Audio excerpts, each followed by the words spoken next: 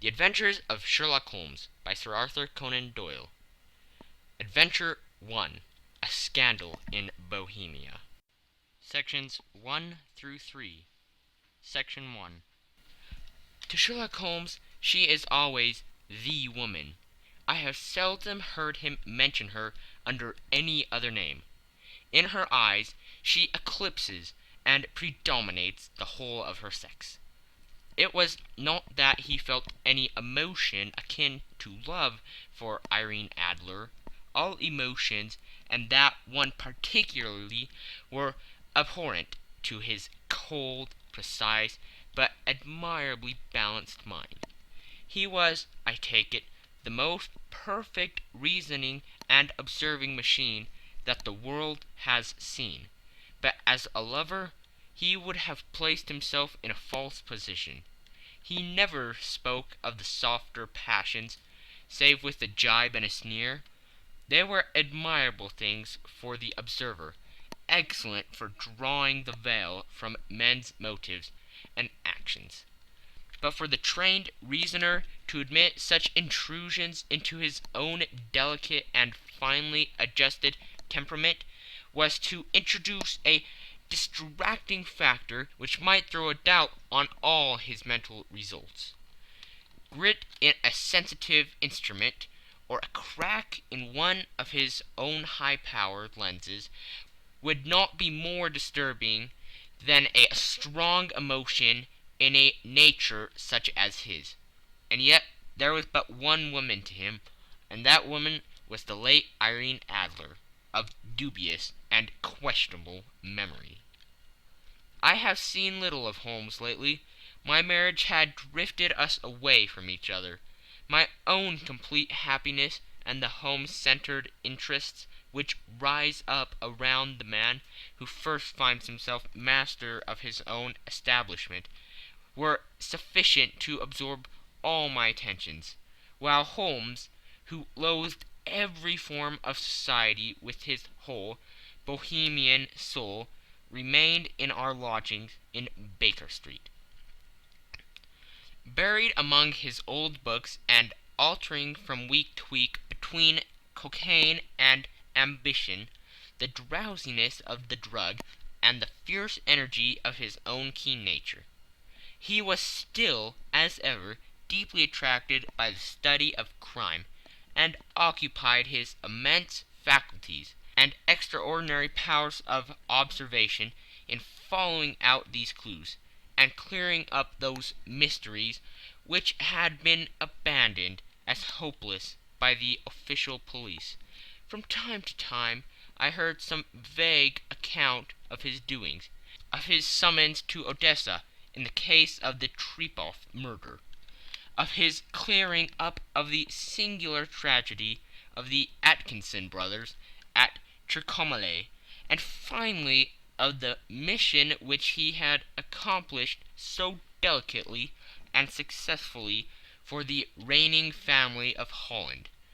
Beyond these signs of his activity, however, which I merely shared with all the readers of the daily press, I knew little of my former friend and companion.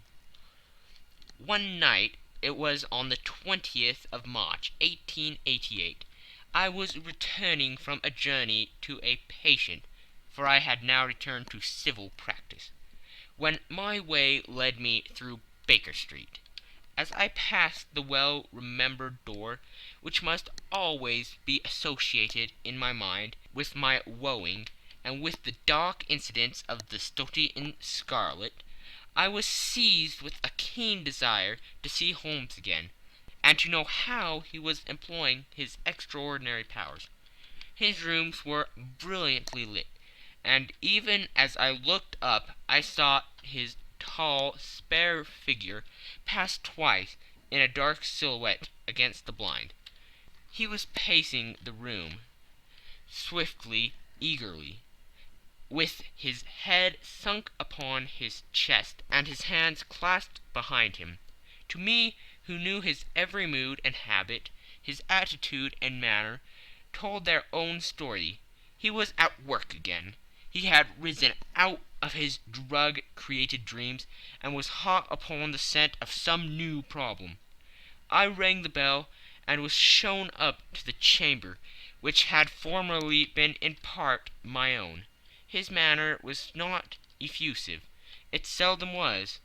But he was glad, I think, to see me.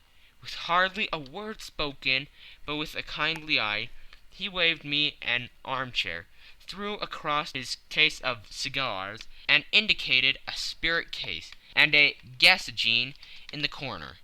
Then he stood before the fire and looked me over in his singular, introspective fashion. "Wedlock suits you," he remarked. "I think, Watson, that you have put on 7.5 pounds since I saw you." "7!" I answered. "Indeed, I should have thought a little more, just a trifle more, I fancy, Watson. And in practice again, I observe. You did not tell me that you intended to go into harness." "Then how do you know?"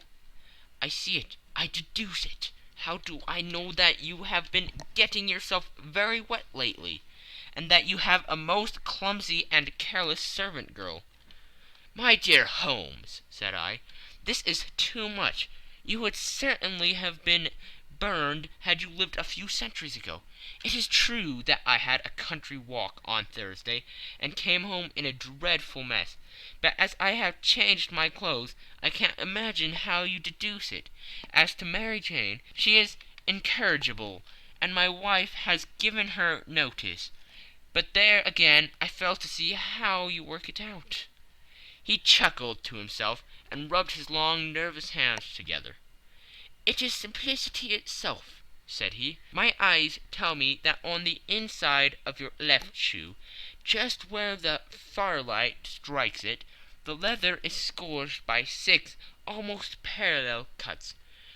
Obviously they have been caused by someone who has very carelessly scraped around the edges of the soles in order to remove crusted mud from it. Hence you see my double deduction, that you have been out in vile weather, and that you have a particularly malignant, boot-slitting specimen of the London Slave.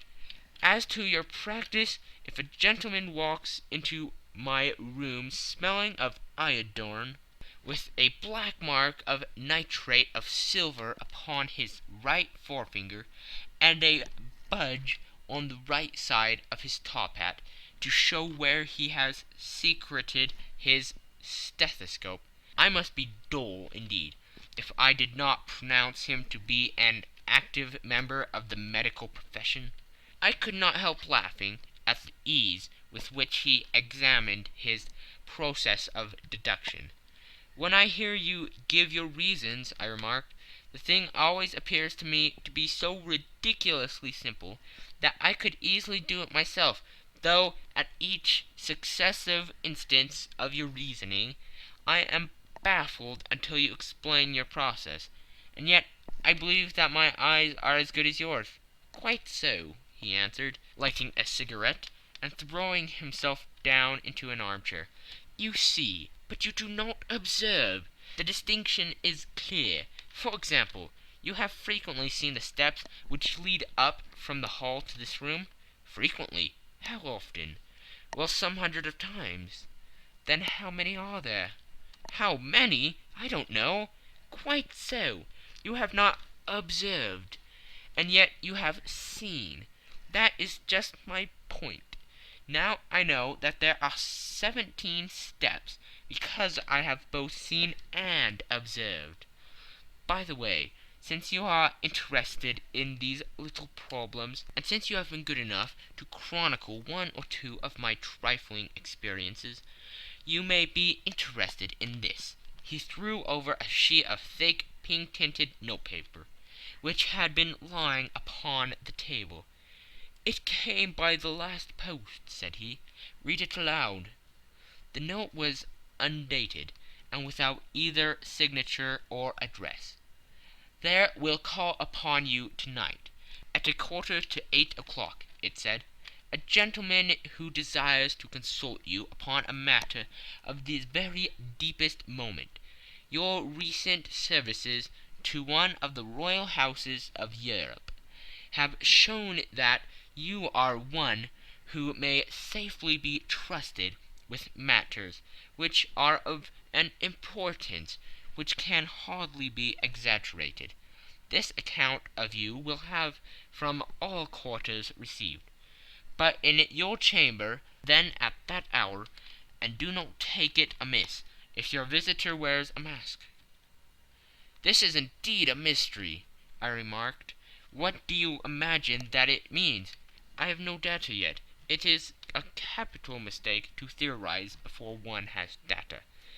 Insensibly one begins to twist facts to suit theories, instead of theories to suit facts. But the note itself, what do you deduce from it?" "I certainly examined the writing, and the paper upon which it was written." "The man who wrote it was presumably well-to-do," I remarked, endeavoring to imitate my companion's process. "Such paper could not be bought under half a crown a packet. It is peculiarly strong and stiff." "Peculiar, that is the very word," said Holmes.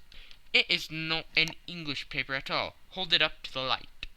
I did so, and saw a large E with a small g, a P and a large G with a small t woven into the texture of the paper. "What do you make of that?" asked Holmes. "The name of the maker, no doubt, or his monogram, rather." "Not at all. The G with a small t stands for Gesellschaft, which is German for company. It is a customary contraction like our CO. P, of course, stands for paper. Now for the EG. Let us glance at our continual gazetteer." He took down a heavy brown volume from his shelves. Eglots. Here we are. Egeria. It is in a German-speaking country in Bohemia, not far from Carlsbad, remarkably as being the scene of the death of Wallenstein, and for its numerous glass factories and paper mills. Ha, my boy, what do you make of that?" His eyes sparkled, and he sent up a great blue triumphant cloud from his cigarette. "The paper was made in Bohemia," I said. "Precisely. And the man who wrote the note is a German. Do you note the particular contraction of the sentence, 'This account of you we have from all quarters received'? A Frenchman or Russian could not have written that. It is the German who is so unconscious to his verbs. It only remains, therefore, to discover what is wanted by this German, who writes upon Bohemian paper and prefers wearing a mask to showing his face. And here he comes, if I am not mistaken, to resolve all our doubts." As he spoke, there was the sharp sound of horses' hoofs, and the grating wheels against the curb, followed by a sharp pull at the bell. Holmes whistled. "A pair by the sound," said he. "Yes," he continued, glancing out of the window, "a nice little Brahmin, and a pair of beauties, 150 guineas apiece. There's money in this case, Watson, if there is nothing else. I think that I had better go, Holmes." "Not a bit, Doctor. Stay where you are. I am lost without my Boswell, and that promises to be interesting. It would be a pity to miss it. But your client, never mind him. I may want your help, and so may he. Here he comes. Sit down in that armchair, Doctor, and give us your best attention." A slow and heavy step, which had been heard upon the stairs and in the passage, paused immediately outside the door. Then there was a loud and authoritative tap. "Come in," said Holmes. A man entered who could hardly have been less than 6 feet 6 inches in height, with the chest and limbers of a Hercules.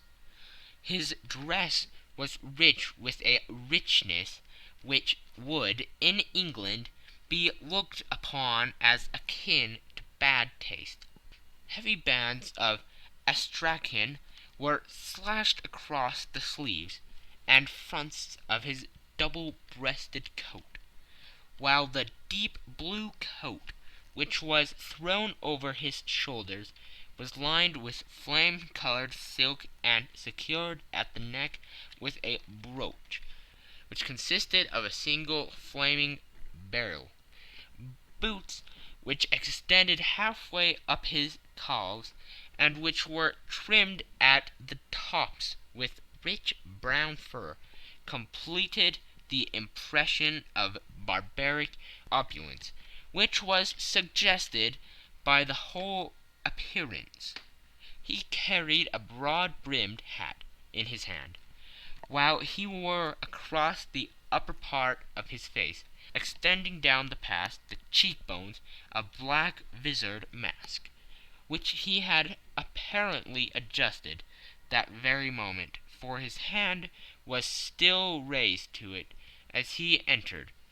From the lower part of the face he appeared to be a man of strong character, with a thick hanging lip, and a long, straight chin suggestive of resolution, pushed to the length of obstinacy.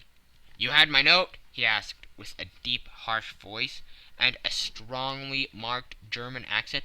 "I told you that I would call." He looked from one to the other of us, as if uncertain which to address. "Pray take a seat," said Holmes. "This is my friend and colleague, Dr. Watson, who is occasionally good enough to help me in my cases. Whom have I the honor to address?" "You may address me as Count von Kramm, a Bohemian nobleman. I understand that this gentleman, your friend, is a man of honor and discretion, whom I may trust with a matter of the most extreme importance. If not, I should much prefer to communicate with you alone."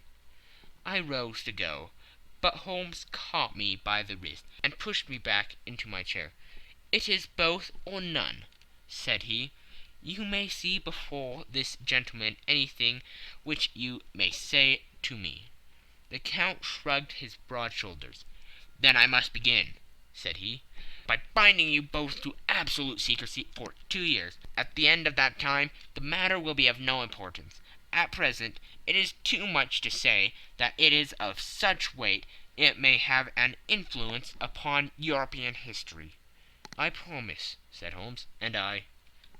"You may excuse this mask," countered our strange visitor. "The august person who employs me wishes his agent to be unknown to you, and I may confess at once that the title by which I have just called myself is not exactly my own." "I was aware of it," said Holmes dryly. "The circumstances are of great delicacy, and every precaution has to be taken to quench what might grow to be an immense scandal and seriously compromise one of the reigning families of Europe. To speak plainly, the matter implicates the great house of Austrian hereditary kings of Bohemia." "I was also aware of that," murmured Holmes, setting himself down in his armchair, closing his eyes. Our visitor glanced with some apparent surprise at the rigid, longing figure of the man, who had been no doubt depicted to him as the most incisive reasoner, a most energetic agent in Europe. Holmes slowly reopened his eyes, and looked impatiently at his gigantic client. "If your Majesty would condescend to state your case," he remarked, "I should be better able to advise you." The man sprang from his chair, and paced up and down the room in uncontrollable agitation. Then, with a gesture of desperation, he tore the mask from his face and hurled it upon the ground. "You are right!" he cried. "I am the king. Why should I attempt to conceal it?" "Why, indeed?" murmured Holmes. "Your Majesty had not spoken before. I was aware that I was addressing William Gottrich Sigmund von Armstrong, Grand Duke of Castle Flatzin, and hereditary King of Bohemia." "But you can understand," said our strange visitor, sitting down once more and passing his hand over his high white forehead. "You can understand that I am not accustomed to doing such business in my own person, that I could not confide it to an agent without putting myself in his power. I have come incognito from Prague, from the purpose of consulting you." "Then pray consult," said Holmes, shutting his eyes once more. "The facts are briefly these. Some 5 years ago, during a lengthy visit to Warsaw, I made the acquaintance of the well-known adventuress Irene Adler. The name is no doubt familiar to you?" "Kindly look her up in my index, doctor," murmured Holmes, without opening his eyes. For many years he had adopted a system of docking all paragraphs concerning men and things, so that it was difficult to name a subject or a person on which he could not at once furnish information. In this case I found her biography sandwiched in between that of Hebrew rabbi and that of staff commander, who had written a monograph upon the deep-sea fishes. "Let me see," said Holmes. Born in New Jersey in the year 1858. Contrito. Let Scala. Prima donna Imperial Opera of Warsaw. Yes! Retired from the operatic stage. Ha! Living in London. Quite so, your Majesty. As I understand, become entangled with this young person, wrote her some compromising letters, and is now desirous of getting these letters back." "Precisely so. But how?" "Was there a secret marriage?" "None." "No legal papers or certificates?" "None." "Then I fail to follow your Majesty. If this young person should produce her letters from blackmailing or other purposes, how is she to prove their authenticity?" "There is writing." "Pooh! Forgery." "My private notepaper." "Stolen." "My own seal." "Imitated." "My photograph." "Bought." "We were both in the photograph." "Oh dear, that is very bad. Your Majesty has indeed committed an indiscretion." "I was mad, insane." "You have compromised yourself seriously." "I was only Crown Prince then. I was young. I am but 30 now." "It must be recovered." "We have tried and failed." "Your Majesty must pay. It must be bought." "She will not sell." "Stolen, then."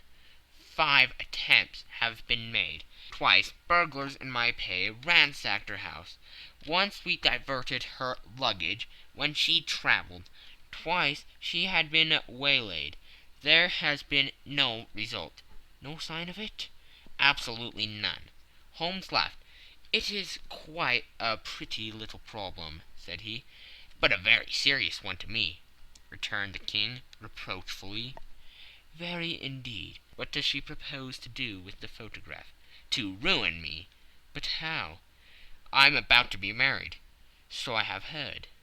"To Claudia Lorman von Saxe-Montenegrin, second daughter of the King of Scandinavia. You may know the strict principles of her family. She is herself the very soul of delicacy. A shadow of a doubt as to my conduct would bring the matter to an end." "And Irene Adler?" "Threatens to send him a photograph." "And she will do it. I know that she will do it. You do not know her, but she has a soul of steel. She has the face of the most beautiful of women, and the mind of the most resolute of men. Rather than I should marry another woman, there are no lengths to which she would not go. None." "You are sure that she has not sent it yet?" "I am sure." "And why?" "Because she has said that she would send it on the day when the betrothal was publicly proclaimed. That would be next Monday." "Oh, then we have 3 days yet," said Holmes with a yawn. "That is very fortunate, as I have 1 or 2 matters of importance to look into just at present. Your Majesty will, of course, stay in London for the present?" "Certainly. You will find me at the Logram under the name of the Count von Kram. Then I shall drop you a line to let you know how we progress. Pray do so. I shall be all anxiety. Then as to money, you have carte blanche. Absolutely. I tell you that I would give one of the provinces of my kingdom to have that photograph. And for the present expenses, the king took a heavy chamois leather bag from under his cloak and laid it on the table. There are 300 pounds in gold and 700 in notes, he said. Holmes scribbled a receipt upon a sheet of his notebook and handed it to him. And mademoiselle's address, he asked, is Brony Lodge, Supretime Avenue, St. John's Wood. Holmes took a note of it. One other question, said he. Was the photograph a cabinet? It was. Then good night, your majesty, and I trust that we shall soon have some good news for you. And good night, Watson, he added, as the wheels of the Royal Brougham rolled down the street. If you will be good enough to call tomorrow afternoon at 3 o'clock, I should like to chat this little matter over with you. End of Section 1. Section 2. At 3 o'clock precisely, I was at Baker Street, but Holmes had not yet returned. The landlady informed me that he had left the house shortly after 8 o'clock in the morning. I sat down beside the fire, however, with the intention of awaiting him. However long he might be, I was already deeply interested in his inquiry, for though it was surrounded by none of the grim and strange features which were associated with the two crimes which I have already recorded, still the nature of the case and the exalted station of his client gave it a character of its own. Indeed, apart from the nature of the investigation which my friend had on hand, there was something in his masterly grasp of a situation, and his keen, incisive reasoning, which made it a pleasure to me to study his system of work, and to follow the quick, subtle methods by which he distinguished the most inextractable mysteries. So accustomed was I to his invariable success that the very possibility of his failing had ceased to enter into my head. It was close upon 4 before the door opened, and a drunken-looking groom, ill-kept and side-whiskered, with an inflamed face and disreputable clothes, walked into the room. Accustomed as I was to my friend's amazing powers in the use of disguises, I had to look 3 times before I was certain that it was indeed he. With a nod he vanished into the bedroom, whence he emerged in 5 minutes, too suited and respectable as of old, putting his hands into his pockets. He stretched out his legs in front of the fire and laughing heartily for some minutes. "Well, really," he cried, and then he choked and laughed again, until he was obliged to lie back, limp and helpless, in the chair. "What is it?" "It's quite too funny. I am sure you could never guess how I employed my morning, or what I ended by doing." "I can't imagine. I suppose that you have been watching the habits and perhaps the house of Miss Irene Adler?" "Quite so, but the sequel was rather unusual. I will tell you, however. I left the house a little after 8 o'clock this morning, in the character of a groom, out of work. There is a wonderful sympathy and freemasonry among wholesale men. But one of them, and you will know all that there is to know, I soon found Brotny Lodge. It is a Bazille villa, with a garden at the back, but built on it right up to the road, 2 stories, Chubb lock to the door, large sitting room on the right side, well furnished with long windows almost to the floor, and those prosperous English window fasteners which a child could open. Behind there was nothing remarkable, save the passage window could be reached from the top of the coach-hill. I walked round it and examined it closely from every point of view, but without nothing anything else of interest. I then lodged down the street, and found, as I expected, that there was a news in a lane which runs down by one wall of the garden. I went the ostlers a hand in rubbing down their houses, and received in exchange 2 pence, a glass of half and half, 2 fills of shag tobacco, and as much information as I could desire about Miss Adler, to say nothing of half a dozen other people in the neighborhood, in whom I was not in the least interested, but whose biographies I was compelled to listen to. "And what of Irene Adler?" I asked. "Oh, she has turned all the men's heads down in that part. She is the daintiest thing under a bonnet on the planet. So say the Serpentine News to a man. She lives quietly, sings at concerts, drives out at 5 every day, and returns at 7 sharp for dinner. Seldom goes out at other times, except when she sings. Has only 1 male visitor, but a good deal of him. He is dark, handsome, and dashing. Never calls less than once a day, and often twice. He is Mr. Godfrey Norton of the Inner Temple. See the advantages of a cabman as a confidant. They have driven him home a dozen of times from Serpentine Mews, and knew all about him. When I had listened to all they had to tell, I began to walk up and down near Briony Lodge once more, and to think over my plan of campaign. This Godfrey Norton was evidently an important factor in the matter. He was a lawyer. That sounded ominous. What was the relation between them, and what the object of his repeated visits? Was she his client, his friend, or his mistress? If the former, she had probably transferred the photograph to his keeping.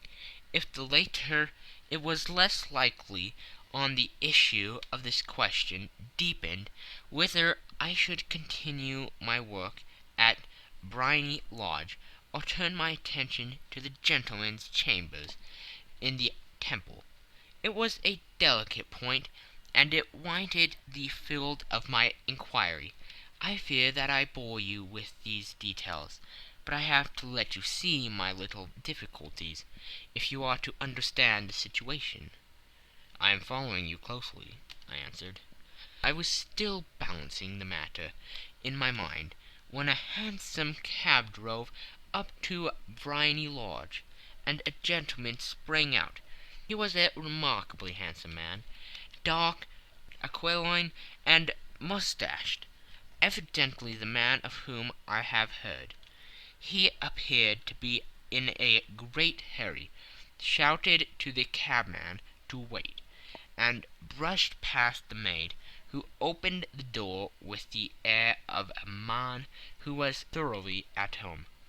He was in the house about half an hour, and I could catch glimpses of him in the windows of the sitting-room, pacing up and down, talking excitedly, and waving his arms.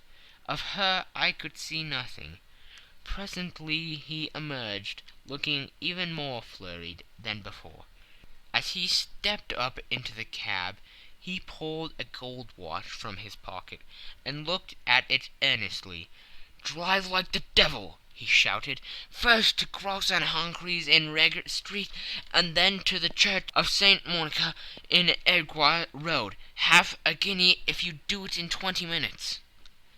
Away they went, and I was just wondering whether I should not do well to follow them, when up the lane came a neat little landau, the coachman with his coat only half buttoned, and his tie under his ear, while all the tags of his harness were sticking out of the buckles. It hadn't pulled up before she shot out of the hall door and into it. I only caught a glimpse of her at the moment, but she was a lovely woman, with a face that a man might die for.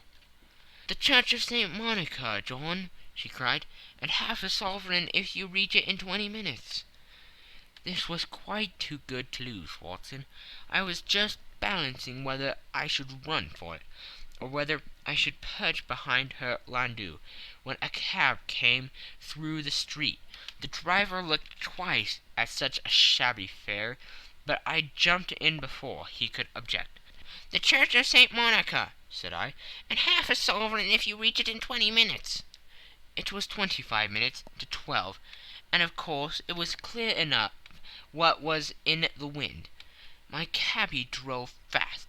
I don't think I ever drove faster, but the others were there before us, the cab and the landau, with their steaming horses, were in front of the door. When I arrived, I paid the man and hurried into the church. There was not a soul there, save the two whom I had followed, and a surpliced clergyman, who seemed to be expostulating with them. They were all three standing in a knot in front of the altar. I longed up the side aisle like any other idler who has dropped into a church. Suddenly, to my surprise, the three at the altar faced round to me, and Godfrey Norton came running as hard as he could toward me. "Hank," he cried, "you'll do. Come, come." "What then?" I asked. "Come, man, come only 3 minutes, or it won't be legal."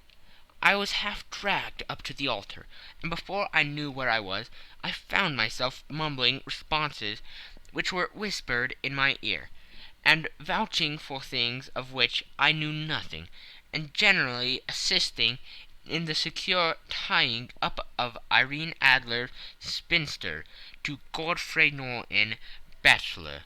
It was all done in an instant, and there was the gentleman thanking me on the one side and the lady on the other, while the clergyman beamed on me in front. It was the most preposterous position in which I ever found in my life, and it was the thought of it that startled me into laughing just now. It seems that there had been some informality about their license, that the clergyman absolutely refused to marry them without a witness of some sort, and that my lucky appearance saved the bridegroom from having to sally out into the street in search of a best man. The bride gave me a sovereign, and I mean to wear it on my watch chain in memory of the occasion. "That is a very unexpected turn of affairs," said I. "And what then?" "Well, I found my plans very seriously menaced. It looked as if the pair might take an immediate departure, and so necessity very prompt and energetic measures on my part. At the church door, however, they separated, he driving back to the temple, and she to her own house. "I shall drive out into the park at 5 as usual," she said, as she left him. I heard no more. They drove away in different directions, and I went off to make my own arrangements. "Which are?" "Some cold beef and a glass of beer," he answered, ringing the bell. "I have been too busy to think of food, and I am likely to be bustier still this evening. By the way, Doctor, I shall want your cooperation." "I shall be delighted." "You don't mind breaking the law?" Not in the least. No running a chance of arrest? Not in a good cause?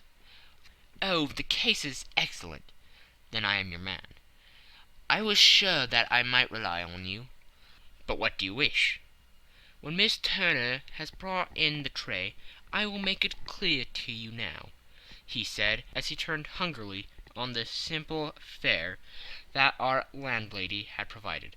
"I must discuss it while I eat, for I have not much time. It is nearly 5 now.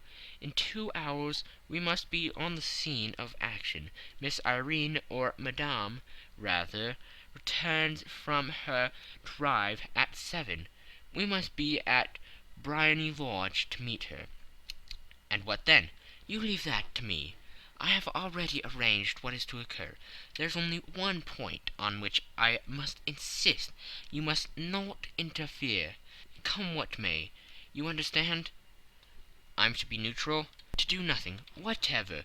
There will probably be some small unpleasantness. Do not join in it. It will end in my being conveyed into the house. 4 or 5 minutes afterwards the sitting-room window will be open. You are to station yourself close to that open window. Yes, you are to watch me, for I have been visible to you. Yes, when I raise my hand, so, you will throw into the room what I give you to throw, and will at the same time raise the cry of 'Fire!' You quite follow me?" "Entirely." "It is nothing more formidable," he said, taking a long cigar-shaped roll from his pocket. "It is an ordinary plumber's smoke rocket, fitted with a cap at either end, to make it self-lighting. Your task is confined to that. When you raise your cry of 'Fire!' it will be taken up by quite a number of people. You may then walk to the end of the street, and I will rejoin you in 10 minutes. I hope that I have made myself clear. I am to remain neutral, to get near the window, to watch you, and at your signal to throw this object, then to raise the cry of 'Fire!'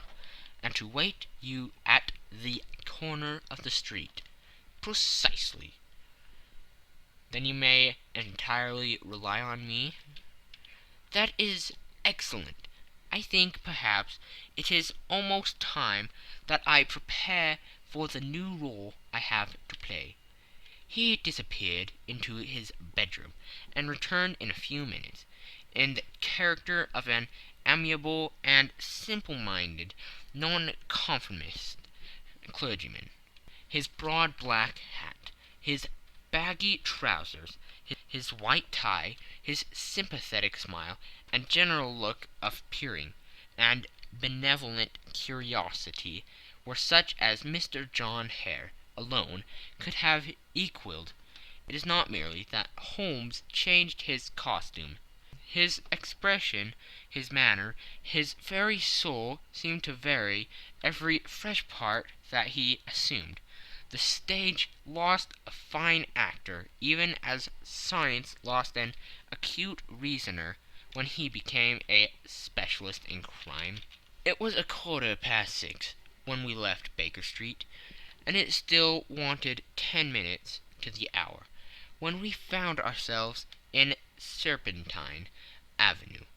It was already dusk, and the lamps were just being lighted as we paced up and down in front of Briony Lodge, waiting for the coming of its occupant. The house was just such as I had pictured it from Sherlock Holmes's succinct description, but the locale appeared to be less private than I expected. On the contrary, for a small street in a quiet neighborhood, it was remarkably animated. There was a group of shabbily dressed men smoking and laughing in a corner, a scissors grinder with his wheel, 2 guardsmen who were flirting with a nurse girl, and several well-dressed young men who were laughing up and down with cigars in their mouths. "You see," remarked Holmes, as we passed to and fro in front of the house, "this marriage rather simplifies matters.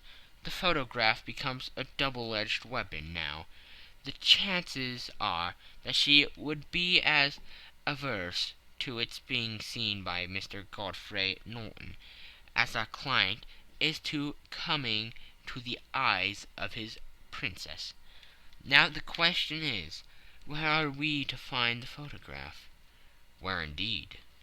"It is most unlikely that she carries it about with her. It is cabinet size, too large for easy concealment about a woman's dress. She knows that the king is capable of having her waylaid and searched. 2 attempts of the sort have already been made. We may take it, then, that she does not carry it about with her." "Where, then?" "Her banker or her lawyer. There is that double possibility, but I am inclined to think neither. Women are naturally secretive, and they like to do their own secreting. Why should she have it over to anyone else? She could trust her own guardsmanship, but she could not tell what indirect or political influence might be brought to bear upon a businessman. Besides, remember that she had resolved to use it within a few days. It must be where she can lay her hands upon it. It must be in her own house." "But it has twice been burgled." "Pshaw!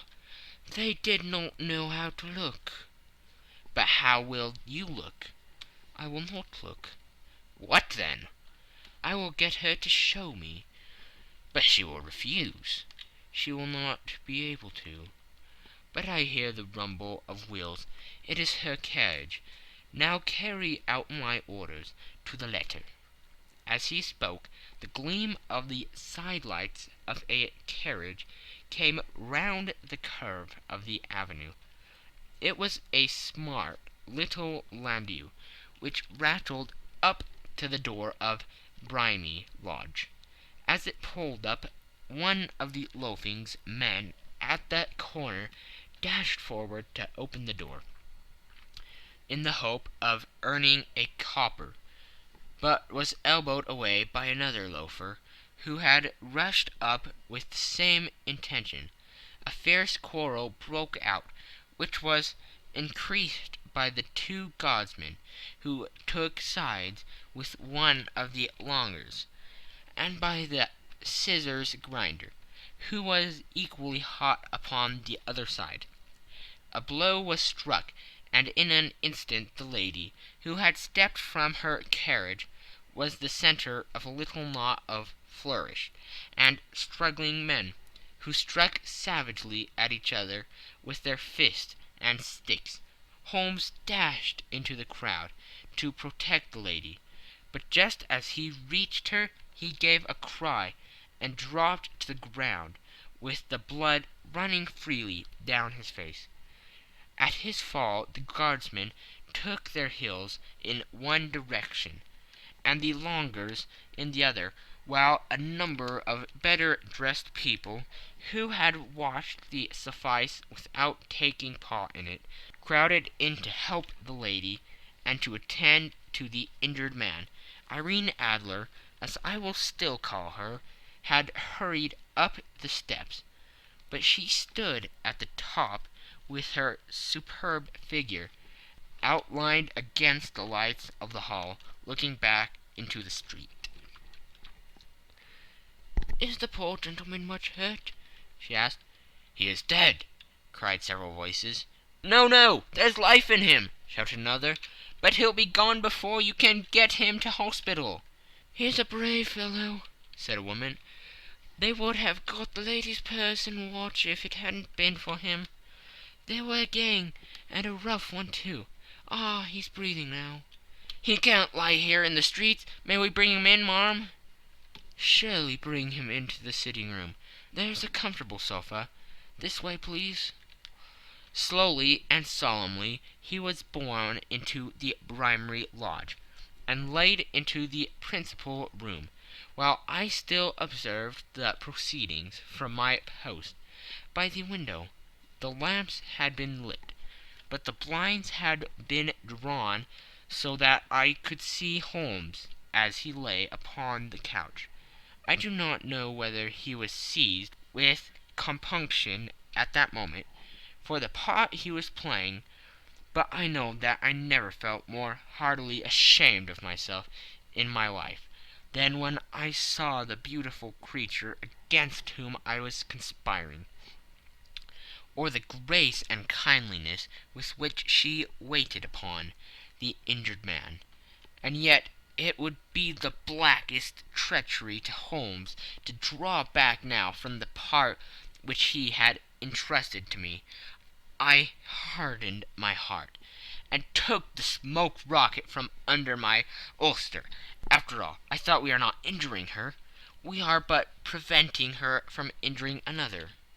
Holmes had sat up upon the couch, and I saw him mention like a man who's in need of air. A maid rushed across the threshold, opened the window. At the same instant I saw him raise his hand, and at the signal I tossed my rocket into the room, with a cry of "Fire!" The word was no sooner out of my mouth than the whole crowd of spectators, well dressed and ill, gentlemen, ulsters, and servant-maids, joined in the general shriek of "Fire!" Thick clouds of smoke curled through the room, and out those open windows. I caught a glimpse of rushing fingers, and a moment later the voice of Holmes from within, assuring them that it was a false alarm. Slipping through the shouting crowd, I made my way to the corner of the street, and in 10 minutes was rejoiced to find my friend's arm in mine, and to get away from the scene of uproar. He walked swiftly and in silence for some few minutes, until we had turned down on one of the quiet streets which led towards the Edgware Road. "You did it very nicely, Doctor," he remarked. "Nothing could have been better. It is all right." "You have the photograph?" "I know where it is." "And how did you find out?" "She showed me, as I told you she would." "I am still in the dark." "I do wish to make a mystery," said he, laughing. "The matter was perfectly simple. You are, of course, saw that everyone in the street was an accomplice. They were all engaged for the evening." "I guessed as much." "Then, when the row broke out, I had a little moist red paint in the palm of my hand. I rushed forward, fell down, clapped my hand to my face, and became a piteous spectacle. It is an old trick." "That also I could fathom." "Then they carried me in. She was bound to have me in. What else could she do? And into her sitting-room, which was the very room which I suspected. It lay between that and her bedroom, and I was determined to see which. They laid me on a couch. I motioned for air. They were compelled to open the window, and you had your chance." "How did that help you?" "It was all important. When a woman thinks that her house is on fire, her instinct is at once to rush to the thing which she values most.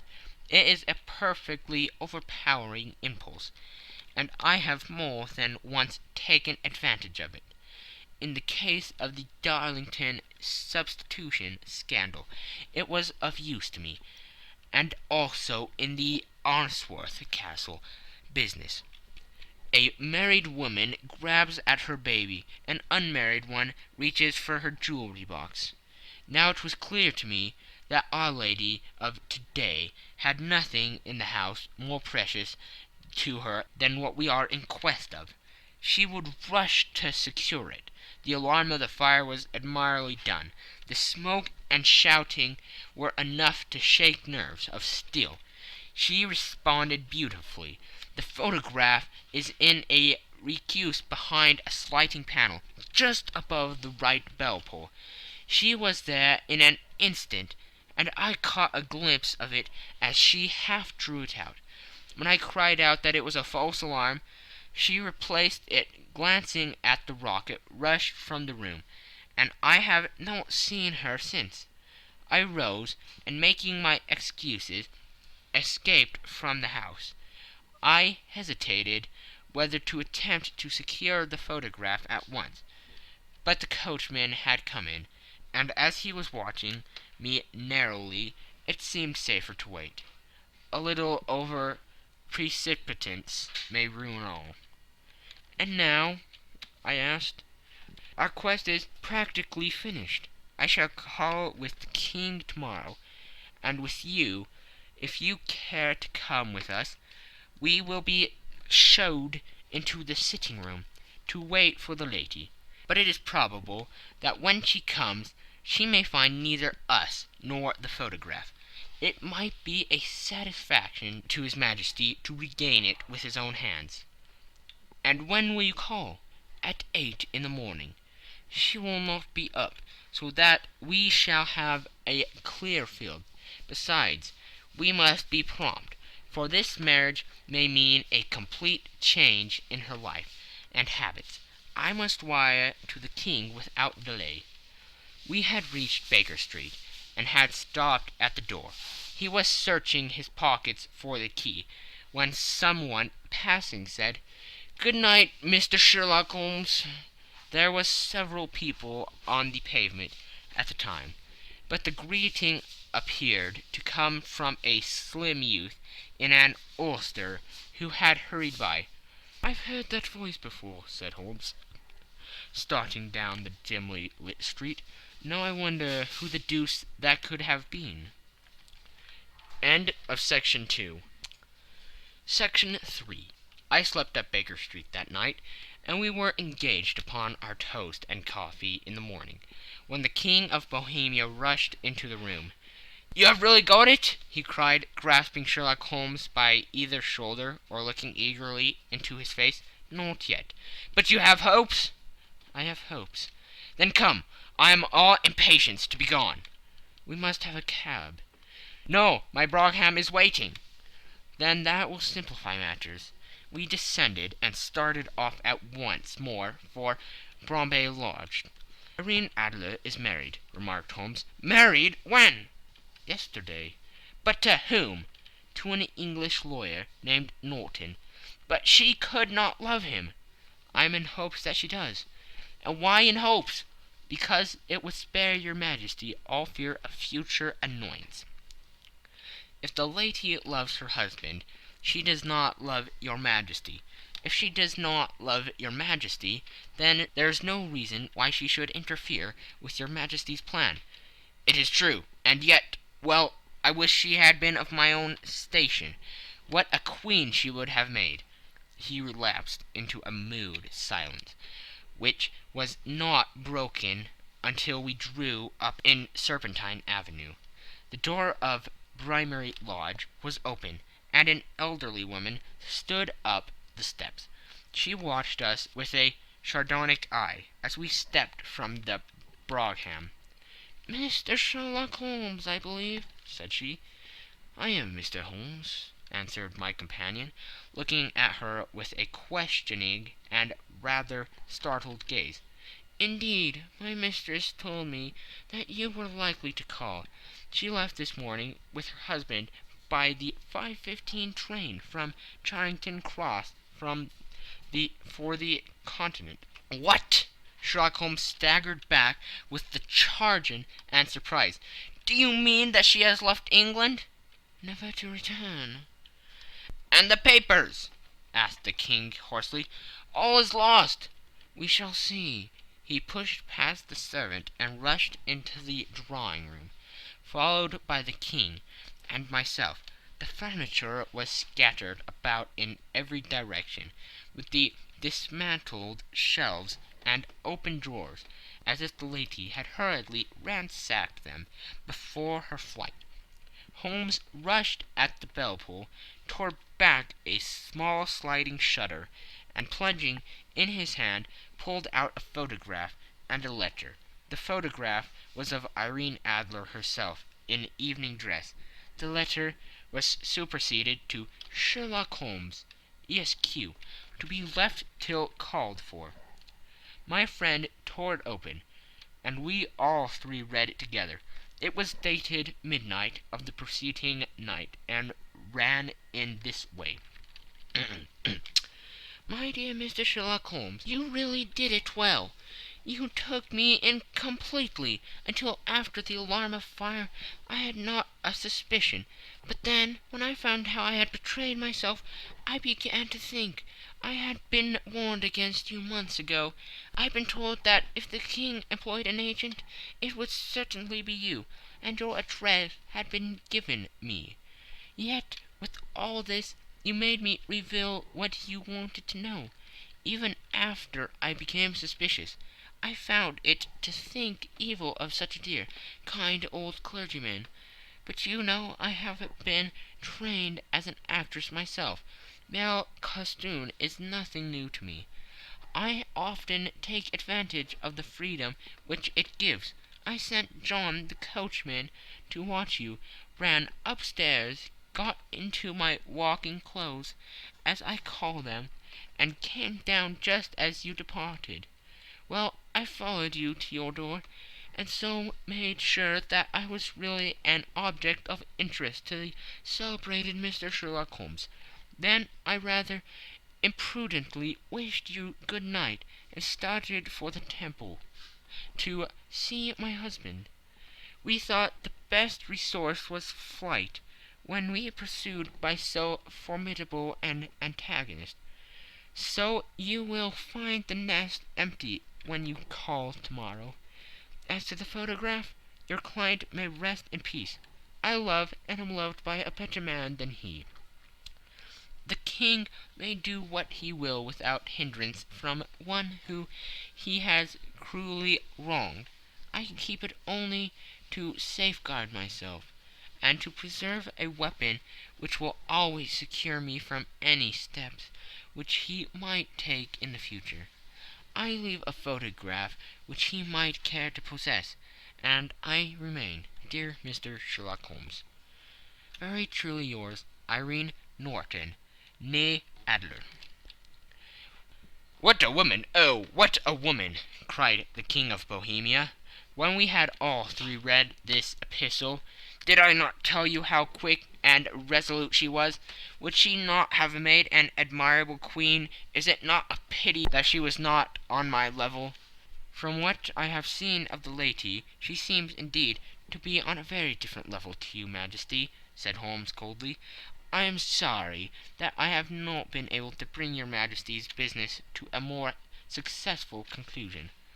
"On the contrary, my dear sir," cried the King, "nothing could be more successful. I know that her word is inviolate. The photograph is now as safe as if it were in the fire."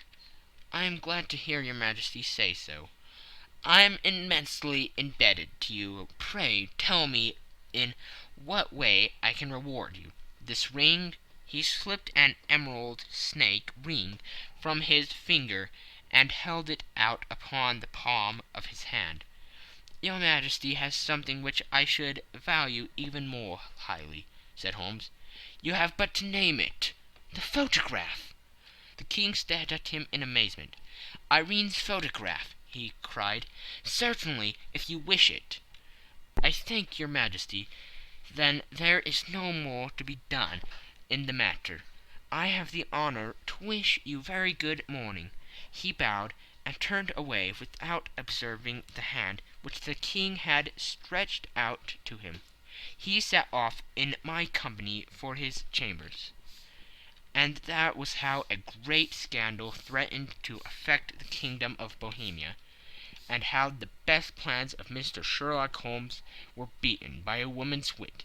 He used to make merry over the cleverness of women, but I have not heard him do it of late. And when he speaks of Irene Adler, or when he refers to her photograph, it is always under the honorable title of the woman. End of Section 3. End of the Scandal in Bohemia. This is a TBOO3 production. The Adventures of Sherlock Holmes by Sir Arthur Conan Doyle. Adventure number 2. The Red-Headed League. I had called upon my friend, Mr. Sherlock Holmes, one day in the autumn of last year, and found him in deep conversation with a very stout, florid-faced, elderly gentleman with fiery red hair. With an apology for my intrusion, I was about to withdraw when Holmes pulled me abruptly into the room and closed the door behind me. "You could not possibly have come at a better time, my dear Watson," he said cordially. "I was afraid that you were engaged." "So I am, very much so." "Then I can wait in the next room." "Not at all. This gentleman, Mr. Wilson, has been my partner and helper in many of my most successful cases, and I have no doubt that he will be of the utmost use to me in yours also." The stout gentleman half rose from his chair and gave a bob of greeting, with a quick little questioning glance from his small, fat, encircled eyes. "Try the settee," said Holmes, relapsing into his armchair and putting his fingertips together, as was his custom when in judicial moods. "I know, my dear Watson, that you share my love of all that is bizarre and outside the conventions and humdrum routine of everyday life. You have shown your relish for it by the enthusiasm which has prompted you to chronicle, and, if you will excuse my saying so, somewhat to embellish so many of my own little adventures. Your cases have indeed been of the greatest interest to me," I observed. You will remember that I remarked the other day, just before we went into the very simple problem presented by Miss Mary Sutherland, that for strange effects and extraordinary combinations we must go to life itself, which is always far more daring than any effort of the imagination. A proposition which I took the liberty of doubting. You did, Doctor, but none the less you must come round to my view, for otherwise I shall keep on piling fact upon fact on you, until your reason breaks down under them and acknowledges me to be right. Now, Mr. Jabez Wilson here has been good enough to call upon me this morning, and to begin a narrative which promises to be one of the most singular which I have listened to for some time. You have heard me remark that the strangest and most unique things are very often connected not with the larger but with the smaller crimes, and occasionally, indeed, where there is room for doubt whether any positive crime has been committed. As far as I have heard, it is impossible for me to say whether the present case is an instance of crime or not, but the course of events is certainly among the most singular that I have ever listened to. Perhaps, Mr. Wilson, you would have the great kindness to recommence your narrative. I ask you not merely because my friend Dr. Watson has not heard the opening part, but also because the peculiar nature of the story makes me anxious to have every possible detail from your lips. As a rule, when I have heard some slight indication in the course of events, I am able to guide myself by the thousands of other similar cases which occur to my memory. In the present instance, I am forced to admit that the facts are, to the best of my belief, unique. The portly client puffed out his chest with an appearance of some little pride, and pulled a dirty and wrinkled newspaper from the inside pocket of his greatcoat. As he glanced down the advertisement column, with his head thrust forward and the paper flattened out upon his knee, I took a good look at the man, and endeavored, after the fashion of my companion, to read the indications which might be presented by his dress or appearance. I did not gain very much, however, by my inspection. Our visitor bore every mark of being an average, commonplace British tradesman, obese, pompous, and slow. He wore rather baggy grey shepherd's check trousers, a not over-clean black frock-coat, unbuttoned in the front, and a drab waistcoat with a heavy brassy Albert chain, and a square pierced bit of metal dangling down as an ornament.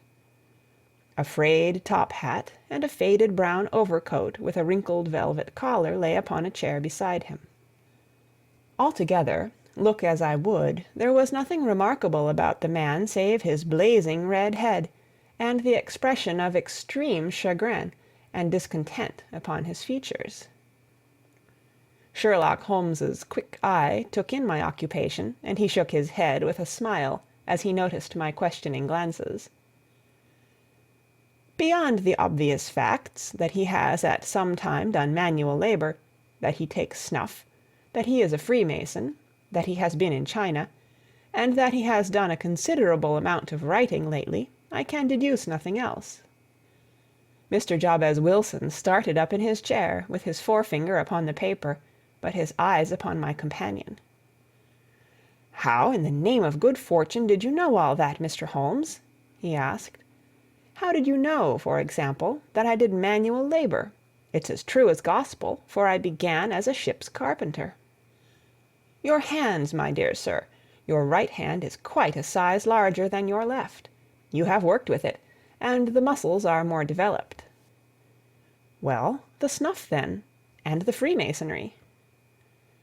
"I won't insult your intelligence by telling you how I read that, especially as, rather against the strict rules of your order, you use an arc and compass breastpin." "Ah, of course, I forgot that. But the writing?" "What else can be indicated by that right cuff, so very shiny for 5 inches, and the left one with the smooth patch near the elbow where you rested upon the desk?" "Well, but China?" "The fish that you have tattooed immediately above your right wrist could only have been done in China. I have made a small study of tattoo marks, and have even contributed to the literature of the subject. That trick of staining the fish's scales of a delicate pink is quite peculiar to China. When, in addition, I see a Chinese coin hanging from your watch-chain, the matter becomes even more simple." Mr. Jabez Wilson laughed heavily.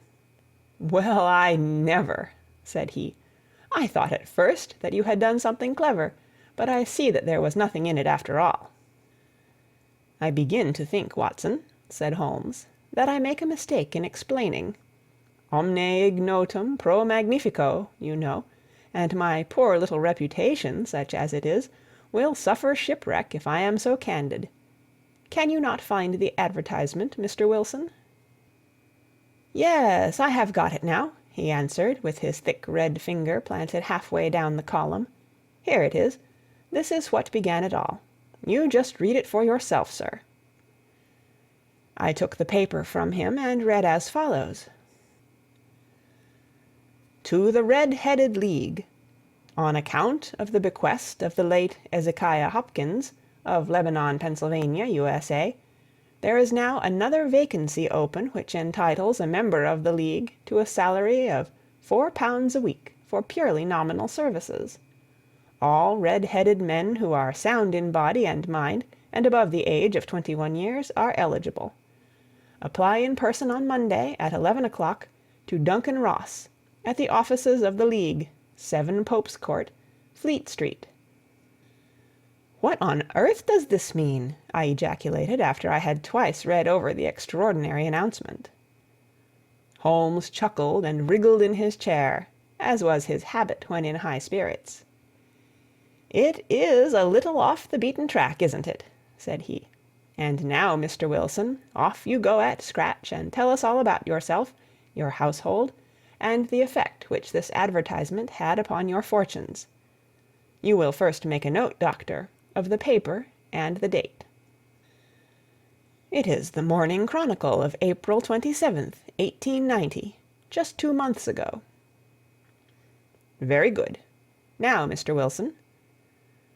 "Well, it is just as I have been telling you, Mr. Sherlock Holmes," said Jabez Wilson, mopping his forehead. "I have a small pawnbroker's business at Coburg Square, near the city. It's not a very large affair, and of late years it has not done more than just give me a living. I used to be able to keep 2 assistants, but now I only keep 1, and I would have a job to pay him but that he is willing to come for half wages, so as to learn the business." "What is the name of this obliging youth?" asked Sherlock Holmes. "His name is Vincent Spaulding, and he's not such a youth either. It's hard to say his age. I should not wish a smarter assistant, Mr. Holmes, and I know very well that he could better himself and earn twice what I am able to give him. But, after all, If he is satisfied, why should I put ideas in his head?" "Why, indeed? You seem most fortunate in having an employee who comes under the full market price. It is not a common experience among employers in this age. I don't know that your assistant is not as remarkable as your advertisement." "Oh, he has his faults, too," said Mr. Wilson. "Never was such a fellow for photography, snapping away with a camera when he ought to be improving his mind, and then diving down into the cellar like a rabbit into its hole to develop his pictures. That is his main fault, but on the whole he's a good worker. There's no vice in him." "He is still with you, I presume?" "Yes, sir. He and a girl of 14 who does a bit of simple cooking and keeps the place clean. That's all I have in the house, for I am a widower and never had any family. We live very quietly, sir, the three of us, and we keep a roof over our heads and pay our debts, if we do nothing more." The first thing that put us out was that advertisement. Spaulding, he came down into the office just this day 8 weeks, with this very paper in his hand, and he says, "I wish to the Lord, Mr. Wilson, that I was a red-headed man." "Why's that?" I asks. "Why," says he, "here's another vacancy on the League of the Red-Headed Men. It's worth quite a little fortune to any man who gets it, and I understand that there are more vacancies than there are men, so that the trustees are at their wits' end what to do with the money. If my hair would only change color, here's a nice little crib all ready for me to step into." "Why, what is it then?" I asked. You see, Mr. Holmes, I am a very stay-at-home man, and as my business came to me instead of my having to go to it, I was often 3 weeks on end without putting my foot over the doormat. In that way I didn't know much of what was going on outside, and I was always glad of a bit of news." "Have you never heard of the League of the Red-Headed Men?" he asked, with his eyes open. "Never." "Why, I wonder at that, for you are eligible yourself for one of the vacancies." "And what are they worth?" I asked. "Oh, merely a couple of hundred a year, but the work is slight, and it need not interfere very much with one's other occupations." Well, you can easily think that that made me prick up my ears, for the business has not been over good for some years, and an extra couple of hundred would have been very handy. "Tell me all about it," said I. "Well," said he, showing me the advertisement, "you can see for yourself that the League has a vacancy, and there is the address where you should apply for particulars. As far as I can make out, the League was founded by an American millionaire, Ezekiah Hopkins, who was very peculiar in his ways. He was himself red-headed, and he had a great sympathy for all red-headed men, so when he died it was found that he had left his enormous fortune in the hands of trustees, with instructions to apply the interest to the providing of easy berths to men whose hair is of that color. From all I hear, it is splendid pay and very little to do." "But," said I, "there would be millions of red-headed men who would apply." "Not so many as you might think," he answered. "You see, it is really confined to Londoners and to grown men. This American had started from London when he was young, and he wanted to do the old town a good turn. Then again, I have heard it is no use your applying if your hair is light red, or dark red, or anything but real bright, blazing, fiery red. Now, if you cared to apply, Mr. Wilson, you would just walk in, but perhaps it would hardly be worth your while to put yourself out of the way for the sake of a few £100. Now, it is a fact, gentlemen, as you may see for yourselves, that my hair is of a very full and rich tint, so that it seemed to me that if there was to be any competition in the matter, I stood as good a chance as any man that I had ever met. Vincent Spaulding seemed to know so much about it that I thought he might prove useful, so I just ordered him to put up the shutters for the day, and to come right away with me. He was very willing to have a holiday, so we shut the business up and started off for the address that was given us in the advertisement. I never hope to see such a sight as that again, Mr. Holmes. From north, south, east, and west, every man who had a shade of red in his hair had tramped into the city to answer the advertisement. Fleet Street was choked with red-headed folk, and Pope's Court looked like a coster's orange barrow. I should not have thought there were so many in the whole country as were brought together by that single advertisement. Every shade of colour they were: straw, lemon, orange, brick, Irish setter, liver, clay. But, as Spaulding said, there were not many who had the real vivid flame-coloured tint. When I saw how many were waiting, I would have given it up in despair, but Spaulding would not hear of it. How he did it I could not imagine, but he pushed and pulled and butted until he got me through the crowd and right up to the steps which led to the office. There was a double stream upon the stair, some going up in hope and some coming back dejected, but we wedged in as well as we could, and soon found ourselves in the office. "Your experience has been a most entertaining one," remarked Holmes, as his client paused and refreshed his memory with a huge pinch of snuff. "Pray continue your very interesting statement." There was nothing in the office but a couple of wooden chairs and a deal table, behind which sat a small man with a head that was even redder than mine. He said a few words to each candidate as he came up, and then he always managed to find some fault in them which would disqualify them. Getting a vacancy did not seem to be such a very easy matter after all. However, when our turn came, the little man was much more favourable to me than to any of the others, and he closed the door as we entered, so that he might have a private word with us. "This is Mr. Jabez Wilson," said my assistant, "and he is willing to fill a vacancy in the League." "And he is admirably suited for it," the other answered. "He has every requirement. I cannot recall when I have seen anything so fine." He took a step backward, cocked his head on one side, and gazed at my hair until I felt quite bashful. Then suddenly he plunged forward, wrung my hand, and congratulated me warmly on my success. "It would be injustice to hesitate," said he. "You will, however, I am sure, excuse me for taking an obvious precaution." With that he seized my hair in both his hands and tugged until I yelled with the pain. "There is water in your eyes," said he as he released me. "I perceive that all is as it should be, but we have to be careful, for we have twice been deceived by wigs and once by paint. I could tell you tales of cobbler's wax which would disgust you with human nature." He stepped over to the window and shouted through it at the top of his voice that the vacancy was filled. A groan of disappointment came up from below, and the folk all trooped away in different directions, until there was not a red head to be seen except my own, and that of the manager. "My name," said he, "is Mr. Duncan Ross, and I am myself one of the pensioners upon the fund left by our noble benefactor. Are you a married man, Mr. Wilson? Have you a family?"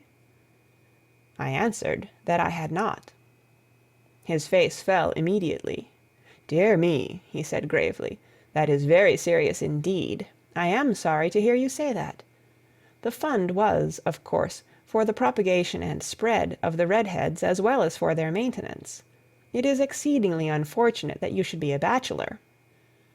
My face lengthened at this, Mr. Holmes, for I thought that I was not to have the vacancy after all, but after thinking it over for a few minutes he said that it would be all right. "In the case of another," said he, "the objection might be fatal, but we must stretch a point in favor of a man with such a head of hair as yours. When shall you be able to enter upon your new duties?" "Well, it is a little awkward, for I have a business already," said I.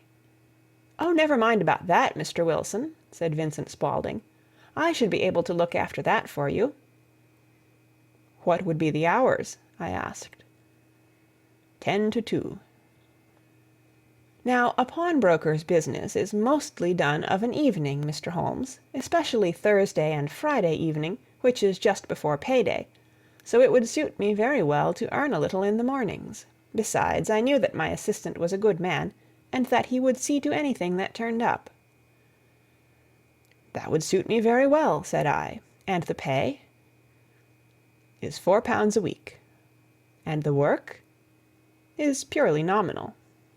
What do you call purely nominal? Well, you have to be in the office, or at least in the building, the whole time. If you leave, you forfeit your whole position forever. The will is very clear upon that point. You don't comply with the conditions if you budge from the office during that time. It's only 4 hours a day, and I should not think of leaving, said I. No excuse will avail, said Mr. Duncan Ross. Neither sickness, nor business, nor anything else. There you must stay, or you lose your billet. And the work? Is to copy out the Encyclopaedia Britannica. There is the first volume of it in that press. You must find your own ink, pens, and blotting paper, but we provide this table and chair. Will you be ready tomorrow? Certainly, I answered. Then good-bye, Mr. Jabez Wilson, and let me congratulate you once more on the important position which you have been fortunate enough to gain. He bowed me out of the room, and I went home with my assistant, hardly knowing what to say or do, I was so pleased at my own good fortune. Well, I thought over the matter all day, and by evening I was in low spirits again, for I had quite persuaded myself that the whole affair must be some great hoax or fraud, though what its object might be I could not imagine. It seemed altogether past belief that anyone could make such a will, or that they would pay such a sum for doing anything so simple as copying out the Encyclopaedia Britannica. Vincent Spaulding did what he could to cheer me up, but by bedtime I had reasoned myself out of the whole thing. However, in the morning I determined to have a look at it anyhow, so I bought a penny bottle of ink, and with a quill pen and 7 sheets of foolscap paper I started off for Pope's Court. Well, to my surprise and delight, everything was as right as possible. The table was set out ready for me, and Mr. Duncan Ross was there to see that I got fairly to work. He started me off upon the letter A, and then he left me, but he would drop in from time to time to see that all was right with me. At 2 o'clock he bade me good day, complimented me upon the amount that I had written, and locked the door of the office after me. This went on day after day, Mr. Holmes, and on Saturday the manager came in and planked down 4 golden sovereigns for my week's work. It was the same next week, and the same the week after. Every morning I was there at 10, and every afternoon I left at 2. By degrees Mr. Duncan Ross took to coming in only once of a morning, and then after a time he did not come in at all. Still, of course, I never dared to leave the room for an instant, for I was not sure when he might come, and the billet was such a good one and suited me so well that I would not risk the loss of it. 8 weeks passed away like this, and I had written about abbots, and archery, and armour, and architecture, and Attica, and hoped with diligence that I might get on to the bees before very long. It cost me something in foolscap, and I had pretty nearly filled a shelf with my writings. And then suddenly the whole business came to an end. To an end? Yes, sir, and no later than this morning. I went to my work as usual at 10 o'clock, but the door was shut and locked, with a little square of cardboard hammered on to the middle of the panel with a tack. Here it is, and you can read for yourself. He held up a piece of white cardboard about the size of a sheet of notepaper. It read in this fashion: "The Red-Headed League is dissolved. October 9, 1890.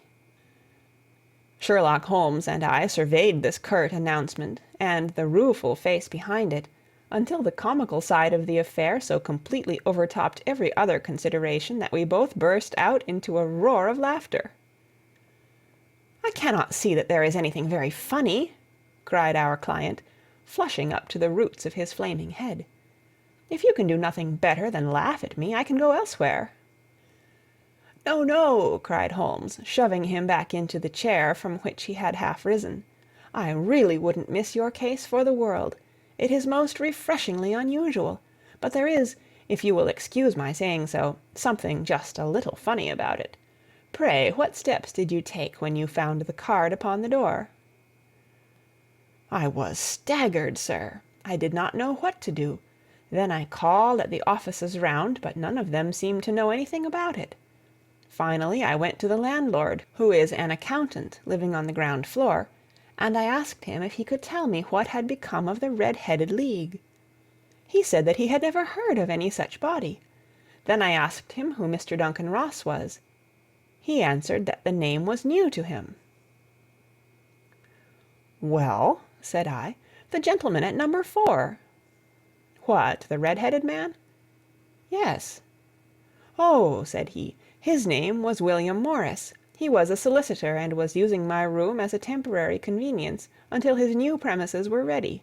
He moved out yesterday." "Where could I find him?" "Oh, at his new offices. He did tell me the address. Yes, 17 King Edward Street, near St. Paul's." I started off, Mr. Holmes, but when I got to that address, it was a manufactory of artificial knee-caps, and no one in it had ever heard of either Mr. William Morris or Mr. Duncan Ross. "And what did you do then?" asked Holmes. "I went home to Saxe-Coburg Square, and I took the advice of my assistant. But he could not help me in any way. He could only say that if I waited I should hear by post. But that was not quite good enough, Mr. Holmes. I did not wish to lose such a place without a struggle, so, as I had heard that you were good enough to give advice to poor folk who were in need of it, I came right away to you." "And you did very wisely," said Holmes. "Your case is an exceedingly remarkable one, and I shall be happy to look into it. From what you have told me, I think that it is possible that graver issues hang from it than might at first sight appear." "Grave enough," said Mr. Jabez Wilson. "Why, I have lost £4 a week." "As far as you are personally concerned," remarked Holmes, "I do not see that you have any grievance against this extraordinary league. On the contrary, you are, as I understand, richer by some £30, to say nothing of the minute knowledge which you have gained on every subject which comes under the letter A. You have lost nothing by them." "No, sir, but I want to find out about them, and who they are, and what their object was in playing this prank, if it was a prank, upon me. It was a pretty expensive joke for them, for it cost them £32. "We shall endeavour to clear up these points for you. And first, 1 or 2 questions, Mr. Wilson. This assistant of yours who first called your attention to the advertisement, how long had he been with you?" "About a month, then." "How did he come?" "In answer to an advertisement." "Was he the only applicant?" "No, I had a dozen." "Why did you pick him?" "Because he was handy and would come cheap." "At half wages, in fact?" "Yes." "What is he like, this Vincent Spaulding?" "Small, stout-built, very quick in his ways, no hair on his face, though he's not short of 30, has a white splash of acid upon his forehead." Holmes sat up in his chair in considerable excitement. "I thought as much," said he. "Have you ever observed that his ears are pierced for earrings?" "Yes, sir. He told me that a gipsy had done it for him when he was a lad." "Hum," said Holmes, sinking back in deep thought. "He is still with you?" "Oh, yes, sir. I have only just left him." "And has your business been attended to in your absence?" "Nothing to complain of, sir. There's never very much to do of a morning." "That will do, Mr. Wilson. I shall be happy to give you an opinion upon the subject in the course of a day or two. To-day is Saturday, and I hope that by Monday we may come to a conclusion." "Well, Watson," said Holmes, when our visitor had left us, "what do you make of it all?" "I make nothing of it," I answered frankly. "It is a most mysterious business." "As a rule," said Holmes, "the more bizarre a thing is, the less mysterious it proves to be. It is your commonplace, featureless crimes which are really puzzling, just as a commonplace face is the most difficult to identify. But I must be prompt over this matter." "What are you going to do, then?" I asked. "To smoke," he answered. "It is quite a three-pipe problem, and I beg that you won't speak to me for 50 minutes." He curled himself up in his chair, with his thin knees drawn up to his hawk-like nose, and there he sat with his eyes closed, and his black clay pipe thrusting out like the bill of some strange bird. I had come to the conclusion that he had dropped asleep, and indeed was nodding myself, when he suddenly sprang out of his chair with the gesture of a man who has made up his mind, and put his pipe down upon the mantelpiece. "Sarasate plays at the St. James Hall this afternoon," he remarked. "What do you think, Watson? Could your patients spare you for a few hours?" "I have nothing to do to-day. My practice is never very absorbing." "Then put on your hat and come. I am going through the city first, and we can have some lunch on the way. I observe that there is a good deal of German music on the programme, which is rather more to my taste than Italian or French. It is introspective, and I want to introspect. Come along." We travelled by the Underground as far as Aldersgate, and a short walk took us to Saxe-Coburg Square, the scene of the singular story which we had listened to in the morning. It was a poky little shabby-genteel place, where 4 lines of dingy 2-storied brick houses looked out into a small, railed-in enclosure, where a lawn of weedy grass and a few clumps of faded laurel bushes made a hard fight against a smoke-laden and uncongenial atmosphere. 3 gilt balls and a brown board with "Jabez Wilson" in white letters upon a corner house announced the place where our red-headed client carried on his business. Sherlock Holmes stepped in front of it with his head on one side, and looked it all over, with his eyes shining brightly between puckered lids. Then he walked slowly up the street, and then down again to the corner, still looking keenly at the houses. Finally he returned to the pawnbroker's, and, having thumped vigorously upon the pavement with his stick 2 or 3 times, he went up to the door and knocked. It was instantly opened by a bright-looking, clean-shaven young fellow, who asked him to step in. "Thank you," said Holmes. "I only wished to ask you how you would go from here to the Strand." "Third right, fourth left," answered the assistant promptly, closing the door. "Smart fellow, that," observed Holmes as we walked away. "He is, in my judgment, the 4th smartest man in London, and for daring I am not sure that he has not a claim to be 3rd. I have known something of him before." "Evidently," said I, "Mr. Wilson's assistant counts for a good deal in this mystery of the Red-headed League. I am sure that you inquired your way merely in order that you might see him." "Not him." "What then?" "The knees of his trousers." "And what did you see?" "What I expected to see." "Why did you beat the pavement?" "My dear doctor, this is a time for observation, not for talk. We are spies in an enemy's country. We know something of Saxe-Coburg Square. Let us now explore the parts which lie behind it." The road in which we found ourselves as we turned round the corner from the retired Saxe-Coburg Square presented as great a contrast to it as the front of a picture does to the back. It was one of the main arteries which conveyed the traffic of the city to the north and west.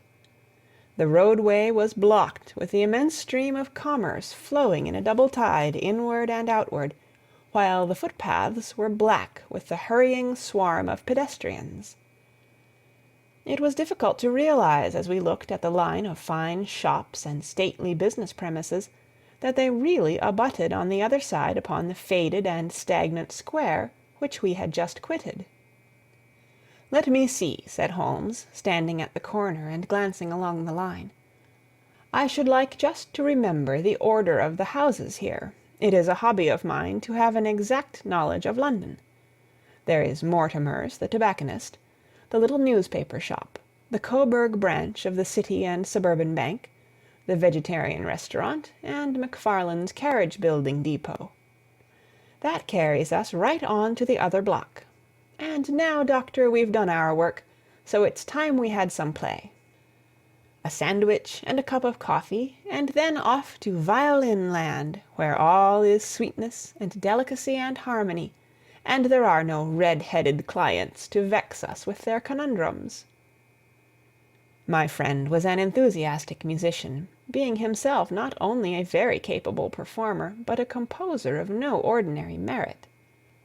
All the afternoon he sat in the stalls, wrapped in the most perfect happiness, gently waving his long, thin fingers in time to the music, while his gently smiling face and his languid, dreamy eyes were as unlike those of Holmes the sleuth-hound, Holmes the relentless, keen-witted, ready-handed criminal agent, as it was possible to conceive.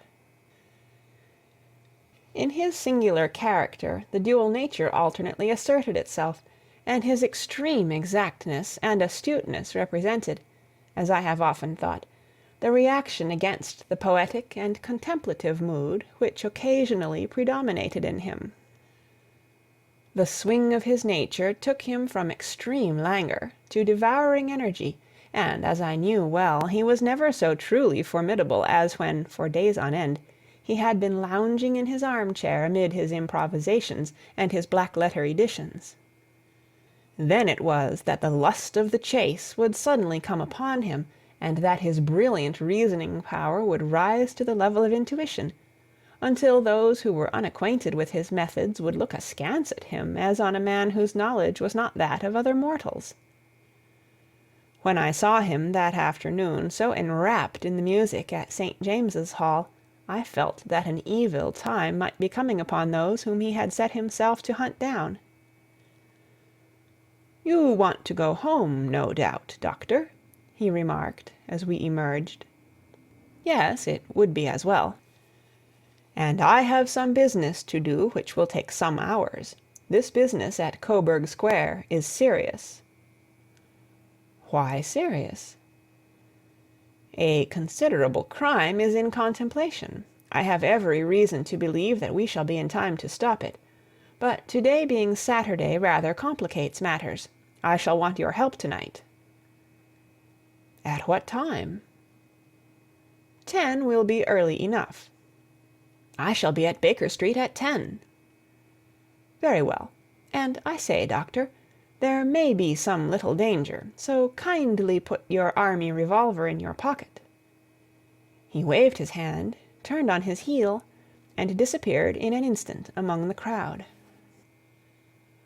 I trust that I am not more dense than my neighbors, but I was always oppressed with a sense of my own stupidity in my dealings with Sherlock Holmes.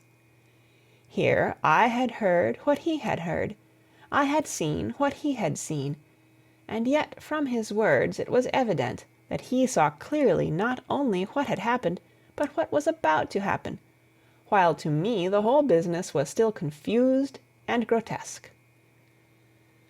As I drove home to my house in Kensington, I thought over it all, from the extraordinary story of the red-headed copier of the Encyclopedia, down to the visit at Saxe-Coburg Square, and the ominous words with which he had parted from me. What was this nocturnal expedition, and why should I go armed? Where were we going, and what were we to do? I had the hint from Holmes that this smooth-faced pawnbroker's assistant was a formidable man, a man who might play a deep game. I tried to puzzle it out, but gave up in despair, and set the matter aside until night should bring an explanation. It was 9:15 when I started from home and made my way across the park, and so through Oxford Street to Baker Street. 2 hansoms were standing at the door, and as I entered the passage I heard the sound of voices from above. On entering his room I found Holmes in animated conversation with 2 men, one of whom I recognized as Peter Jones, the official police agent, while the other was a long, thin, sad-faced man, with a very shiny hat, and an oppressively respectable frock-coat. "Ha! Our party is complete," said Holmes, buttoning up his pea-jacket, and taking his heavy hunting crop from the rack. "Watson, I think you know Mr. Jones of Scotland Yard. Let me introduce you to Mr. Merryweather, who is to be our companion in to-night's adventure." "We're hunting in couples again, Doctor, you see," said Jones in his consequential way. "Our friend here is a wonderful man for starting a chase. All he wants is an old dog to help him do the running down."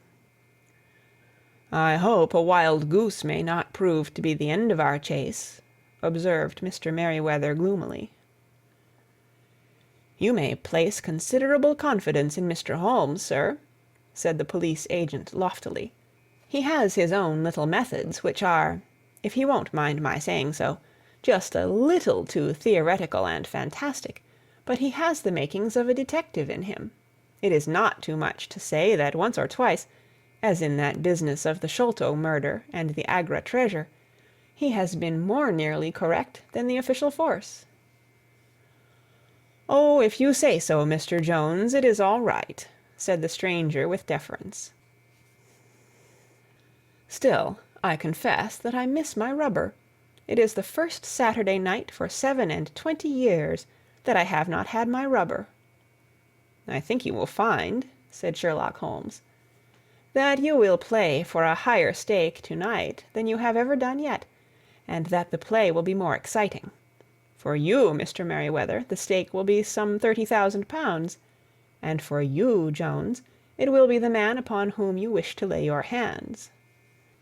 John Clay, the murderer, thief, smasher, and forger. He's a young man, Mr. Merryweather, but he is at the head of his profession, and I would rather have my bracelets on him than on any criminal in London. He's a remarkable man, is young John Clay. His grandfather was a royal duke, and he himself has been to Eton and Oxford. His brain is as cunning as his fingers, and though we meet signs of him at every turn, we never know where to find the man himself. He'll crack a crib in Scotland one week, and be raising money to build an orphanage in Cornwall the next. I've been on his track for years, and have never set eyes on him yet."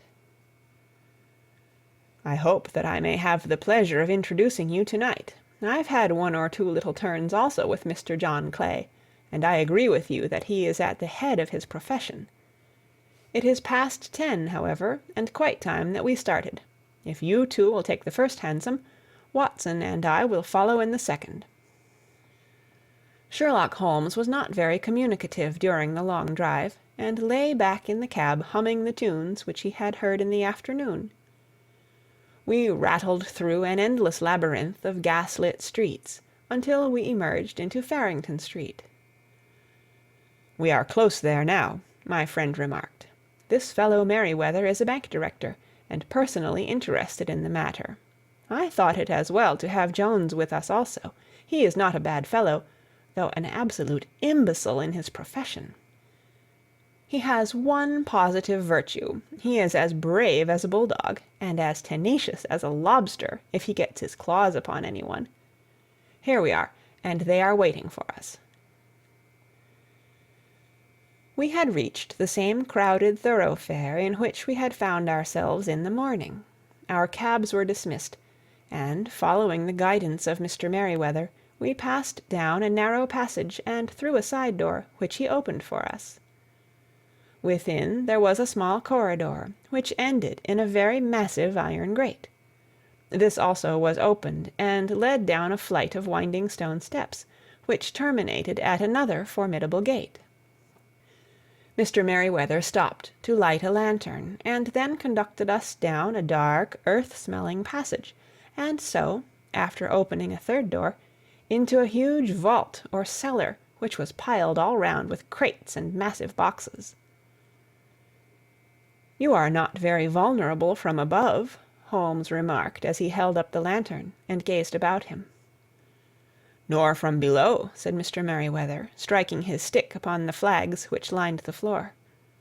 "Why, dear me, it sounds quite hollow," he remarked, looking up in surprise. "I must really ask you to be a little more quiet," said Holmes severely. You have already imperilled the whole success of our expedition. Might I beg that you would have the goodness to sit down upon one of those boxes, and not to interfere?" The solemn Mr. Merryweather perched himself upon a crate, with a very injured expression upon his face, while Holmes fell upon his knees upon the floor, and, with the lantern and a magnifying lens, began to examine minutely the cracks between the stones. A few seconds sufficed to satisfy him, for he sprang to his feet again, and put his glass in his pocket. "We have at least an hour before us," he remarked, "for they can hardly take any steps until the good pawnbroker is safely in bed.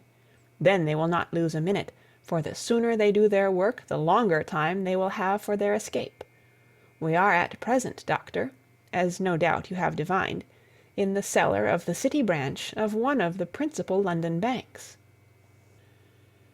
Mr. Merryweather is the chairman of directors, and he will explain to you that there are reasons why the more daring criminals of London should take a considerable interest in this cellar at present." "It is our French gold," whispered the director. "We have had several warnings that an attempt might be made upon it." "Your French gold?" "Yes. We had occasion some months ago to strengthen our resources, and borrowed for that purpose 30,000 napoleons from the Bank of France. It has become known that we have never had an occasion to unpack the money, and that it is still lying in our cellar.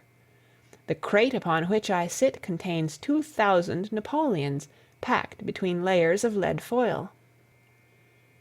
Our reserve of bullion is much larger at present than is usually kept in a single branch office, and the directors have had misgivings upon the subject." "Which were very well justified," observed Holmes. "And now it is time that we arranged our little plans. I expect that within an hour matters will come to a head. In the meantime, Mr. Merryweather, we must put the screen over that dark lantern." "And sit in the dark?" "I am afraid so. I had brought a pack of cards in my pocket, and I thought that, as we were a partie carrée, you might have your rubber after all. But I see that the enemy's preparations have gone so far that we cannot risk the presence of a light. And first of all we must choose our positions. These are daring men, and though we shall take them at a disadvantage, they may do us some harm unless we are careful. I shall stand behind this crate, and do you conceal yourselves behind those. Then, when I flash a light upon them, close in swiftly. If they fire, Watson, have no compunction about shooting them down." I placed my revolver, cocked, upon the top of the wooden case behind which I crouched. Holmes shot the slide across the front of his lantern, and left us in pitch darkness. Such an absolute darkness as I have never before experienced. The smell of hot metal remained to assure us that the light was still there, ready to flash out at a moment's notice. To me, with my nerves worked up to a pitch of expectancy, there was something depressing and subduing in the sudden gloom, and in the cold, dank air of the vault. "They have but one retreat," whispered Holmes. "That is back through the house into Saxe-Coburg Square. I hope that you have done what I asked you, Jones." "I have an inspector and 2 officers waiting at the front door." "Then we have stopped all the holes. And now we must be silent and wait." What a time it seemed! From comparing notes afterwards, it was but an hour and a quarter, yet it appeared to me that the night must have almost gone, and the dawn be breaking above us. My limbs were weary and stiff, for I feared to change my position, yet my nerves were worked up to the highest pitch of tension, and my hearing was so acute that I could not only hear the gentle breathing of my companions, but I could distinguish the deeper, heavier in-breath of the bulky Jones from the thin, sighing note of the bank director. From my position I could look over the case in the direction of the floor. Suddenly my eyes caught the glint of a light. At first it was but a lurid spark upon the stone pavement. Then it lengthened out until it became a yellow line, and then, without any warning or sound, A gash seemed to open, and a hand appeared, a white, almost womanly hand, which felt about in the center of the little area of light. For a minute or more the hand, with its writhing fingers, protruded out of the floor. Then it was withdrawn as suddenly as it appeared, and all was dark again save the single lurid spark which marked a chink between the stones. Its disappearance, however, was but momentary. With a rending, tearing sound, one of the broad white stones turned over upon its side, and left a square gaping hole, through which streamed the light of a lantern. Over the edge there peeped a clean-cut boyish face, which looked keenly about it, and then, with a hand on either side of the aperture, drew itself shoulder-high and waist-high, until one knee rested upon the edge. In another instant he stood at the side of the hole and was hauling after him a companion, lithe and small like himself, with a pale face and a shock of very red hair. "It's all clear," he whispered. "Have you the chisel and the bags?" "Great Scott! Jump, Archie, jump, and I'll swing for it." Sherlock Holmes had sprung out and seized the intruder by the collar. The other dived down the hole, and I heard the sound of rending cloth as Jones clutched at his skirts. The light flashed upon the barrel of a revolver, but Holmes's hunting crop came down on the man's wrist, and the pistol clinked upon the stone floor. "It's no use, John Clay," said Holmes blandly. "You have no chance at all."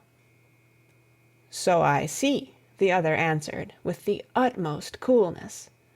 "I fancy that my pal is all right, though I see you have got his coat-tails." "There are 3 men waiting for him at the door," said Holmes. "Oh, indeed! You seem to have done the thing very completely. I must compliment you." "And I you," Holmes answered. "Your red-headed idea was very new and effective." "You'll see your pal again presently," said Jones. "He's quicker at climbing down holes than I am. Just hold out while I fix the derbies." "I beg that you will not touch me with your filthy hands," remarked our prisoner as the handcuffs clattered upon his wrists. "You may not be aware that I have royal blood in my veins. Have the goodness also, when you address me, always to say 'sir' and 'please.'" "All right," said Jones, with a stare and a snigger. "Well, would you please, sir, march upstairs, where we can get a cab to carry your highness to the police station?" "That is better," said John Clay serenely. He made a sweeping bow to the 3 of us, and walked quietly off in the custody of the detective. "Really, Mr. Holmes," said Mr. Merryweather, as we followed them from the cellar, "I do not know how the bank can thank you or repay you. There is no doubt that you have detected and defeated, in the most complete manner, one of the most determined attempts at bank robbery that have ever come within my experience." "I have had 1 or 2 little scores of my own to settle with Mr. John Clay," said Holmes. "I have been at some small expense over this matter, which I shall expect the bank to refund, but beyond that I am amply repaid by having had an experience which is in many ways unique, and by hearing the very remarkable narrative of the Red-Headed League. You see, Watson," he explained in the early hours of the morning as we sat over a glass of whiskey and soda in Baker Street, "it was perfectly obvious from the first that the only possible object of this rather fantastic business for the advertisement of the League, and the copying of the encyclopedia, must be to get this not over-bright pawnbroker out of the way for a number of hours every day. It was a curious way of managing it, but really it would be difficult to suggest a better. The method was no doubt suggested to Clay's ingenious mind by the color of his accomplice's hair. The £4 a week was a lure which must draw him, and what was it to them who were playing for thousands? They put in the advertisement, one rogue has the temporary office, the other rogue incites the man to apply for it, and together they manage to secure his absence every morning in the week. From the time that I heard of the assistant having come for half wages, it was obvious to me that he had some strong motive for securing the situation. But how could you guess what the motive was?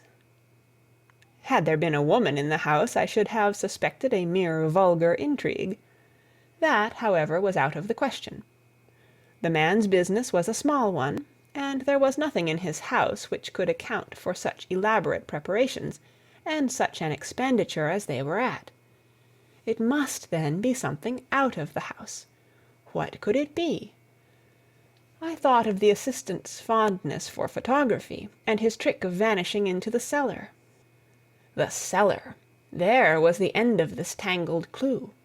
Then I made inquiries as to this mysterious assistant, and found that I had to deal with one of the coolest and most daring criminals in London.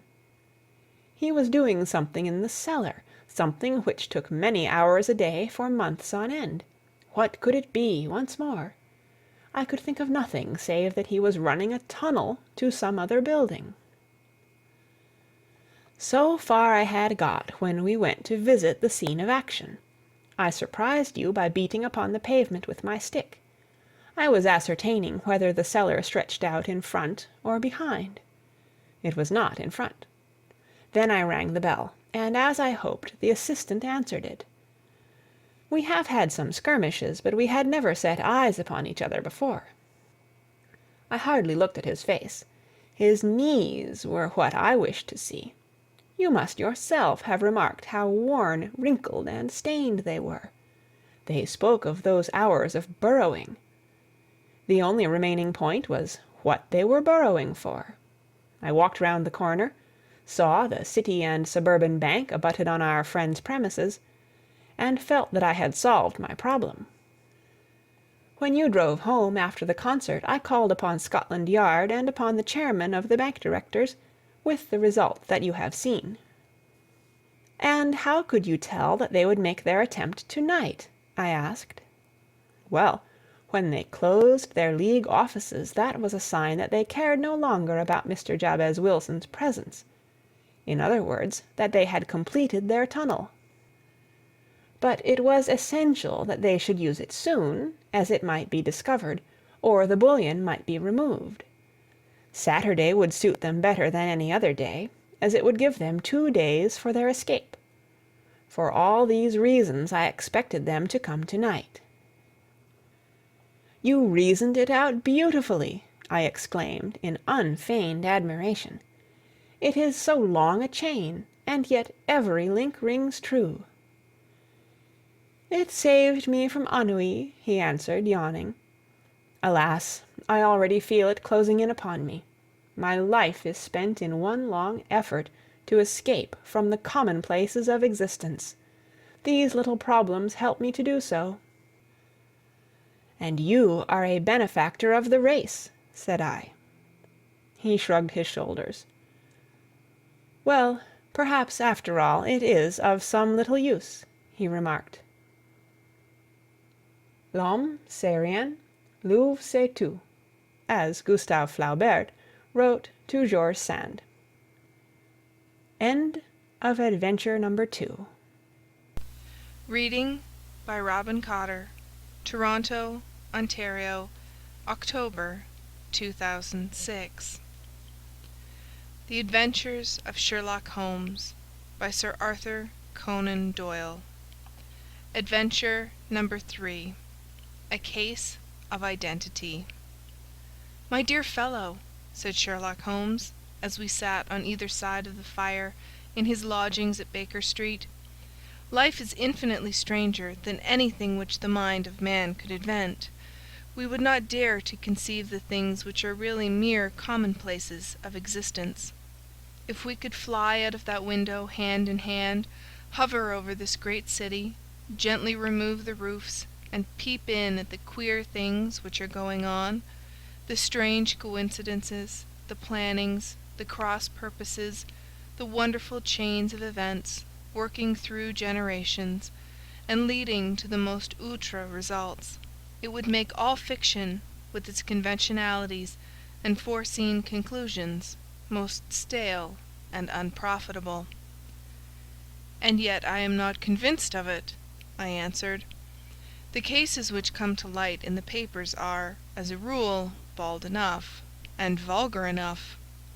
We have in our police reports realism pushed to its extreme limits, and yet the result is, it must be confessed, neither fascinating nor artistic." "A certain selection and discretion must be used in producing a realistic effect," remarked Holmes. "This is wanting in the police report, where more stress is laid, perhaps, upon the platitudes of the magistrate than upon the details, which to an observer contain the vital essence of the whole matter. Depend upon it, there is nothing so unnatural as the commonplace." I smiled and shook my head. "I can quite understand your thinking so," I said. "Of course, in your position of unofficial adviser and helper to everybody who is absolutely puzzled throughout 3 continents, you are brought in contact with all that is strange and bizarre. But here—" I picked up the morning paper from the ground. "Let us put it to a practical test. Here is the first heading upon which I come: 'A husband's cruelty to his wife.' There is half a column of print, but I know without reading it that it is all perfectly familiar to me. There is, of course, the other woman, the drink, the push, the blow, the bruise, the sympathetic sister or landlady. The crudest of writers could invent nothing more crude." "Indeed, your example is an unfortunate one for your argument," said Holmes, taking the paper and glancing his eye down it. "This is the Dundas separation case, and, as it happens, I was engaged in clearing up some small points in connection with it. The husband was a teetotaler, and there was no other woman, and the conduct complained of was that he had drifted into the habit of winding up every meal by taking out his false teeth and hurling them at his wife, which, you will allow, is not an action likely to occur to the imagination of the average story-teller. Take a pinch of snuff, Doctor, and acknowledge that I have scored over you in your example." He held out his snuff-box of old gold, with a great amethyst in the centre of the lid. Its splendour was in such contrast to his homely ways and simple life that I could not help commenting upon it. "Ah," said he, "I forgot that I had not seen you for some weeks. It is a little souvenir from the King of Bohemia in return for my assistance in the case of the Irene Adler papers." "And the ring?" I asked, glancing at a remarkable brilliant which sparkled upon his finger. "It was from the reigning family of Holland, though the matter in which I served them was of such delicacy that I cannot confide it even to you, who have been good enough to chronicle 1 or 2 of my little problems." "And have you any on hand just now?" I asked with interest.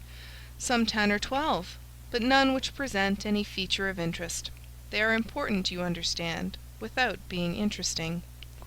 Indeed, I have found that it is usually in unimportant matters that there is a field for the observation, and for the quick analysis of cause and effect which gives the charm to an investigation. The larger crimes are apt to be the simpler, for the bigger the crime, the more obvious, as a rule, is the motive. In these cases, save for one rather intricate matter which has been referred to me from Marseilles, there is nothing which presents any features of interest. It is possible, however, that I may have something better before very many minutes are over, for this is one of my clients, or I am much mistaken." He had risen from his chair, and was standing between the parted blinds, gazing down into the dull, neutral-tinted London street. Looking over his shoulder, I saw that on the pavement opposite there stood a large woman with a heavy fur boa round her neck, and a large curling red feather in a broad-brimmed hat, which was tilted in a coquettish Duchess of Devonshire fashion over her ear.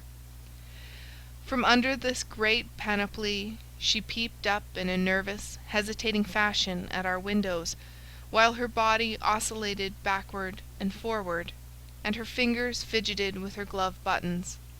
Suddenly, with a plunge, as of the swimmer who leaves the bank, she hurried across the road and we heard the sharp clang of the bell. "I have seen those symptoms before," said Holmes, throwing his cigarette into the fire. "Oscillation upon the pavement always means an affaire de coeur. She would like advice, but she is not sure that the matter is not too delicate for communication. And yet, even here we may discriminate. When a woman has been seriously wronged by a man she no longer oscillates, and the usual symptom is a broken bell wire. Here we may take it that there is a love matter, but that the maiden is not so much angry as perplexed or grieved. But here she comes in person to resolve our doubts." As he spoke, there was a tap at the door, and the boy in buttons entered to announce Miss Mary Sutherland, while the lady herself loomed behind his small black figure like a full-sailed merchantman behind a tiny pilot-boat.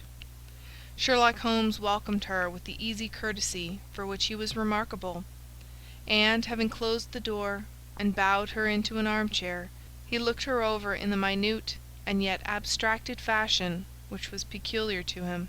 "Do you not find," he said, "that with your short sight it is a little trying to do so much typewriting?" "I did at first," she answered, "but now I know where the letters are without looking." Then, suddenly realizing the full purport of his words, she gave a violent start and looked up, with fear and astonishment upon her broad, good-humoured face. "You have heard about me, Mr. Holmes," she cried, "else how could you know all that?" "Never mind," said Holmes, laughing. "It is my business to know things. Perhaps I have trained myself to see what others overlook. If not, why should you come to consult me?" "I came to you, sir, because I heard of you from Mrs. Etheridge, whose husband you found so easy when the police and everyone had given him up for dead. Oh, Mr. Holmes, I wish you would do as much for me. I'm not rich, but still I have 100 a year in my own right, besides the little that I make by the machine, and I would give it all to know what has become of Mr. Hosmer Angel." "Why did you come away to consult me in such a hurry?" asked Sherlock Holmes, with his finger-tips together and his eyes to the ceiling.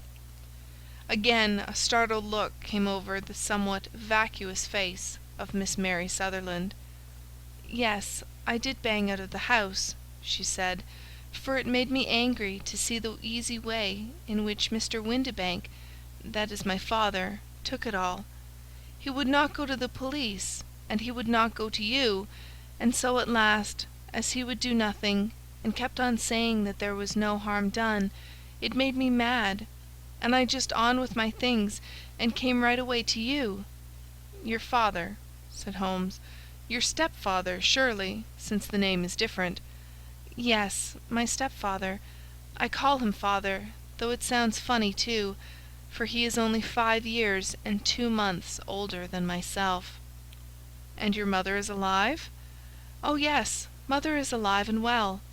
I wasn't best pleased, Mr. Holmes, when she married again so soon after father's death, and a man who was nearly 15 years younger than herself.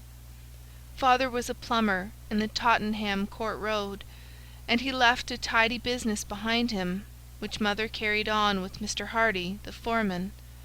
But when Mr. Windibank came he made her sell the business, for he was very superior, being a traveller in wines. They got £4,700 for the goodwill and interest, which wasn't near as much as father could have got if he had been alive." I had expected to see Sherlock Holmes impatient under this rambling and inconsequential narrative, but on the contrary he had listened with the greatest concentration of attention. "Your own little income," he asked, "does it come out of the business?" "Oh, no, sir, it is quite separate, and was left me by my Uncle Ned in Auckland. It is in New Zealand stock, paying 4.5 per cent. £2,500 was the amount, but I can only touch the interest." "You interest me extremely," said Holmes, "and since you draw so large a sum as 100 a year, with what you earn into the bargain, you no doubt travel a little and indulge yourself in every way. I believe that a single lady can get on very nicely upon an income of about £60. I could do with much less than that, Mr. Holmes, but you understand that as long as I live at home I don't wish to be a burden to them, and so they have the use of the money just while I am staying with them. Of course, that is only just for the time. Mr. Windibank draws my interest every quarter and pays it over to Mother, and I find that I can do pretty well with what I earn at typewriting. It brings me 2 pence a sheet, and I can often do from 15 to 20 sheets in a day."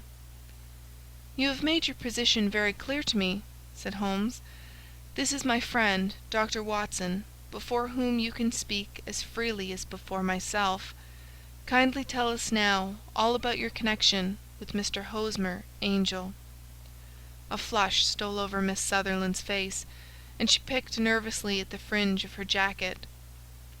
"I met him first at the gasfitters' ball," she said. "They used to send father tickets when he was alive, and then afterwards they remembered us, and sent them to Mother. Mr. Windibank did not wish us to go. He never did wish us to go anywhere. He would get quite mad if I wanted so much as to join a Sunday school treat. But this time I was set on going, and I would go, for what right had he to prevent? He said the folk were not fit for us to know, when all father's friends were to be there. And he said that I had nothing fit to wear, when I had my purple plush that I had never so much as taken out of the drawer. At last, when nothing else would do, he went off to France upon the business of the firm, but we went, Mother and I, with Mr. Hardy, who used to be our foreman, and it was there I met Mr. Hosmer Angel." "I suppose," said Holmes, "that when Mr. Windibank came back from France he was very annoyed at your having gone to the ball." "Oh, well, he was very good about it. He laughed, I remembered, and shrugged his shoulders, and said there was no use denying anything to a woman, for she would have her way." "I see. Then at the gasfitters' ball you met, as I understand, a gentleman called Mr. Hosmer Angel?" "Yes, sir. I met him that night, and he called next day to ask if we had got home all safe, and after that we had met him, that is to say, Mr. Holmes, I met him twice for walks, but after that father came back again, and Mr. Hosmer Angel could not come to the house any more." "No?" "Well, you know father didn't like anything of the sort. He wouldn't have any visitors if he could help it, and he used to say that a woman should be happy in her own family circle. But then, as I used to say to Mother, a woman wants her own circle to begin with, and I had not got mine yet." "But how about Mr. Hosmer Angel? Did he make no attempt to see you?" "Well, father was going off to France again in a week, and Hosmer wrote and said that it would be safer and better not to see each other until he had gone. We could write in the meantime, and he used to write every day. I took the letters in the morning, so there was no need for father to know." "Were you engaged to the gentleman at this time?" "Oh, yes, Mr. Holmes. We were engaged after the first walk that we took. Mr. Angel was a cashier in an office in Leadenhall Street, and—" "What office? That's the worst of it, Mr. Holmes. I don't know." "Where did he live, then?" "He slept on the premises." "And you don't know his address?" "No, except that it was Leadenhall Street." "Where did you address your letters, then?" "To the Leadenhall Street post office, to be left till called for.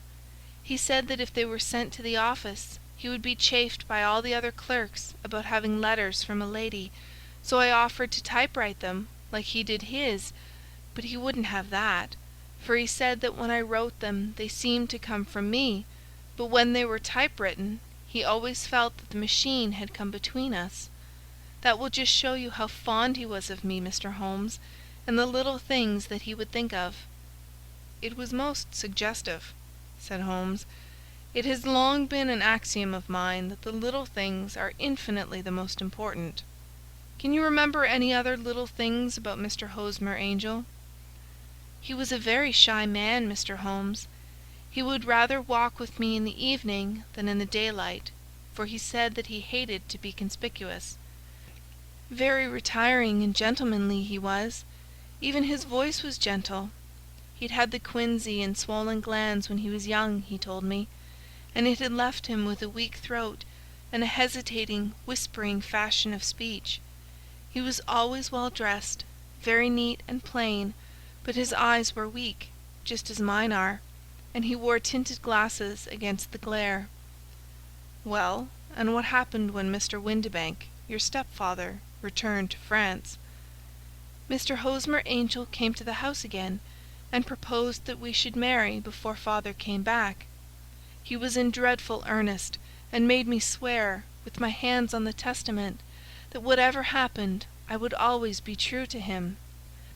Mother said he was quite right to make me swear, and that it was a sign of his passion. Mother was all in his favour from the first, and was even fonder of him than I was.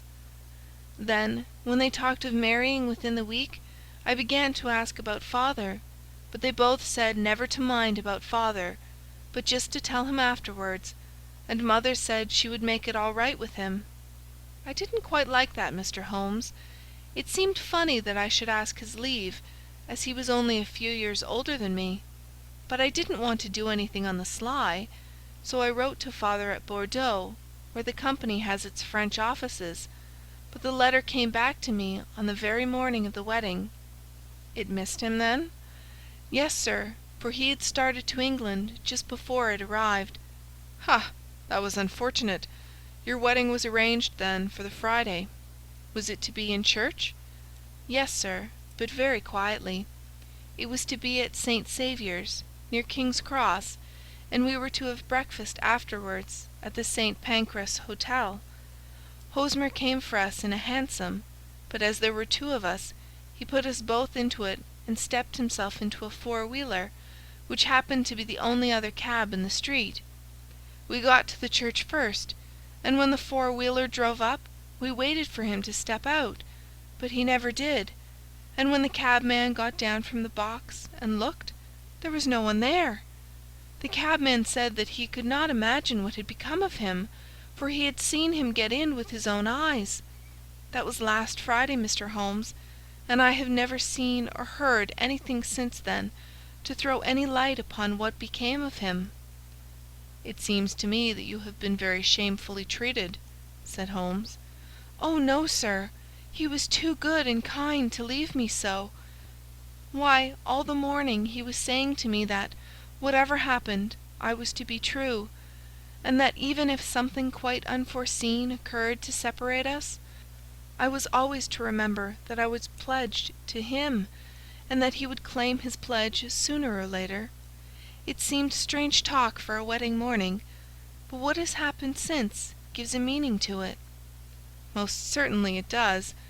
Your own opinion is, then, that some unforeseen catastrophe has occurred to him?"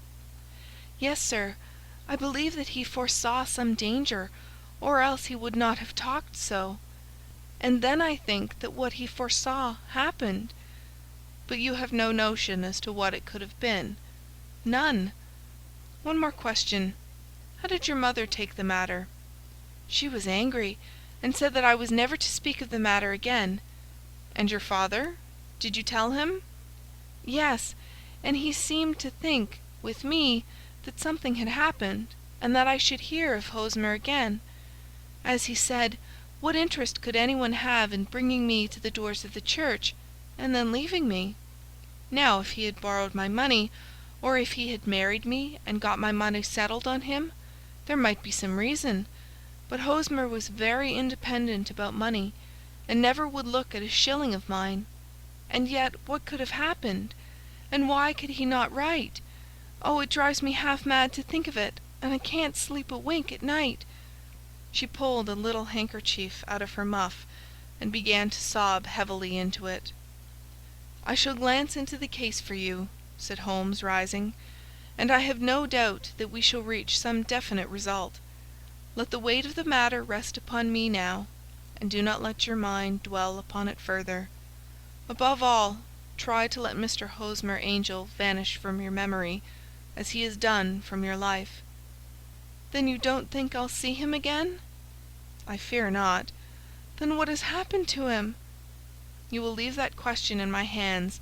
I should like an accurate description of him, and any letters of his which you can spare." "I advertised for him in last Saturday's Chronicle," said she. "Here is the slip, and here are 4 letters from him." "Thank you. And your address?" 31 Lyon Place, Camberwell. "Mr. Angel's address you never had, I understand. Where is your father's place of business?" "He travels for Westhouse and Marbank, the great claret importers of Fenchurch Street." "Thank you. You have made your statement very clearly. You will leave the papers here, and remember the advice which I have given you.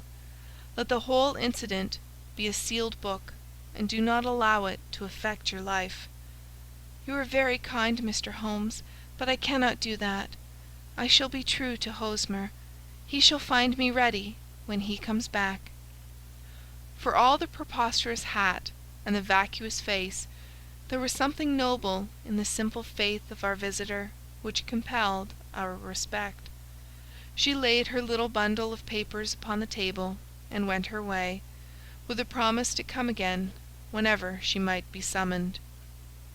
Sherlock Holmes sat silent for a few minutes, with his finger-tips still pressed together, his legs stretched out in front of him, and his gaze directed upward to the ceiling.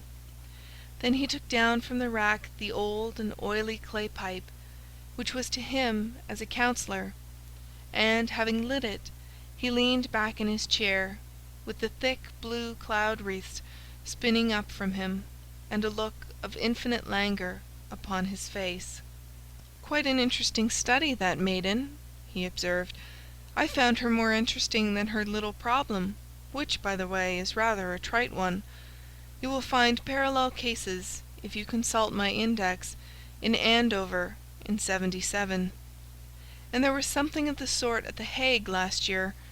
Old as is the idea, however, there were 1 or 2 details which were new to me, but the maiden herself was most instructive." "You appeared to read a good deal upon her, which was quite invisible to me," I remarked. "Not invisible, but unnoticed, Watson. You did not know where to look, and so you missed all that was important. I can never bring you to realize the importance of sleeves, the suggestiveness of thumbnails, or the great issues that may hang from a bootlace. Now, what did you gather from that woman's appearance? Describe it." "Well, she had a slate-colored, broad-brimmed straw hat, with a feather of a brickish red. Her jacket was black, with black beads sewn upon it, and a fringe of little black jet ornaments. Her dress was brown, rather darker than coffee color, with a little purple plush at the neck and sleeves. Her gloves were grayish, and were worn through at the right forefinger. Her boots I didn't observe. She had small, round, hanging gold earrings, and a general air of being fairly well-to-do in a vulgar, comfortable, easy-going way." Sherlock Holmes clapped his hands softly together and chuckled. "'Pon my word, Watson, you are coming along wonderfully. You have really done very well indeed. It is true that you have missed everything of importance, but you have hit upon the method, and you have a quick eye for colour. Never trust to general impressions, my boy, but concentrate yourself upon details. My first glance is always at a woman's sleeve. In a man it is perhaps better first to take the knee of the trouser. As you observe, this woman had plush upon her sleeves, which is a most useful material for showing traces. The double line a little above the wrist, where the typewriter presses against the table, was beautifully defined. The sewing machine of the hand type leaves a similar mark, but only on the left arm, and on the right of it farthest from the thumb, instead of being right across the broadest part, as this was. I then glanced at her face, and observing the dint of a pince-nez at either side of her nose, I ventured a remark upon short sight and typewriting, which seemed to surprise her.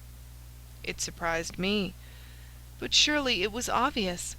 I was then much surprised and interested on glancing down to observe that, though the boots which she was wearing were not unlike each other, they were really odd ones, the one having a slightly decorated toe-cap, and the other a plain one. One was buttoned only in the 2 lower buttons out of 5, and the other at the 1st, 3rd, and 5th. Now when you see that a young lady, otherwise neatly dressed, has come away from home with odd boots, half buttoned, it is no great deduction to say that she came away in a hurry. "And what else?" I asked, keenly interested, as I always was, by my friend's incisive reasoning. "I noted in passing that she had written a note before leaving home, but after being fully dressed. You observed that her right glove was torn at the forefinger, but you did not apparently see that both glove and finger were stained with violet ink. She had written in a hurry and dipped her pen too deep. It must have been this morning, or the mark would not remain clear upon the finger. All this is amusing, though rather elementary, but I must go back to business, Watson. Would you mind reading me the advertised description of Mr. Hosmer Angel?" I held the little printed slip to the light. "Missing," it said, "on the morning of the 14th, a gentleman named Hosmer Angel, about 5 feet 7 inches in height, strongly built, sallow complexion, black hair, a little bald in the centre, bushy black side whiskers and moustache, tinted glasses, slight infirmity of speech, was dressed when last seen in black frock coat faced with silk, black waistcoat, gold Albert chain, and grey Harris tweed trousers, with brown gaiters over elastic-sided boots, known to have been employed in an office in Leadenhall Street. Anybody bringing—" "That will do," said Holmes. "As to the letters," he continued, glancing over them, "they are very commonplace. Absolutely no clue in them to Mr. Angel, save that he quotes Balzac once. There is a remarkable point, however, which will no doubt strike you." "They are typewritten," I remarked. "Not only that, but the signature is typewritten. Look at the neat little Hosmer Angel at the bottom. There is a date, you see, but no superscription except Leadenhall Street, which is rather vague. The point about the signature is very suggestive. In fact, we may call it conclusive." "Of what?"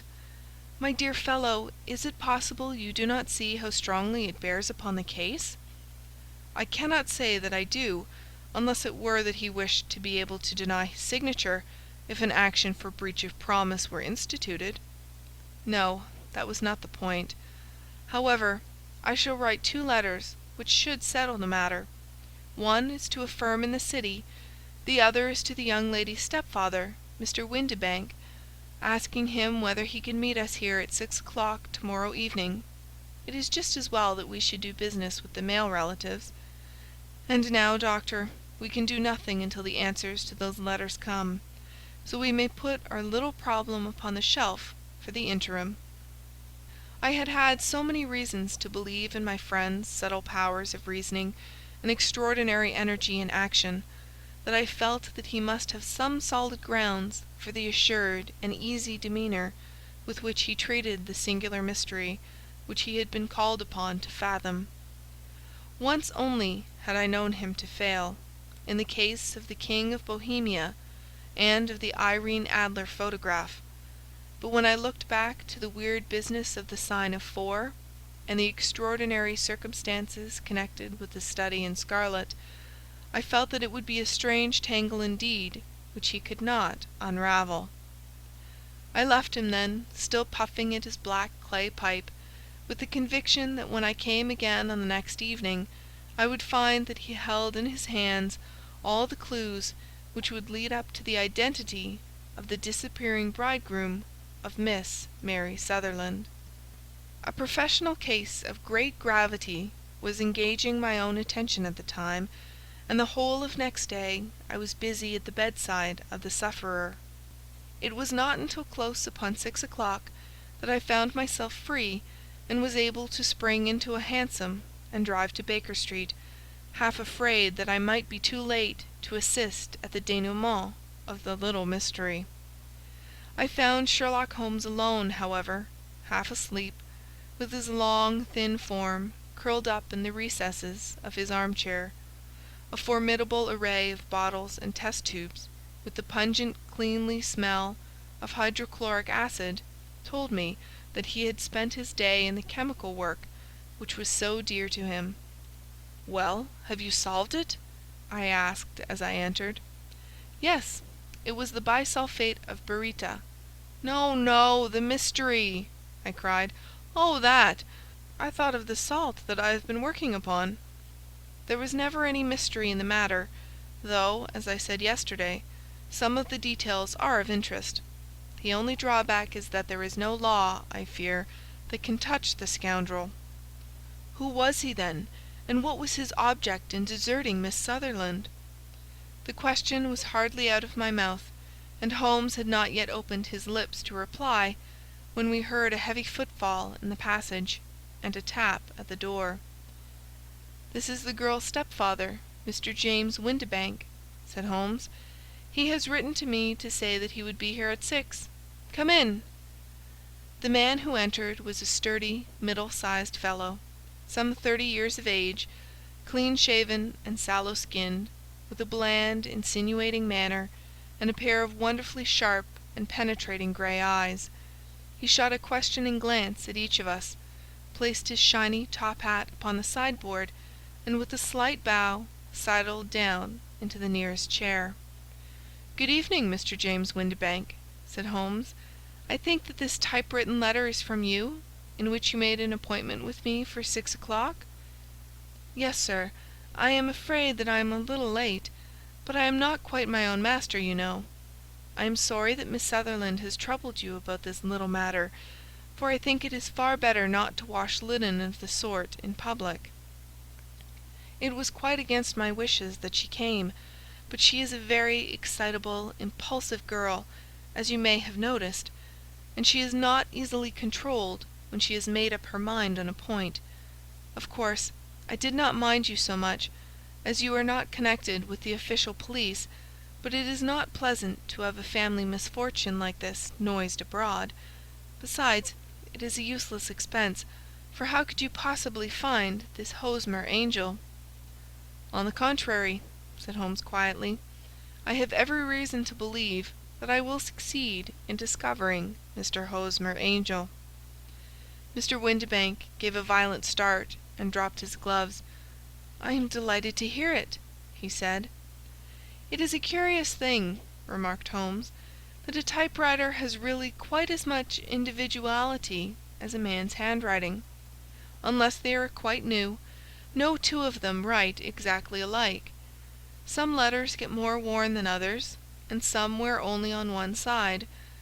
Now you remark in this note of yours, Mr. Windibank, that in every case there is some little slurring over of the E, and a slight defect in the tail of the R. There are 14 other characteristics, but those are the most obvious." "We do all our correspondence with this machine at the office, and no doubt it is a little worn," our visitor answered, glancing keenly at Holmes with his bright little eyes. "And now I will show you what is really a very interesting study, Mr. Windibank," Holmes continued. "I think of writing another little monograph some of these days on the typewriter and its relation to crime. It is a subject to which I have devoted some little attention. I have here 4 letters which purport to come from the missing man. They are all typewritten. In each case, not only are the E's slurred and the R's tailless, but you will observe, if you care to use my magnifying lens, that the other 14 characteristics to which I have alluded are there as well." Mr. Windibank sprang out of his chair and picked up his hat. "I cannot waste time over this sort of fantastic talk, Mr. Holmes," he said. "If you can catch the man, catch him, and let me know when you have done it." "Certainly," said Holmes, stepping over and turning the key in the door. "I let you know, then, that I have caught him." "What? Where?" shouted Mr. Windibank, turning white to his lips and glancing about him like a rat in a trap. "Oh, it won't do, really it won't," said Holmes suavely. "There is no possible getting out of it, Mr. Windibank. It is quite too transparent, and it was a very bad compliment when you said that it was impossible for me to solve so simple a question. That's right. Sit down and let us talk it over." Our visitor collapsed into a chair, with a ghastly face and a glitter of moisture on his brow. It's not actionable," he stammered. "I am very much afraid that it is not.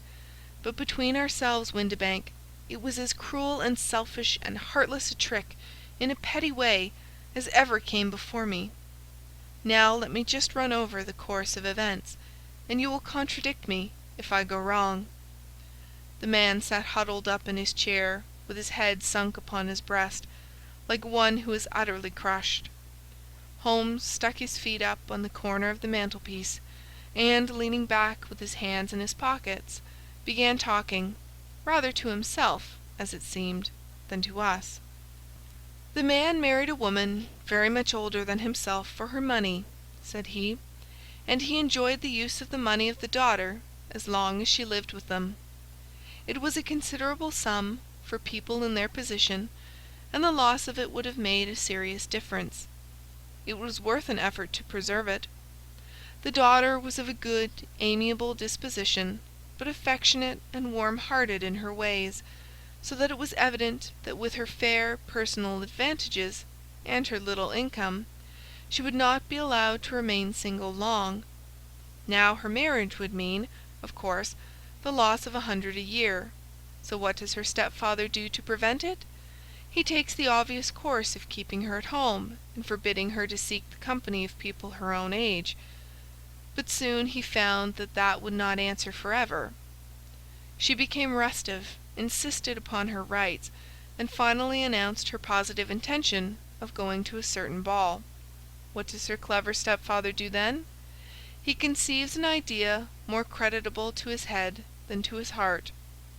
With the connivance and assistance of his wife, he disguised himself, covered those keen eyes with tinted glasses, masked the face with a moustache and a pair of bushy whiskers, sunk that clear voice into an insinuating whisper, and doubly secure on account of the girl's short sight, he appears as Mr. Hosmer Angel, and keeps off other lovers by making love himself. "It was only a joke at first," groaned our visitor. "We never thought that she would have been so carried away." "Very likely not. However that may be, the young lady was very decidedly carried away, and, having quite made up her mind that her stepfather was in France, the suspicion of treachery never for an instant entered her mind. She was flattered by the gentleman's attentions, and the effect was increased by the loudly expressed admiration of her mother. Then Mr. Angel began to call, for it was obvious that the matter should be pushed as far as it would go if a real effect were to be produced. There were meetings and an engagement which would finally secure the girl's affections from turning towards anyone else. But the deception could not be kept up forever. These pretended journeys to France were rather cumbrous. The thing to do was clearly to bring the business to an end in such a dramatic manner that it would leave a permanent impression upon the young lady's mind, and prevent her from looking upon any other suitor for some time to come. Hence those vows of fidelity exacted upon a testament, and hence also the allusions to a possibility of something happening on the very morning of the wedding. James Windibank wished Miss Sutherland to be so bound to Hosmer Angel, and so uncertain as to his fate, that for 10 years to come, at any rate, she would not listen to another man. As far as the church door he brought her, and then, as he could go no farther, he conveniently vanished away, by the old trick of stepping in at one door of a four-wheeler, and out at the other. I think that was the chain of events, Mr. Windibank." Our visitor had recovered something of his assurance while Holmes had been talking, and he rose from his chair now with a cold sneer upon his pale face. "It may be so, or it may not, Mr. Holmes," said he. "But if you are so very sharp, you ought to be sharp enough to know that it is you who are breaking the law now, and not me. I have done nothing actionable from the first, but as long as you keep that door locked, you lay yourself open to an action for assault and illegal constraint." "The law cannot, as you say, touch you," said Holmes, unlocking and throwing open the door. "Yet there never was a man who deserved punishment more. If the young lady has a brother or a friend, he ought to lay a whip across your shoulders. By Jove!"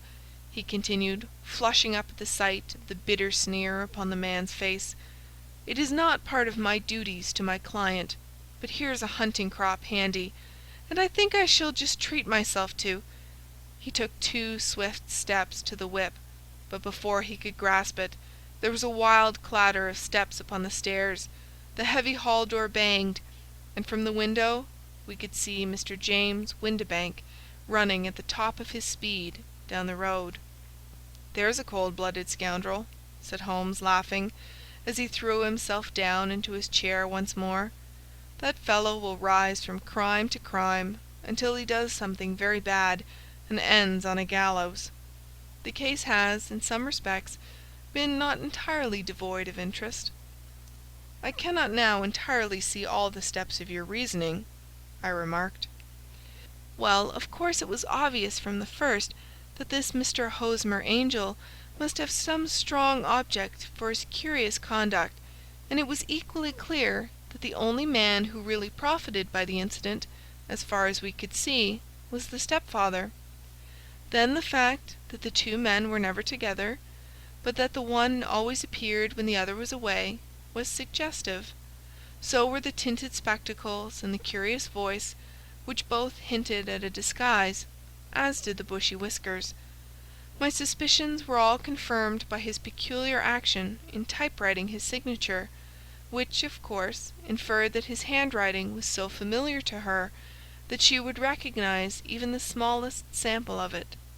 You see, all these isolated facts, together with many minor ones, all pointed in the same direction." "And how did you verify them?" "Having once spotted my man, it was easy to get corroboration. I knew the firm for which this man worked.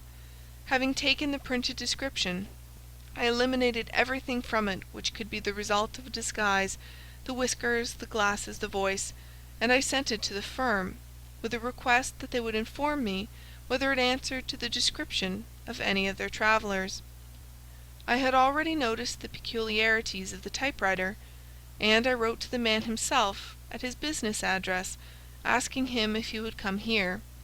As I expected, his reply was typewritten, and revealed the same trivial but characteristic defects. The same post brought me a letter from Westhouse and Marbank of Fenchurch Street to say that the description tallied in every respect with that of their employee, James Windibank. Voilà tout. And Miss Sutherland? If I tell her, she will not believe me.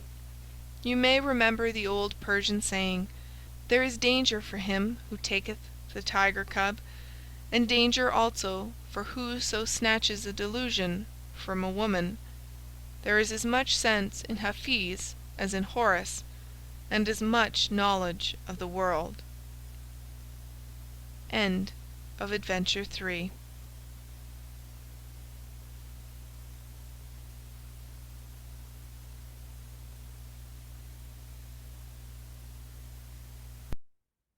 This recording by Zachary Brewster Geiss, Greenbelt, Maryland, January 2007. The Adventures of Sherlock Holmes by Sir Arthur Conan Doyle. Adventure 4, The Boscombe Valley Mystery. We were seated at breakfast one morning, my wife and I, when the maid brought in a telegram. It was from Sherlock Holmes and ran in this way. "Have you a couple of days to spare? Have just been wired for from the west of England in connection with Boscombe Valley tragedy. Shall be glad if you will come with me. Air and scenery perfect. Leave Paddington by the 11:15. "What do you say, dear?" said my wife, looking across at me. "Will you go?" "I really don't know what to say. I have a fairly long list at present." "Oh, Anstruther would do your work for you. You have been looking a little pale lately. I think that the change would do you good. And you are always so interested in Mr. Sherlock Holmes's cases." I should be ungrateful if I were not, seeing what I gained through one of them, I answered. But if I am to go, I must pack at once, for I have only half an hour. My experience of camp life in Afghanistan had at least had the effect of making me a prompt and ready traveler. My wants were few and simple, so that in less than the time stated, I was in a cab with my valise, rattling away to Paddington Station. Sherlock Holmes was pacing up and down the platform, his tall, gaunt figure made even gaunter and taller by his long grey travelling cloak and close-fitting cloth cap. "It is really very good of you to come, Watson," said he. "It makes a considerable difference to me having someone with me on whom I can thoroughly rely. Local aid is always either worthless or else biased. If you will keep the two corner seats, I shall get the tickets." We had the carriage to ourselves, save for an immense litter of papers which Holmes had brought with him. Among these he rummaged and read, with intervals of note-taking and of meditation, until we were past Reading. Then he suddenly rolled them all into a gigantic ball and tossed them up onto the rack. "Have you heard anything of the case?" he asked. "Not a word. I have not seen a paper for some days." "The London press has not had very full accounts. I have just been looking through all the recent papers in order to master the particulars. It seems from what I gather to be one of those simple cases which are so extremely difficult." "That sounds a little paradoxical." "But it is profoundly true. Singularity is almost invariably a clue. The more featureless and commonplace a crime is, the more difficult it is to bring it home. In this case, however, they have established a very serious case against the son of the murdered man." "It is a murder, then?" "Well, it is conjectured to be so. I shall take nothing for granted until I have the opportunity of looking personally into it. I will explain the state of things to you as far as I have been able to understand it in a very few words. Boscombe Valley is a country district not very far from Ross in Herefordshire. The largest landed proprietor in that part is a Mr. John Turner, who made his money in Australia and returned some years ago to the old country. One of the farms which he held, that of Hatherley, was lent to Mr. Charles McCarthy, who was also an ex-Australian. The men had known each other in the colonies, so that it was not unnatural that when they came to settle down that they should do so as near each other as possible. Turner was apparently the richer man, so McCarthy became his tenant, but still remained, it seems, upon terms of perfect equality, as they were frequently together. McCarthy had one son, a lad of 18, and Turner had an only daughter of the same age, but neither of them had wives living. They appear to have avoided the society of the neighbouring English families, and to have led retired lives, though both the McCarthys were fond of sport, and were frequently seen at the race meetings of the neighbourhood. McCarthy kept 2 servants, a man and a girl. Turner had a considerable household, some half-dozen at the least. That is as much as I have been able to gather about the families. Now for the facts. On June 3rd, that is Monday last, McCarthy left his house at Hatherley about 3 in the afternoon and walked down to the Boscombe Pool, which is a small lake formed by the spreading out of the stream which runs down the Boscombe Valley. He had been out with his serving-man in the morning at Ross, and he had told the man that he must hurry, as he had an appointment of importance to keep at 3. From that appointment he never came back alive. From Hatherley farmhouse to the Boscombe Pool is a quarter of a mile, and 2 people saw him as he passed over this ground. One was an old woman, whose name is not mentioned, and the other was William Crowder, a gamekeeper in the employ of Mr. Turner. Both these witnesses deposed that Mr. McCarthy was walking alone. The gamekeeper adds that within a few minutes of his seeing Mr. McCarthy pass, he had seen his son, Mr. James McCarthy, going the same way with a gun under his arm. To the best of his belief, the father was actually in sight at the time, and the son was following him. He thought no more of the matter until he heard in the evening of the tragedy that had occurred. The 2 McCarthys were seen after the time when William Crowder, the gamekeeper, lost sight of them. The Boscombe Pool is thickly wooded round, with just a fringe of grass and of reeds round the edge. A girl of 14, Patience Moran, who is the daughter of the lodge-keeper of the Boscombe Valley estate, was in one of the woods picking flowers. She states that while she was there she saw, at the border of the wood and close by the lake, Mr. McCarthy and his son, and that they appeared to be having a violent quarrel. She heard Mr. McCarthy the elder using very strong language to his son, and she saw the latter raise up his hand as if to strike his father. She was so frightened by their violence that she ran away and told her mother when she reached home that she had left the two McCarthys quarrelling near Boscombe Pool, and that she was afraid that they were going to fight. She had hardly said the words when young Mr. McCarthy came running up to the lodge to say that he had found his father dead in the wood, and to ask for the help of the lodge-keeper.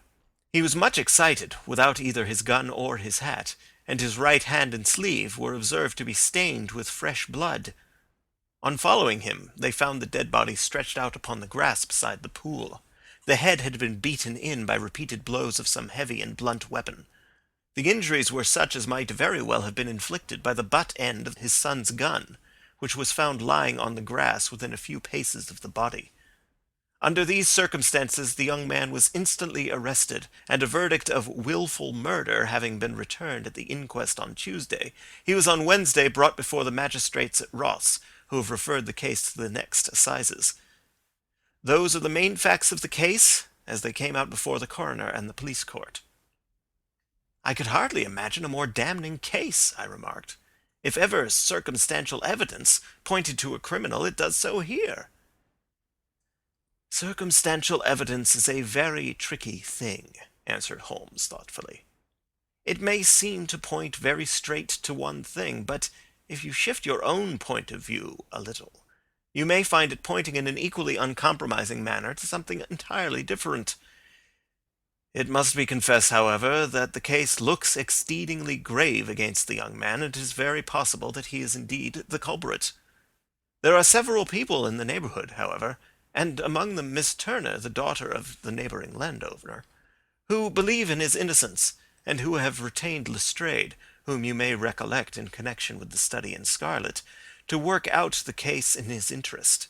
Lestrade, being rather puzzled, has referred the case to me, and hence it is that two middle-aged gentlemen are flying westward at 50 miles an hour, instead of quietly digesting their breakfasts at home."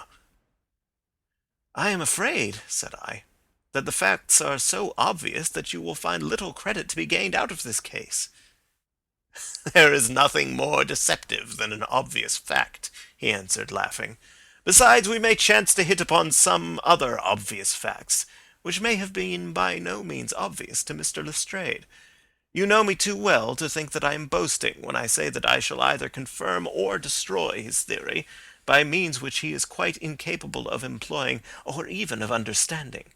To take the first example to hand, I very clearly perceive that in your bedroom the window is upon the right-hand side, and yet I question whether Mr. Lestrade would have noticed even so self-evident a thing as that." "How on earth—" "My dear fellow, I know you well. I know the military neatness which characterizes you. You shave every morning, and in this season you shave by the sunlight. But since your shaving is less and less complete as we get farther back on the left side, until it becomes positively slovenly as we get round the angle of the jaw, it is surely very clear that that side is less illuminated than the other. I could not imagine a man of your habits looking at himself in an equal light and being satisfied with such a result. I only quote this as a trivial example of observation and inference. Therein lies my métier, and it is just possible that it may be of some service in the investigation which lies before us. There are one or two minor points which are brought out in the inquest and which are worth considering." "What are they?" "It appears that his arrest did not take place at once, but after the return to Hatherley Farm. On the inspector of constabulary informing him that he was a prisoner, he remarked that he was not surprised to hear it, and that it was no more than his deserts. This observation of his had the natural effect of removing any traces of doubt which might have remained in the minds of the coroner's jury." "It was a confession!" I ejaculated. "No, for it was followed by a protestation of innocence. Coming on top of such a damning series of events, it was at the least a most suspicious remark." "On the contrary," said Holmes, "it is the brightest rift which I can at present see in the clouds. However innocent he might be, he could not be such an absolute imbecile as not to see that the circumstances were very black against him. Had he appeared surprised at his own arrest, or feigned indignation at it, I should have looked upon it as highly suspicious, because such surprise or anger would not be natural under the circumstances, and yet might appear to be the best policy to a scheming man. His frank acceptance of the situation marks him as either an innocent man, or else as a man of considerable self-restraint and firmness. As to his remark about his deserts, it was also not unnatural, if you consider that he stood beside the dead body of his father, and that there is no doubt that he had that very day so far forgotten his filial duty as to bandy words with him, and even, according to the little girl, whose evidence is so important, to raise his hand as if to strike him. The self-reproach and contrition which are displayed in his remark appear to me to be the signs of a healthy mind rather than of a guilty one. I shook my head. Many men have been hanged on far slighter evidence, I remarked. So they have, and many men have been wrongfully hanged. What is the young man's own account of the matter? It is, I am afraid, not very encouraging to his supporters, though there are one or two points in it which are suggestive. You will find it here and may read it for yourself. He picked out from his bundle a copy of the local Herefordshire paper, and having turned down the sheet, he pointed out the paragraph in which the unfortunate young man had given his own statement of what had occurred. I settled myself down in the corner of the carriage and read it very carefully. It ran in this way. Mr. James McCarthy, the only son of the deceased, was then called and gave evidence as follows. I had been away from home for 3 days at Bristol, and had only just returned upon the morning of last Monday the 3rd. My father was absent from home at the time of my arrival, and I was informed by the maid that he had driven over to Ross with John Cobb, the groom. Shortly after my return, I heard the wheels of his trap in the yard, and, looking out of my window, I saw him get out and walk rapidly out of the yard, though I was not aware in which direction he was going. I then took my gun and strolled out in the direction of the Boscombe Pool with the intention of visiting the rabbit warren which is upon the other side.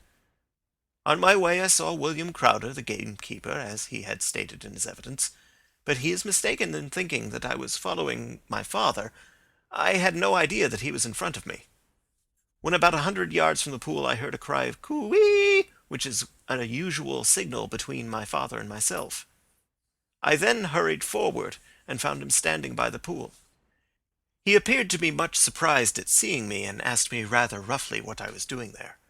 A conversation ensued which led to high words and almost to blows, for my father was a man of a very violent temper. Seeing that his passion was becoming ungovernable, I left him and returned towards Hatherley Farm. I had not gone more than 150 yards, however, when I heard a hideous outcry behind me, which caused me to run back again. I found my father expiring upon the ground with his head terribly injured.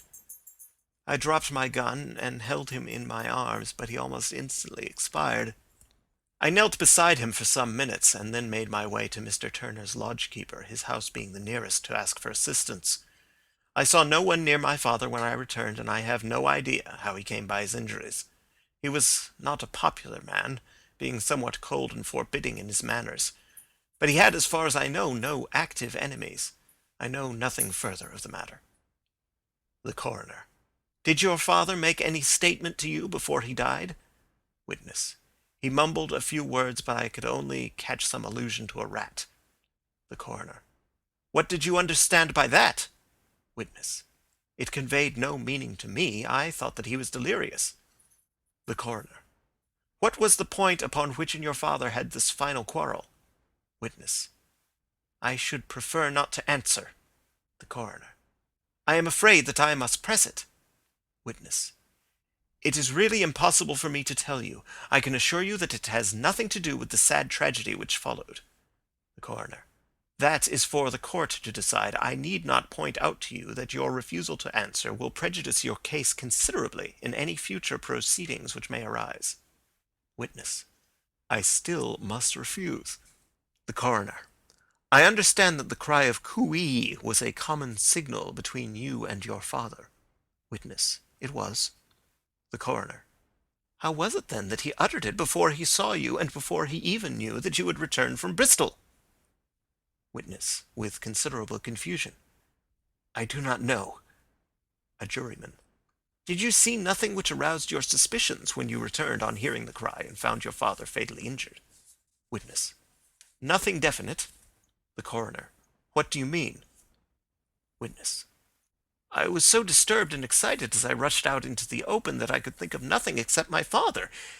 Yet I have a vague impression that as I ran forward, something lay upon the ground to the left of me. It seemed to be something grey in colour, a coat of some sort, or a plaid perhaps. When I rose from my father, I looked round for it, but it was gone. Do you mean that it had disappeared before you went to help? Yes, it was gone. You cannot say what it was? No, I had a feeling something was there. How far from the body? 12 yards or so. And how far from the edge of the wood? About the same. Then if it was removed, it was while you were within 12 yards of it? Yes, but with my back towards it. This concluded the examination of the witness. I see, said I as I glanced down the column, that the coroner in his concluding remarks was rather severe upon young McCarthy. He calls attention, and with reason, to the discrepancy about his father having signalled to him before seeing him, and also to his refusal to give details of his conversation with his father, and his singular account of his father's dying words. They are all, as he remarks, very much against the son. Holmes laughed softly to himself, and stretched himself out upon the cushioned seat. Both you and the coroner have been at some pains, said he, to single out the very strongest points in the young man's favour. Don't you see that you alternately give him credit for having too much imagination and too little? Too little if he could not invent a cause of quarrel which would give him the sympathy of the jury. Too much if he evolved from his own inner consciousness anything so outré as a dying reference to a rat, and the incident of the vanishing cloth. No, sir, I shall approach this case from the point of view that what this young man says is true, and we shall see whither that hypothesis will lead us. And now here is my pocket Petrarch, and not another word shall I say of this case until we are on the scene of action. We lunch at Swindon, and I see that we shall be there in 20 minutes.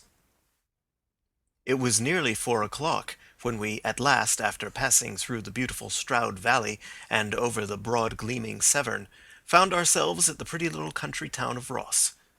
A lean ferret-like man, furtive and sly-looking, was waiting for us upon the platform. In spite of the light brown dustcoat and leather leggings which he wore in deference to his rustic surroundings, I had no difficulty in recognizing Lestrade of Scotland Yard. With him we drove to the Hereford Arms, where a room had already been engaged for us. "I have ordered a carriage," said Lestrade, as we sat over a cup of tea.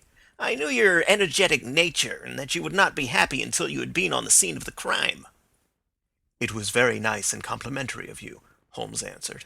"It is entirely a question of barometric pressure." Lestrade looked startled. "I do not quite follow," he said. "How is the glass? 29, I see. No wind and not a cloud in the sky. I have a case full of cigarettes here which needs smoking, and the sofa is very much superior to the usual country hotel abomination. I do not think that it is probable that I shall use the carriage tonight." Lestrade laughed indulgently. "You have no doubt already formed your conclusions from the newspapers," he said. "The case is as plain as a pikestaff, and the more one goes into it, the plainer it becomes. Still, of course, one can't refuse a lady, and such a very positive one, too. She has heard of you, and would have your opinion, though I repeatedly told her that there was nothing which you could do which I had not already done. Why, bless my soul, here is her carriage at the door." He had hardly spoken before there rushed into the room one of the most lovely young women that I have ever seen in my life. Her violet eyes shining, her lips parted, a pink flush upon her cheeks, all thought of her natural reserve lost in her overpowering excitement and concern. "Oh, Mr. Sherlock Holmes!" she cried, glancing from one to the other of us, and finally with a woman's quick intuition fastening upon my companion. "I am so glad that you have come. I have driven down to tell you so. I know that James didn't do it. I know it, and I want you to start upon your work knowing it too. Never let yourself doubt upon that point. We have known each other since we were little children, and I know his faults, as no one else does, but he is too tender-hearted to hurt a fly. Such a charge is absurd to anyone who really knows him." "I hope we may clear him, Miss Turner," said Sherlock Holmes. "You may rely upon my doing all that I can." "But you have read the evidence. You have formed some conclusion. Do you not see some loophole, some flaw? Do you not yourself think that he is innocent?" "I think that it is very probable." "There now," she cried, throwing back her head and looking defiantly at Lestrade. "You hear? He gives me hopes." Lestrade shrugged his shoulders. "I am afraid that my colleague has been a little quick in forming his conclusions," he said.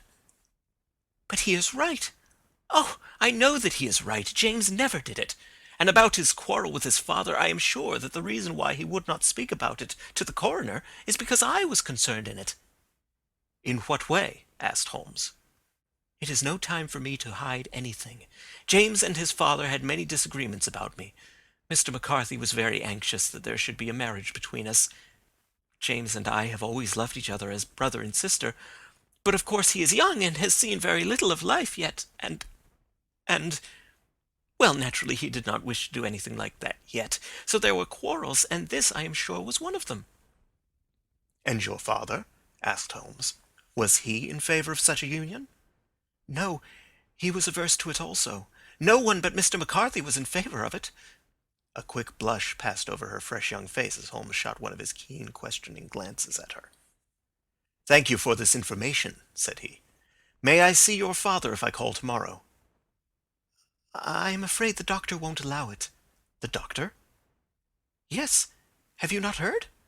Poor father has never been strong for years back, but this has broken him down completely. He is taken to his bed, and Dr. Willows says that he is a wreck, and that his nervous system is shattered. Mr. McCarthy was the only man alive who had known Dad in the old days in Victoria." "Ha! In Victoria, that is important." "Yes, at the mines." "Quite so, at the gold mines, where, as I understand, Mr. Turner made his money." "Yes, certainly." "Thank you, Miss Turner. You have been of material assistance to me. You will tell me if you have any news tomorrow. No doubt you will go to the prison to see James. Oh, if you do, Mr. Holmes, do tell him that I know him to be innocent." "I will, Miss Turner." "I must go home now, for Dad is very ill, and he misses me so if I leave him. Good-bye, and God help you in your undertaking." She hurried from the room as impulsively as she had entered, and we heard the wheels of her carriage rattle off down the street. "I am ashamed of you, Holmes," said Lestrade with dignity after a few minutes' silence. "Why should you raise up hopes which you are bound to disappoint? I am not over-tender of heart, but I call it cruel." "I think that I see my way to clearing James McCarthy," said Holmes. "Have you an order to see him in prison?" "Yes, but only for you and me." "Then I shall reconsider my resolution about going out. We have still time to take a train to Hereford and see him tonight?" "Ample." "Then let us do so. Watson, I fear that you will find it very slow, but I shall only be away a couple of hours." I walked down to the station with them, and then wandered through the streets of the little town, finally returning to the hotel, where I lay upon the sofa, and tried to interest myself in a yellow-backed novel. The puny plot of the story was so thin, however, when compared to the deep mystery through which we were groping, and I found my attention wander so continually from the action to the fact, that I at last flung it across the room, and gave myself up entirely to a consideration of the events of the day. Supposing that this unhappy young man's story were absolutely true, then what hellish thing, what absolutely unforeseen and extraordinary calamity could have occurred between the time when he parted from his father and the moment when, drawn back by his screams, he rushed into the glade? It was something terrible and deadly. What could it be? Might not the nature of the injuries reveal something to my medical instincts? I rang the bell and called for the weekly country paper, which contained a verbatim account of the inquest. In the surgeon's deposition it was stated that the posterior third of the left parietal bone and the left half of the occipital bone had been shattered by a heavy blow from a blunt weapon. I marked the spot upon my own head. Clearly such a blow must have been struck from behind. That was to some extent in favor of the accused, as, when seen quarreling, he was face to face with his father. Still, it did not go for very much, for the older man might have turned his back before the blow fell. Still, it might be worthwhile to call Holmes's attention to it. Then there was the peculiar dying reference to a rat. What could that mean? It could not be delirium. A man dying from a sudden blow does not commonly become delirious. No, it was more likely to be an attempt to explain how he met his fate. But what could it indicate? I cudgelled my brains to find some possible explanation. And then the incident of the grey cloth seen by young McCarthy. If that were true, the murderer must have dropped some part of his dress, presumably his overcoat, in his flight, and must have had the hardihood to return and to carry it away at the instant when the son was kneeling with his back turned not a dozen paces off. What a tissue of mysteries and improbabilities the whole thing was! I did not wonder at Lestrade's opinion, and yet I had so much faith in Sherlock Holmes's insight that I could not lose hope as long as every fresh fact seemed to strengthen his conviction of young McCarthy's innocence. It was late before Sherlock Holmes returned. He came back alone, for Lestrade was staying in lodgings in the town. "The glass still keeps very high," he remarked as he sat down. "It is of importance that it should not rain before we are able to go over the ground. On the other hand, a man should be at his very best and keenest for such a nice work as that, and I did not wish to do it when fagged by a long journey. I have seen young McCarthy." "And what did you learn from him?" "Nothing." "Could he throw no light?" "None at all. I was inclined to think at one time that he knew who had done it and was screening him or her. But I am convinced now that he is as puzzled as everyone else. He is not a very quick-witted youth, though comely to look at, and I should think sound at heart." "I cannot admire his taste," I remarked, "if it is indeed a fact that he was averse to a marriage with so charming a young lady as this Miss Turner." "Ah, thereby hangs a rather painful tale. This fellow is madly, insanely in love with her, but some 2 years ago, when he was only a lad, and before he really knew her, for she had been away 5 years at a boarding school, what does the idiot do but get into the clutches of a barmaid in Bristol and marry her at a registry office? No one knows a word of the matter, but you can imagine how maddening it must be to him to be upbraided for not doing what he would give his very eyes to do, but which he knows to be absolutely impossible. It was sheer frenzy of this sort which made him throw his hands up into the air when his father, at their last interview, was goading him on to propose to Miss Turner. On the other hand, he had no means of supporting himself, and his father, who was by all accounts a very hard man, would have thrown him over utterly had he known the truth. It was with his barmaid wife that he had spent the last 3 days in Bristol, and his father did not know where he was. Mark that point. It is of importance. Good has come out of evil, however, for the barmaid, finding from the papers that he is in serious trouble and likely to be hanged, has thrown him over utterly and has written to him to say that she has a husband already in the Bermuda dockyard, so that there is really no tie between them. I think that bit of news has consoled young McCarthy for all that he has suffered." "But if he is innocent, who has done it?" "Ah, who? I would call your attention very particularly to 2 points. One is that the murdered man had an appointment with someone at the pool, and that the someone could not have been his son, for his son was away, and he did not know when he would return. The second is that the murdered man was heard to cry coo-ee before he knew that his son had returned. Those are the crucial points upon which the case depends." "And now let us talk about George Meredith, if you please, and we shall leave all minor matters until tomorrow." There was no rain, as Holmes had foretold, and the morning broke bright and cloudless. At 9 o'clock Lestrade called for us with the carriage, and we set off for Hatherley Farm and the Boscombe Pool. "Very serious news this morning," Lestrade observed. "It is said that Mr. Turner of the Hole is so ill that his life is despaired of." "An elderly man, I presume?" said Holmes. "About 60. But his constitution has been shattered by his life abroad, and he has been in failing health for some time. This business has had a very bad effect upon him. He was an old friend of McCarthy's, and, I may add, a great benefactor to him, for I have learned that he gave him Hatherley Farm rent-free." "Indeed, that is interesting," said Holmes. "Oh, yes. In 100 other ways he has helped him. Everybody about here speaks of his kindness to him." "Really? Does it not strike you as a little singular that this McCarthy, who appears to have had little of his own, and to have been under such obligations to Turner, should still talk of marrying his son to Turner's daughter, who is presumably heiress to the estate, and that in such a very cocksure manner, as if it were merely a case of proposal and all else would follow? It is the more strange since we know that Turner himself was averse to the idea. The daughter told us as much. Do you not deduce something from that?" "We have got to the deduces and the inferences," said Lestrade, winking at me. "I find it hard enough to tackle facts home without flying away after theories and fancies." "You are right," said Holmes demurely. You do find it very hard to tackle the facts. Anyhow, I have grasped one fact which you seem to find it difficult to get hold of, replied Lestrade with some warmth. And that is, that McCarthy Sr. met his death from McCarthy Jr., and that all theories to the contrary are the merest moonshine. Well, moonshine is a brighter thing than fog, said Holmes, laughing. But I am very much mistaken if this is not Hatherley Farm upon the left. Yes, that is it. It was a widespread, comfortable-looking building, 2-storied, slate-roofed, with great yellow blotches of lichen upon the grey walls.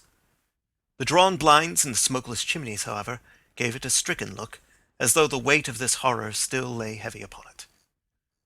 We called at the door, when the maid, at Holmes's request, showed us the boots which her master wore at the time of his death, and also a pair of the son's, though not the pair which he had then had. Having measured these very carefully from 7 or 8 different points, Holmes desired to be led to the courtyard, from which we all followed the winding track which led to Boscombe Pool. Sherlock Holmes was transformed when he was hot upon such a scent as this. Men who had only known the quiet thinker and logician of Baker Street would have failed to recognize him. His face flushed and darkened. His brows were drawn into 2 hard black lines, while his eyes shone out from beneath them with a steely glitter. His face was bent downward, his shoulders bowed, his lips compressed, and the veins stood out like whipcord in his long sinewy neck. His nostrils seemed to dilate with a purely animal lust for the chase, and his mind was so absolutely concentrated upon the matter before him that a question or remark fell unheeded upon his ears, or at the most only provoked a quick, impatient snarl in reply. Swiftly and silently he made his way along the track which ran through the meadows, and so by way of the woods to the Boscombe Pool. It was damp, marshy ground, as is all that district, and there were marks of many feet, both upon the path and amid the short grass which bounded it on either side. Sometimes Holmes would hurry on, sometimes stop dead, and once he made quite a little detour into the meadow. Lestrade and I walked behind him, the detective indifferent and contemptuous, while I watched my friend with the interest which sprang from the conviction that every one of his actions was directed towards a definite end. The Boscombe Pool, which is a little reed-girt sheet of water some 50 yards across, is situated at the boundary between the Hatherley Farm and the private park of the wealthy Mr. Turner. Above the woods which lined it upon the farther side, we could see the red, jutting pinnacles which marked the site of the rich landowner's dwelling.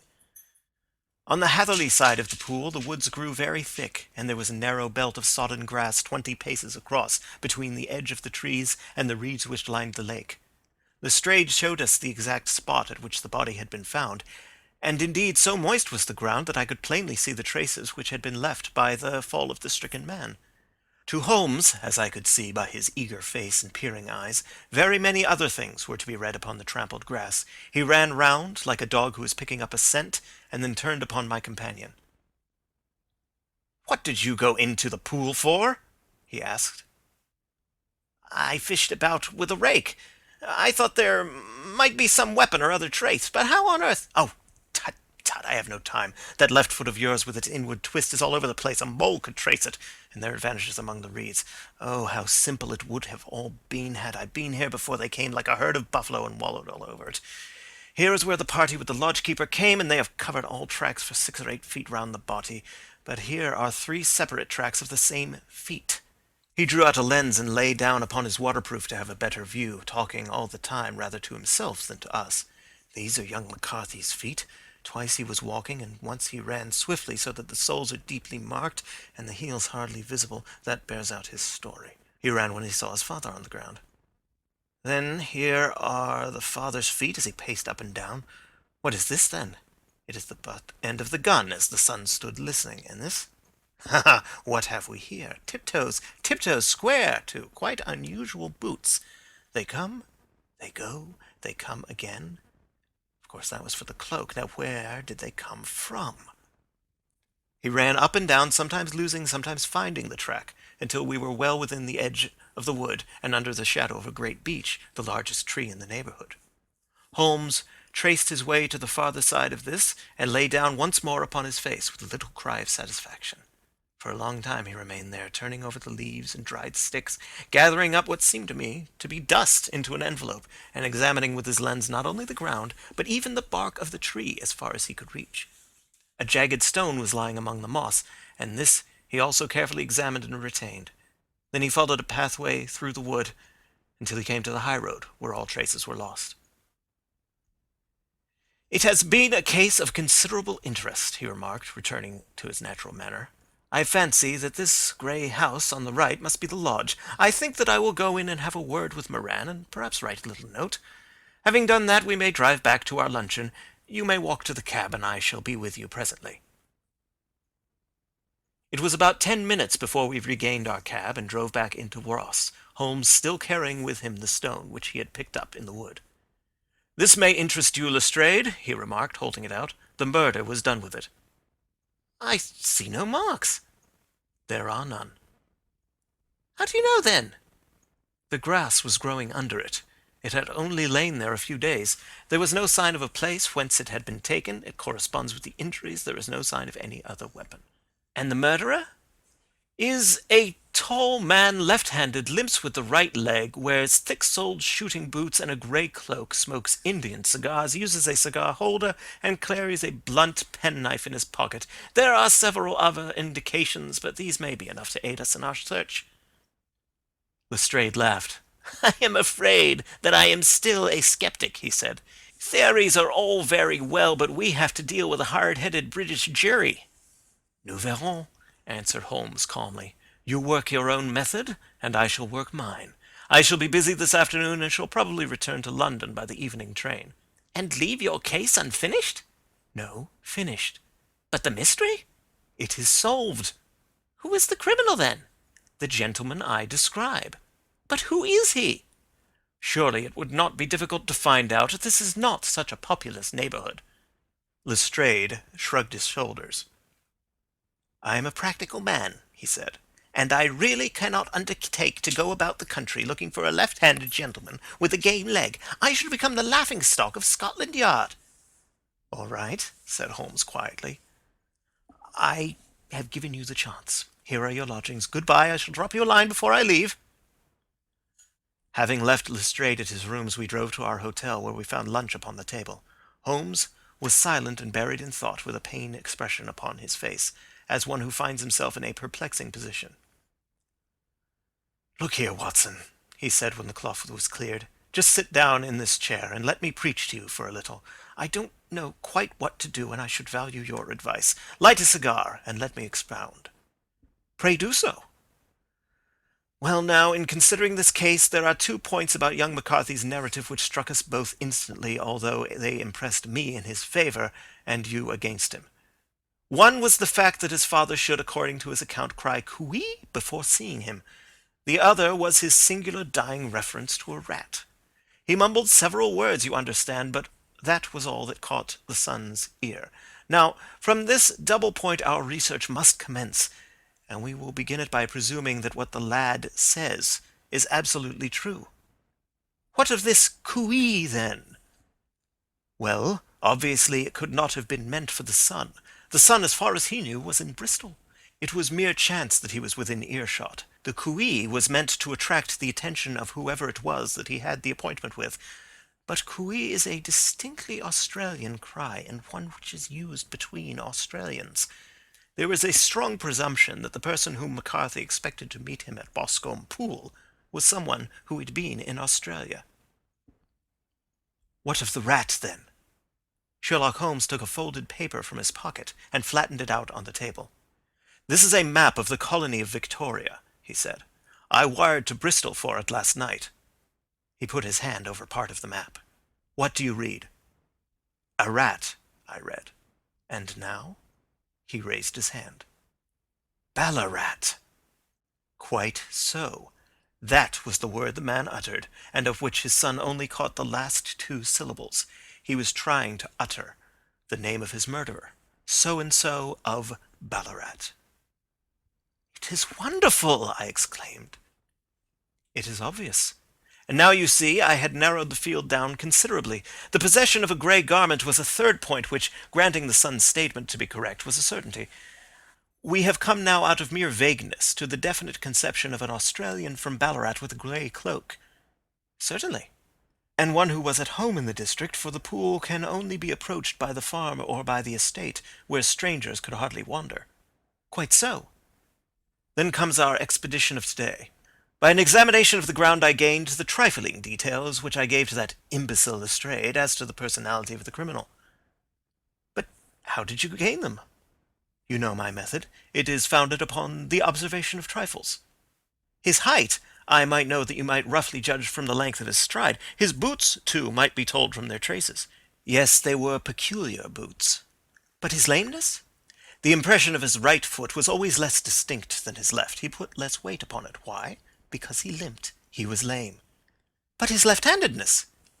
You were yourself struck by the nature of the injury as recorded by the surgeon at the inquest.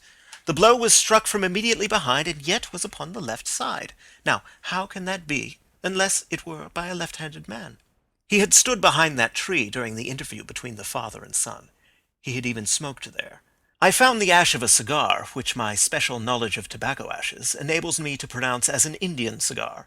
I have, as you know, devoted some attention to this, and written a little monograph on the ashes of 140 different varieties of pipe, cigar, and cigarette tobacco. Having found the ash, I then looked round and discovered the stump among the moss where he had tossed it. It was an Indian cigar, of the variety which are rolled in Rotterdam. And the cigar holder? I could see that the end had not been in his mouth, therefore he used a holder. The tip had been cut off, not bitten off, but the cut was not a clean one, so I deduced a blunt penknife. Holmes, I said, you have drawn a net round this man from which he cannot escape, and you have saved an innocent human life as truly as if you had cut the cord which was hanging him. I see the direction in which all this points. The culprit is... Mr. John Turner, cried the hotel waiter, opening the door of our sitting-room and uttering in a visitor. The man who entered was a strange and impressive figure. His slow, limping step and bowed shoulders gave the appearance of decrepitude, and yet his hard, deep-lined, craggy features and his enormous limbs showed that he was possessed of unusual strength of body and of character. His tangled beard, grizzled hair, and outstanding drooping eyebrows combined to give an air of dignity and power to his appearance, but his face was of an ashen white, while his lips and the corners of his nostrils were tinged with a shade of blue. It was clear to me at a glance that he was in the grip of some deadly and chronic disease. "Pray sit down on the sofa," said Holmes gently. "You had my note?" "Yes, the lodge-keeper brought it up. You said that you wished to see me here to avoid scandal." "I thought people would talk if I went to the hall." "And why did you wish to see me?" He looked across at my companion with despair in his weary eyes, as though his question was already answered. "Yes," said Holmes, answering the look rather than the words. "It is so. I know all about McCarthy." The old man sank his face in his hands. "God help me," he cried. "But I would not have let the young man come to harm. I give you my word that I would have spoken out if it went against him at the assizes." "I am glad to hear you say so," said Holmes gravely. "I would have spoken now, had it not been for my dear girl. It would break her heart. It will break her heart when she hears that I am arrested." "It may not come to that," said Holmes. "What?" "I am no official agent. I understand that it was your daughter who required my presence here, and I am acting in her interests. Young McCarthy must be got off, however." "I am a dying man," said old Turner. "I have had diabetes for years. My doctor says it is a question whether I shall live a month. Yet I would rather die under my own roof than in a jail." Holmes rose and sat down at the table with his pen in his hand and a bundle of paper before him. "Just tell us the truth," he said. "I shall jot down the facts, you will sign it, and Watson here can witness it. Then I could produce your confession at the last extremity to save young McCarthy. I promise you that I shall not use it unless it is absolutely needed." "It's as well," said the old man. "It's a question whether I shall live to the assizes, so it matters little to me, but I should wish to spare Alice the shock. And now I will make the thing clear to you. It has been a long time in the acting, but it will not take me long to tell. You didn't know this dead man, McCarthy. He was a devil incarnate, I tell you that. God keep you out of the clutches of such a man as he. His grip has been upon me these 20 years, and he has blasted my life. I'll tell you first how I came to be in his power. It was in the early 60s at the diggings. I was a young chap then, hot-blooded and reckless, ready to turn my hand at anything. I got among bad companions, took to drink, had no luck with my claim, took to the bush, and in a word became what you would call over here a highway robber. There were 6 of us, and we had a wild, free life of it, sticking up a station from time to time, or stopping the wagons on the road to the diggings. Black Jack of Ballarat was the name I went under, and our party is still remembered in the colony as the Ballarat Gang. One day, a gold convoy came down from Ballarat to Melbourne, and we lay in wait for it and attacked it. There were 6 troopers and 6 of us, so it was a close thing, but we emptied 4 of their saddles at the first volley. 3 of our boys were killed, however, before we got the swag. I put my pistol to the head of the wagon driver, who was this very man McCarthy. I wished to the Lord that I had shot him then, but I spared him, though I saw his wicked little eyes fixed on my face as though to remember every feature. We got away with the gold, became wealthy men, and made our way over to England without being suspected. There I parted from my old pals and determined to settle down to a quiet and respectable life. I bought this estate, which chanced to be in the market, and I set myself to do a little good with my money to make up for the way in which I had earned it. I married too, and though my wife died young, she left me my dear little Alice. Even when she was just a baby, her wee hand seemed to lead me down the right path as nothing else had ever done. In a word, I turned over a new leaf and did my best to make up for the past. All was going well when McCarthy laid his grip upon me. I had gone up to town about an investment, and I met him in Regent Street with hardly a coat to his back or a boot to his foot. "Here we are, Jack," says he, touching me on the arm. "We'll be as good as a family to you. There's 2 of us, me and my son, and you can have the keeping of us. If you don't, it's a fine, law-abiding country is England, and there's always a policeman within hail." Well, down they came to the West Country. There was no shaking them off, and there they have lived rent-free on my best land ever since. There was no rest for me, no peace, no forgetfulness. Turn where I would, there was his cunning, grinning face at my elbow. It grew worse as Alice grew up, for he soon saw I was more afraid of her knowing my past than of the police. Whatever he wanted he must have, and whatever it was I gave him, without question. Land, money, houses, until at last he asked a thing which I could not give. He asked for Alice. His son, you see, had grown up, and so had my girl. And as I was known to be in weak health, it seemed a fine stroke to him that his lad should step into the whole property. But there I was firm.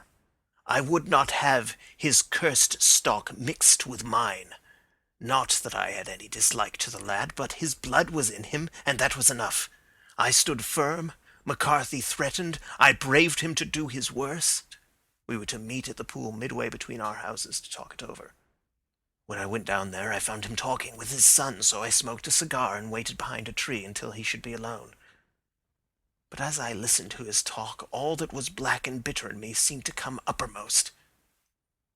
He was urging his son to marry my daughter with as little regard for what she might think, as if she were a slut from off the streets. It drove me mad to think that I and all that I held most dear should be in the power of such a man as this. Could I not snap the bond? I was already a dying and desperate man. Though clear of mind and fairly strong of limb, I knew that my own fate was sealed. But my memory and my girl both could be saved if I could but silence that foul tongue. I did it, Mr. Holmes. I would do it again. Deeply as I have sinned, I have led a life of martyrdom to atone for it. But that my girl should be entangled in the same meshes which held me was more than I could suffer. I struck him down with no more compunction than if he had been some foul and venomous beast. His cry brought back his son, but I had gained the cover of the wood, though I was forced to go back to fetch the cloak which I had dropped in my flight. That is the true story, gentlemen, of all that occurred. Well, it is not for me to judge you, said Holmes, as the old man signed the statement which had been drawn out. I pray that we may never be exposed to such a temptation. I pray not, sir. And what do you intend to do? In view of your health? Nothing. You are yourself aware that you will soon have to answer for your deed at a higher court than the assizes. I will keep your confession, and if McCarthy is condemned, I shall be forced to use it. If not, it shall never be seen by mortal eye, and your secret, whether you be alive or dead, shall be safe with us. Farewell, then, said the old man solemnly. Your own deathbeds, when they come, will be the easier for the thought of the peace which you have given to mine. Tottering and shaking in all his giant frame, he stumbled slowly from the room. God help us, said Holmes after a long silence. Why does fate play such tricks with poor, helpless worms? I never hear of such a case as this that I do not think of Baxter's words and say, there, but for the grace of God, goes Sherlock Holmes. James McCarthy was acquitted at the assizes on the strength of a number of objections which had been drawn out by Holmes and submitted to the defending counsel. Old Turner lived for 7 months after our interview, but he is now dead, and there is every prospect that the son and daughter may come to live happily together in ignorance of the black cloud which rests upon their past. End of Adventure 4, The Boscombe Valley Mystery.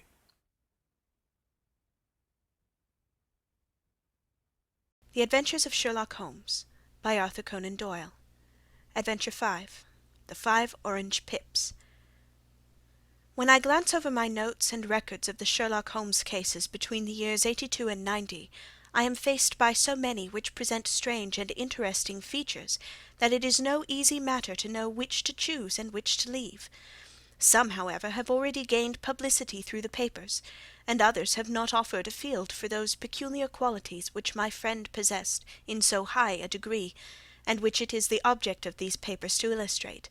Some, too, have baffled his analytical skill, and would be as narratives beginning without an ending, while others have been but partially cleared up, and have their explanations founded rather upon conjecture and surmise than on that absolute logical proof which was so dear to him. There is, however, one of these last which was so remarkable in its details and so startling in its results that I am tempted to give some account of it, in spite of the fact that there are points in connection with it which have never been, and probably never will be, entirely cleared up. The year 87 furnished us with a long series of cases of greater or less interest, of which I retain the records. Among my headings under this one 12 months, I find an account of the adventure of the Paradol Chamber, of the Amateur Mendicant Society, who held a luxurious club in the lower vault of a furniture warehouse, of the facts connected with the loss of the British bark Sophie Anderson, of the singular adventures of the Grice Pattersons in the island of Uffa, and finally of the Camberwell poisoning case. In the latter, as may be remembered, Sherlock Holmes was able, by winding up the dead man's watch, to prove that it had been wound up 2 hours before, and that therefore the deceased had gone to bed within that time, a deduction which was of the greatest importance in clearing up the case. All these I may sketch out at some future date, but none of them present such singular features as the strange train of circumstances which I have now taken up my pen to describe. It was in the latter days of September, and the equinoctial gales had set in with exceptional violence. All day the wind had screamed, and the rain had beaten against the windows, so that even here, in the heart of great hand-made London, we were forced to raise our minds for the instant from the routine of life, and to recognize the presence of those great elemental forces which shriek at mankind through the bars of his civilization, like untamed beasts in a cage. As evening drew in, the storm grew higher and louder, and the wind cried and sobbed like a child in the chimney. Sherlock Holmes sat moodily at one side of the fireplace, cross-indexing his records of crime, while I, at the other, was deep in one of Clark Russell's fine sea stories until the howl of the gale from without seemed to blend with the text, and the splash of the rain to lengthen out into the long swash of the sea waves. My wife was on a visit to her mother's, and for a few days I was a dweller once more in my old quarters at Baker Street. "Why," said I, glancing up at my companion, "that was surely the bell. Who could come up to-night? Some friend of yours, perhaps?" "Except yourself, I have none," he answered. "I do not encourage visitors." "A client, then?" "If so, it is a serious case. Nothing less would bring a man out on such a day and at such an hour. But I take it that it is more likely to be some crony of the landlady's." Sherlock Holmes was wrong in his conjecture, however, for there came a step in the passage and a tapping at the door. He stretched out his long arm to turn the lamp away from himself and towards the vacant chair upon which a newcomer must sit. "Come in," said he. The man who entered was young, some 22 at the outside, well-groomed and trimly clad, with something of refinement and delicacy in his bearing. The streaming umbrella which he held in his hand, and his long shining waterproof, told of the fierce weather through which he had come. He looked about him anxiously in the glare of the lamp, and I could see that his face was pale and his eyes heavy, like those of a man who is weighed down with some great anxiety. "I owe you an apology," he said, raising his golden pince-nez to his eyes. "I trust that I am not intruding. I fear that I have brought some traces of the storm and rain into your snug chamber." "Give me your coat and umbrella," said Holmes. "They may rest here on the hook, and will be dry presently. You have come up from the southwest, I see." "Yes, from Horsham." "That clay and chalk mixture which I see upon your toe-caps is quite distinctive." "I have come for advice." "That is easily got." "And help." "That is not always so easy." "I have heard of you, Mr. Holmes. I heard from Major Prendergast how you saved him in the Tankerville Club scandal." "Ah, of course, he was wrongfully accused of cheating at cards." "He said that you could solve anything." "He said too much." "That you are never beaten." "I have been beaten 4 times, 3 times by men, and once by a woman." "But what is that compared with the number of your successes?" "It is true that I have been generally successful." "Then you may be so with me." "I beg that you will draw up your chair to the fire, and favour me with some details as to your case." "It is no ordinary one." "None of those which come to me are. I am the last court of appeal." "And yet I question, sir, whether, in all your experience, you have ever listened to a more mysterious and inexplicable chain of events than those which have happened in my own family." "You fill me with interest," said Holmes. "Pray give us the essential facts from the commencement, and I can afterwards question you as to those details which seem to me to be most important." The young man pulled his chair up and pushed his wet feet out toward the blaze. "My name," said he, "is John Openshaw, but my own affairs have, as far as I can understand, little to do with this awful business. It is a hereditary matter, so in order to give you an idea of the facts, I must go back to the commencement of the affair.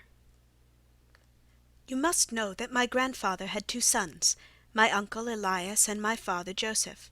My father had a small factory at Coventry, which he enlarged at the time of the invention of bicycling. He was a patentee of the Openshaw unbreakable tire, and his business met with such success that he was able to sell it and to retire upon a handsome competence. My uncle Elias emigrated to America when he was a young man, and became a painter in Florida, where he was reported to have done very well. At the time of the war he fought in Jackson's army, and afterwards under Hood, where he rose to be a colonel. When Lee laid down his arms, my uncle returned to his plantation, where he remained for 3 or 4 years. About 1869 or 1870 he came back to Europe, and took a small estate in Sussex near Horsham. He had made a very considerable fortune in the States, and his reason for leaving them was his aversion to the negroes, and his dislike of the Republican policy in extending the franchise to them. He was a singular man, fierce and quick-tempered, very foul-mouthed when he was angry, and of a most retiring disposition. During all the years that he lived at Horsham, I doubt if he ever set foot in the town. He had a garden and 2 or 3 fields round his house, and there he would take his exercise, though very often for weeks on end he would never leave his room. He drank a great deal of brandy, and smoked very heavily, but he would see no society, and did not want any friends, not even his own brother.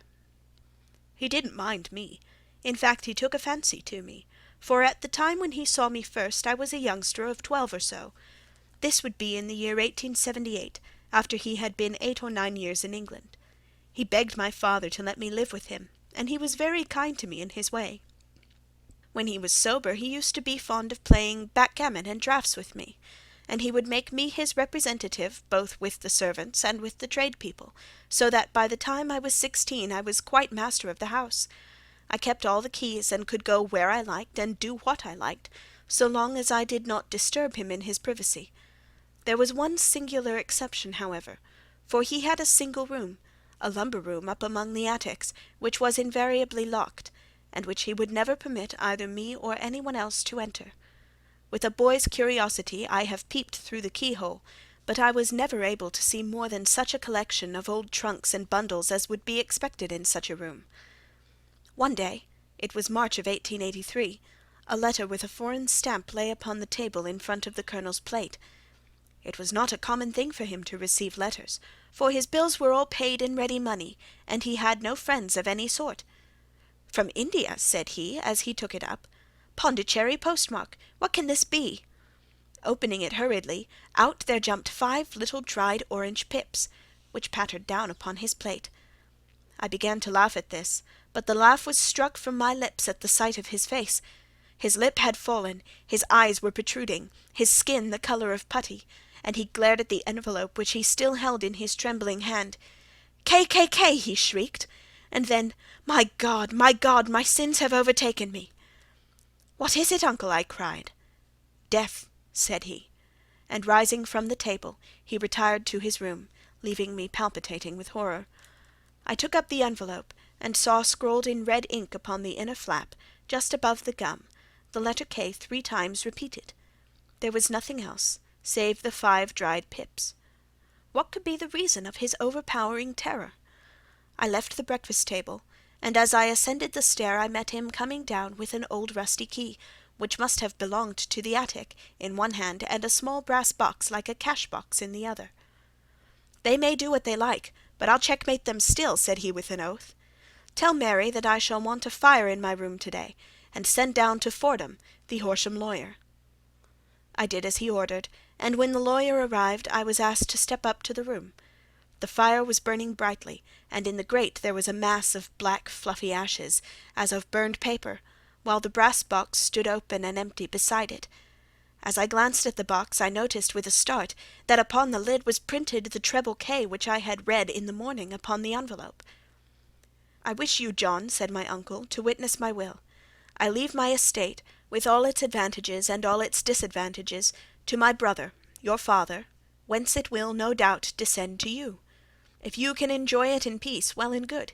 If you find you cannot, take my advice, my boy, and leave it to your deadliest enemy. I am sorry to give you such a two-edged thing, but I can't say what turn things are going to take. Kindly sign the paper where Mr. Fordham shows you." I signed the paper as directed, and the lawyer took it away with him.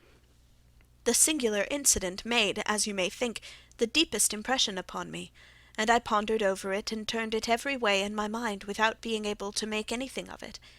Yet I could not shake off the vague feeling of dread which it left behind, though the sensation grew less keen as the weeks passed and nothing happened to disturb the usual routine of our lives. I could see a change in my uncle, however. He drank more than ever, and he was less inclined for any sort of society. Most of his time he would spend in his room, with the door locked upon me inside, but sometimes he would emerge in a sort of drunken frenzy, and would burst out of the house and tear about the garden with a revolver in his hand, screaming out that he was afraid of no man, and that he was not to be cooped up like a sheep in a pen by man or devil. When these hot fits were over, however, he would rush tumultuously in at the door, and lock and bar it behind him, like a man who can brazen it out no longer against the terror which lies at the root of his soul. At such times I have seen his face, even on a cold day, glisten with moisture, as though it were new raised from a basin. Well, to come to an end of the matter, Mr. Holmes, and not to abuse your patience, there came a night when he made one of those drunken sallies from which he never came back. We found him, when we went to search for him, face downward in a little green-scummed pool, which lay at the foot of the garden. There was no sign of any violence, and the water was but 2 feet deep, so that the jury, having regard to his known eccentricity, brought in a verdict of suicide. But I, who knew how he winced from the very thought of death, had much ado to persuade myself that he had gone out of his way to meet it. The matter passed, however, and my father entered into possession of the estate and of some £14,000, which lay to his credit at the bank. "One moment," Holmes interposed. "Your statement is, I foresee, one of the most remarkable to which I have ever listened. Let me have the date of the reception by your uncle of the letter, and the date of his supposed suicide." "The letter arrived on March 10th, 1883. His death was 7 weeks later, upon the night of May 2nd. "Thank you. Pray proceed." "When my father took over the Horsham property, he, at my request, made a careful examination of the attic, which had been always locked up. We found the brass box there, although its contents had been destroyed. On the inside of the cover was a paper label, with the initials of K.K.K. repeated upon it, and letters, memoranda, receipts, and a register written beneath. These, we presume, indicated the nature of the papers which had been destroyed by Colonel Openshaw. For the rest, there was nothing of much importance in the attic, save a great many scattered papers and notebooks bearing upon my uncle's life in America. Some of them were of the war-time, and showed that he had done his duty well, and had borne the repute of a brave soldier. Others were of a date during the reconstruction of the Southern States, and were mostly concerned with politics, for he had evidently taken a strong part in opposing the carpet-bag politicians who had been sent down from the North. Well, it was the beginning of '84 when my father came to live at Horsham, and all went as well as possible until the January of '85. On the 4th day after the New Year, I heard my father give a sharp cry of surprise as we sat together at the breakfast-table. There he was, sitting with a newly opened envelope in one hand, and 5 dried orange pips in the outstretched palm of the other one. He had always laughed at what he called my cock-and-bull story about the Colonel, but he looked very scared and puzzled now that the same thing had come upon him. "Why, what on earth does this mean, John?" he stammered. My heart had turned to lead. "It is K.K.K.," said I. He looked inside the envelope. "So it is," he cried. "Here are the very letters. But what is this written above them?" "Put the papers on the sundial," I read, peeping over his shoulder.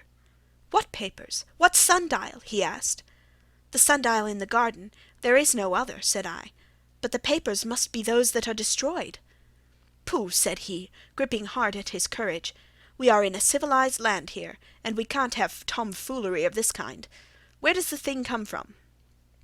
"From Dundee," I answered, glancing at the postmark. "Some preposterous practical joke," said he. "What have I to do with sundials and papers? I shall take no notice of such nonsense."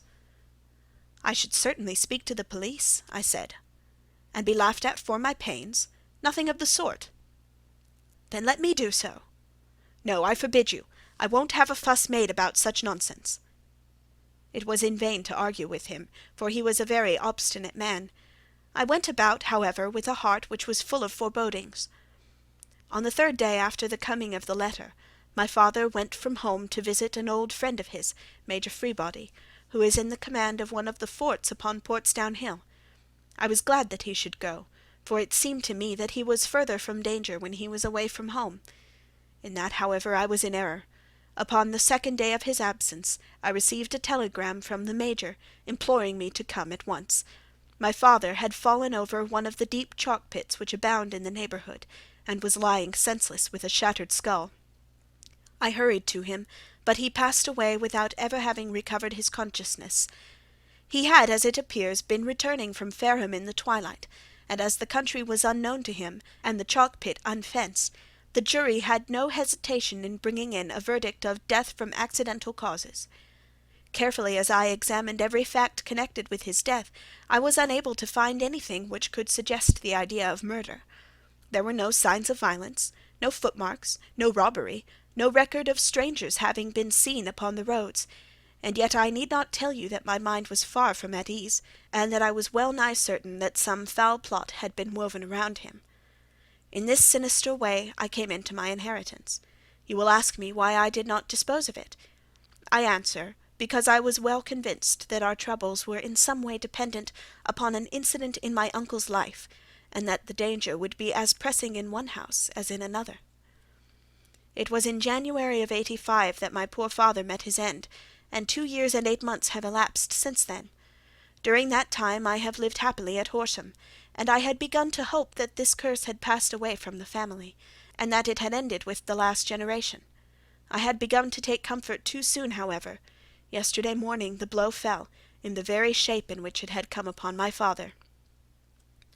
The young man took from his waistcoat a crumpled envelope, and turning to the table, he shook out upon it 5 little dried orange pips.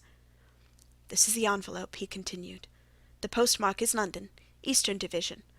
Within are the very words which were upon my father's last message, KKK, and then put the papers on the sundial." "What have you done?" asked Holmes. "Nothing." "Nothing?" "To tell the truth," he sank his face into his thin white hands, "I have felt helpless. I have felt like one of those poor rabbits when the snake is writhing toward it. I seem to be in the grasp of some resistless, inexorable evil, which no foresight and no precautions can guard against." "Tut, tut!" cried Sherlock Holmes. "You must act, man, or you are lost. Nothing but energy can save you. This is no time for despair." "I have seen the police." "Ah! But then listen to my story with a smile. I am convinced that the inspector has formed the opinion that the letters were all practical jokes, and that the deaths of my relations were really accidents, as the jury stated, and were not to be connected with the warnings." Holmes shook his clenched hands in the air. "Incredible imbecility!" he cried. "They have, however, allowed me a policeman, who may remain in the house with me." "Has he come with you tonight?" "No, his orders were to stay in the house." Again Holmes raved in the air. "Why did you come to me?" he cried. "And above all, why did you not come at once?" "I did not know. It was only to-day that I spoke to Major Prendergast about my troubles, and was advised by him to come to you." "It is really 2 days since you have had the letter. We should have acted before this. You have no further evidence, I suppose, than that which you have placed before us, no suggestive detail which might help us." "There is one thing," said John Openshaw. He rummaged in his coat pocket, and drawing out a piece of discoloured blue-tinted paper, he laid it out upon the table. "I have some remembrance," said he, "that on the day when my uncle burned the papers, I observed that the small unburned margins which lay amid the ashes were of this particular colour. I found this single sheet upon the floor of his room, and I am inclined to think that it may be one of the papers which has perhaps fluttered out from among the others, and in that way has escaped destruction. Beyond the mention of pips, I do not see that it helps us much. I think myself that it is a page from some private diary. The writing is undoubtedly my uncle's." Holmes moved the lamp, and we both bent over the sheet of paper, which showed by its ragged edge that it had indeed been torn from a book. It was headed March 1869, and beneath were the following enigmatical notices: 4th. Hudson came. Same old platform. 7th. Set the pips on Macaulay, Paramore, and John Swain, of St. Augustine. 9th. Macaulay cleared. 10th. John Swain cleared. 12th. Visited Paramore. All well. "Thank you," said Holmes, folding up the paper and returning it to our visitor. "And now you must on no account lose another instant. We cannot spare time even to discuss what you have told me. You must get home instantly, and act." "What shall I do?" "There is but one thing to do. It must be done at once. You must put this piece of paper which you have shown us into the brass box which you have described. You must also put in a note to say that all the other papers were burned by your uncle, and that this is the only one which remains. You must assert that in such words as will carry conviction with them. Having done this, you must at once put the box out upon the sundial, as directed. Do you understand?" "Entirely." "Do not think of revenge or anything of that sort at present. I think that we may gain that by means of the law, but we have our web to weave. while theirs is already woven. The first consideration is to remove the pressing danger which threatens you. The second is to clear up the mystery and to punish the guilty parties." "I thank you," said the young man, rising and pulling on his overcoat. "You have given me fresh life and hope. I shall certainly do as you advise." "Do not lose an instant, and above all take care of yourself in the meanwhile, for I do not think that there can be a doubt that you are threatened by a very real and imminent danger. How do you go back?"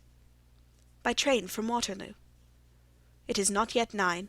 The streets will be crowded, so I trust that you may be in safety, and yet you cannot guard yourself too closely."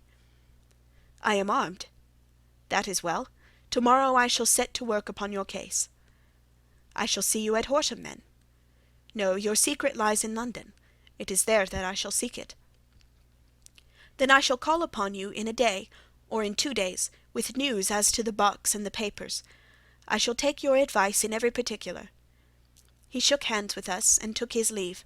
Outside the wind still screamed, and the rain splashed and pattered against the windows. This strange, wild story seemed to have come to us from amid the mad elements, blown in upon us like a sheet of seaweed in a gale, and now to have been reabsorbed by them once more. Sherlock Holmes sat for some time in silence, with his head sunk forward, and his eyes bent upon the red glow of the fire. Then he lit his pipe, and leaning back in his chair he watched the blue smoke-rings as they chased each other up to the ceiling. "I think, Watson," he remarked at last, "that of all our cases we have had none more fantastic than this." "Save perhaps the sign of 4. "Well, yes, save perhaps that. And yet this John Openshaw seems to me to be walking amid even greater perils than did the Sholtos." "But have you," I asked, "formed any definite conception as to what these perils are?" "There can be no question as to their nature," he answered. "Then what are they? Who is this K., and why does he pursue this unhappy family?" Sherlock Holmes closed his eyes and placed his elbows upon the arms of his chair, with his fingertips together. "The ideal reasoner," he remarked, "would, when he had once been shown a single fact in all its bearings, deduce from it not only all the chain of events which led up to it, but also all the results which would follow from it. As Cuvier could correctly describe a whole animal by the contemplation of a single bone, so the observer who has thoroughly understood one link in a series of incidents should be able to accurately state all the other ones, both before and after. We have not yet grasped the results which the reason alone can attain to. Problems may be solved in the study which have baffled all those who have sought a solution by the aid of their senses. To carry the art, however, to its highest pitch, it is necessary that the reasoner should be able to utilize all the facts which have come to his knowledge, and this in itself implies, as you will readily see, a possession of all knowledge, which even in these days of free education and encyclopedias is a somewhat rare accomplishment. It is not so impossible, however, that a man should possess all knowledge which is likely to be useful to him in his work, and this I have endeavoured in my case to do. If I remember rightly, you on one occasion, in the early days of our friendship, defined my limits in a very precise fashion. Yes, I answered, laughing, it was a singular document. Philosophy, astronomy, and politics were marked at 0, I remember. Botany variable, geology profound as regards the mud-stains from any region within 50 miles of town, chemistry eccentric, anatomy unsystematic, sensational literature and crime records unique, violin player, boxer, swordsman, lawyer, and self-poisoner by cocaine and tobacco. Those, I think, were the main points of my analysis. Holmes grinned at the last item. Well, he said, I say now, as I said then, that a man should keep his little brain-attic stocked with all the furniture that he is likely to use, and the rest he can put away in the lumber-room of his library, where he can get at it if he wants it. Now for such a case as the one which has been submitted to us tonight, we need certainly to muster all our resources. Kindly hand me down the letter K of the American Encyclopedia which stands upon the shelf beside you. Thank you. Now let us consider the situation, and see what may be deduced from it. In the first place, we may start with a strong presumption that Colonel Openshaw had some very strong reason for leaving America. Men at his time of life do not change all their habits and exchange willingly the charming climate of Florida for the lonely life of an English provincial town. His extreme love of solitude in England suggests the idea that he was in fear of something or someone, so we may assume as a working hypothesis that it was fear of someone or something which drove him from America.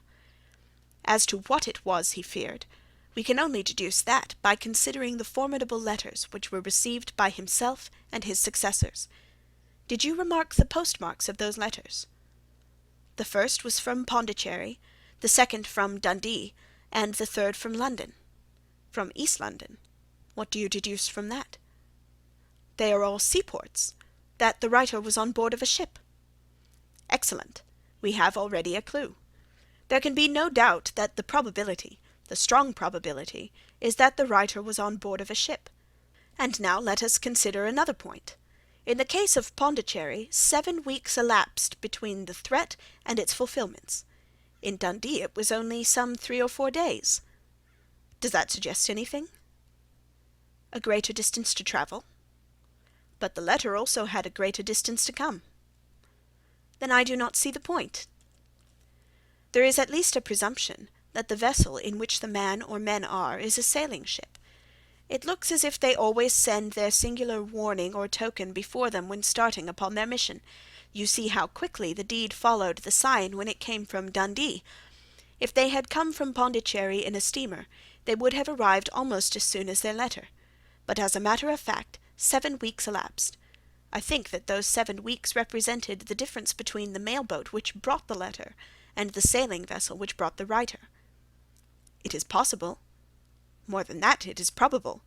And now you see the deadly urgency of this new case, and why I urged young Openshaw to caution. The blow has always fallen at the end of the time which it would take the senders to travel the distance. But this one comes from London, and therefore we cannot count upon delay. Good God, I cried, what can it mean, this relentless persecution? The papers which Openshaw carried are obviously of vital importance to the person or persons in the sailing ship. I think that it is quite clear that there must be more than one of them. A single man could not have carried out 2 deaths in such a way as to deceive a coroner's jury. There must have been several in it, and they must have been men of resource and determination. Their papers they mean to have, be the holder of them who it may. In this way, you see, KKK ceases to be the initials of an individual, and becomes the badge of a society. But of what society? Have you never, said Sherlock Holmes, bending forward and sinking his voice, have you never heard of the Ku Klux Klan? I never have. Holmes turned over the leaves of the book upon his knee. Here it is, said he presently. Ku Klux Klan. A name derived from the fanciful resemblance to the sound produced by cocking a rifle. This terrible secret society was formed by some ex-Confederate soldiers in the Southern States after the Civil War, and it rapidly formed local branches in different parts of the country, notably in Tennessee, Louisiana, the Carolinas, Georgia, and Florida.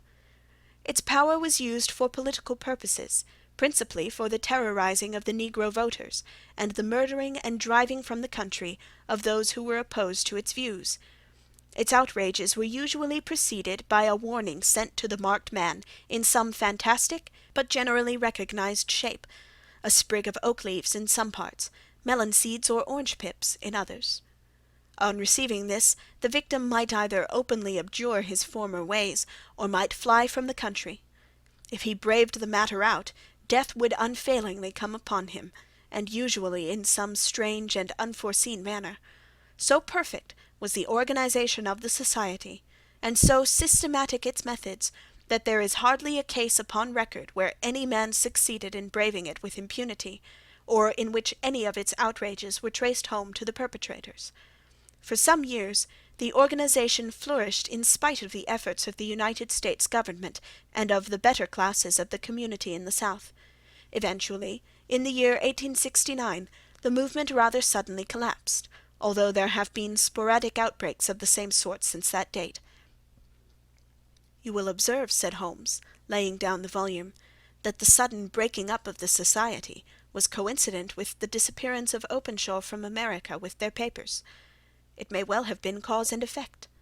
It is no wonder that he and his family have some of the more implacable spirits upon their track. You can understand that this register and diary may implicate some of the first men in the South, and that there may be many who will not sleep easy at night until it is recovered. Then the page we have seen is such as we might expect. It ran, if I remember right, sent the pips to A, B, and C, that is, sent the Society's warning to them. Then there are successive entries that A and B cleared, or left the country, and finally that C was visited, with, I fear, a sinister result for C. Well, I think, Doctor, that we may let some light into this dark place, and I believe that the only chance young Openshaw has in the meantime is to do what I have told him. There is nothing more to be said or to be done tonight, so hand me over my violin, and let us try to forget for half an hour the miserable weather and the still more miserable ways of our fellow men. It had cleared in the morning, and the sun was shining with a subdued brightness through the dim veil which hangs over the great city. Sherlock Holmes was already at breakfast when I came down. "You will excuse me for not waiting for you," said he. "I have, I foresee, a very busy day before me in looking into this case of young Openshaw's." "What steps will you take?" I asked. "It will very much depend upon the results of my first enquiries. I may have to go down to Horsham after all." "You will not go there first?" "No, I shall commence with the city. Just ring the bell, and the maid will bring you up your coffee." As I waited, I lifted the unopened newspaper from the table, and glanced my eye over it. It rested upon a heading which sent a chill to my heart. "Holmes," I cried, "you are too late." "Ah," said he, laying down his cup, "I feared as much. How was it done?" He spoke calmly, but I could see that he was deeply moved. My eye caught the name of Openshaw, and the heading "Tragedy near Waterloo Bridge." Here is the account. "Between 9 and 10 last night, Police Constable Cook, of the H Division, on duty near Waterloo Bridge, heard a cry for help and a splash in the water. The night, however, was extremely dark and stormy, so that, in spite of the help of several passers-by, it was quite impossible to effect a rescue. The alarm, however, was given, and by the aid of the water police, the body was eventually recovered. It proved to be that of a young gentleman whose name, as it appears from an envelope which was found in his pocket, was John Openshaw, and whose residence is near Horsham. It is conjectured that he may have been hurrying down to catch the last train from Waterloo Station, and that in his haste and the extreme darkness he missed his path and walked over the edge of one of the small landing places for river steamboats. The body exhibited no traces of violence, and there can be no doubt that the deceased had been the victim of an unfortunate accident, which should have the effect of calling the attention of the authorities to the condition of the riverside landing stages." We sat in silence for some minutes, Holmes more depressed and shaken than I had ever seen him. "That hurts my pride, Watson," he said at last. "It is a petty feeling, no doubt, but it hurts my pride.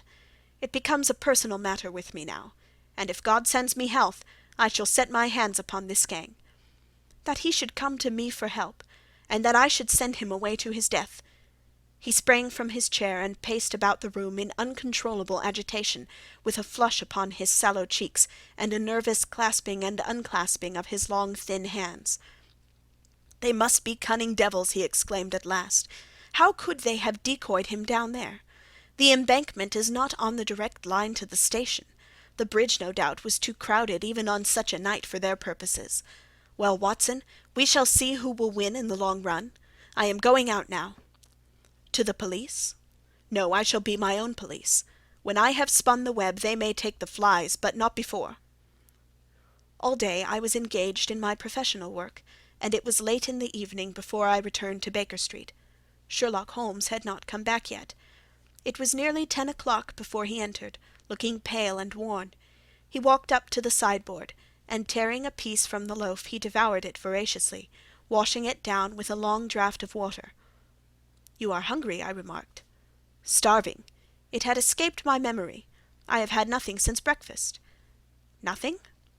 "Not a bite. I had no time to think about it." "And how have you succeeded?" "Well." "You have a clue?" I have them in the hollow of my hand. Young Openshaw shall not long remain unavenged. Why, Watson, let us put their own devilish trademark upon them. It is well thought of." "What do you mean?" He took an orange from the cupboard, and tearing it to pieces, he squeezed out the pips upon the table.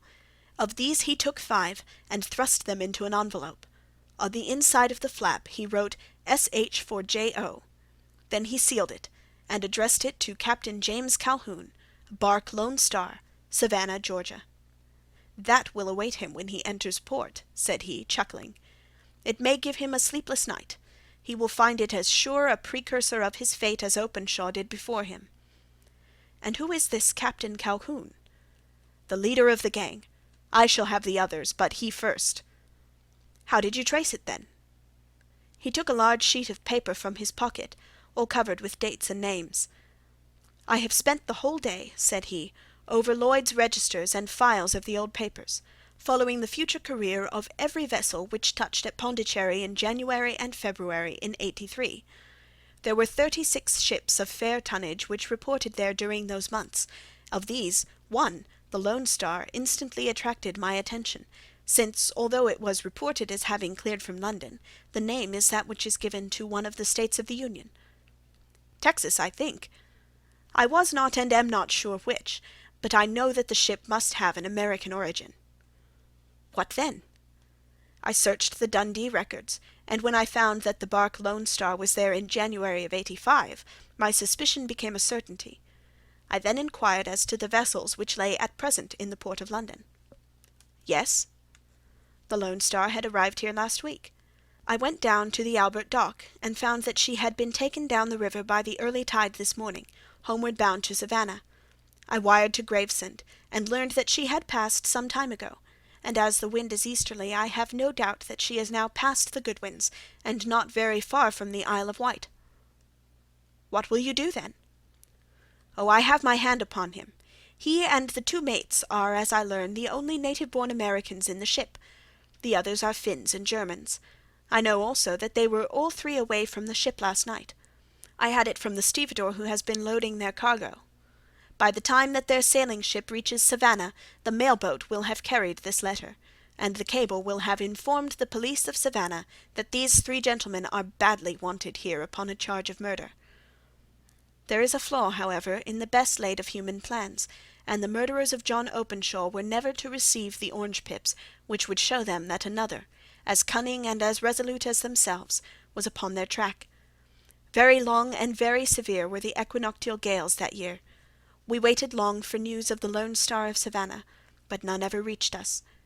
We did at last hear that somewhere far out in the Atlantic a shattered stern-post of a boat was seen swinging in the trough of a wave, with the letters L.S. carved upon it. And that is all we shall ever know of the fate of the Lone Star. End of the 5 Orange Pips.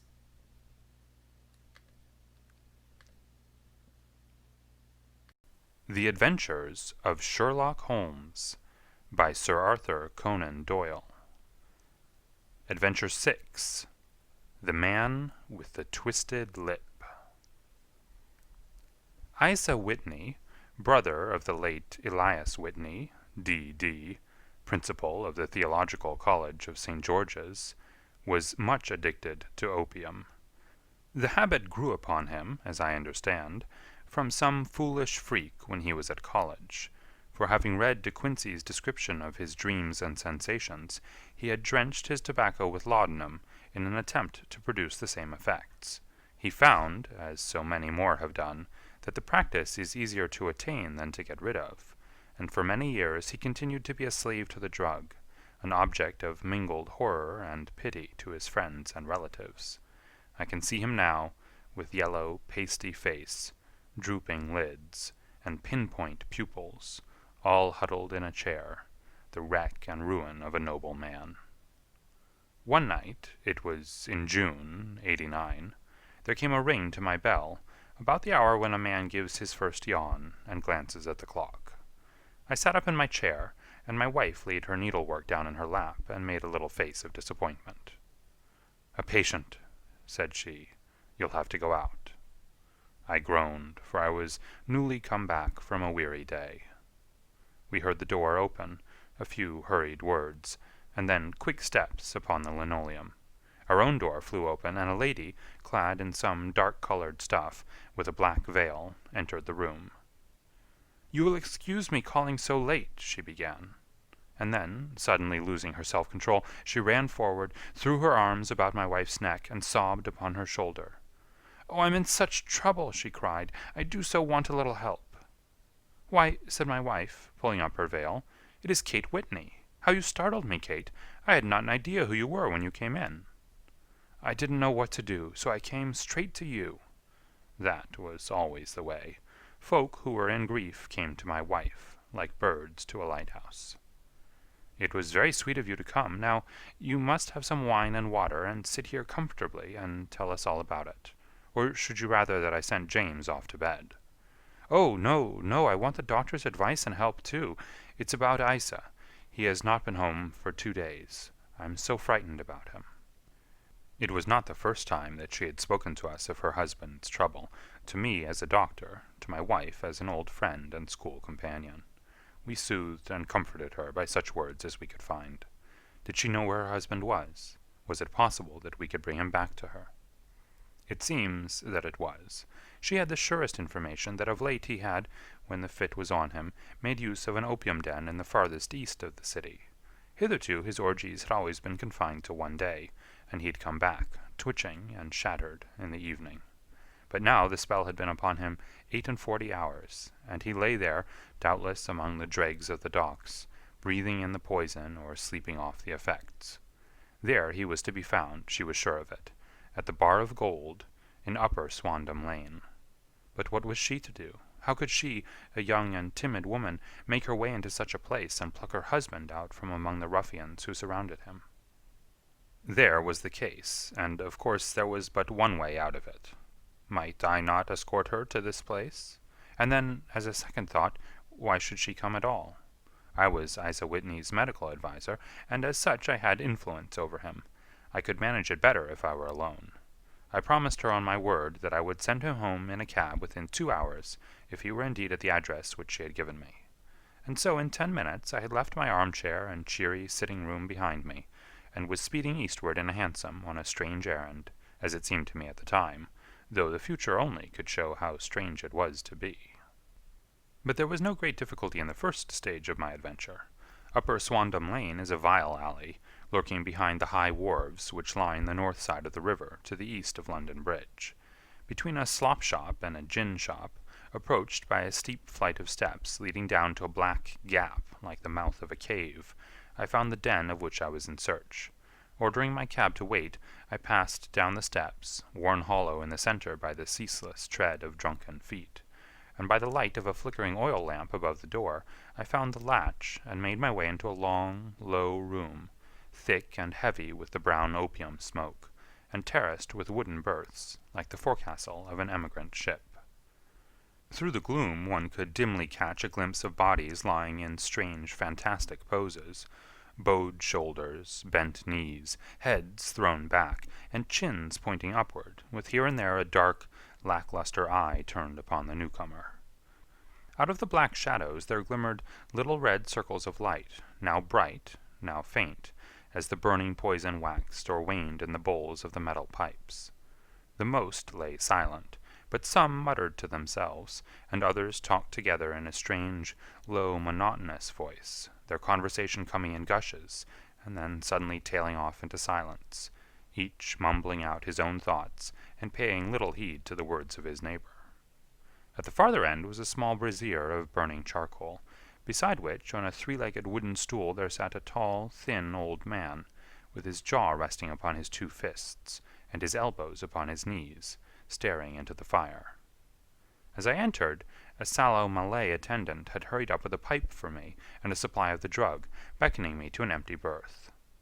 "Thank you, I have not come to stay," said I. "There is a friend of mine here, Mr. Isa Whitney, and I wish to speak with him." There was a movement and an exclamation from my right, and peering through the gloom I saw Whitney, pale, haggard, and unkempt, staring out at me. "My God, it's Watson," said he. He was in a pitiable state of reaction, with every nerve in a twitter. I say, Watson, what o'clock is it?" "Nearly 11." "Of what day?" "Of Friday, June 19th."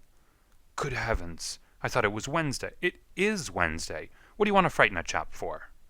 He sank his face onto his arms and began to sob in a high treble key. "I tell you that it is Friday, man. Your wife has been waiting this 2 days for you. You should be ashamed of yourself." "So I am. But you've got mixed, Watson, for I've only been here a few hours. 3 pipes, 4 pipes, I forget how many. But I'll go home with you. I wouldn't frighten Kate. Poor little Kate. Give me your hand. Have you a cab?" "Yes, I have one waiting." "Then I shall go in it. But I must owe something. Find what I owe, Watson. I am all off color. I can do nothing for myself." I walked down the narrow passage between the double row of sleepers, holding my breath to keep out the vile, stupefying fumes of the drug, and looking about for the manager. As I passed the tall man who sat by the brazier, I felt a sudden pluck at my skirt, and a low voice whispered, "Walk past me, and then look back at me." The words fell quite distinctly upon my ear. I glanced down. They could only have come from the old man at my side, and yet he sat now as absorbed as ever, very thin, very wrinkled, bent with age, an opium pipe dangling down from between his knees, as though it had dropped in sheer lassitude from his fingers. I took 2 steps forward and looked back. It took all my self-control to prevent me from breaking out into a cry of astonishment. He had turned his back so that none could see him but I. His form had filled out, his wrinkles were gone, the dull eyes had regained their fire, and there, sitting by the fire and grinning at my surprise, was none other than Sherlock Holmes. He made a slight motion to me to approach him, and instantly, as he turned his face half round to the company once more, subsided into a doddering, loose-lipped senility. "Holmes," I whispered, "what on earth are you doing in this den?" "As low as you can," he answered. "I have excellent ears. If you would have the great kindness to get rid of that sottish friend of yours, I should be exceedingly glad to have a little talk with you." "I have a cab outside." "Then pray send him home in it. You may safely trust him, for he appears to be too limp to get into any mischief. I should recommend you also to send a note by the cabman to your wife, to say that you have thrown in your lot with me. If you will wait outside, I shall be with you in 5 minutes." It was difficult to refuse any of Sherlock Holmes' requests, for they were always so exceedingly definite, and put forward with such a quiet air of mastery. I felt, however, that when Whitney was once confined in the cab, my mission was practically accomplished, and for the rest I could not wish anything better than to be associated with my friend in one of those singular adventures which were the normal condition of his existence. In a few minutes I had written my note, paid Whitney's bill, led him out to the cab, and seen him driven through the darkness. In a very short time a decrepit figure had emerged from the opium den, and I was walking down the street with Sherlock Holmes. For 2 streets he shuffled along with a bent back and an uncertain foot. Then, glancing quickly round, he straightened himself out and burst into a hearty fit of laughter. "I suppose, Watson," said he, "that you imagine that I have added opium smoking to cocaine injections, and all the other little weaknesses on which you have favored me with your medical views." "I was certainly surprised to find you there." "But not more so than I to find you. I came to find a friend, and I to find an enemy." "An enemy?" "Yes, one of my natural enemies, or shall I say, my natural prey. Briefly, Watson, I am in the midst of a very remarkable inquiry, and I have hoped to find a clue in the incoherent ramblings of these sots, as I have done before now. Had I been recognized in that den, my life would not have been worth an hour's purchase, for I have used it before now for my own purposes, and the rascally Lascar who runs it has sworn to have vengeance upon me. There is a trapdoor at the back of that building, near the corner of Paul's Wharf, which could tell some strange tales of what has passed through it upon the moonless nights." "What? You do not mean bodies?" "Ay, bodies, Watson. We should be rich men if we had 1,000 pounds for every poor devil who had been done to death in that den. It is the vilest murder trap on the whole riverside, and I fear that Neville St. Clair has entered it, never to leave it more. But our trap should be here."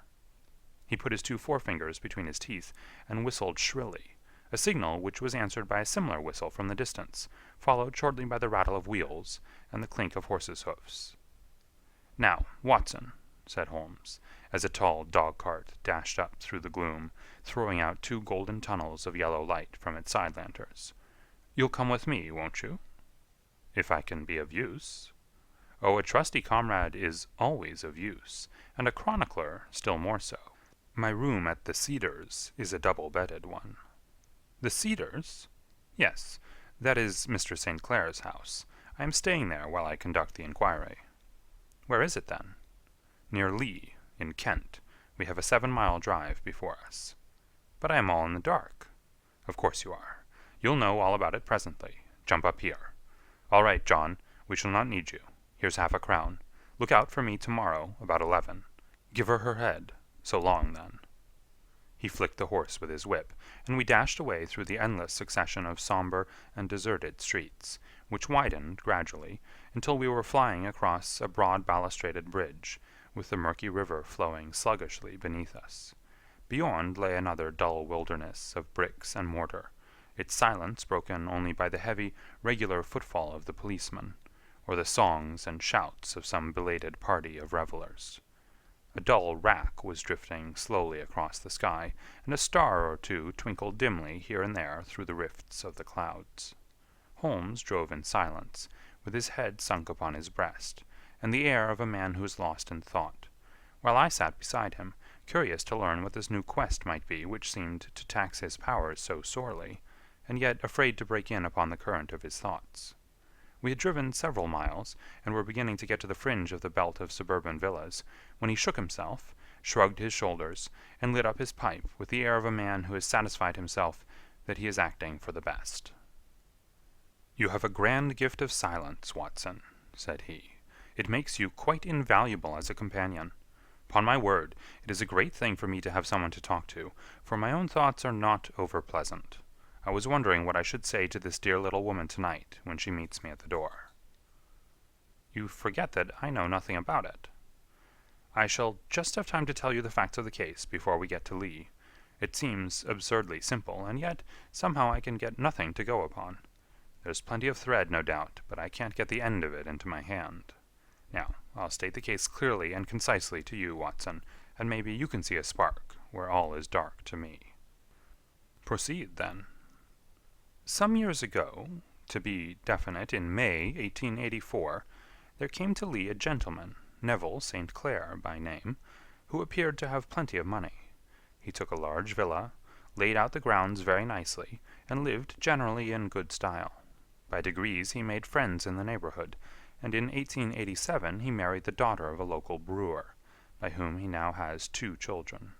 He had no occupation, but was interested in several companies, and went into town as a rule in the morning, returning by the 5:14 from Cannon Street every night. Mr. St. Clair is now 37 years of age, is a man of temperate habits, a good husband, a very affectionate father, and a man who is popular with all who know him. I may add that his whole debts at the present moment, as far as we've been able to ascertain, amount to £88 10s, while he has £220 standing to his credit in the Capital and Counties Bank. There is no reason, therefore, to think that money troubles have been weighing upon his mind. Last Monday, Mr. Neville St. Clair went into town rather earlier than usual, remarking before he started that he had 2 important commissions to perform, and that he would bring his little boy home a box of bricks. Now, by the merest chance, his wife received a telegram upon this same Monday, very shortly after his departure, to the effect that a small parcel of considerable value, which she had been expecting, was waiting for her at the offices of the Aberdeen Shipping Company. Now, if you are well up in your London, you will know that the office of the company is in Fresno Street, which branches out of Upper Swandam Lane, where you found me tonight. Mrs. St. Clair had her lunch, started for the city, did some shopping, proceeded to the company's office, got her packet, and found herself at exactly 4:35 walking through Swandam Lane on her way back to the station. Have you followed me so far? It is very clear. If you remember, Monday was an exceedingly hot day, and Mrs. St. Clair walked slowly, glancing about in the hope of seeing a cab, as she did not like the neighborhood in which she found herself. While she was walking in this way down Swandam Lane, she suddenly heard an ejaculation or cry, and was struck cold to see her husband looking down at her, and, as it seemed to her, beckoning to her from a second-floor window. The window was open, and she distinctly saw his face, which she describes as being terribly agitated. He waved his hands frantically to her, and then vanished from the window so suddenly that it seemed to her that he had been plucked back by some irresistible force from behind. One singular point, which struck her quite feminine eye, was that although he wore some dark coat, such as he had started to town in, he had on neither collar nor necktie. Convinced that something was amiss with him, she rushed down the steps, for the house was none other than the opium den in which you found me tonight, and running through the front room she attempted to ascend the stairs which led to the first floor. At the foot of the stairs, however, she met this Lascar scoundrel of whom I have spoken, who thrust her back and, aided by a Dane, who acts as assistant there, pushed her out into the street. Filled with the most maddening doubts and fears, she rushed down the lane, and by rare good fortune met in Fresno Street a number of constables with an inspector, all on their way to their beat. The inspector and 2 men accompanied her back, and in spite of the continued resistance of the proprietor, they made their way up to the room in which Mr. St. Clair had last been seen. There was no sign of him there. In fact, in the whole of that floor there was no one to be seen, save a crippled wretch of hideous aspect, who it seems made his home there. Both he and the Lascar stoutly swore that no one else had been in the front room during the afternoon. So determined was their denial that the inspector was staggered, and had almost come to believe that Mrs. St. Clair had been deluded, when, with a cry, she sprang at a small deal-box which lay upon the table and tore the lid from it. Out there fell a cascade of children's bricks. It was the toy which he had promised to bring home. This discovery, and the evident confusion which the cripple showed, made the inspector realize that the matter was serious. The rooms were carefully examined, and results all pointed to an abominable crime. The front room was plainly furnished as a sitting room, and led into a small bedroom, which looked out upon the back of one of the wharves. Between the wharf and the bedroom window is a narrow strip, which is dry at low tide, but is covered at high tide with at least 4½ feet of water. The bedroom window was a broad one, and opened from below. On examination, traces of blood were to be seen upon the window-sill, and several scattered drops were visible upon the wooden floor of the bedroom. Thrust away behind a curtain, in the front room, were all the clothes of Mr. Neville St. Clair, with the exception of his coat. His boots, his socks, his hat, and his watch, all were there. There were no signs of violence upon any of these garments, and there were no other traces of Mr. Neville St. Clair. Out of the window he must apparently have gone, for no other exit could be discovered, and the ominous bloodstains upon the sill gave little promise that he could save himself by swimming, for the tide was at its very highest at the moment of the tragedy. And now as to the villains who seemed to be immediately implicated in the matter. The Lascar was known to be a man of the vilest antecedents, but as, by Mrs. St. Clair's story, he was known to have been at the foot of the stair within a very few seconds of her husband's appearance at the window, he could hardly have been more than an accessory to the crime. His defense was one of absolute ignorance, and he protested that he had no knowledge as to the doings of Hugh Boone, his lodger, and that he could not account in any way for the presence of the missing gentleman's clothes. So much for the Lascar manager. Now for this sinister cripple who lives upon the second floor of the opium den, and who was certainly the last human being whose eyes rested upon Neville St. Clair. His name is Hugh Boone, and his hideous face is one which is familiar to every man who goes much to the city. He is a professional beggar, though in order to avoid the police regulations, he pretends to a small trade in wax vestas. Some little distance down Threadneedle Street, upon the left-hand side, there is, as you may have remarked, a small angle in the wall. Here it is that this creature takes his daily seat, cross-legged with his tiny stock of matches on his lap, and as he is a piteous spectacle, a small rain of charity descends into the greasy leather cap which lies upon the pavement beside him. I have watched the fellow more than once before ever I thought of making his professional acquaintance, and I have been surprised at the harvest which he has reaped in a short time. His appearance, you see, is so remarkable that no one can pass him without observing him. A shock of orange hair, a pale face disfigured by a horrible scar, which by its contraction has turned up the outer edges of his upper lip, a bulldog chin, and a pair of very penetrating dark eyes, which present a singular contrast to the color of his hair, all mark him out from amid the common crowd of mendicants, and so too does his wit, for he is ever ready with a reply to any piece of chaff which may be thrown at him by the passers-by. This is the man whom we now learn to have been the lodger at the opium den, and to have been the last man to see the gentleman of whom we are in quest. "But a cripple," said I. "What could he have done single-handed against a man in the prime of life?" "He is a cripple in the sense that he walks with a limp, but in other respects he appears to be a powerful and well-nurtured man. Surely your medical experience would tell you, Watson, that weakness in one limb is often compensated for by exceptional strength in the others. Pray, continue your narrative." "Mrs. St. Clair had fainted at the sight of the blood upon the window, and she was escorted home in a cab by the police, as her presence could be of no help to them in their investigations. Inspector Barton, who had charge of the case, made a very careful examination of the premises, but without finding anything which threw any light upon the matter. One mistake had been made in not arresting Boone instantly, as he was allowed some few minutes during which he might have communicated with his friend the Lascar. But this fault was soon remedied, and he was seized and searched, without anything being found which could incriminate him. There were, it is true, some blood-stains upon his right shirt-sleeve, but he pointed to his ring finger, which had been cut near the nail, and explained that the bleeding came from there, adding that he had been to the window not long before, and that the stains which had been observed there came doubtless from the same source. He denied strenuously having ever seen Mr. Neville St. Clair, and swore that the presence of the clothes in his room was as much a mystery to him as to the police. As to Mrs. St. Clair's assertion that she had actually seen her husband at the window, he declared that she must have been either mad or dreaming. He was removed, loudly protesting, to the police station, while the inspector remained upon the premises in the hope that the ebbing tide might afford some fresh clue. And it did, though they hardly found upon the mud-bank what they had feared to find. It was Neville St. Clair's coat, and not Neville St. Clair, which lay uncovered as the tide receded. And what do you think they found in the pockets? I cannot imagine. No, I don't think you would guess. Every pocket stuffed with pennies and halfpennies, 421 pennies and 270 halfpennies. It was no wonder that it had not been swept away by the tide. But a human body is a different matter. There was a fierce eddy between the wharf and the house. It seemed likely enough that the weighted coat had remained when the stripped body had been sucked away into the river. But I understand that all the other clothes were found in the room. Would the body be dressed in a coat alone? No, sir, but the facts might be met speciously enough. Suppose that this man Boone had thrust Neville St. Clair through the window. There's no human eye which could have seen the deed. What would he do then?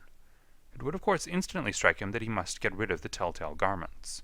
He would seize the coat then, and be in the act of throwing it out, when it would occur to him that it would swim and not sink. He has little time, for he has heard the scuffle downstairs when the wife tried to force her way up, and perhaps he's already heard from his Lascar confederate that the police are hurrying up the street. There's not an instant to be lost. He rushes to some secret hoard, where he has accumulated the fruits of his beggary, and he stuffs all the coins upon which he can lay his hands into the pockets to make sure of the coat's sinking. He throws it out, and would have done the same thing with the other garments, had not he heard the rush of steps below, and only just had time to close the window when the police appeared. It certainly sounds feasible. Well, we will take it as a working hypothesis, for want of a better. Boone, as I have told you, was arrested and taken to the station, but it could not be shown that there had ever before been anything against him. He had for years been known as a professional beggar, but his life appeared to have been a very quiet and innocent one. There the matter stands at present, and the questions which have to be solved, what Neville St. Clair was doing in the opium den, what happened to him when there, where is he now, and what Hugh Boone had to do with his disappearance, are all as far from a solution as ever. I confess that I cannot recall any case within my experience which looked at the first glance so simple, and yet which presented such difficulties.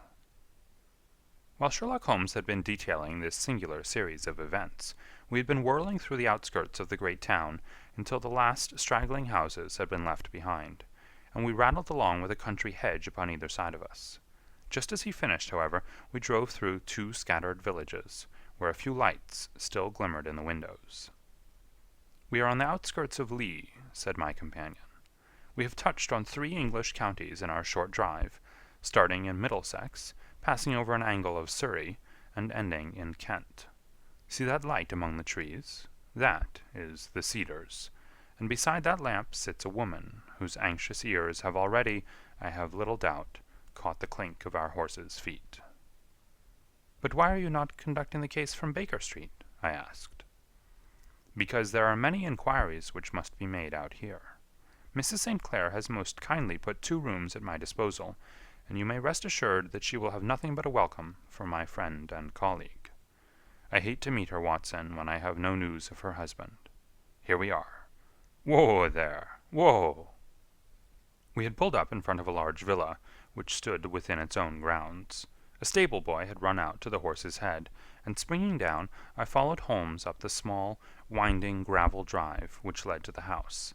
As we approached, the door flew open, and a little blonde woman stood in the opening, clad in some sort of light mousseline de soie, with a touch of fluffy pink chiffon at her neck and wrists. She stood with her figure outlined against the flood of light, one hand upon the door, one half raised in her eagerness, her body slightly bent, her head and face protruded, with eager eyes and parted lips, a standing question. "Well?" she cried. "Well?" And then, seeing that there were 2 of us, she gave a cry of hope, which sank into a groan as she saw that my companion shook his head and shrugged his shoulders. "No good news?" "None." "No bad?" "No." "Thank God for that. But come in, you must be weary, for you have had a long day." "This is my friend, Dr. Watson. He's been of most vital use to me in several of my cases, and a lucky chance has made it possible for me to bring him out and associate him with this investigation." "I am delighted to see you," said she, pressing my hand warmly. "You will, I am sure, forgive anything that may be wanting in our arrangements, when you consider the blow which has come so suddenly upon us." "My dear madam," said I am an old campaigner, and if I were not, I can very well see that no apology is needed. If I can be of any assistance, either to you or to my friend here, I shall be indeed happy." "Now, Mr. Sherlock Holmes," said the lady, as we entered a well-lit dining-room, upon the table of which a cold supper had been laid out, "I should very much like to ask you 1 or 2 plain questions, to which I beg that you will give a plain answer." "Certainly, madam." "Do not trouble about my feelings. I am not hysterical, nor given to fainting. I simply wish to hear your real opinion." "Upon what point?" "In your heart of hearts, do you think that Neville is alive?" Sherlock Holmes seemed to be embarrassed by the question. "Frankly, now," she repeated, standing upon the rug and looking keenly down at him as he leaned back in a basket chair. "Frankly, then, madam, I do not." "You think that he is dead?" "I do." "Murdered?" "I don't say that. Perhaps." "And on what day did he meet his death?" "On Monday." "Then perhaps, Mr. Holmes, you will be good enough to explain how it is that I have received a letter from him today." Sherlock Holmes sprang out of his chair as if he'd been galvanized. "What?" he roared. "Yes, today." She stood smiling, holding up a little slip of paper in the air. "May I see it?" "Certainly." He snatched it from her in his eagerness, and smoothing it out upon the table, he drew over the lamp and examined it intently. I had left my chair and was gazing at it over his shoulder. The envelope was a very coarse one, and was stamped with the Gravesend postmark, and with the date of that very day, or rather of the day before, for it was considerably after midnight. "Coarse writing," murmured Holmes. "Surely this is not your husband's writing, madam?" "No, but the enclosure is." "I perceive also that whoever addressed the envelope had to go and inquire as to the address." "How can you tell that?" "The name, you see, is in perfectly black ink, which has dried itself. The rest is of the grayish color, which shows that blotting paper has been used. If it had been written straight off, and then blotted, none would be of a deep black shade. This man has written the name, and there has then been a pause before he wrote the address, which can only mean that he was not familiar with it. It is, of course, a trifle, but there is nothing so important as trifles. Let us now see the letter. Ha! There's been an enclosure here. Yes, there was a ring, his signet ring. And you are sure that this is your husband's hand? One of his hands? One? His hand when he wrote hurriedly. It is very unlike his usual writing, and yet I know it well. Dearest, do not be frightened. All will come well. There is a huge error which it may take some little time to rectify. Wait in patience. Neville. Written in pencil upon the fly-leaf of a book, octavo size, no watermark. Posted today in Gravesend by a man with a dirty thumb. Ha! And the flap has been gummed, if I'm not very much in error, by a person who had been chewing tobacco. And you have no doubt that it is your husband's hand, madam? None. Neville wrote those words. And they were posted today at Gravesend.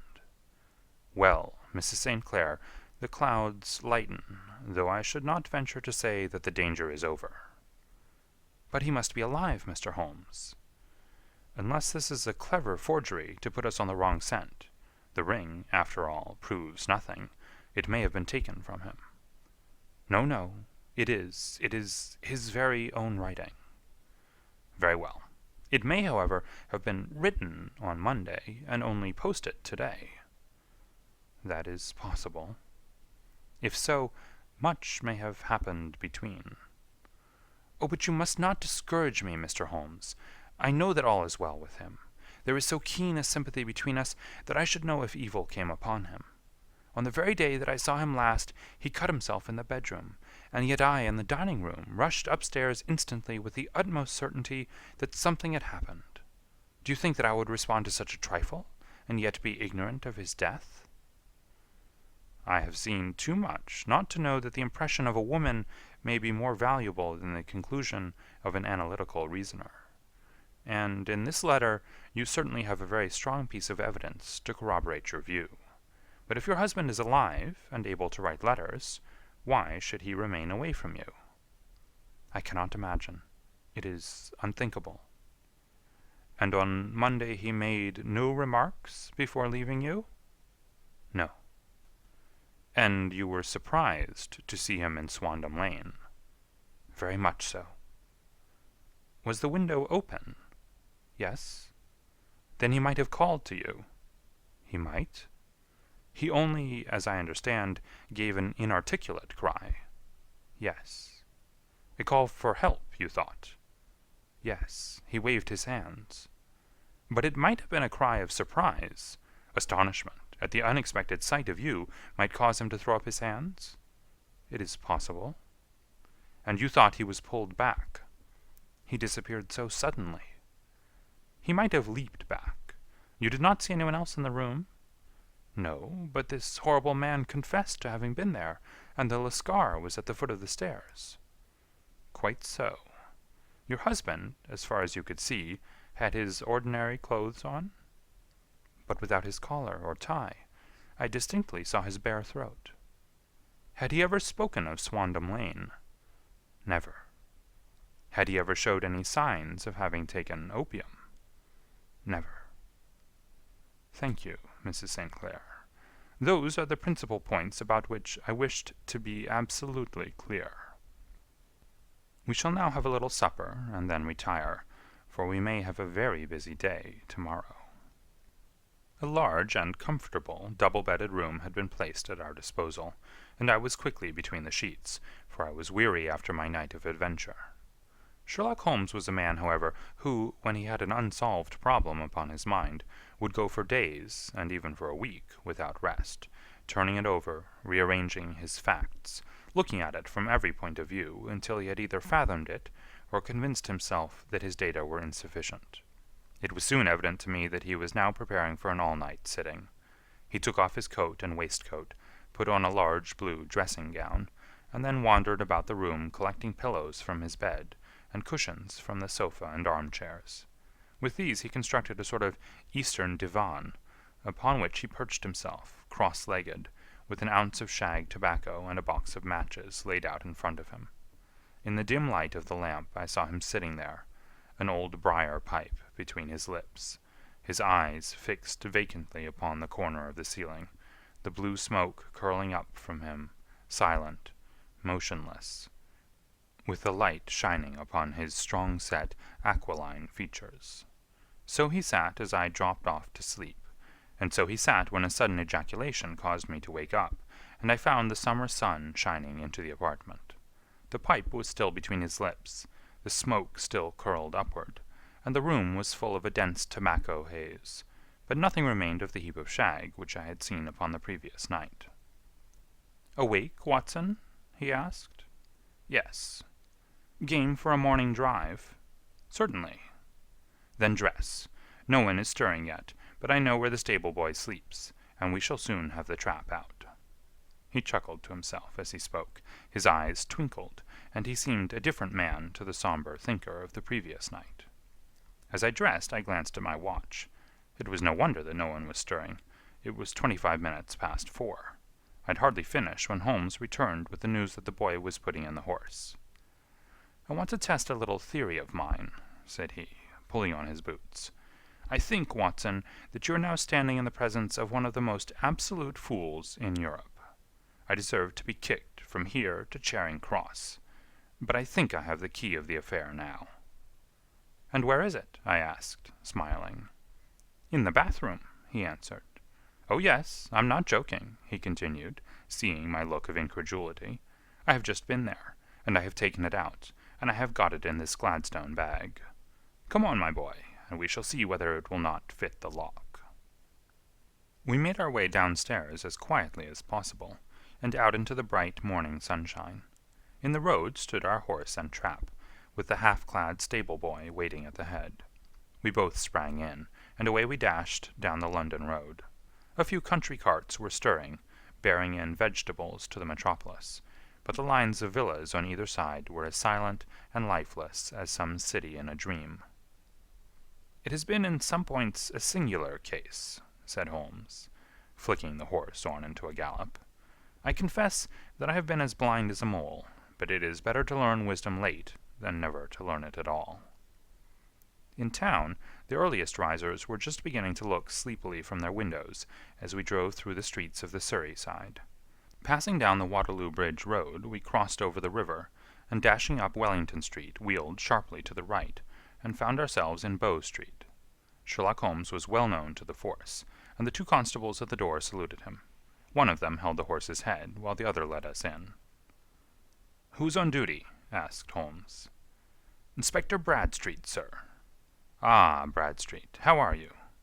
A tall, stout official had come down the stone-flagged passage, in a peaked cap and frogged jacket. "I wish to have a quiet word with you, Bradstreet." "Certainly, Mr. Holmes. Step into my room here." It was a small, office-like room, with a huge ledger upon the table, and a telephone projecting from the wall. The inspector sat down at his desk. "What can I do for you, Mr. Holmes?" "I called about that beggarman, Boone, the one who was charged with being concerned in the disappearance of Mr. Neville St. Clair, of Lee." "Yes, he was brought up and remanded for further inquiries." "So I heard. You have him here?" "In the cells." "Is he quiet?" "Oh, he gives no trouble, but he's a dirty scoundrel." "Dirty?" "Yes, it's all we can do to make him wash his hands, and his face is as black as a tinker's. Well, when once his case has been settled, he will have a regular prison bath, and I think if you saw him, you would agree with me that he needed it." "I should like to see him very much." "Would you? That's easily done. Come this way. You can leave your bag." "No, I think that I'll take it." "Very good. Come this way, if you please." He led us down a passage, opened a barred door, passed down a winding stair, and brought us to a whitewashed corridor with a line of doors on each side. "The third on the right is his," said the inspector. "Here it is." He quietly shot back a panel in the upper part of the door, and glanced through. "He's asleep," said he. "You can see him very well." We both put our eyes to the grating. The prisoner lay with his face towards us, in a very deep sleep, breathing slowly and heavily. He was a middle-sized man, coarsely clad as became his calling, with a colored shirt protruding through the rent in his tattered coat. He was, as the inspector had said, extremely dirty, but the grime which covered his face could not conceal its repulsive ugliness. A broad weal from an old scar ran right across it from eye to chin, and by its contraction had turned up one side of the upper lip, so that 3 teeth were exposed in a perpetual snarl. A shock of very bright red hair grew low over his eyes and forehead. "He's a beauty, isn't he?" said the inspector. "He certainly needs a wash," remarked Holmes. "I had an idea that he might, and I took the liberty of bringing the tools with me." He opened the Gladstone bag as he spoke, and took out, to my astonishment, a very large bath sponge. You're a funny one," chuckled the inspector. "Now, if you will have the great goodness to open that door very quietly, we will soon make him cut a much more respectable figure." "Well, I don't know why not," said the inspector. "He doesn't look a credit to the Bow Street cells, does he?" He slipped his key into the lock, and we all very quietly entered the cell. The sleeper half turned, and then settled down once more into a deep slumber. Holmes stooped to the water jug, moistened his sponge, and then rubbed it twice vigorously across and down the prisoner's face. "Let me introduce you," he shouted, "to Mr. Neville St. Clair, of Lee, in the county of Kent." Never in my life have I seen such a sight. The man's face peeled off under the sponge like the bark from a tree. Gone was the coarse brown tint. Gone, too, was the horrid scar which had seamed it across, and the twisted lip which had given the repulsive sneer to the face. A twitch brought away the tangled red hair, and there, sitting up in his bed, was a pale, sad-faced, refined-looking man, black-haired and smooth-skinned, rubbing his eyes and staring about him with sleepy bewilderment. Then, suddenly realizing the exposure, he broke into a scream and threw himself down with his face to the pillow. "Great heavens!" cried the inspector. "It is, indeed, the missing man. I know him from the photograph." The prisoner turned with the reckless air of a man who abandons himself to his destiny. "Be it so," said he. "And pray, what am I charged with?" "With making away with Mr. Neville St. "Oh, come, you can't be charged with that unless they make a case of attempted suicide of it," said the inspector with a grin. "Well, I've been 27 years in the force, but this really takes the cake."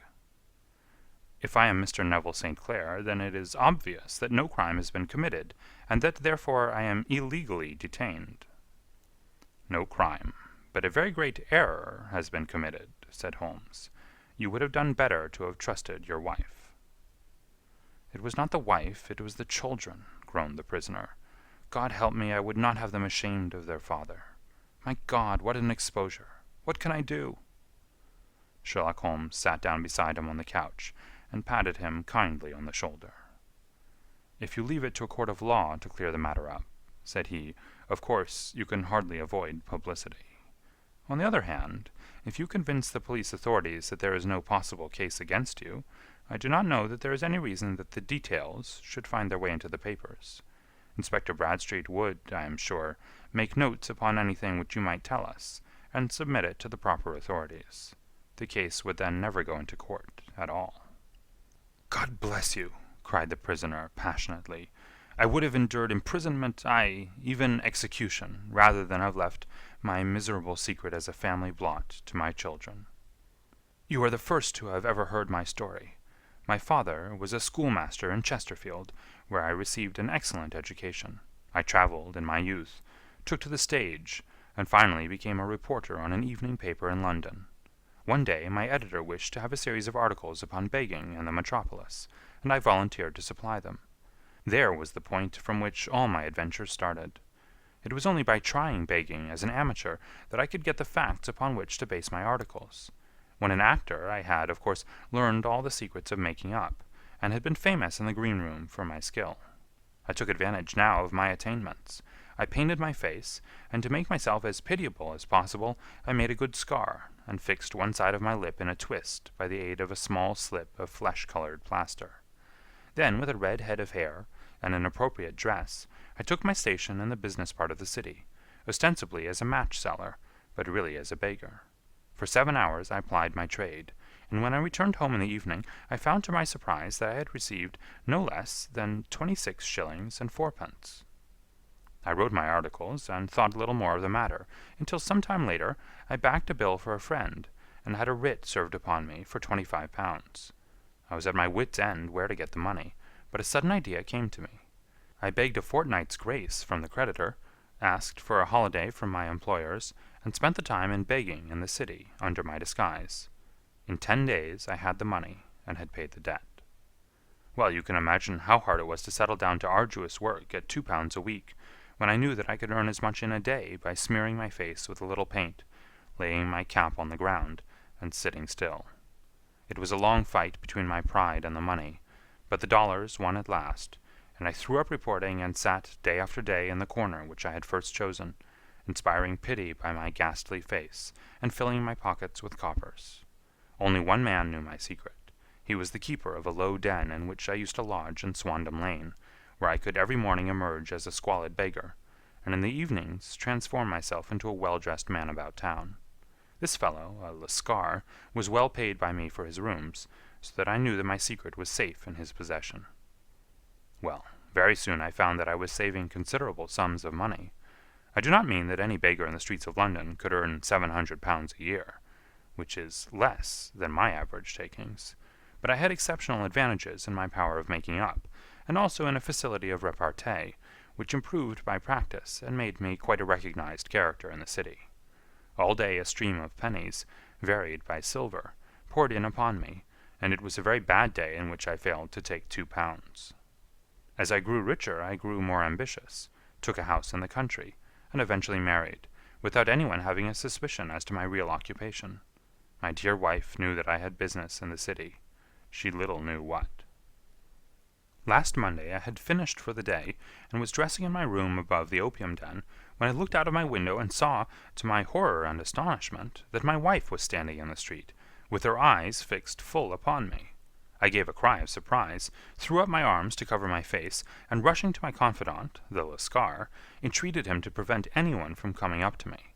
I heard her voice downstairs, but I knew that she could not ascend. Swiftly I threw off my clothes, pulled on those of a beggar, and put on my pigments and wig. Even a wife's eyes could not pierce so complete a disguise. But then it occurred to me that there might be a search in the room, and that the clothes might betray me. I threw open the window, reopening by my violence a small cut which I had inflicted upon myself in the bedroom that morning. Then I seized my coat, which was weighted by the coppers which I had just transferred to it from the leather bag in which I carried my takings. I hurled it out of the window, and it disappeared into the Thames. The other clothes would have followed, but at that moment there was a rush of constables up the stair, and a few minutes after I found, rather I confess to my relief, that instead of being identified as Mr. Neville St. Clair, I was arrested as his murderer. I do not know that there is anything else for me to explain. I was determined to preserve my disguise as long as possible, and hence my preference for a dirty face. Knowing that my wife would be terribly anxious, I slipped off my ring and confided it to the Lascar at a moment when no constable was watching me, together with a hurried scrawl telling her that she had no cause to fear. "That note only reached her yesterday," said Holmes. "Good God! What a week she must have spent!" "The police have watched this Lascar," said Inspector Bradstreet, "and I can quite understand that he might find it difficult to post a letter unobserved. Probably he handed it to some sailor customer of his, who forgot all about it for some days." "That was it," said Holmes, nodding approvingly. "I have no doubt of it. But have you never been prosecuted for begging?" "Many times. But what was a fine to me?" "It must stop here, however," said Bradstreet. "If the police are to hush this thing up, there must be no more of Hugh Boone." "I have sworn it by the most solemn oaths which a man can take." "In that case, I think that it is probable that no further steps may be taken. But if you are found again, then all must come out. I am sure, Mr. Holmes, that we are very much indebted to you for having cleared the matter up. I wish I knew how you reached your results." "I reached this one," said my friend, "by sitting upon 5 pillows and consuming an ounce of shag. I think, Watson, that if we drive to Baker Street we shall just be in time for breakfast." End of Adventure 6.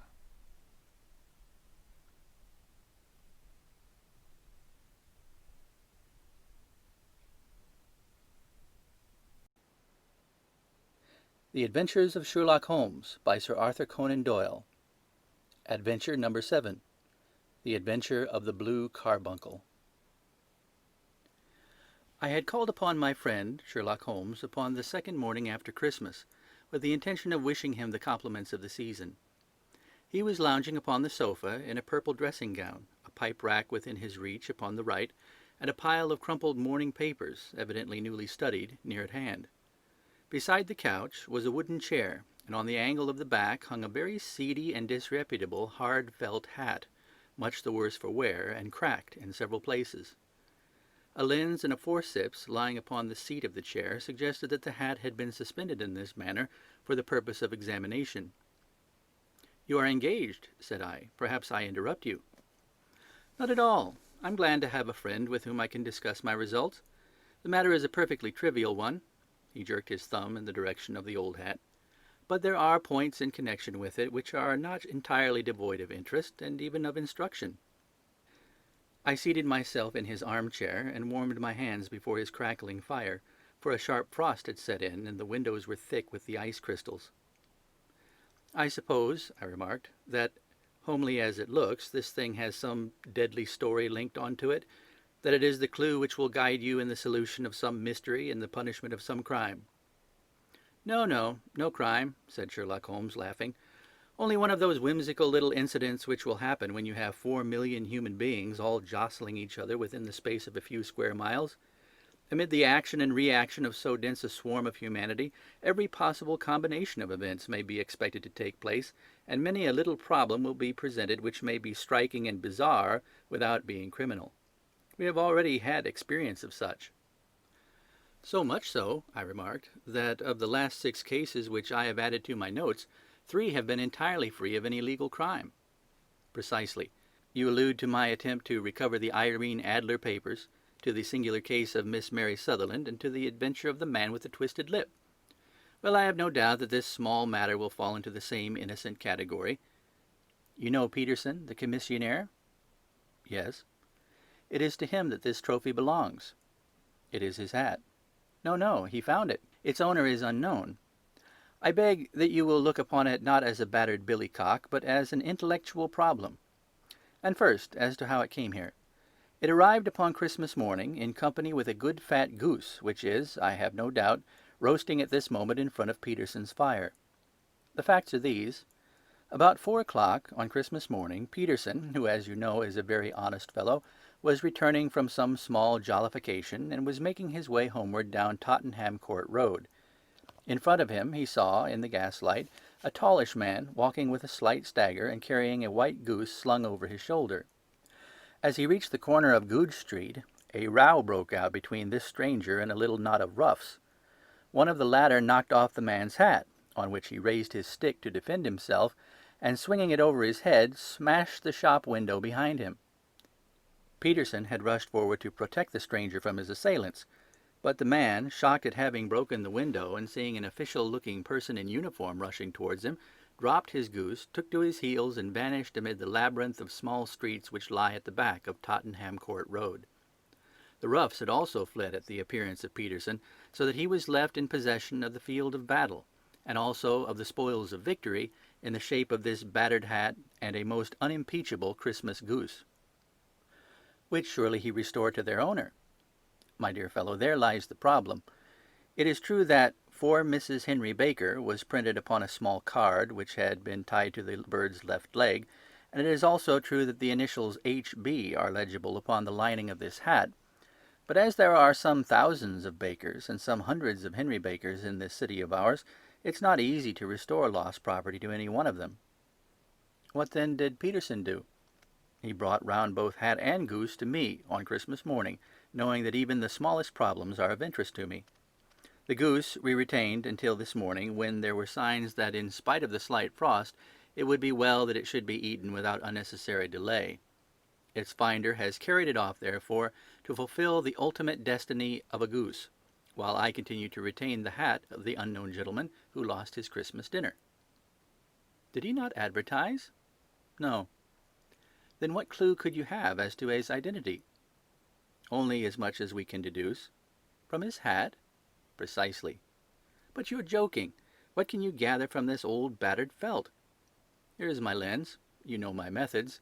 What can you gather yourself as to the individuality of the man who has worn this article?" I took the tattered object in my hands and turned it over rather ruefully. It was a very ordinary black hat of the usual round shape, hard and much the worse for wear. The lining had been of red silk, but was a good deal discoloured. There was no maker's name, but as Holmes had remarked, the initials H.B. were scrawled upon one side. It was pierced in the brim for a hat securer, but the elastic was missing. For the rest, it was cracked, exceedingly dusty, and spotted in several places, although there seemed to have been some attempt to hide the discoloured patches by smearing them with ink. "I can see nothing," said I, handing it back to my friend. "On the contrary, Watson, you can see everything. You fail, however, to reason from what you see. You are too timid in drawing your inferences." "Then pray tell me what it is that you can infer from this hat." He picked it up and gazed at it in the peculiar introspective fashion which was characteristic of him. "It is perhaps less suggestive than it might have been," he remarked. "And yet there are a few inferences which are very distinct, and a few others which represent at least a small balance of probability. That the man was highly intellectual is of course obvious upon the face of it, and also that he was fairly well to do within the last 3 years, although he has now fallen upon evil days.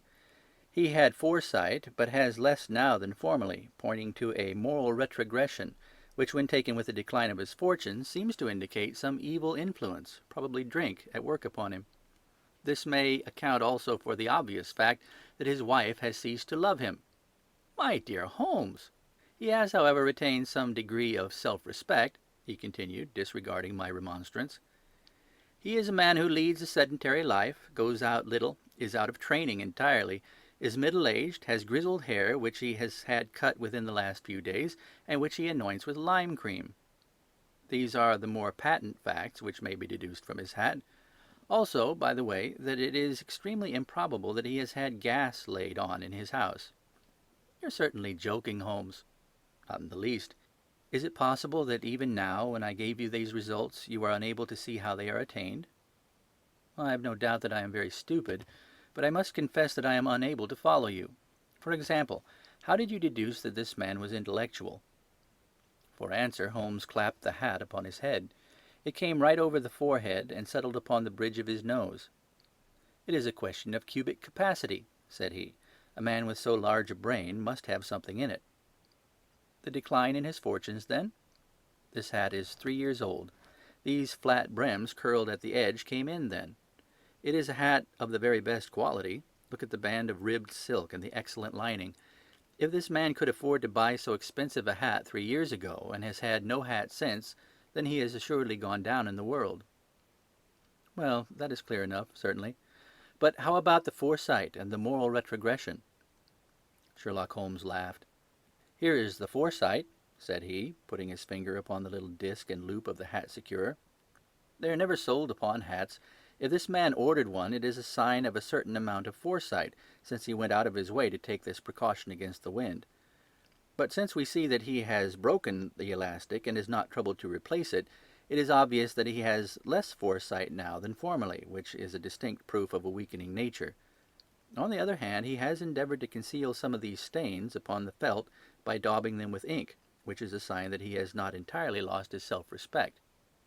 "Your reasoning is certainly plausible."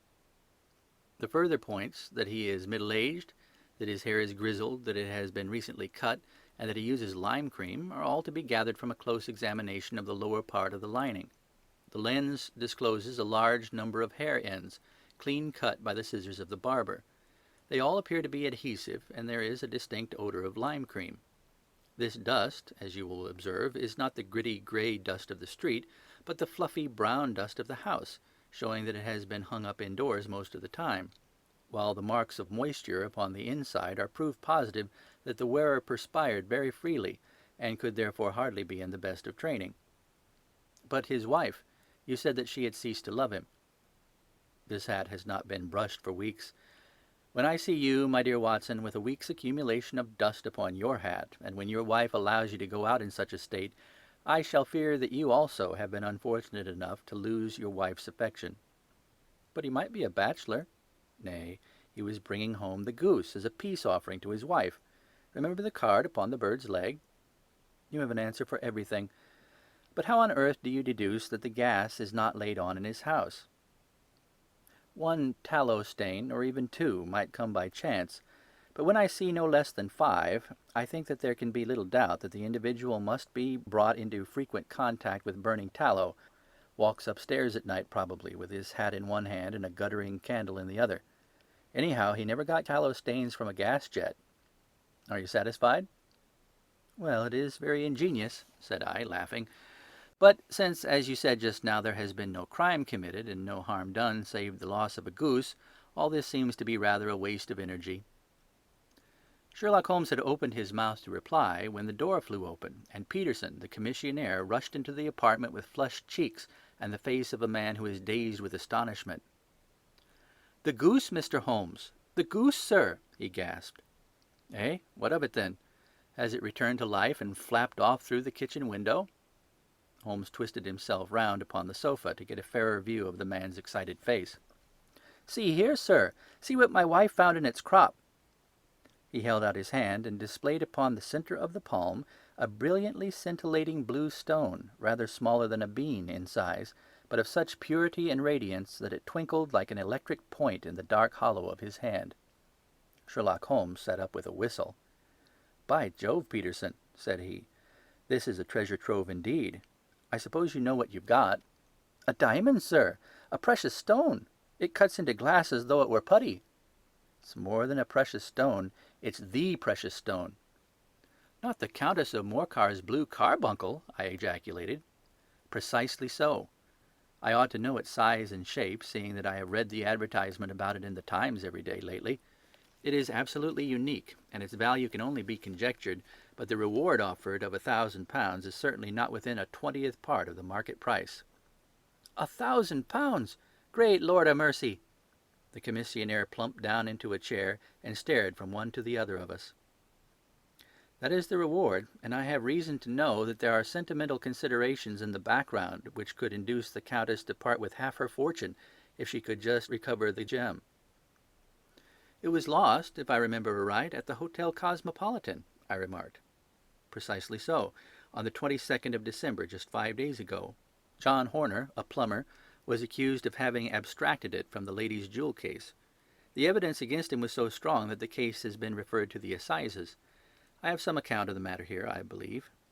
He rummaged amid his newspapers, glancing over the dates, until at last he smoothed one out, doubled it over, and read the following paragraph. "Hotel Cosmopolitan Jewel Robbery. John Horner, 26, plumber, was brought up upon the charge of having, upon the 22nd instant, abstracted from the jewel case of the Countess of Morcar the valuable gem known as the blue carbuncle. James Ryder, upper attendant at the hotel, gave his evidence to the effect that he had shown Horner up to the dressing-room of the Countess of Morcar upon the day of the robbery, in order that he might solder the second bar of the grate, which was loose. He had remained with Horner some little time, but had finally been called away. On returning, he found that Horner had disappeared, that the bureau had been forced open, and that the small morocco casket, in which, as it afterwards transpired, the Countess was accustomed to keep her jewel, was lying empty upon the dressing-table. Ryder instantly gave the alarm, and Horner was arrested the same evening. But the stone could not be found, either upon his person or in his rooms. Catherine Cusack, maid of the Countess, deposed to having heard Ryder's cry of dismay on discovering the robbery, and to having rushed into the room where she found matters as described by the last witness. Inspector Bradstreet, B Division, gave evidence as to the arrest of Horner, who struggled frantically and protested his innocence in the strongest terms. Evidence of a previous conviction for robbery having been given against the prisoner, the magistrate refused to deal summarily with the offence, but referred it to the assizes. Horner, who had shown signs of intense emotion during the proceedings, fainted away at the conclusion and was carried out of court. So much for the police court," said Holmes, thoughtfully, tossing aside the paper. "The question for us now to solve is the sequence of events leading from a rifled jewel case at one end to the crop of a goose in Tottenham Court Road at the other. You see, Watson, our little deductions have suddenly assumed a much more important and less innocent aspect. Here is the stone. The stone came from the goose, and the goose came from Mr. Henry Baker, the gentleman with the bad hat and all the other characteristics with which I have bored you. So now we must set ourselves very seriously to finding this gentleman and ascertaining what part he has played in this little mystery. To do this, we must try the simplest means first, and these lie undoubtedly in an advertisement in all the evening papers. If this fail, I have recourse to other methods. What will you say? Give me a pencil and that slip of paper. Now then, found at the corner of Goodge Street, a goose and a black felt hat. Mr. Henry Baker can have the same by applying at 6:30 this evening at 221B Baker Street. That's clear and concise.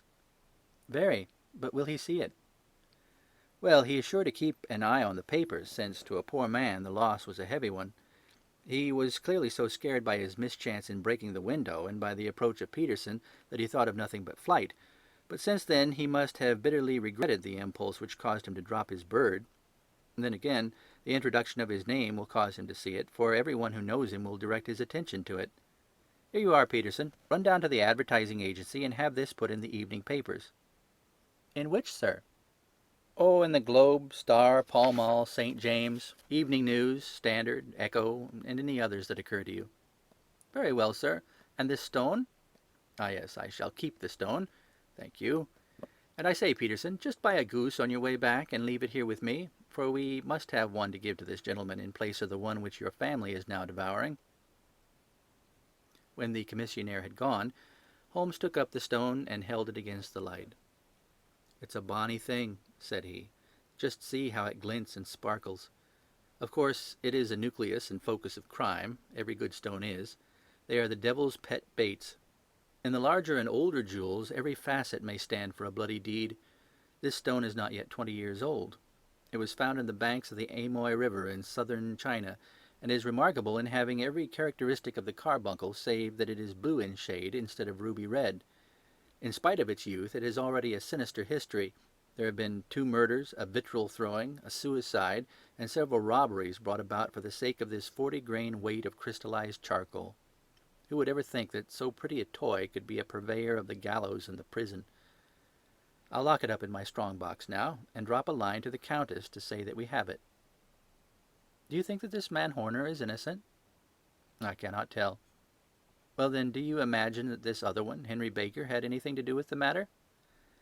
It is, I think, much more likely that Henry Baker is an absolutely innocent man who had no idea that the bird which he was carrying was of considerable more value than if it were made of solid gold.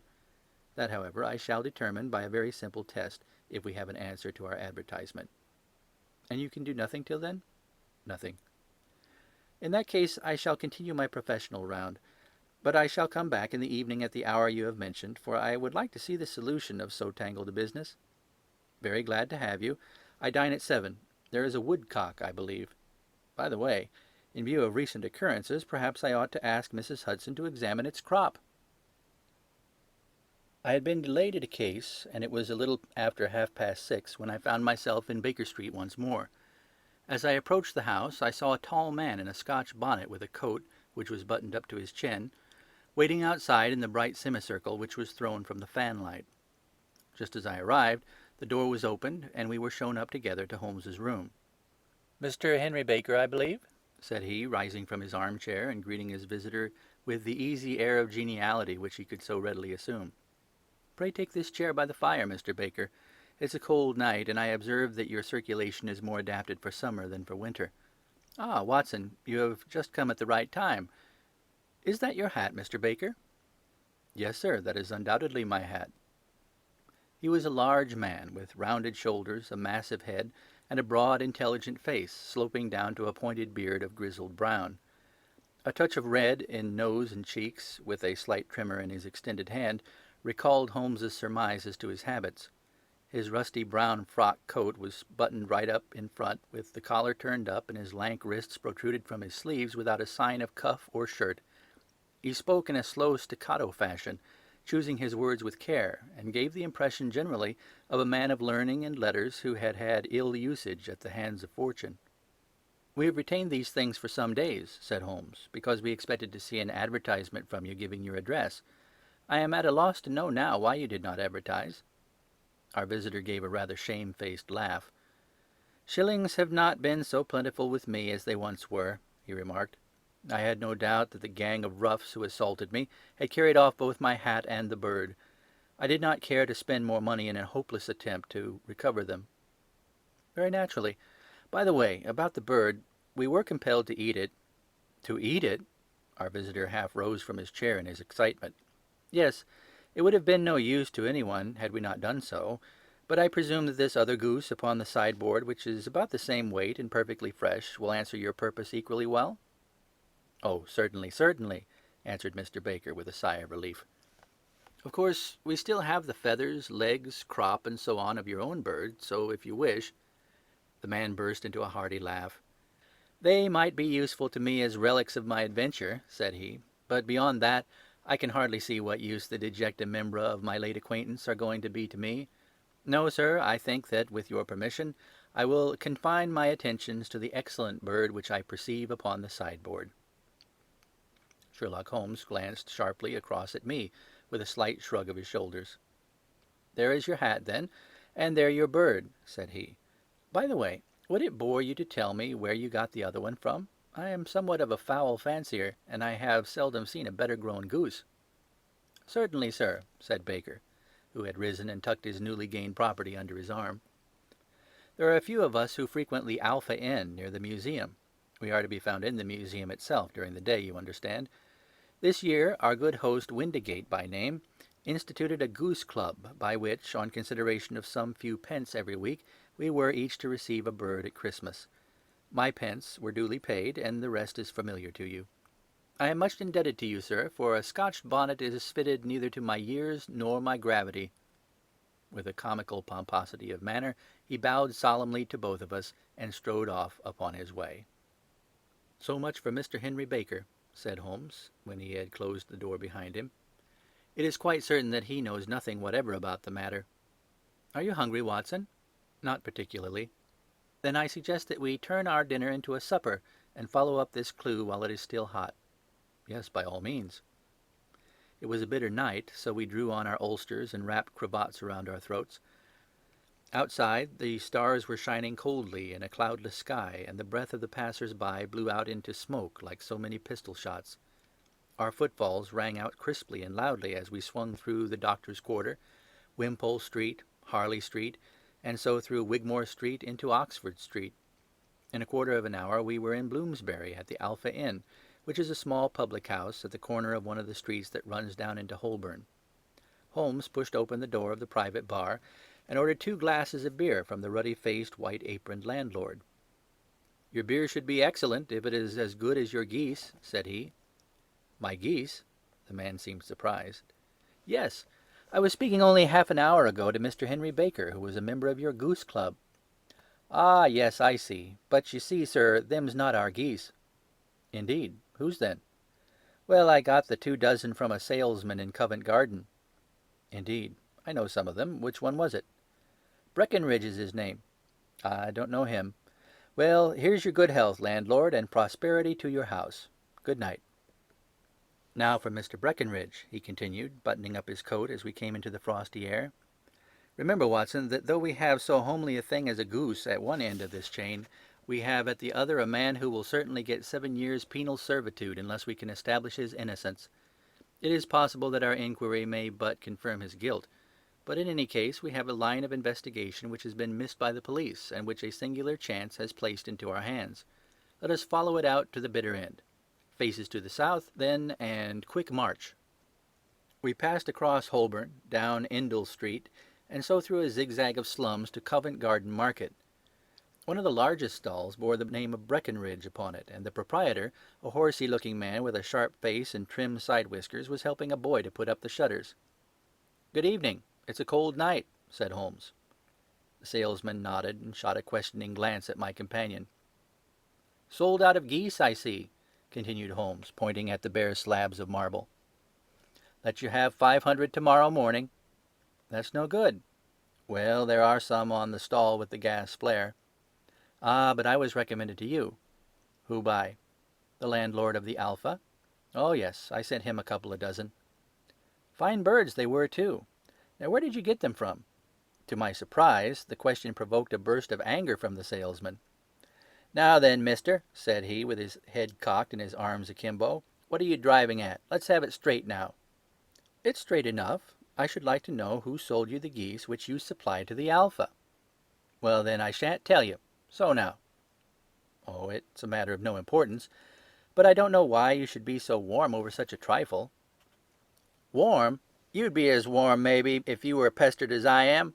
When I pay good money for a good article, there should be an end to the business.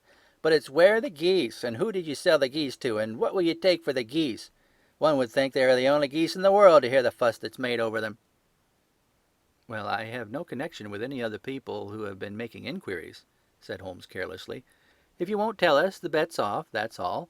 But I'm always ready to back my opinion on a matter of fowls, and I have a fiver on it that the bird I ate is country bred."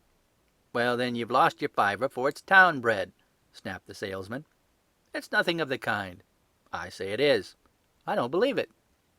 "Do you think you know more about fowls than I, who have handled them ever since I was a nipper? I tell you all those birds that went to the Alpha were town bred." "You'll never persuade me to believe that." "Will you bet, then?" "It's merely taking your money, for I know that I am right. But I'll have a sovereign on with you, just to teach you not to be obstinate." The salesman chuckled grimly. "Bring me the books, Bill," said he. The small boy brought round a small thin volume and a great greasy-backed one, laying them out together beneath the hanging light. "Now then, Mr. Cocksure," said the salesman, "I thought that I was out of geese, but before I finish you'll find that there's still one left in my shop. You see this little book? Well, that's the list of the folk from whom I buy. Do you see? Well, then, here on this page are the country folk, and the numbers after the names are where their accounts are in the big ledger. Now then, you see this other page in red ink? Well, that's a list of my town suppliers. Now look at that third name. Just read it out to me." "Mrs. Oakshott, 117 Brixton Road, 249, read Holmes. "Quite so. Now, turn that up in the ledger." Holmes turned to the page indicated. "There you are. Mrs. Oakshott, 117 Brixton Road, egg and poultry supplier. Now then, what's the last entry?" "December 22nd, 24 geese at 7 shillings 6 pence. "Quite so. There you are. And underneath? Sold to Mr. Windigate of the Alpha at 12 shillings. What do you have to say now?" Sherlock Holmes looked deeply chagrined. He drew a sovereign from his pocket and threw it down upon the slab, turning away with the air of a man whose disgust is too deep for words. A few yards off, he stopped under a lamp-post and laughed in the hearty, noiseless fashion which was peculiar to him. "When you see a man with whiskers of that cut and the pink 'un protruding out of his pocket, you can always draw him by a bet," said he. "I dare say that if I had put £100 down in front of him, that man would not have given me such complete information as was drawn from him by the idea that he was doing me on a wager. Well, Watson, we are, I fancy, nearing the end of our quest, and the only point which remains to be determined is whether we should go on to this Mrs. Oakshott tonight, or whether we should reserve it for tomorrow.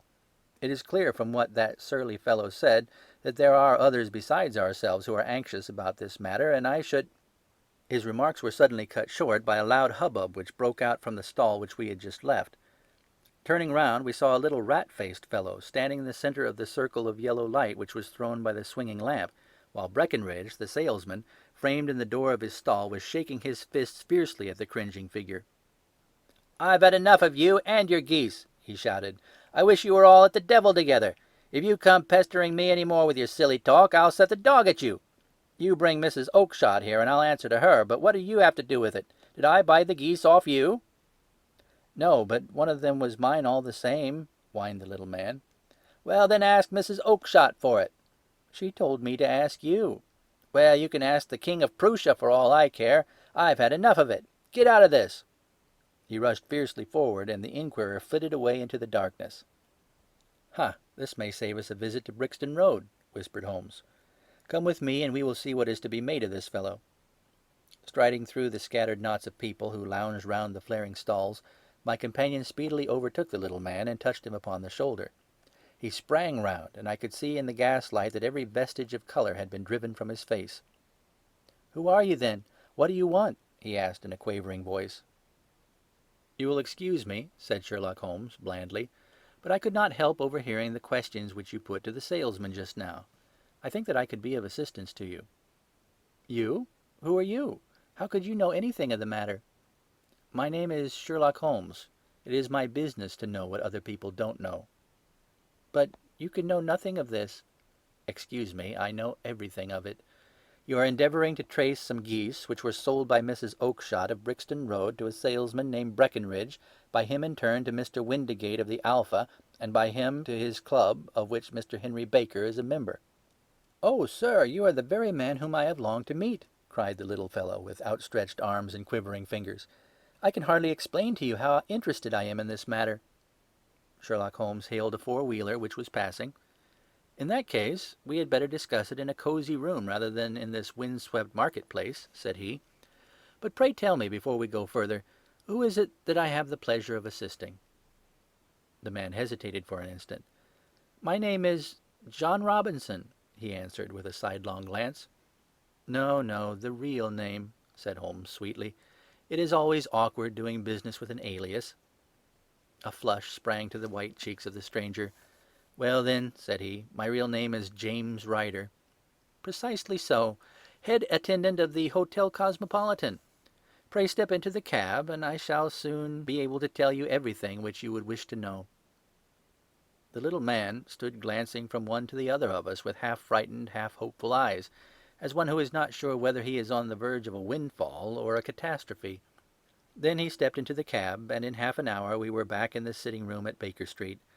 Nothing had been said during our drive, but the high, thin breathing of our new companion and the claspings and unclaspings of his hands spoke of the nervous tension within him.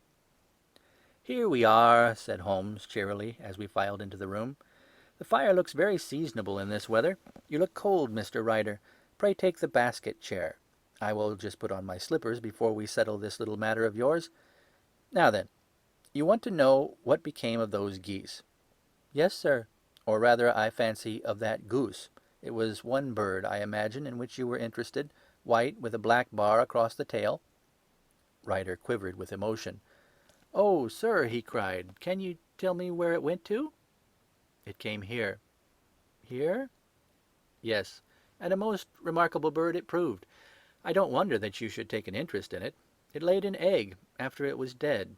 The bonniest, brightest little blue egg that ever was seen. I have it here in my museum." Our visitor staggered to his feet and clutched the mantelpiece with his right hand. Holmes unlocked his strong-box and held up the blue carbuncle, which shone out like a star with a cold, brilliant, many-pointed radiance. Ryder stood glaring with a drawn face, uncertain whether to claim or to disown it. "The game's up, Ryder," said Holmes quietly. "Hold up, man, or you'll be into the fire.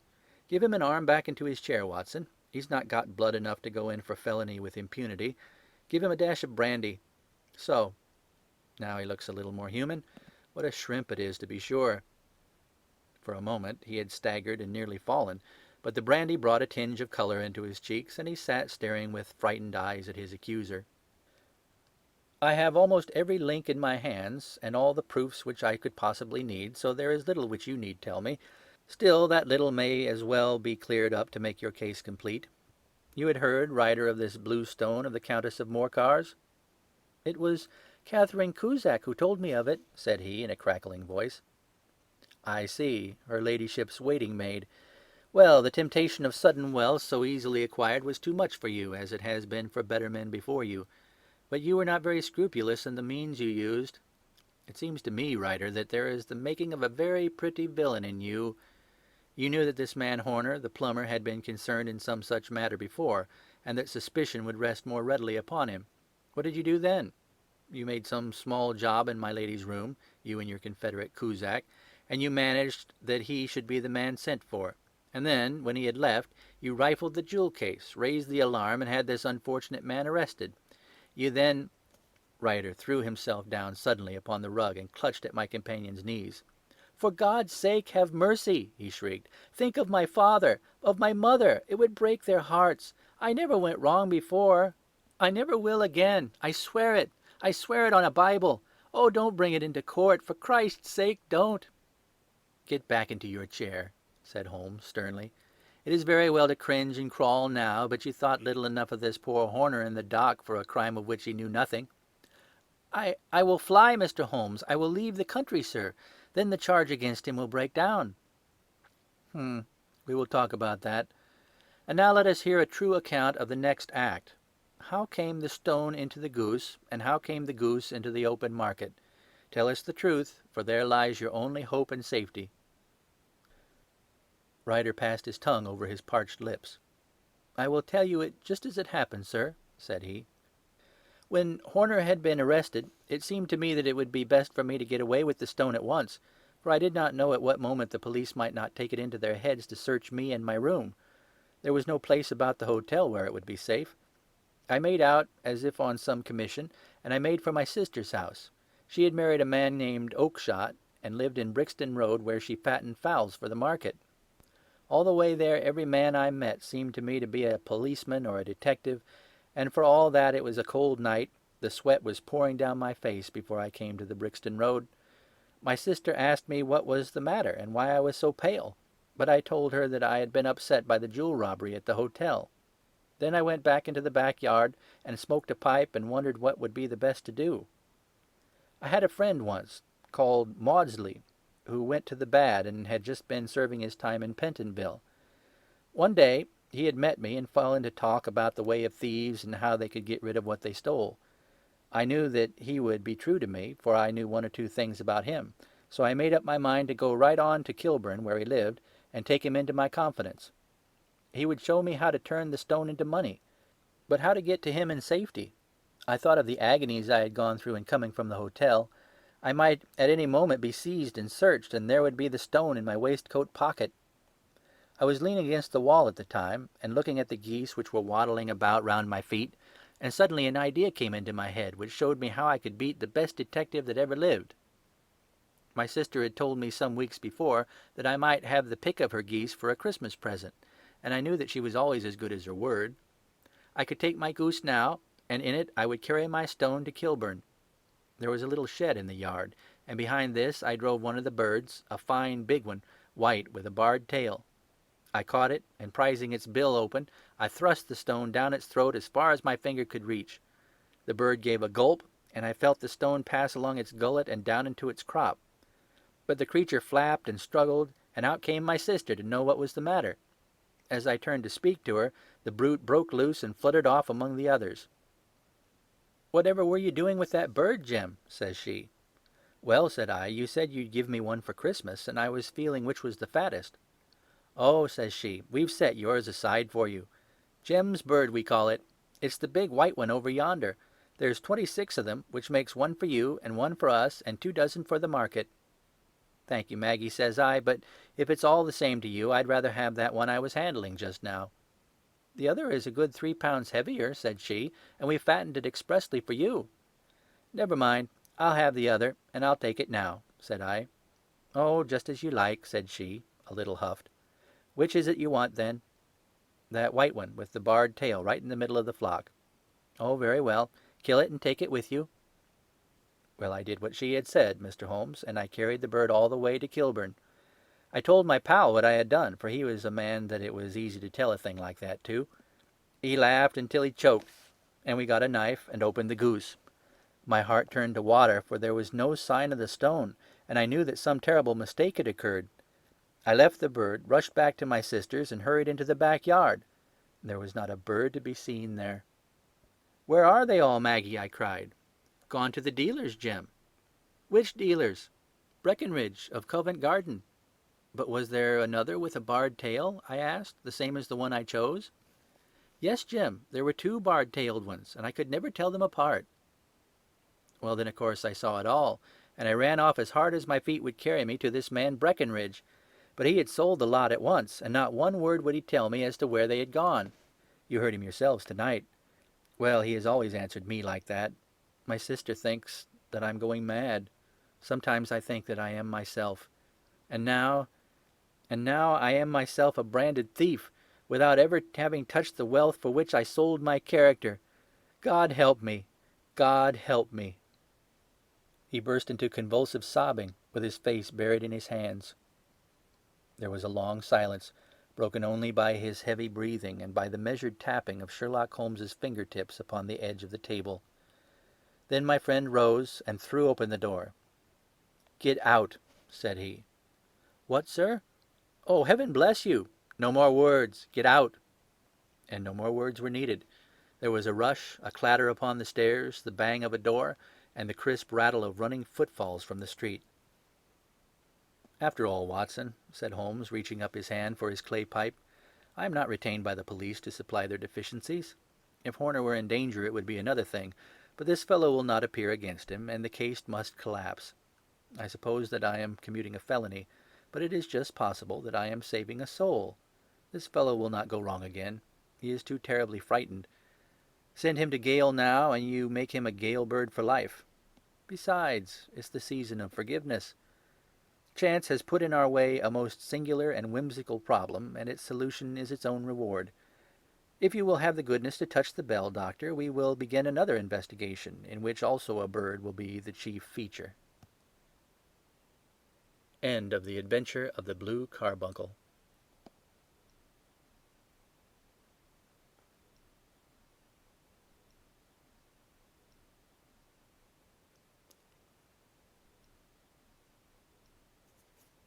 The Adventures of Sherlock Holmes by Arthur Conan Doyle. Chapter 8. The Adventure of the Speckled Band. On glancing over my notes of the 70-odd cases in which I have during the last 8 years studied the methods of my friend Sherlock Holmes, I find many tragic, some comic, a large number merely strange, but none commonplace, for, working as he did rather for the love of his art than for the acquirement of wealth, he refused to associate himself with any investigation which did not tend towards the unusual, and even the fantastic. Of all these varied cases, however, I cannot recall any which presented more singular features than that which was associated with the well-known Surrey family of the Roylotts of Stoke Moran. The events in question occurred in the early days of my association with Holmes, when we were sharing rooms as bachelors in Baker Street. It is possible that I might have placed them upon record before, but a promise of secrecy was made at the time, from which I have only been free during this month by the untimely death of the lady to whom the pledge was given. It is perhaps as well that the facts should now come to light, for I have reasons to know that there are widespread rumours as to the death of Dr. Grimesby Roylott, which tend to make the matter even more terrible than the truth. It was early in April in the year '83 that I woke one morning to find Sherlock Holmes standing, fully dressed, by the side of my bed. He was a late riser as a rule, and as the clock on the mantelpiece showed me that it was only 7:15, I blinked up at him in some surprise, and perhaps just a little resentment, for I was myself regular in my habits. "Very sorry to knock you up, Watson," said he, "but it's the common lot this morning. Mrs. Hudson has been knocked up. She retorted upon me, and I on you." "What is it then, a fire?" "No, a client. It seems that a young lady has arrived in a considerable state of excitement, who insists upon seeing me. She is waiting now in the sitting-room. Now, when young ladies wander about the metropolis at this hour of the morning, and knock sleepy people up out of their beds, I presume that it is something very pressing which they have to communicate. Should it prove to be an interesting case, you would, I am sure, wish to follow it from the outset. I thought, at any rate, that I should call you and give you the chance." "My dear fellow, I would not miss it for anything." I had no keener pleasure than in following Holmes in his professional investigations, and in admiring the rapid deductions, as swift as intuition, and yet always founded on a logical basis, with which he unravelled the problems which were submitted to him. I rapidly threw on my clothes, and was ready in a few minutes to accompany my friend down to the sitting-room. A lady dressed in black and heavily veiled, who had been sitting in the window, rose as we entered. "Good morning, madam," said Holmes cheerily. "My name is Sherlock Holmes. This is my intimate friend and associate, Dr. Watson, before whom you can speak as freely as before myself. Ha! I'm glad to see that Mrs. Hudson has had the good sense to light the fire. Pray draw up to it, and I shall order you a cup of hot coffee, for I observe that you are shivering." "It is not cold which makes me shiver," said the woman in a low voice, changing her seat as requested. "What then?"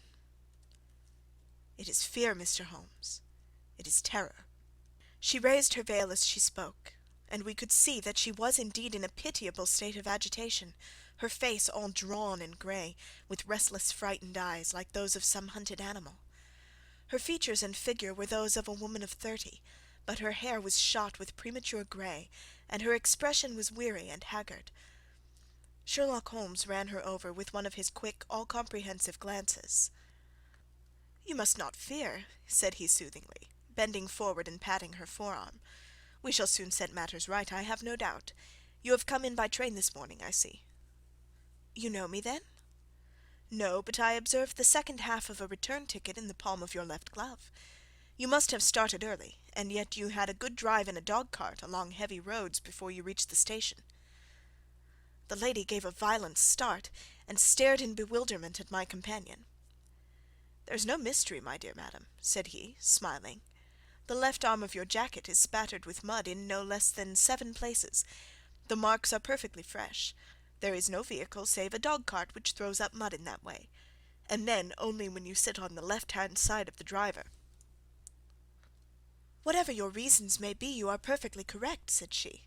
"I started from home before 6, reached Leatherhead at 20 past, and came in by the first train to Waterloo. Sir, I can stand this strain no longer. I shall go mad if it continues. I have no one to turn to, none save only one who cares for me, and he, poor fellow, can be of little aid. I've heard of you, Mr. Holmes. I have heard of you from Mrs. Farintosh, whom you helped in the hour of her sore need. It was from her that I had your address. Oh, sir, do you not think that you could help me too, and at least throw a little light through the dense darkness which surrounds me? At present it is out of my power to reward you for your services, but in a month or 6 weeks I shall be married, with the control of my own income, and then at least you shall not find me ungrateful." Holmes turned to his desk, and, unlocking it, drew out a small case-book, which he consulted. "Farintosh," said he. "Ah, yes, I recall the case. It was concerned with an opal tiara. I think it was before your time, Watson. I can only say, madam, that I shall be happy to devote the same care to your case as I did to that of your friend. As to reward, my profession is its own reward, but you are at liberty to defray whatever expenses I may be put to, at the time which suits you best. And now I beg that you will lay before us everything that may help us in forming an opinion on the matter." "Alas," replied our visitor, "the very horror of my situation lies in the fact that my fears are so vague, and my suspicions depend so entirely upon small points, which might seem trivial to another, that even he to whom of all others I have a right to look for help and advice looks upon all that I tell him about it as the fancies of a nervous woman. He does not say so, but I can read it from his soothing answers and averted eyes. But I have heard, Mr. Holmes, that you can see deeply into the manifold wickedness of the human heart. You may advise me how to walk amid the dangers which encompass me." "I am all attention, madam."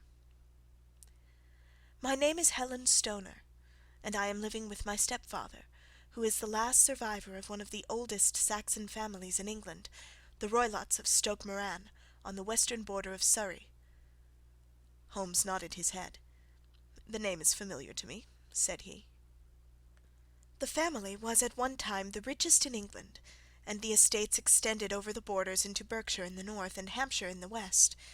In the last century, however, 4 successive heirs were of a dissolute and wasteful disposition, and the family ruin was eventually completed by a gambler in the days of the Regency. Nothing was left save a few acres of ground and the 200-year-old house, which is itself crushed under a heavy mortgage. The last squire dragged out his existence there, living the horrible life of an aristocratic pauper. But his only son, my stepfather, seeing that he must adapt himself to the new conditions, obtained an advance from a relative, which enabled him to take a medical degree, and went out to Calcutta, where, by his professional skill and force of character, he established a large practice. In a fit of anger, however, caused by some robberies which had been perpetrated in the house, he beat his native butler to death and narrowly escaped a capital sentence. As it was, he suffered a long term of imprisonment, and afterwards returned to England a morose and disappointed man. When Dr. Roylott was in India, he married my mother, Mrs. Stoner, the young widow of Major General Stoner of the Bengal Artillery. My sister Julia and I were twins, and we were only 2 years old at the time of my mother's remarriage. She had a considerable sum of money, not less than £1,000 a year, and this she bequeathed to Dr. Roylott entirely while we resided with him, with a provision that a certain annual sum should be allowed to each of us in the event of our marriage. Shortly after our return to England my mother died. She was killed 8 years ago in a railway accident near Crewe. Dr. Roylott then abandoned his attempts to establish himself in practice in London, and took us to live with him in the old ancestral house at Stoke Moran.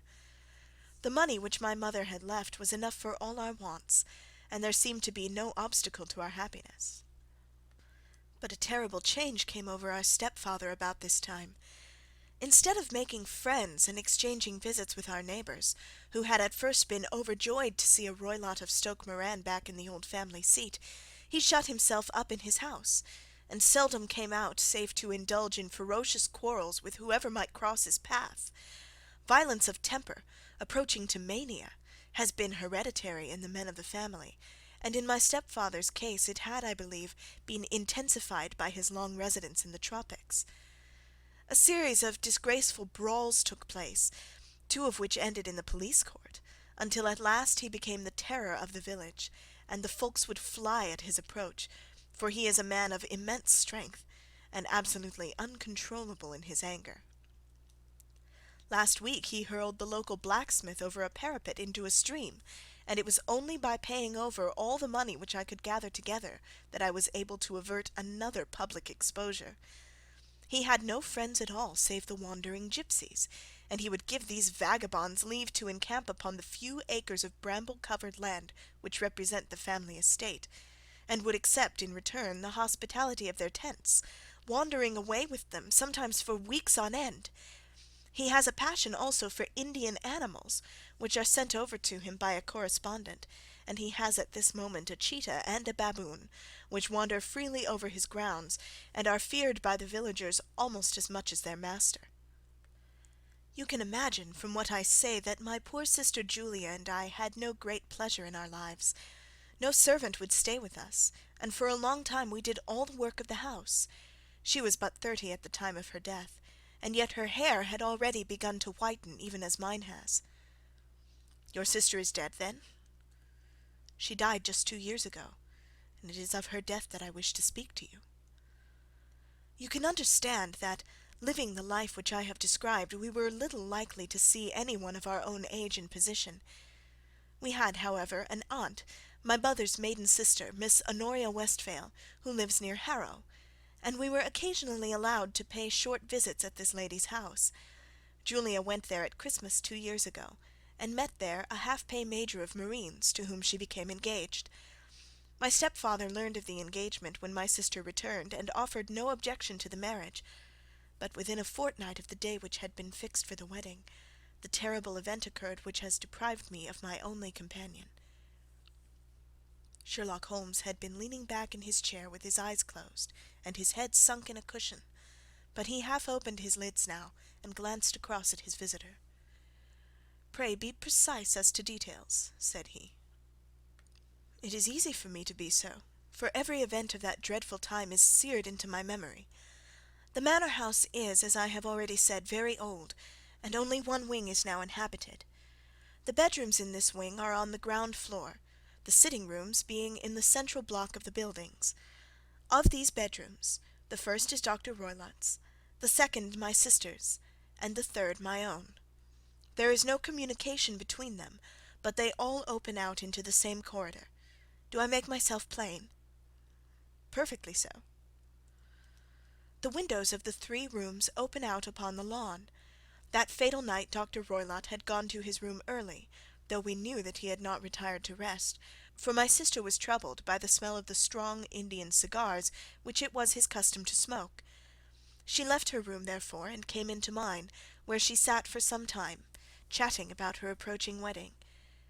At 11 o'clock she rose to leave me, but she paused at the door and looked back.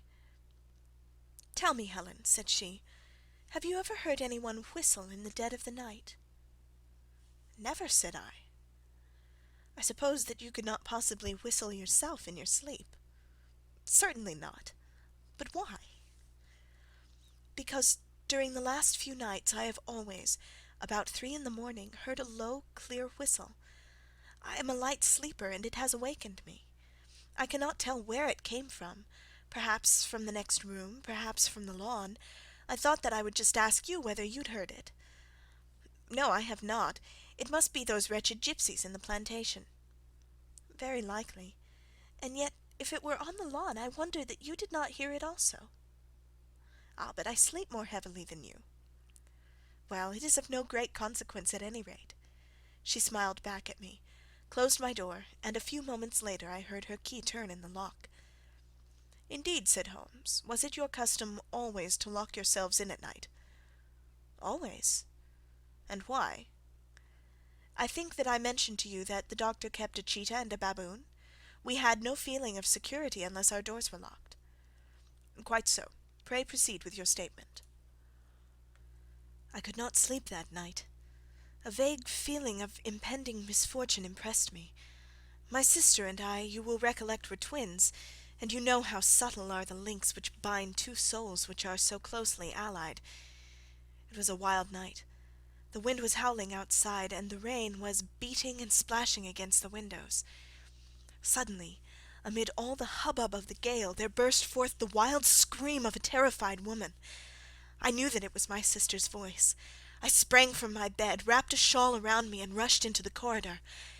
As I opened my door, I seemed to hear a low whistle, such as my sister described, and a few moments later a clanging sound, as if a mass of metal had fallen. As I ran down the passage, my sister's door was unlocked, and revolved slowly upon its hinges. I stared at it horror-stricken, not knowing what was about to issue from it. By the light of the corridor lamp I saw my sister appear at the opening, her face blanched with terror, her hands groping for help, her whole figure swaying to and fro like that of a drunkard. I ran to her and threw my arms round her, but at that moment her knees seemed to give way, and she fell to the ground. She writhed as one who is in terrible pain, and her limbs were dreadfully convulsed. At first I thought that she had not recognized me, but as I bent over her she suddenly shrieked in a voice which I shall never forget, "Oh, my God, Helen! It was the band! The speckled band!" There was something else which she would fain have said, and she stabbed with her finger in the air in the direction of the doctor's room, but a fresh convulsion seized her and choked her words. I rushed out, calling loudly for my stepfather, and I met him hastening from his room in his dressing-gown. When he reached my sister's side, she was unconscious, and though he poured brandy down her throat and sent for medical aid from the village, all efforts were in vain, for she slowly sank and died without having recovered her consciousness. Such was the dreadful end of my beloved sister. "One moment," said Holmes. "Are you sure about this whistle and metallic sound? Could you swear to it?" "That was what the country coroner asked me at the enquiry. It is my strong impression that I heard it, and yet among the crash of the gale and the creaking of an old house I may possibly have been deceived." "Was your sister dressed?" "No, she was in her night-dress. In her right hand was found the charred stump of a match, and in her left a match-box." "Showing that she had struck a light and looked about her when the alarm took place. That is important. And what conclusions did the coroner come to?" "He investigated the case with great care, for Dr. Roylott's conduct had long been notorious in the county, but he was unable to find any satisfactory cause of death. My evidence showed that the door had been fastened upon the inner side, and the windows were blocked by old-fashioned shutters with broad iron bars, which were secured every night. The walls were carefully sounded, and were shown to be quite solid all round, and the flooring was also thoroughly examined, with the same result. The chimney is wide, but it is barred up by 4 large staples. It is certain, therefore, that my sister was quite alone when she met her end. Besides, there were no marks of any violence upon her." "How about poison?" "The doctors examined her for it, but without success." "What do you think this unfortunate lady died of, then?" "It is my belief that she died of pure fear and nervous shock, though what it was that frightened her I cannot imagine."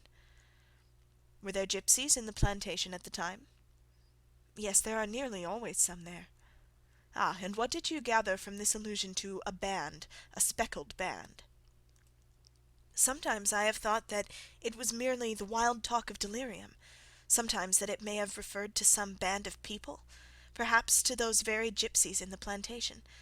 I do not know whether the spotted handkerchief which so many of them wear over their heads might have suggested the strange adjective which she used. Holmes shook his head like a man who is far from being satisfied. "These are very deep waters," said he. "Pray go on with your narrative." 2 years have passed since then, and my life has been until lately lonelier than ever. A month ago, however, a dear friend, whom I have known for many years, has done me the honour to ask my hand in marriage. His name is Armitage, Percy Armitage, the second son of Mr. Armitage of Cranewater, near Reading. My stepfather has offered no opposition to the match, and we are to be married in the course of the spring. 2 days ago some repairs were started in the west wing of the building, and my bedroom wall has been pierced, so that I have had to move into the chamber in which my sister died, and to sleep in the very bed in which she slept. Imagine, then, my thrill of terror when last night, as I lay awake thinking over her terrible fate, I suddenly heard in the silence of the night the low whistle which had been the herald of her own death. I sprang up and lit the lamp, but nothing's to be seen in the room. I was too shaken to go to bed again, however, so I dressed, and as soon as it was daylight I slipped down, got a dog-cart at the Crown Inn, which is opposite, and drove to Leatherhead, from whence I have come on this morning with the one object of seeing you and asking your advice." "You've done wisely," said my friend. "But have you told me all?" "Yes, all." "Miss Roylott, you have not. You are screening your stepfather." "Why, what do you mean?" For answer Holmes pushed back the frill of black lace which fringed the hand that lay upon our visitor's knee. 5 little livid spots, the marks of 4 fingers and a thumb, were printed upon the white wrist. "You have been cruelly used," said Holmes. The lady coloured deeply and covered over her injured wrist. "He is a hard man," she said, "and perhaps he hardly knows his own strength." There was a long silence, during which Holmes leaned his chin upon his hands and stared into the crackling fire. "This is a very deep business," he said at last. "There are 1,000 details which I should desire to know before I decide upon our course of action. Yet we have not a moment to lose. If we were to come to Stoke Moran to-day, would it be possible for us to see over these rooms without the knowledge of your stepfather? As it happens, he spoke of coming into town to-day upon some most important business. It is probable that he will be away all day, and that there would be nothing to disturb you. We have a housekeeper now, but she's old and foolish, and I could easily get her out of the way." "Excellent. You're not averse to this trip, Watson?" "By no means." "Then we shall both come. What are you going to do yourself?"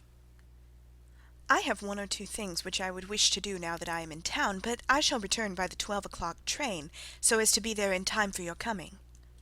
"And you may expect us early in the afternoon. I have myself some small business matters to attend to. Will you not wait and breakfast?" "No, I must go.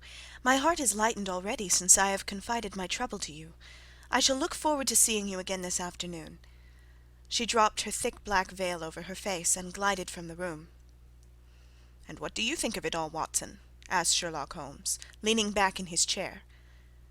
"It seems to me to be a dark and sinister business." "Dark enough and sinister enough. Yet if the lady is correct in saying that the flooring and walls are sound, and that the door, window, and chimney are impassable, then her sister must undoubtedly have been alone when she met her mysterious end. What becomes, then, of these nocturnal whistles, and what of the very peculiar words of the dying woman? I cannot think.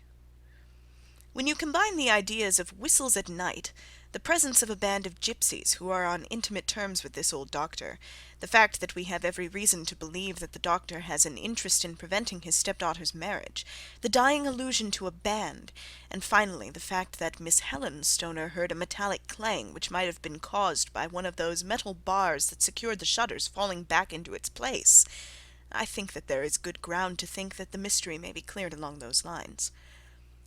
But what then did the gipsies do? I cannot imagine. I see many objections to any such theory. "And so do I. It is for precisely that reason that we are going to Stoke Moran this day. I want to see whether the objections are fatal, or if they may be explained away. But what in the name of the devil—" The ejaculation had been drawn from my companion by the fact that our door had suddenly been dashed open, and that a huge man had framed himself in the aperture. His costume was a peculiar mixture of the professional and the agricultural, having a black top hat, a long frock coat, and a pair of high gaiters, with a hunting crop swinging in his hand. So tall was he that his hat actually brushed the crossbar of the doorway, and his breadth seemed to span it across from side to side. A large face, seared with 1,000 wrinkles, burned yellow with the sun, and marked with every evil passion, was turned from one to the other of us, while his deep-set, bile-shot eyes and his high, thin, fleshless nose gave him somewhat the resemblance to a fierce old bird of prey. "Which of you is Holmes?" asked this apparition. "My name, sir, but you have the advantage of me," said my companion quietly. "I am Dr. Grimesby Roylott of Stoke Moran." "Indeed, doctor," said Holmes blandly. "Pray take a seat." "I will do nothing of the kind. My stepdaughter has been here. I have traced her. What has she been saying to you?" "It is a little cold for the time of year," said Holmes. "What has she been saying to you?" screamed the old man furiously. "But I have heard that the crocuses promise well," continued my companion imperturbably. "Ha! You put me off, do you?" said our new visitor, taking a step forward and shaking his hunting crop. "I know you, you scoundrel. I have heard of you before. You are Holmes, the meddler." My friend smiled. "Holmes, the busybody." His smile broadened. "Holmes, the Scotland Yard Jack in office." Holmes chuckled heartily. "Your conversation is most entertaining," said he. "When you go out, close the door, for there is a decided draught." "I will go when I've said my say. Don't you dare meddle with my affairs. I know that Miss Stoner has been here. I traced her. I am a dangerous man to fall foul of. See here." He stepped swiftly forward, seized the poker, and bent it into a curve with his huge brown hands. "See that you keep yourself out of my grip," he snarled, and hurling the twisted poker into the fireplace, he strode out of the room. "He seems a very amiable person," said Holmes, laughing.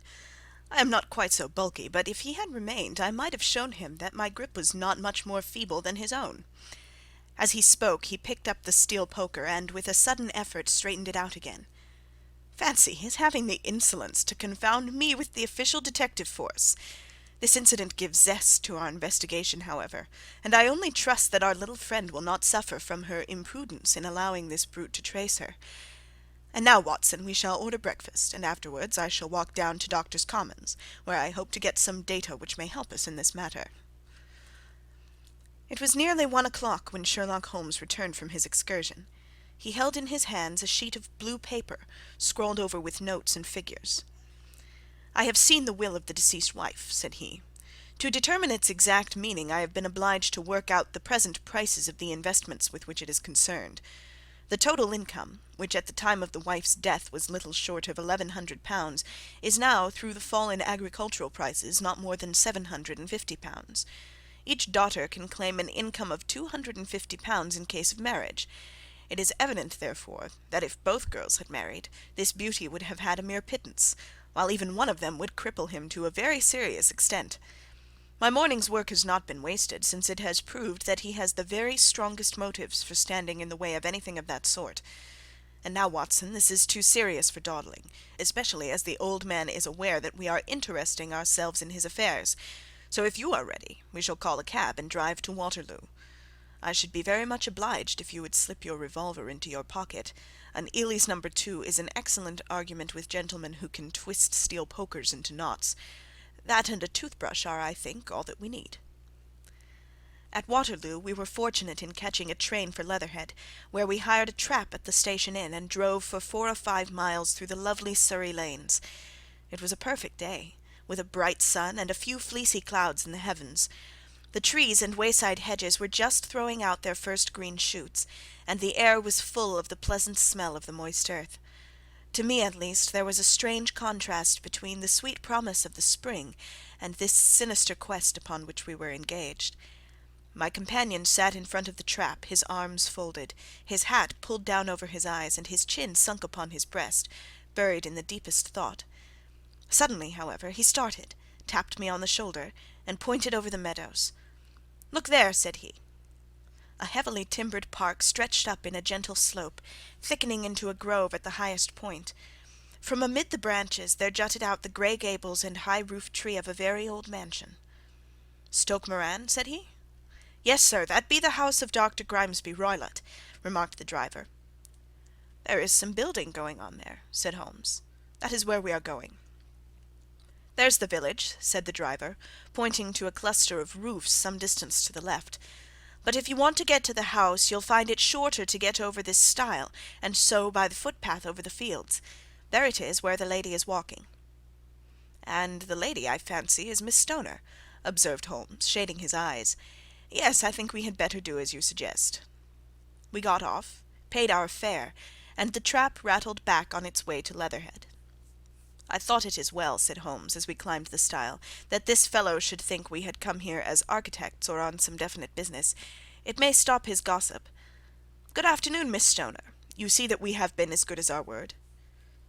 Our client of the morning had hurried forward to meet us with a face which spoke her joy. "I have been waiting so eagerly for you," she cried, shaking hands with us warmly. "All has turned out splendidly. Dr. Roylott has gone to town, and it is unlikely that he will be back before evening." "We have had the pleasure of making the doctor's acquaintance," said Holmes, and in a few words he sketched out what had occurred. Miss Stoner turned white to the lips as she listened. "Good heavens!" she cried. "He has followed me, then?" "So it appears." "He is so cunning that I never know when I am safe from him. What will he say when he returns?" "He must guard himself, for he may find that there is someone more cunning than himself upon his track. You must lock yourself up from him tonight. If he is violent, we shall take you away to your aunt's at Harrow. Now we must make the best use of our time, so kindly take us at once to the rooms which we are to examine." The building was of grey, lichen-blotched stone, with a high central portion and two curving wings, like the claws of a crab, thrown out on each side. In one of those wings the windows were broken and blocked with wooden boards, while the roof was partly caved in, a picture of ruin. The central portion was in little better repair, but the right-hand block was comparatively modern, and the blinds in the windows, with the blue smoke curling up from the chimneys, showed that this was where the family resided. Some scaffolding had been erected against the end wall, and the stonework had been broken into, but there were no signs of any workmen at the moment of our visit. Holmes walked slowly up and down the ill-trimmed lawn, and examined with deep attention the outsides of the windows. "This, I take it, belongs to the room in which you used to sleep, the centre one to your sister's, and the one next to the main building to Dr. Roylott's chamber." "Exactly so, but I am now sleeping in the middle room." "Pending the alterations, as I understand. By the way, there does not seem to be any very pressing need for repairs at that end of the wall." "There were none. I believe that it was an excuse to move me from my room." "Ah, that is suggestive. Now, on the other side of this narrow wing runs the corridor from which these three rooms open. There are windows in it, of course." "Yes, but very small ones, too narrow for any one to pass through." "As you both locked your doors at night, your rooms were unapproachable from that side. Now would you have the kindness to go into your room and bar your shutters?" Miss Stoner did so, and Holmes, after a careful examination through the open window, endeavoured in every way to force the shutter open, but without success. There was no slit through which a knife could be passed to raise the bar. Then with his lens he tested the hinges, but they were of solid iron built firmly into the massive masonry. "Hum," said he, scratching his chin in some perplexity. "My theory certainly presents some difficulties. No one could pass these shutters if they were bolted. Well, we shall see if the inside throws any light upon the matter." A small side door led into the whitewashed corridor from which the three bedrooms opened. Holmes refused to examine the third chamber, so we passed at once to the second, that in which Miss Stoner was now sleeping, and in which her sister had met with her fate. It was a homely little room, with a low ceiling and a gaping fireplace, after the fashion of old country houses. A brown chest of drawers stood in one corner, a narrow white counterpaned bed in another, and a dressing-table on the left-hand side of the window. These articles, with 2 small wicker-work chairs, made up all the furniture in the room save for a square of Wilton carpet in the centre. The boards round and the panelling of the walls were of brown worm-eaten oak, so old and discoloured that it may have dated from the original building of the house. Holmes drew one of the chairs into a corner and sat silent, while his eyes travelled round and up and down, taking in every detail of the apartment. "Where does that bell communicate with?" he asked at last, pointing to a thick bell-rope which hung down beside the bed, the tassel actually lying upon the pillow. "It goes to the housekeeper's room." "It looks newer than the other things." "Yes, it was only put there a couple of years ago." "Your sister asked for it, I suppose?" "No, I never heard of her using it. We used always to get what we wanted for ourselves." "Indeed, it seemed unnecessary to put so nice a bell-pull there. You will excuse me for a few minutes while I satisfy myself as to this floor." He threw himself down upon his face, with his lens in his hand, and crawled swiftly backward and forward, examining minutely the cracks between the boards. Then he did the same with the woodwork with which the chamber was panelled. Finally he walked over to the bed and spent some time in staring at it and in running his eye up and down the wall. Finally he took the bell-rope in his hand and gave it a brisk tug. "Why, it's a dummy," said he. "Won't it ring?" "No, it is not even attached to a wire. This is very interesting. You can see now that it is fastened to a hook just above where the little opening for the ventilator is." "How very absurd! I never noticed that before." "Very strange," muttered Holmes, pulling at the rope. "There are 1 or 2 singular points about this room. For example, what a fool a builder must be to open a ventilator into another room, when, with the same trouble, he might have communicated with the outside air." "That is also quite modern," said the lady. "Done about the same time as the bell-rope," remarked Holmes. "Yes, there were several little changes carried out about that time." "They seem to have been of a most interesting character. Dummy bell-ropes and ventilators which do not ventilate. With your permission, Miss Stoner, we shall now carry our researches into the inner apartment." Dr. Grimesby Roylott's chamber was larger than that of his stepdaughter, but was as plainly furnished. A camp bed, a small wooden shelf full of books, mostly of a technical character, an armchair beside the bed, a plain wooden chair against the wall, a round table, and a large iron safe were the principal things which met the eye. Holmes walked slowly round and examined each and all of them with the keenest interest. "What's in here?" he asked, tapping the safe. "My stepfather's business papers." "Oh, you have seen inside, then?" "Only once, some years ago. I remember that it was full of papers." "There isn't a cat in it, for example?" "No, what a strange idea!" "Well, look at this." He took up a small saucer of milk which stood on the top of it. "No, we don't keep a cat, but there is a cheetah and a baboon." "Ah, yes, of course. Well, a cheetah is just a big cat, and yet a saucer of milk does not go very far in satisfying its wants, I dare say. There is one point which I should wish to determine." He squatted down in front of the wooden chair and examined the seat of it with the greatest attention. "Thank you, that is quite settled," said he, rising and putting his lens in his pocket. "Hullo, here is something interesting." The object which had caught his eye was a small dog-lash hung on one corner of the bed. The lash, however, was curled upon itself and tied so as to make a loop of whipcord. "What do you make of that, Watson?" "It's a common enough lash, but I don't know why it should be tied." "That is not quite so common, is it? Ah me, it's a wicked world, and when a clever man turns his brains to crime it is the worst of all.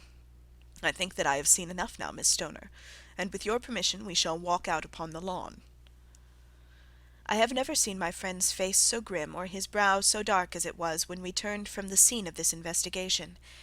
We had walked several times up and down the lawn, neither Miss Stoner nor myself liking to break in upon his thoughts before he roused himself from his reverie. "It is very essential, Miss Stoner," said he, "that you should absolutely follow my advice in every respect." "I shall most certainly do so." "The matter is too serious for any hesitation. Your life may depend upon your compliance." "I assure you that I am in your hands." "In the first place, both my friend and I must spend the night in your room."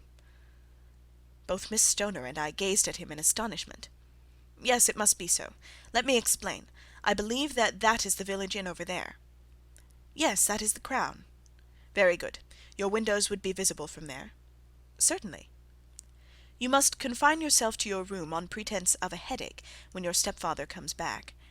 Then, when you hear him retire for the night, you must open the shutters of your window, undo the hasp, put your lamp there as a signal to us, and then withdraw quietly, with everything which you are likely to want, into the room which you used to occupy. I have no doubt that, in spite of the repairs, you could manage there for one night." "Oh yes, easily." "The rest you will leave in our hands." "But what will you do?" "We shall spend the night in your room, and we shall investigate the cause of this noise which has disturbed you." "I believe, Mr. Holmes, that you have already made up your mind," said Miss Stoner, laying her hand upon my companion's sleeve. "Perhaps I have." "Then, for pity's sake, tell me what was the cause of my sister's death." "I should prefer to have clearer proofs before I speak." "You can at least tell me whether my own thought is correct, and if she died from some sudden fright." "No, I do not think so. I think that there was probably some more tangible cause. And now, Miss Stoner, we must leave you, for if Dr. Roylott returned and saw us, our journey would be in vain. Good-bye, and be brave, for if you will do what I have told you, you may rest assured that we shall soon drive away the dangers that threaten you." Sherlock Holmes and I had no difficulty in engaging a bedroom and sitting-room at the Crown Inn.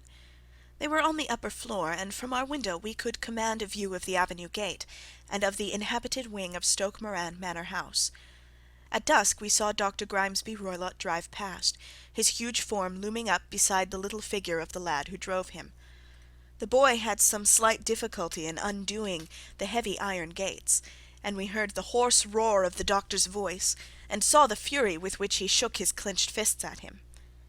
The trap drove on, and a few minutes later we saw a sudden light spring up among the trees, as the lamp was lit in one of the sitting-rooms. "Do you know, Watson," said Holmes, as we sat together in the gathering darkness, "I have really some scruples as to taking you tonight. There is a distinct element of danger." "Can I be of assistance?" "Your presence might be invaluable." "Then I shall certainly come." "It is very kind of you." "You speak of danger. You have evidently seen more in these rooms than was visible to me." "No, but I fancy that I may have deduced a little more. I imagine that you saw all that I did." "I saw nothing remarkable save the bell-rope, and what purpose that could answer I confess is more than I can imagine." "You saw the ventilator too?" "Yes, but I do not think it is such a very unusual thing to have a small opening between two rooms. It was so small that a rat could hardly pass through." "I knew that we should find a ventilator before ever we came to Stoke Moran." "My dear Holmes!" "Oh yes, I did. You remember in her statement she said that her sister could smell Dr. Roylott's cigar. Now, of course, that suggested at once that there must be a communication between the two rooms. It could only be a small one, or it would have been remarked upon at the coroner's inquiry. I deduced a ventilator." "But what harm can there be in that?" "Well, there is at least a curious coincidence of dates. A ventilator is made, a cord is hung, and a lady who sleeps in the bed dies. Does not that strike you?" "I cannot as yet see any connection." "Did you observe anything very peculiar about that bed?" "No." "It was clamped to the floor. Did you ever see a bed fastened like that before?" "I cannot say that I have." "The lady could not move her bed. It must always be in the same relative position to the ventilator and to the rope, or so we may call it, since it was clearly never meant for a bell-pull." "Holmes," I cried, "I seem to see dimly what you are hinting at. We are only just in time to prevent some subtle and horrible crime." "Subtle enough and horrible enough. When a doctor goes wrong he is the first of criminals. He has nerve and he has knowledge. Palmer and Pritchard were among the heads of their profession. This man strikes even deeper, but I think, Watson, that we shall be able to strike deeper still.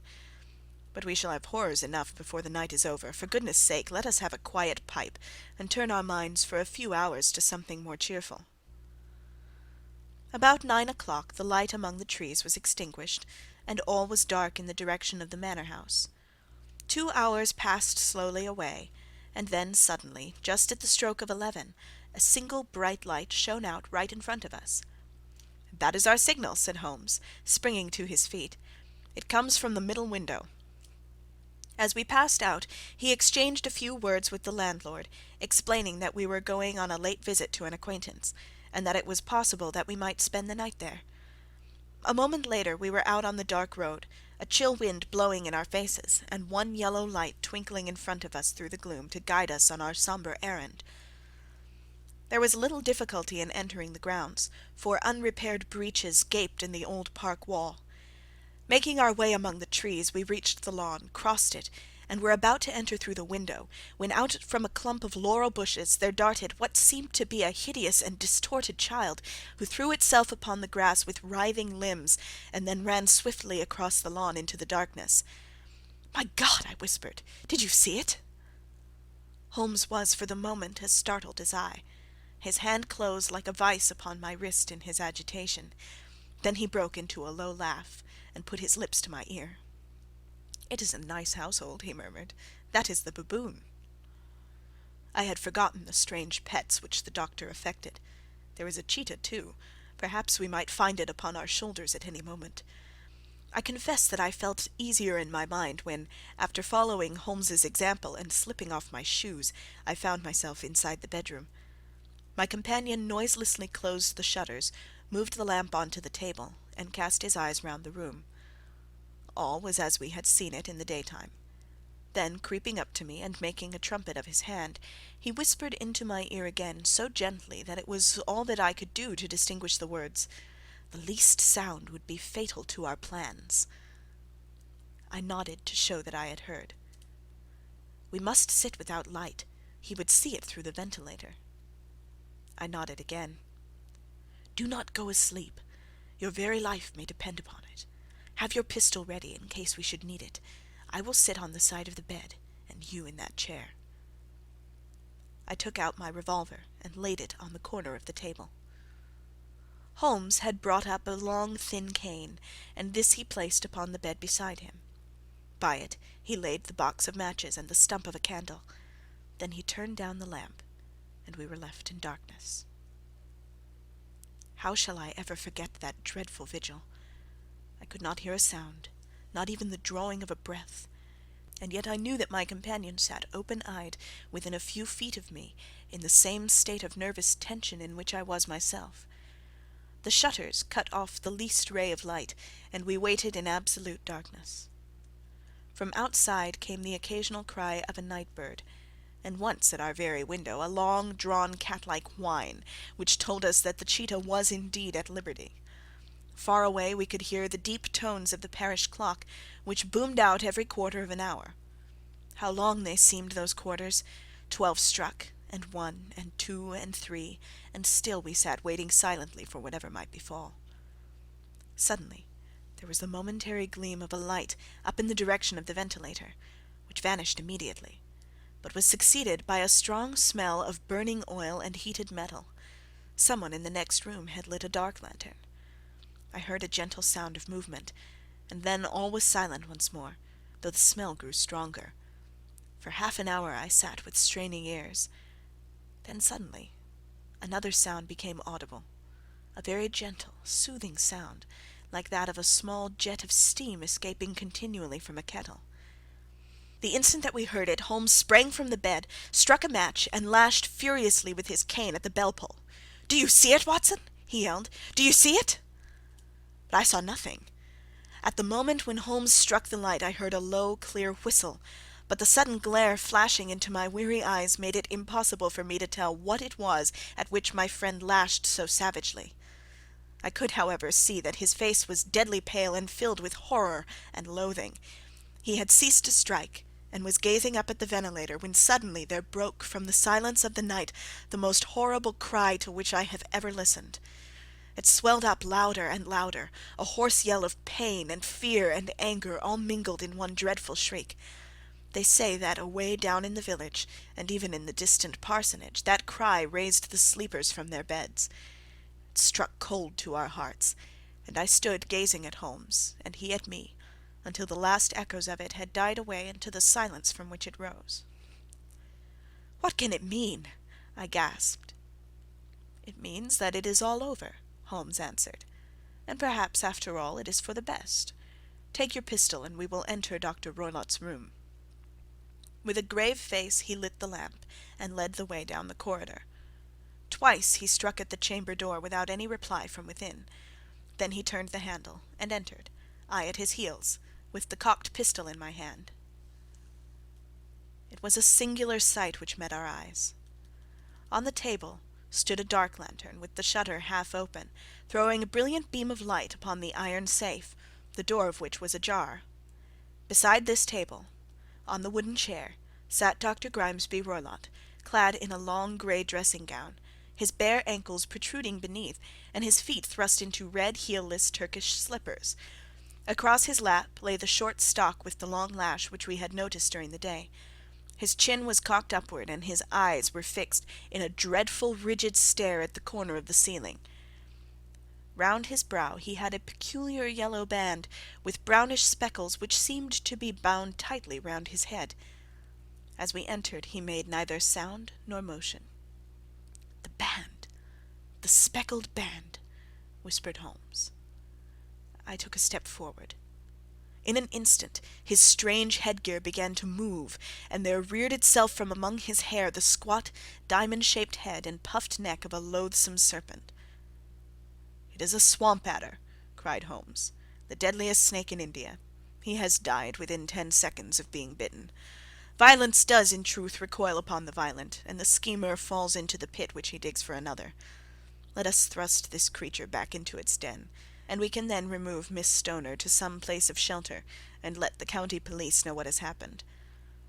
As he spoke he drew the dog-whip swiftly from the dead man's lap, and throwing the noose round the reptile's neck he drew it from its horrid perch, and, carrying it at arm's length, threw it into the iron safe, which he closed upon it. Such are the true facts of the death of Dr. Grimesby Roylott of Stoke Moran. It is not necessary that I should prolong a narrative which has already run too great a length by telling how we broke the sad news to the terrified girl, how we conveyed her by the morning train to the care of her good aunt at Harrow, of how the slow process of official enquiry came to the conclusion that the doctor met his fate while indiscreetly playing with a dangerous pet. The little which I had yet to learn of the case was told me by Sherlock Holmes as we travelled back the next day. "I had," said he, "come to an entirely erroneous conclusion, which shows, my dear Watson, how dangerous it always is to reason from insufficient data. The presence of the gipsies, and the use of the word band, which was used by the poor girl, no doubt, to explain the appearance which she had caught a hurried glimpse of by the light of her match, were sufficient to put me upon an entirely wrong scent. I can only claim the merit that I instantly reconsidered my position, when, however, it became clear to me that whatever danger threatened an occupant of the room could not come either from the window or the door. My attention was speedily drawn, as I have already remarked to you, to this ventilator, and to the bell-rope which hung down to the bed. The discovery that this was a dummy, and that the bed was clamped to the floor, instantly gave rise to the suspicion that the rope was there as a bridge for something passing through the hole and coming to the bed. The idea of a snake instantly occurred to me, and when I coupled it with my knowledge that the doctor was furnished with a supply of creatures from India, I felt that I was probably on the right track. The idea of using a form of poison which could not possibly be discovered by any chemical test was just such a one as would occur to a clever and ruthless man who had had an Eastern training. The rapidity with which such a poison would take effect would also, from his point of view, be an advantage. It would be a sharp-eyed coroner indeed who could distinguish the 2 little dark punctures which would show where the poisoned fangs had done their work. Then I thought of the whistle. Of course he must recall the snake before the morning light revealed it to the victim.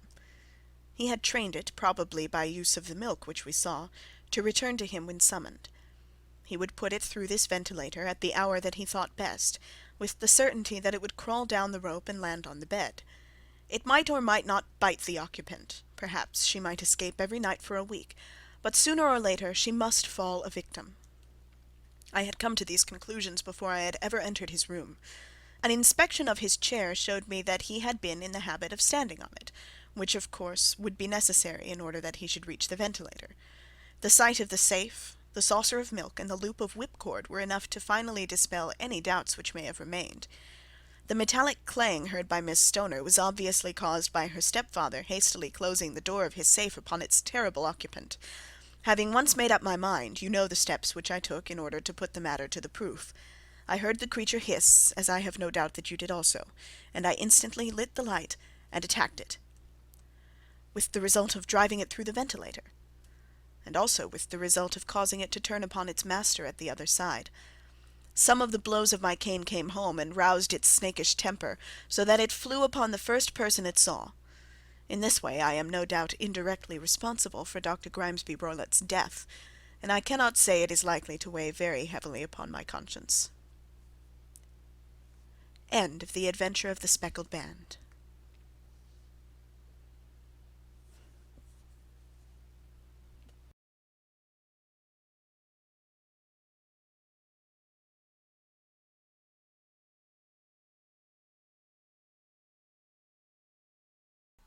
The Adventures of Sherlock Holmes by Sir Arthur Conan Doyle. Chapter 9. The Adventure of the Engineer's Thumb. Of all the problems which have been submitted to my friend, Mr. Sherlock Holmes, for solution during the years of our intimacy, there were only two which I was the means of introducing to his notice, that of Mr. Hatherley's thumb, and that of Colonel Warburton's madness. Of these the latter may have afforded a finer view for an acute and original observer, but the other was so strange in its inception, and so dramatic in its details, that it may be the more worthy of being placed upon record, even if it gave my friend fewer openings for those deductive methods of reasoning by which he achieved such remarkable results. The story has, I believe, been told more than once in the newspapers, but, like all such narratives, its effect is much less striking when set forth on block in a single half column of print, than when the facts slowly evolve before your own eyes, and the mystery clears gradually away as each new discovery furnishes a step which leads on to the complete truth. At the time the circumstances made a deep impression upon me, and the lapse of 2 years has hardly served to weaken the effect. It was in the summer of '89, not long after my marriage, that the events occurred which I am now about to summarize. I had returned to civil practice, and had finally abandoned Holmes in his Baker Street rooms, although I continually visited him, and occasionally even persuaded him to forego his Bohemian habits so far as to come and visit us. My practice had steadily increased, and as I happened to live at no very great distance from Paddington Station, I got a few patients from among the officials. One of these, whom I had cured of a painful and lingering disease, was never weary of advertising my virtues, and of endeavouring to send me on every sufferer over whom he might have any influence. One morning, at a little before 7 o'clock, I was awakened by the maid tapping at the door to announce that 2 men had come from Paddington, and were waiting in the consulting room. I dressed hurriedly, for I knew by experience that railway cases were seldom trivial, and hastened downstairs. As I descended, my old ally, the guard, came out of the room and closed the door tightly behind him.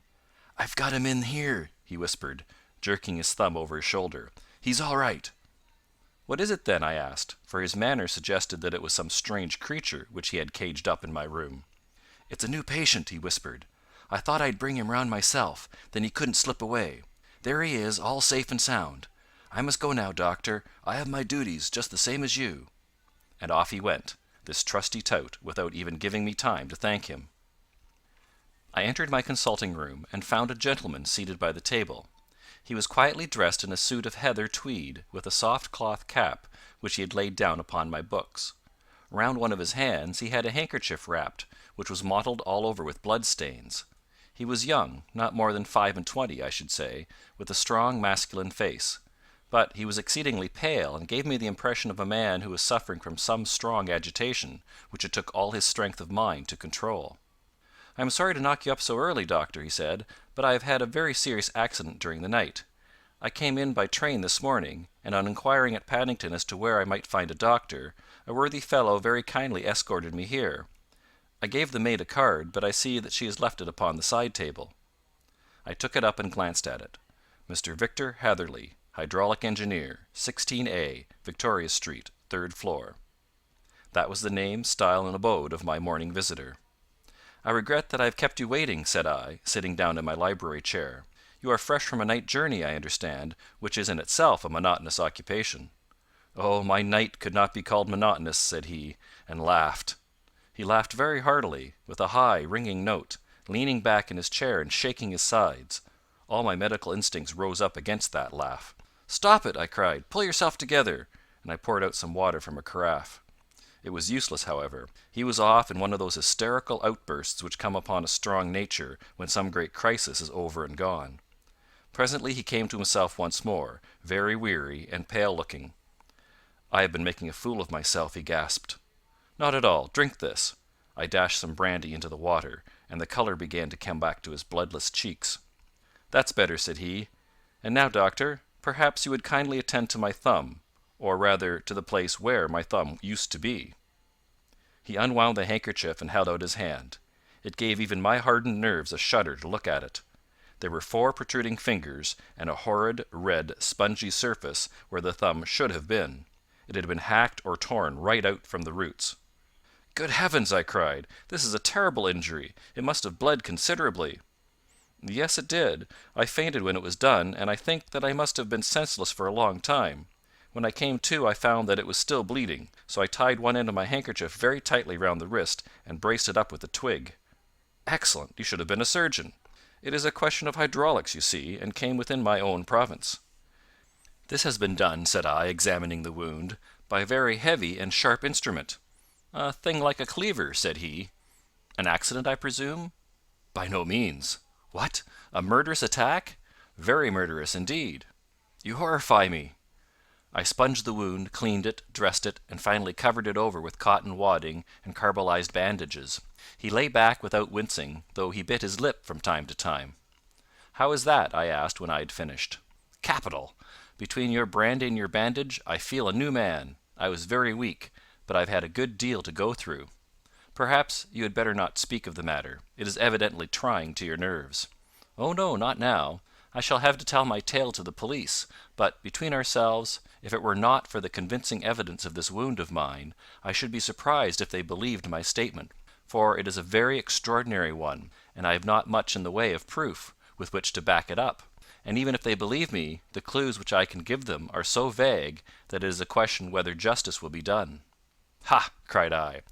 "If it is anything in the nature of a problem which you desire to see solved, I should strongly recommend you come to my friend Mr. Sherlock Holmes before you go to the official police." "Oh, I have heard of that fellow," answered my visitor, "and I should be very glad if he would take the matter up, though of course I must use the official police as well. Would you give me an introduction to him?" "I'll do better. I'll take you round to him myself." "I should be immensely obliged to you." "We'll call a cab and go together. We shall just be in time to have a little breakfast with him. Do you feel equal to it?" "Yes. I shall not feel easy until I have told my story." "Then my servant will call a cab, and I shall be with you in an instant." I rushed upstairs, explained the matter shortly to my wife, and in 5 minutes was inside a hansom, driving with my new acquaintance to Baker Street. Sherlock Holmes was, as I expected, lounging about his sitting-room in his dressing-gown, reading the agony column of the Times, and smoking his before-breakfast pipe, which was composed of all the plugs and dottles left from his smokes of the day before, all carefully dried and collected in the corner of the mantelpiece. He received us in his quietly genial fashion, ordered fresh rashers and eggs, and joined us in a hearty meal. When it was concluded, he settled our new acquaintance upon the sofa, placed a pillow beneath his head, and laid a glass of brandy and water within his reach.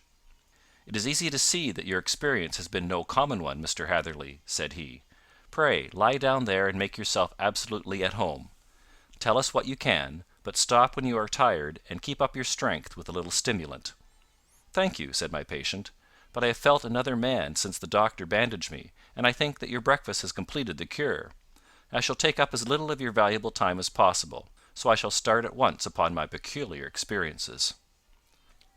Holmes sat in his big armchair with the weary, heavy-lidded expression which veiled his keen and eager nature, while I sat opposite to him, and we listened in silence to the strange story which our visitor detailed to us.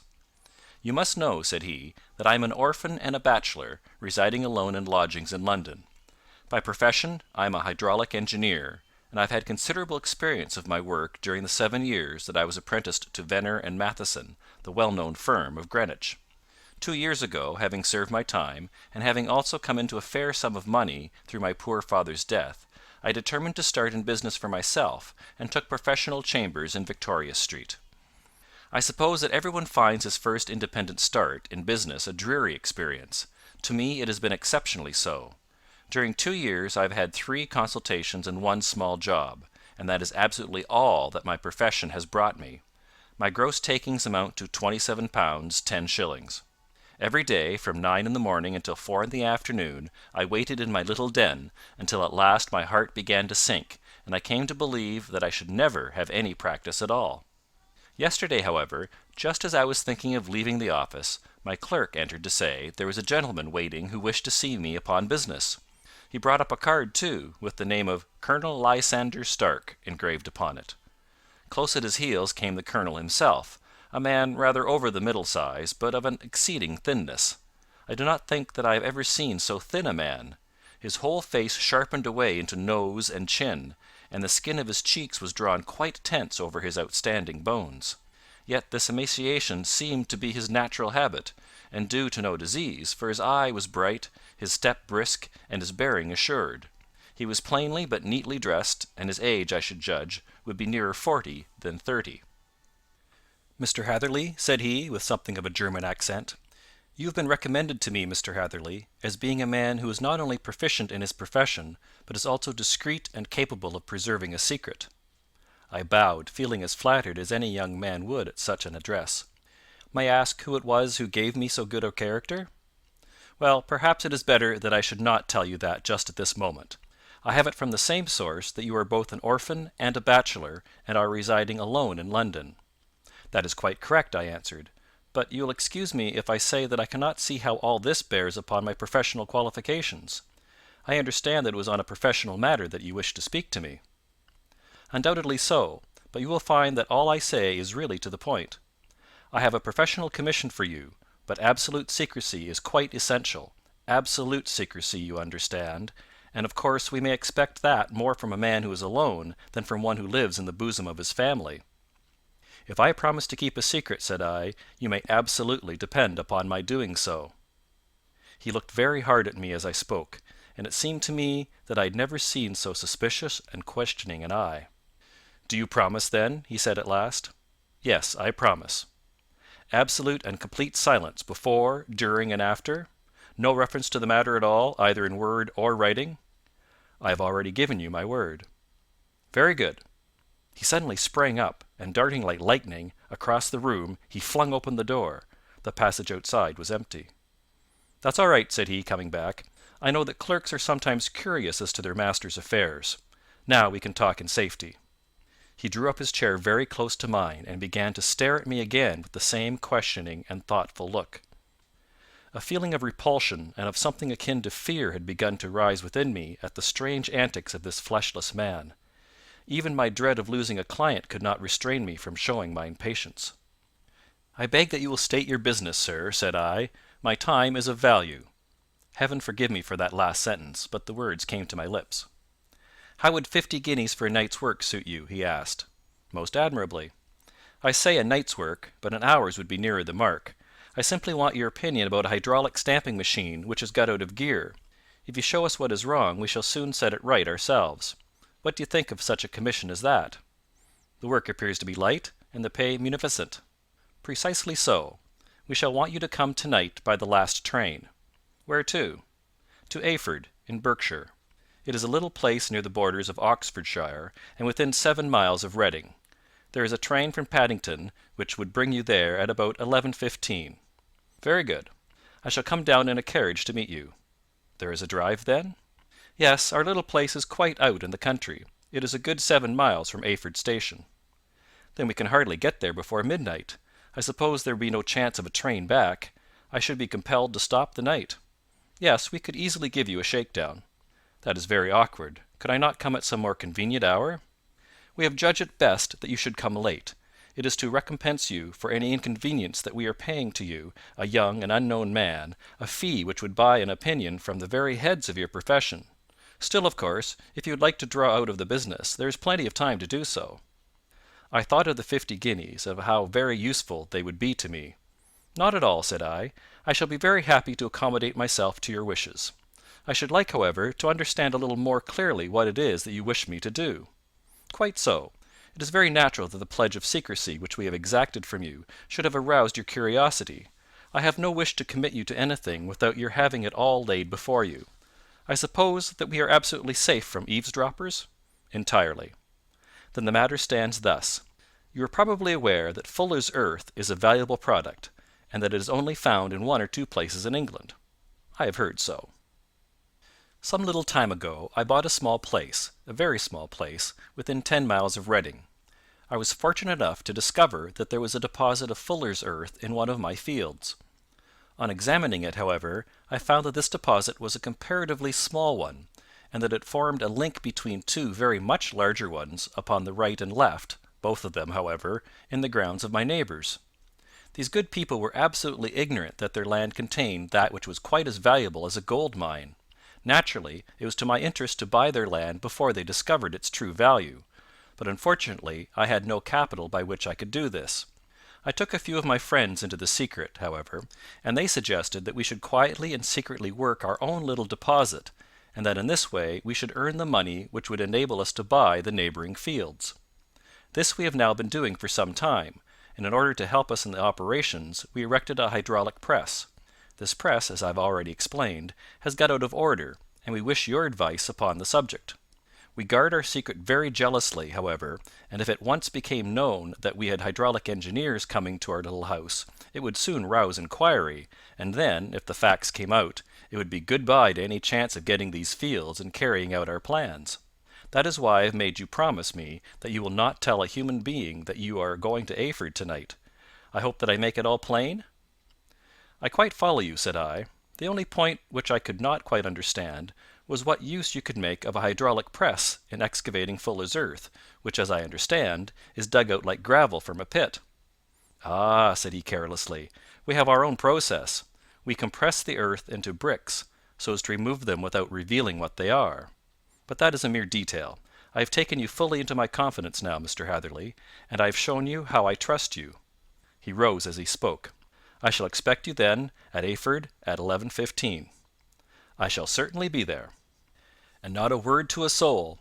He looked at me with a last long, questioning gaze, and then, pressing my hand in a cold, dank grasp, he hurried from the room. Well, when I came to think it all over in cool blood, I was very much astonished, as you may both think, at this sudden commission which had been entrusted to me. On the one hand, of course, I was glad, for the fee was at least tenfold what I should have asked had I set a price upon my own services, and it was possible that this order might lead to other ones. On the other hand, the face and manner of my patron had made an unpleasant impression upon me, and I could not think that his explanation of the Fuller's earth was sufficient to explain the necessity for my coming at midnight, and his extreme anxiety lest I should tell anyone of my errand. However, I threw all fears to the winds, ate a hearty supper, drove to Paddington, and started off, having obeyed to the letter the injunction as to holding my tongue. At Reading I had to change not only my carriage but my station. However, I was in time for the last train to Eyford, and I reached the little, dim-lit station after 11 o'clock. I was the only passenger who got out there, and there was no one upon the platform save a single sleepy porter with a lantern. As I passed out through the wicket gate, however, I found my acquaintance of the morning waiting in the shadow upon the other side. Without a word he grasped my arm and hurried me into a carriage, the door of which was standing open. He drew up the windows on either side, tapped on the woodwork, and away we went as fast as the horse could go. "One horse?" interjected Holmes. "Yes, only one." "Did you observe the colour?" "Yes, I saw it by the side lights when I was stepping into the carriage. It was a chestnut." "Tired looking or fresh?" "Oh, fresh and glossy." "Thank you. I am sorry to have interrupted you. Pray continue your most interesting statement." Away we went then, and we drove for at least an hour. Colonel Lysander Stark had said that it was only 7 miles, but I should think, from the rate that we seemed to go, and from the time that we took, that it must have been nearer 12. He sat at my side in silence all the time, and I was aware, more than once when I glanced in his direction, that he was looking at me with great intensity. The country roads seemed to not be very good in that part of the world, for we lurched and jolted terribly. I tried to look out of the windows to see something of where we were, but they were made of frosted glass, and I could make out nothing save the occasional bright blur of a passing light. Now and then I hazarded some remark to break the monotony of the journey, but the colonel answered only in monosyllables, and the conversation soon flagged. At last, however, the bumping of the road was exchanged for the crisp smoothness of a gravel drive, and the carriage came to a stand. Colonel Lysander Stark sprang out, and, as I followed after him, pulled me swiftly into a porch, which gaped in front of us. We stepped, as it were, right out of the carriage and into the hall, so that I failed to catch the most fleeting glance of the front of the house. The instant that I had crossed the threshold, the door slammed heavily behind us, and I heard faintly the rattle of the wheels as the carriage drove away.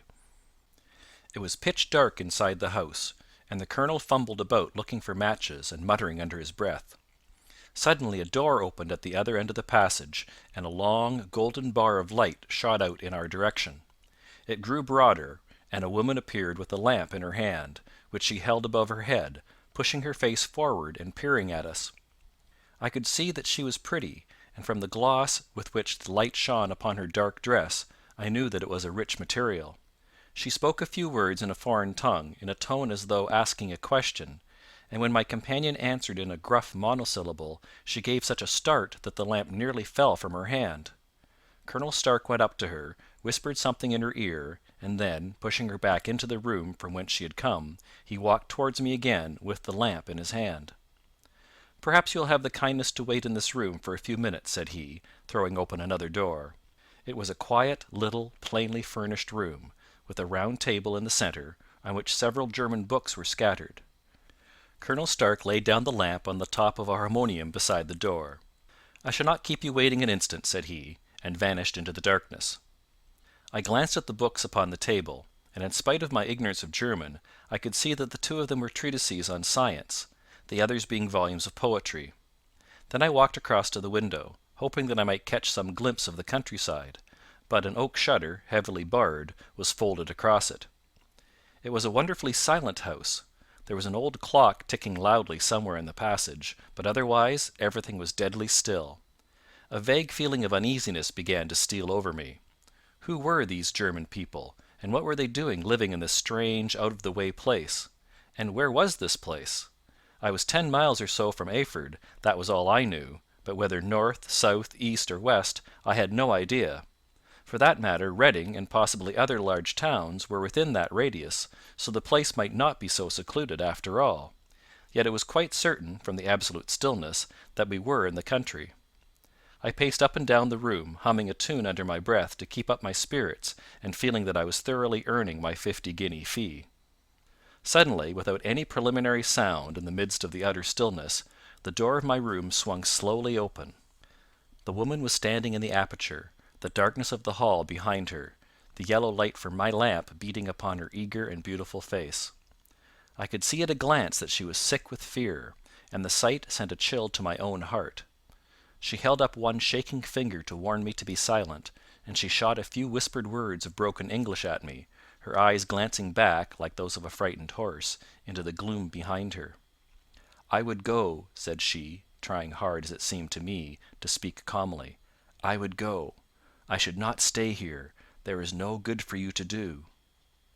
"But, madam," I said, "I have not yet done what I came for. I cannot possibly leave until I have seen the machine." "It is not worth your while to wait," she went on. "You can pass through the door. No one hinders." And then, seeing that I smiled and shook my head, she suddenly threw aside her constraint and made a step forward, with her hands wrung together. "For the love of heaven," she whispered, "get away from here before it is too late."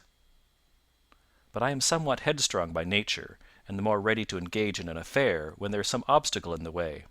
I thought of my 50-guinea fee, of my wearisome journey, and of the unpleasant night which seemed to be before me. Was it all to go for nothing? Why should I slink away without having carried out my commission, and without the payment which was my due?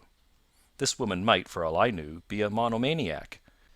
With a stout bearing, therefore, though her manner had shaken me more than I cared to confess, I still shook my head and declared my intention of remaining where I was. She was about to renew her entreaties when a door slammed overhead, and the sound of several footsteps was heard upon the stairs. She listened for an instant, threw up her hands with a despairing gesture, and vanished as suddenly and as noiselessly as she had come. The newcomers were Colonel Lysander Stark and a short, thick man, with a chinchilla beard growing out of the creases of his double chin, who was introduced to me as Mr. Fergusson. "This is my secretary and manager," said the colonel. "By the way, I was under the impression that I left this door shut just now. I feared that you have felt the draught." "On the contrary," said I opened the door myself because I felt the room to be a little close." He shot one of his suspicious looks at me. "Perhaps we had better proceed to business then," said he. "Mr. Fergusson and I will take you up to see the machine." "I had better put my hat on, I suppose?" "Oh, no, it is in the house." "What, you dig fuller's earth in the house?" "No, no, this is only where we compress it. But never mind that. All we wish you to do is to examine the machine, and to let us know what is wrong with it." We went upstairs together, the colonel first with the lamp, the fat manager and I behind him. It was a labyrinth of an old house, with corridors, passages, narrow winding staircases, and little low doors, the thresholds of which were hollowed out by the generations who had crossed them. There were no carpets and no sign of any furniture above the ground floor, while the plaster was peeling off the walls, and the damp was breaking through in green, unhealthy blotches. I tried to put on as an unconcerned air as possible, but I had not forgotten the warnings of the lady, even though I disregarded them, and I kept a keen eye upon my two companions. Fergusson appeared to be a morose and silent man, but I could see from the little that he had said that he was at least a fellow countryman. Colonel Lysander Stark stopped at last before a low door, which he unlocked. Within was a small square room, in which the three of us could hardly get at one time. Fergusson remained outside, and the colonel ushered me in. "We are now," said he, "actually within the hydraulic press, and it would be a particularly unpleasant thing for us if anyone were to turn it on. The ceiling of this small chamber is really the end of the descending piston, and it comes down with the force of many tons upon this metal floor. There are small lateral columns of water outside which receive the force, and which transmit and multiply it in the manner which is familiar to you. The machine goes readily enough, but there is some stiffness in the working of it, and it has lost a little of its force. Perhaps you will have the goodness to look it over and to show us how we can set it right." I took the lamp from him, and I examined the machine very thoroughly. It was indeed a gigantic one, and capable of exercising enormous pressure. When I passed outside, however, and pressed down the levers which controlled it, I knew at once, by the whishing sound, that there was a slight leakage, which allowed a regurgitation of water through one of the side cylinders. An examination showed that one of the india-rubber bands, which was round the head of a driving rod, had shrunk so as not quite to fill the socket along which it worked. This was clearly the cause of the loss of power, and I pointed it out to my companions, who followed my remarks very carefully and asked several practical questions as to how they should proceed to set it right. When I had made it clear to them, I returned to the main chamber of the machine, and took a good look at it to satisfy my own curiosity. It was obvious at a glance that the story of the fuller's earth was the merest fabrication, for it would be absurd to suppose that so powerful an engine could be designed for so inadequate a purpose. The walls were of wood, but the floor consisted of a large iron trough, and when I came to examine it I could see a crust of metallic deposit all over it. I had stooped and was scraping at this to see exactly what it was, when I heard a muttered exclamation in German, and saw the cadaverous face of the colonel looking down at me. "What are you doing there?" he asked. I felt angry at having been tricked by so elaborate a story as that which he had told me. "I was admiring your fuller's earth," said I. "I think that I should be better able to advise you as to your machine if I knew what the exact purpose was for which it was used." The instant that I uttered the words I regretted the rashness of my speech.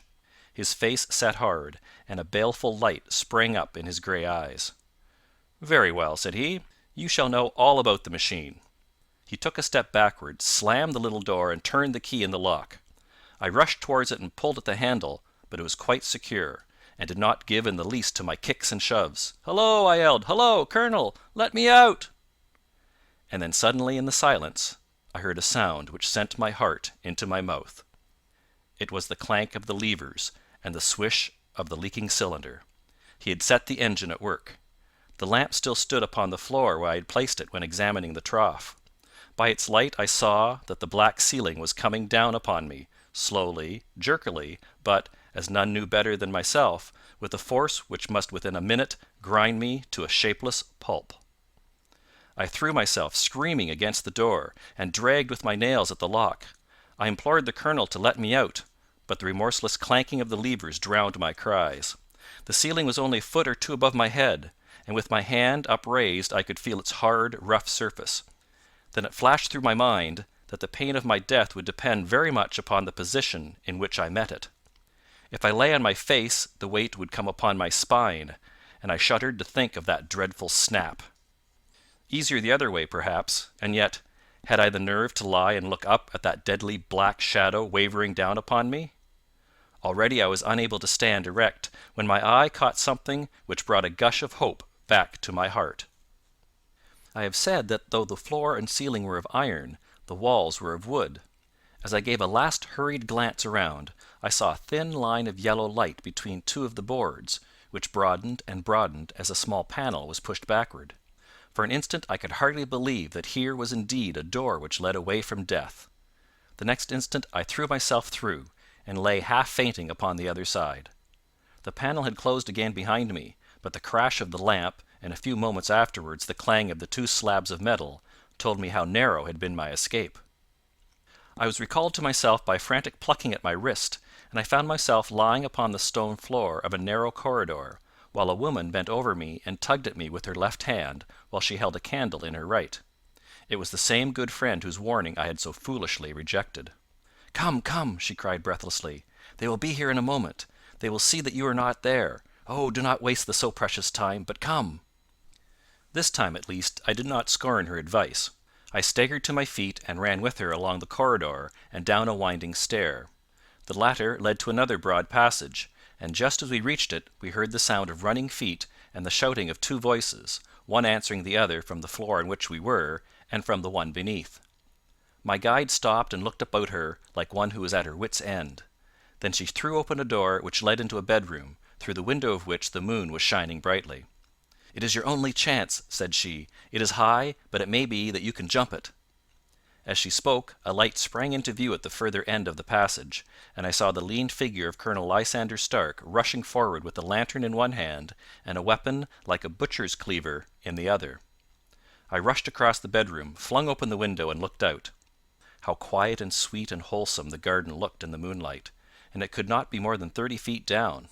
I clambered out upon the sill, but I hesitated to jump until I should have heard what passed between my saviour and the ruffian who pursued me. If she were ill used, then at any risks I was determined to go back to her assistance. The thought had hardly flashed through my mind before he was at the door, pushing his way past her, but she threw her arms round him and tried to hold him back. "Fritz, Fritz," she cried in English, "remember your promise after the last time. You said it should not be again. He will be silent. Oh, he'll be silent." "You are mad, Elise," he shouted, struggling to break away from her. "You will be the ruin of us. He has seen too much. Let me pass, I say." He dashed her to one side, and rushing to the window, cut at me with his heavy weapon. I had let myself go, and was hanging by the hands to the sill, when his blow fell. I was conscious of a dull pain, my grip loosened, and I fell into the garden below. I was shaken but not hurt by the fall, so I picked myself up and rushed off among the bushes as hard as I could run, for I understood that I was far from being out of danger yet. Suddenly, however, as I ran, a deadly dizziness and sickness came over me. I glanced down at my hand, which was throbbing painfully, and then, for the first time, saw that my thumb had been cut off and that the blood was pouring from my wound. I endeavoured to tie my handkerchief round it, but there came a sudden buzzing in my ears, and next moment I fell into a dead faint among the rose bushes.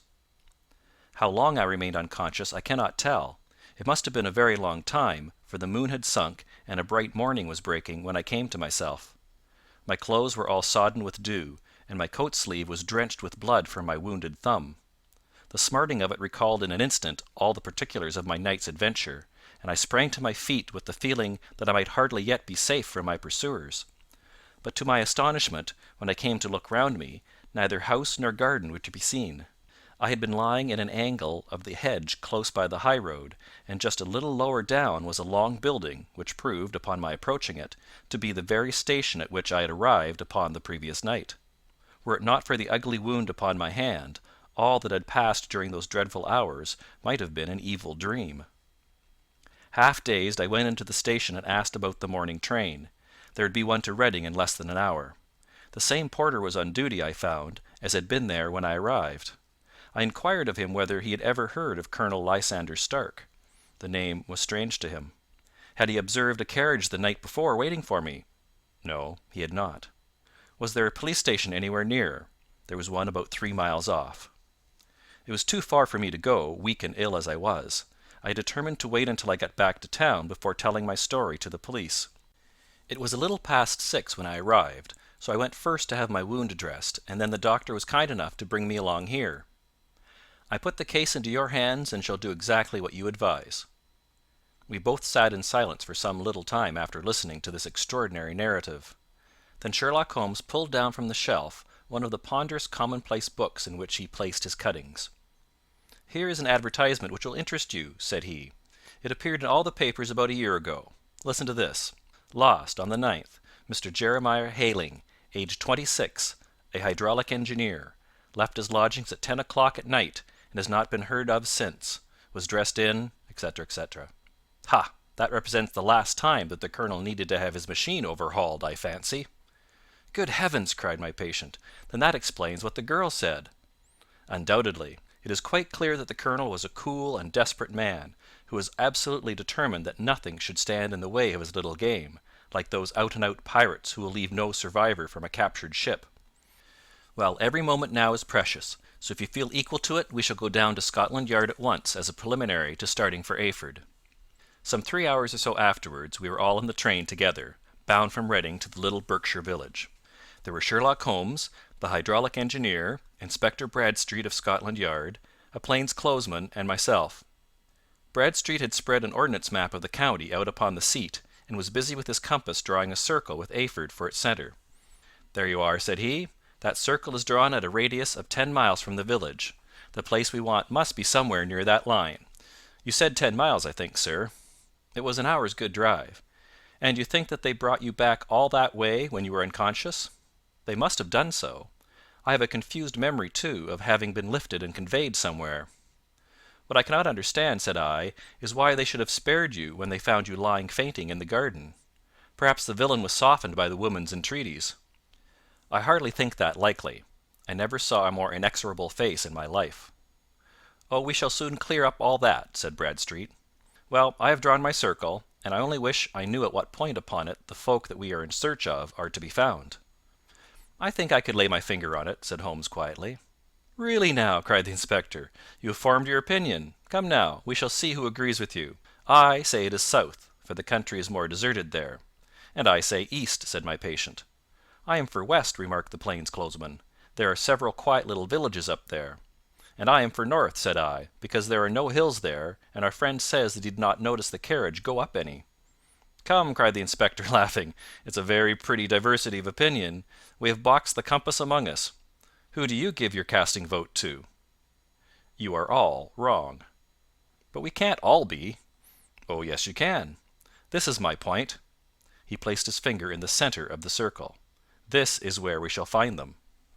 "But the 12-mile drive?" gasped Hatherley. 6 out and 6 back. Nothing simpler. You say yourself that the horse was fresh and glossy when you got in. How could it be that if it had gone 12 miles over heavy roads? "Indeed, it is a likely ruse enough," observed Bradstreet thoughtfully. "Of course, there can be no doubt as to the nature of this gang." "None at all," said Holmes. "They are coiners on a large scale, and have used the machine to form the amalgam which has taken the place of silver." "We have known for some time that a clever gang was at work," said the inspector. "They've been turning out half-crowns by the thousand. We even traced them as far as Reading, but could get no farther, for they had covered their traces in a way that showed that they were very old hands. But now, thanks to this lucky chance, I think that we have got them right enough." But the inspector was mistaken, for those criminals were not destined to fall into the hands of justice. As we rolled into Eyford Station, we saw a gigantic column of smoke which streamed up from behind a small clump of trees in the neighbourhood, and hung, like an immense ostrich feather, over the landscape. "A house on fire?" asked Bradstreet, as the train steamed off again on its way. "Yes, sir," said the station master. "When did it break out?" "I hear that it was during the night, sir, but it has got worse, and the whole place is in a blaze." "Whose house is it?" "Dr. Becker's." "Tell me," broke in the engineer, "is Dr. Becker a German, very thin, with a long sharp nose?" The station master laughed heartily. "No, sir. Dr. Becker is an Englishman, and there isn't a man in the parish who has a better lined waistcoat. But he has a gentleman staying with him, a patient, as I understand, who is a foreigner, and he looks as if a little good Berkshire beef would do him no harm." The station master had not finished his speech before we were all hastening in the direction of the fire. The road topped a low hill, and there was a great widespread whitewashed building in front of us, spouting fire at every chink and window, while in the garden in front 3 fire engines were vainly striving to keep the flames under. "That's it!" cried Hatherley, in intense excitement. "There is the gravel drive, and there are the rose bushes where I lay. That second window is the one that I jumped from." "Well, at least," said Holmes, "you have had your revenge upon them. There can be no question that it was your oil lamp which, when it was crushed in the press, set fire to the wooden walls, though no doubt they were too excited in the chase after you to observe it at the time.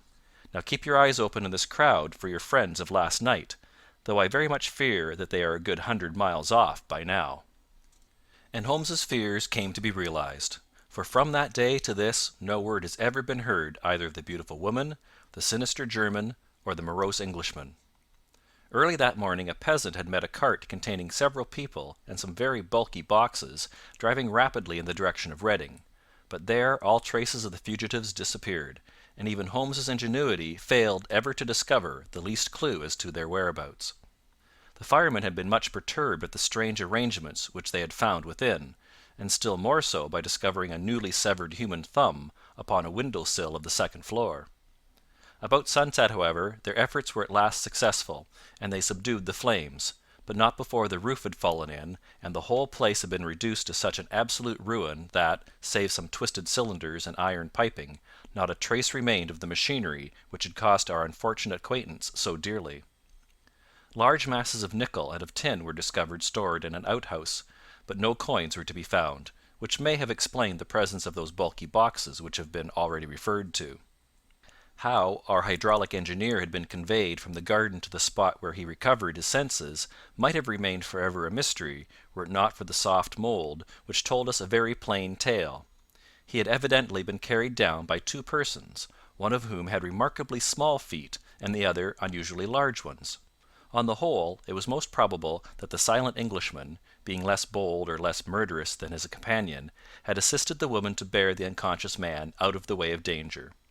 "Well," said our engineer ruefully, as we took our seats to return once more to London, "it has been a pretty business for me.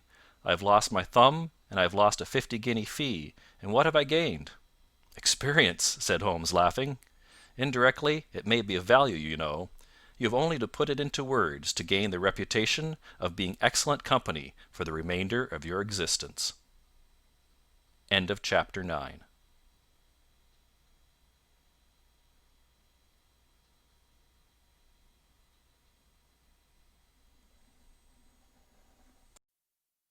The Adventures of Sherlock Holmes by Sir Arthur Conan Doyle.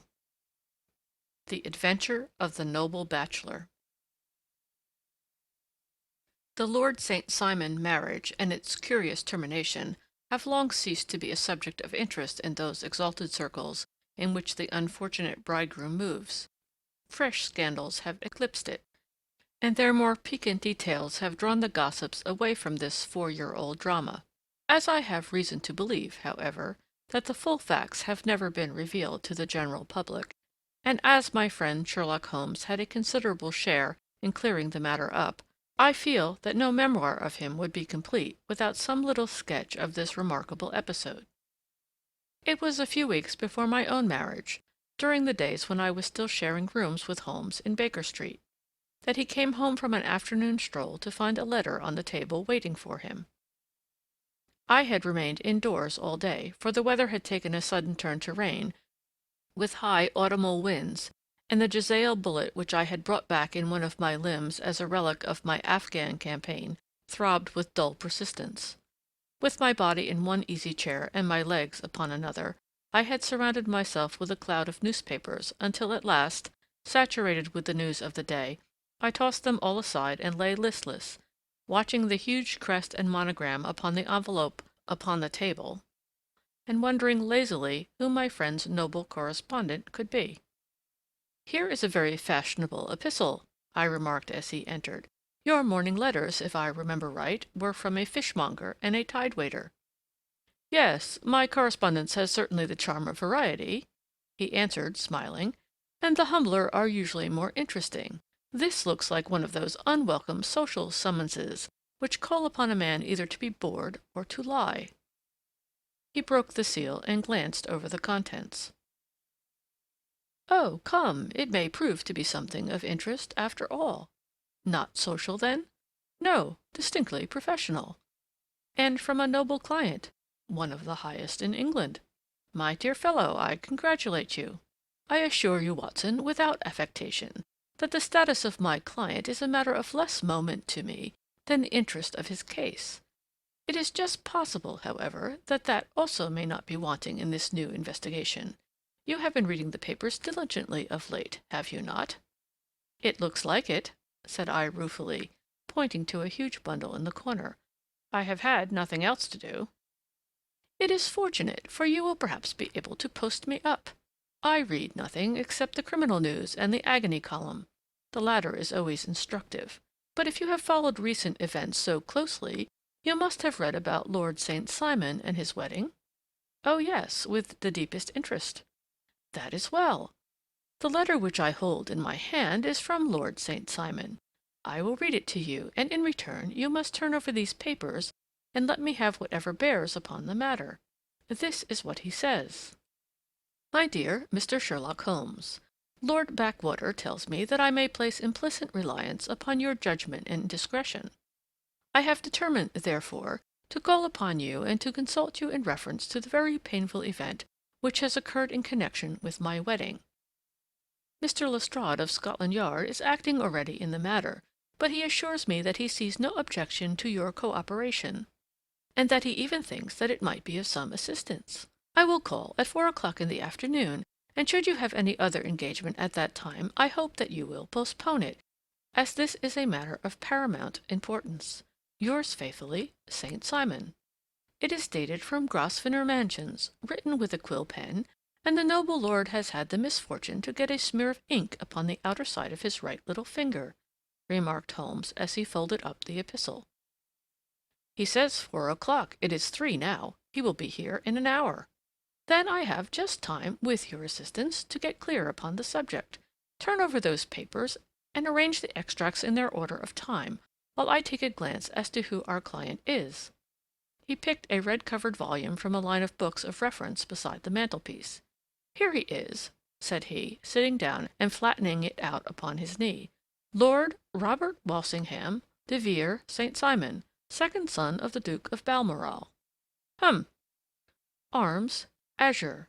3 caltrops in chief over a fess sable. Born in 1846. He's 41 years of age, which is mature for marriage. Was Under-Secretary for the Colonies in a late administration. The Duke, his father, was at one time Secretary for Foreign Affairs. They inherit Plantagenet blood by direct descent, and Tudor on the distaff side. Ha! Well, there is nothing very instructive in all this. I think that I must turn to you, Watson, for something more solid." "I have very little difficulty in finding what I want," said I, "for the facts are quite recent, and the matter struck me as remarkable. I feared to refer them to you, however, as I knew that you had an inquiry on hand, and that you disliked the intrusion of other matters." "Oh, you mean the little problem of the Grosvenor Square furniture van. That is quite cleared up now, though, indeed, it was obvious from the first. Pray, give me the results of your newspaper selections." Here is the first notice which I can find. It is in the personal column of the Morning Post, and dates, as you see, some weeks back. "A marriage has been arranged," it says, "and will, if rumor is correct, very shortly take place, between Lord Robert St. Simon, second son of the Duke of Balmoral, and Miss Hattie Doran, the only daughter of Aloysius Doran, Esquire, of San Francisco, California, USA. That is all." "Terse and to the point," remarked Holmes, stretching his long, thin legs towards the fire. "There was a paragraph amplifying this in one of the society papers of the same week. Ah, here it is. 'There will soon be a call for protection in the marriage market, for the present free trade principle appears to tell heavily against our home product. One by one, the management of the noble houses of Great Britain is passing into the hands of our fair cousins from across the Atlantic. An important addition has been made during the last week to the list of the prizes which have been borne away by these charming invaders. Lord St. Simon, who has shown himself for over 20 years proof against the little god's arrows, has now definitely announced his approaching marriage with Miss Hattie Doran, the fascinating daughter of a California millionaire. Miss Doran, whose graceful figure and striking face attracted much attention at the Westbury House festivities, is an only child, and it is currently reported that her dowry will run to considerably over the 6 figures, with expectancies for the future. As it is an open secret that the Duke of Balmoral has been compelled to sell his pictures within the last few years, and as Lord St. Simon has no property of his own, save the small estate of Birchmoor, it is obvious that the Californian heiress is not the only gainer by an alliance which will enable her to make the easy and common transition from a Republican lady to a British peeress. "Anything else?" asked Holmes, yawning. "Oh, yes, plenty. Then there is another note in the Morning Post to say that the marriage would be an absolutely quiet one, that it would be at St. George's, Hanover Square, that only a half a dozen intimate friends would be invited, and that the party would return to the furnished house at Lancaster Gate, which has been taken by Mr. Aloysius Doran. 2 days later, that is, on Wednesday last, there is a curt announcement that the wedding had taken place, and that the honeymoon would be passed at Lord Backwater's place near Petersfield. Those are all the notices which appeared before the disappearance of the bride." "Before the what?" asked Holmes with a start. "The vanishing of the lady. When did she vanish, then?" "At the wedding breakfast." "Indeed! This is more interesting than it promised to be. Quite dramatic, in fact." "Yes, it struck me as being a little out of the common." "They often vanish before the ceremony, and occasionally during the honeymoon, but I cannot call to mind anything quite so prompt as this. Pray, let me have the details." "I warn you that they are very incomplete." "Perhaps we may make them less so." "Such as they are set forth in a single article of a morning paper of yesterday, which I will read to you. It is headed, 'Singular Occurrence at a Fashionable Wedding.' The family of Lord Robert St. Simon has been thrown into the greatest consternation by the strange and painful episodes which have taken place in connection with his wedding. The ceremony, as shortly announced in the papers of yesterday, occurred on the previous morning, but it is only now that it has been possible to confirm the strange rumors which have been so persistently floating about. In spite of the attempts of the friends to hush the matter up, so much public attention has now been drawn to it that no good purpose can be served by affecting to disregard what is a common subject for conversation. The ceremony, which was performed at St. George's, Hanover Square, was a very quiet one, no one being present save the father of the bride, Mr. Aloysius Doran, the Duchess of Balmoral, Lord Backwater, Lord Eustace, and Lady Clara St. Simon, the younger brother and sister of the bridegroom, and Lady Alicia Whittington. The whole party proceeded afterwards to the house of Mr. Aloysius Doran at Lancaster Gate, where breakfast had been prepared. It appears that some little trouble was caused by a woman, whose name has not been ascertained, who endeavored to force her way into the house after the bridal party, alleging that she had some claim upon Lord St. Simon. It was only after a painful and prolonged scene that she was ejected by the butler and the footman. The bride, who had fortunately entered the house before this unpleasant interruption, had sat down to breakfast with the rest, when she complained of a sudden indisposition and retired to her room. Her prolonged absence having caused some comment, her father followed her, but learned from her maid that she had only come up to her chamber for an instant, caught up an ulster and bonnet, and hurried down to the passage. One of the footmen declared that he had seen a lady leave the house thus apparelled, but had refused to credit that it was his mistress, believing her to be with the company.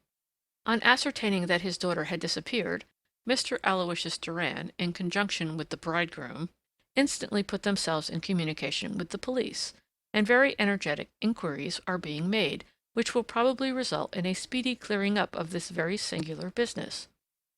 Up to a late hour last night, however, nothing had transpired as to the whereabouts of the missing lady. There are rumors of foul play in the matter, and it is said that the police have caused the arrest of the woman who had caused the original disturbance, in the belief that, from jealousy or some other motive, she may have been concerned in the strange disappearance of the bride. And is that all? Only one little item in another of the morning papers, but it is a suggestive one, and it is that Miss Flora Millar, the lady who had caused the disturbance, has actually been arrested. It appears that she was formerly a danseuse at the Allegro, and that she has known the bridegroom for some years. There are no further particulars, and the whole case is in your hands now, so far as it has been set forth in the public press. And an exceedingly interesting case it appears to be. I would not have missed it for worlds. But there is a ring at the bell, Watson, and as the clock makes it a few minutes after 4, I have no doubt that this will prove to be our noble client. Do not dream of going, Watson, for I very much prefer having a witness, if only as a check to my own memory. Lord Robert St. Simon, announced our page boy, throwing open the door. A gentleman entered with a pleasant, cultured face, high-nosed and pale, with something perhaps of petulance about the mouth, and with the steady, well-opened eye of a man whose pleasant lot it had ever been to command and to be obeyed.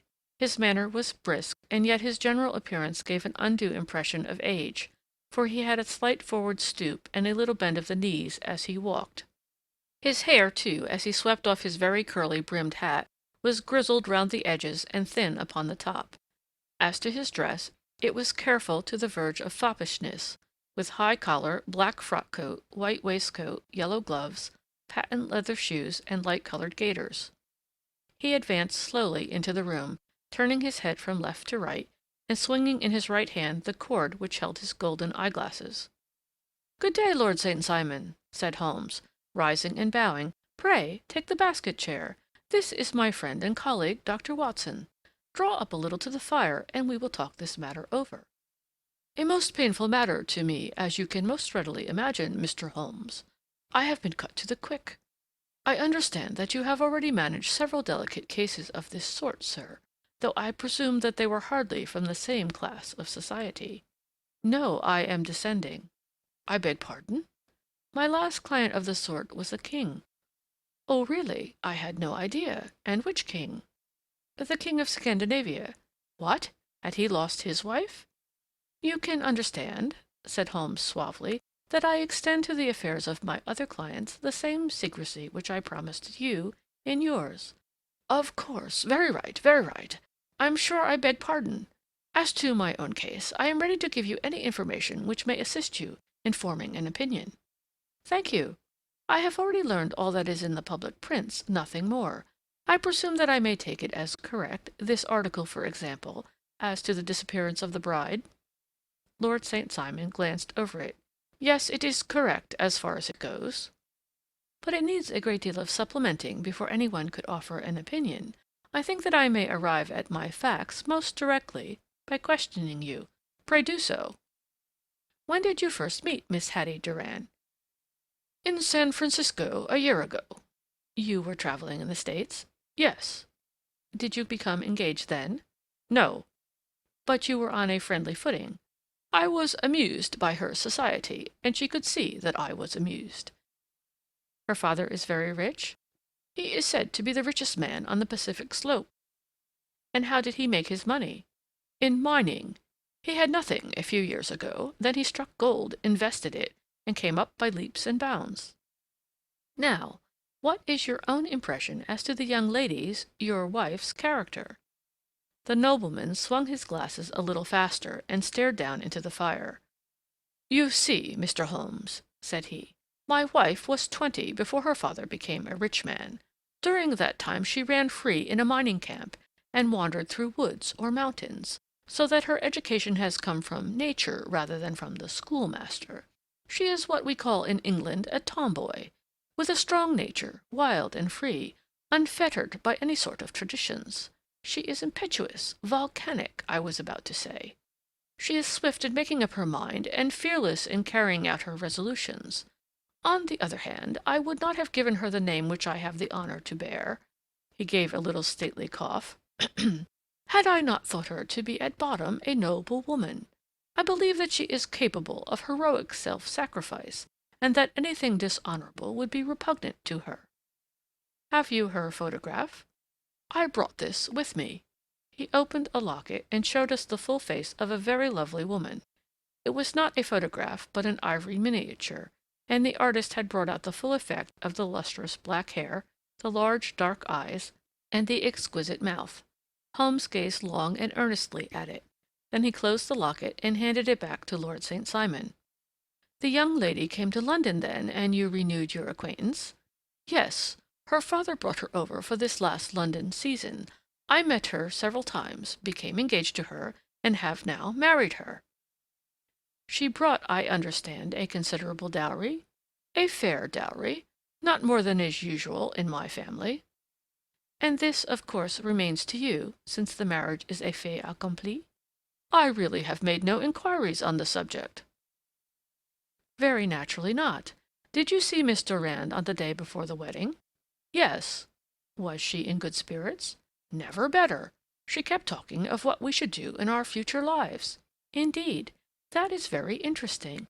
And on the morning of the wedding, she was as bright as possible, at least until after the ceremony. And did you observe any change in her then? Well, to tell the truth, I saw then the first signs that I had ever seen that her temper was just a little sharp. The incident, however, was too trivial to relate, and can have no possible bearing upon the case. Pray, let us have it, for all that. Oh, it is childish. She dropped her bouquet as we went towards the vestry. She was passing the front pew at the time, and it fell over into the pew. There was a moment's delay, but the gentleman in the pew handed it up to her again, and it did not appear to be the worse for the fall. Yet when I spoke to her of the matter, she answered me abruptly, and in the carriage, on our way home, she seemed absurdly agitated over this trifling cause. Indeed. You say that there was a gentleman in the pew. Some of the general public were present, then? Oh, yes, it is impossible to exclude them when the church is open. This gentleman was not one of your wife's friends. No, no, I call him a gentleman by courtesy, but he was quite a common-looking person. I hardly noticed his appearance. But really, I think that we are wandering rather far from the point. Lady St. Simon, then, returned from the wedding in a less cheerful frame of mind than she had gone to it. What did she do on re-entering her father's house? I saw her in conversation with her maid. And who is her maid? Alice is her name. She is an American, and came from California with her. A confidential servant? A little too much so. It seemed to me that her mistress allowed her to take great liberties. Still, of course, in America they look upon these things in a different way. How long did she speak to this Alice?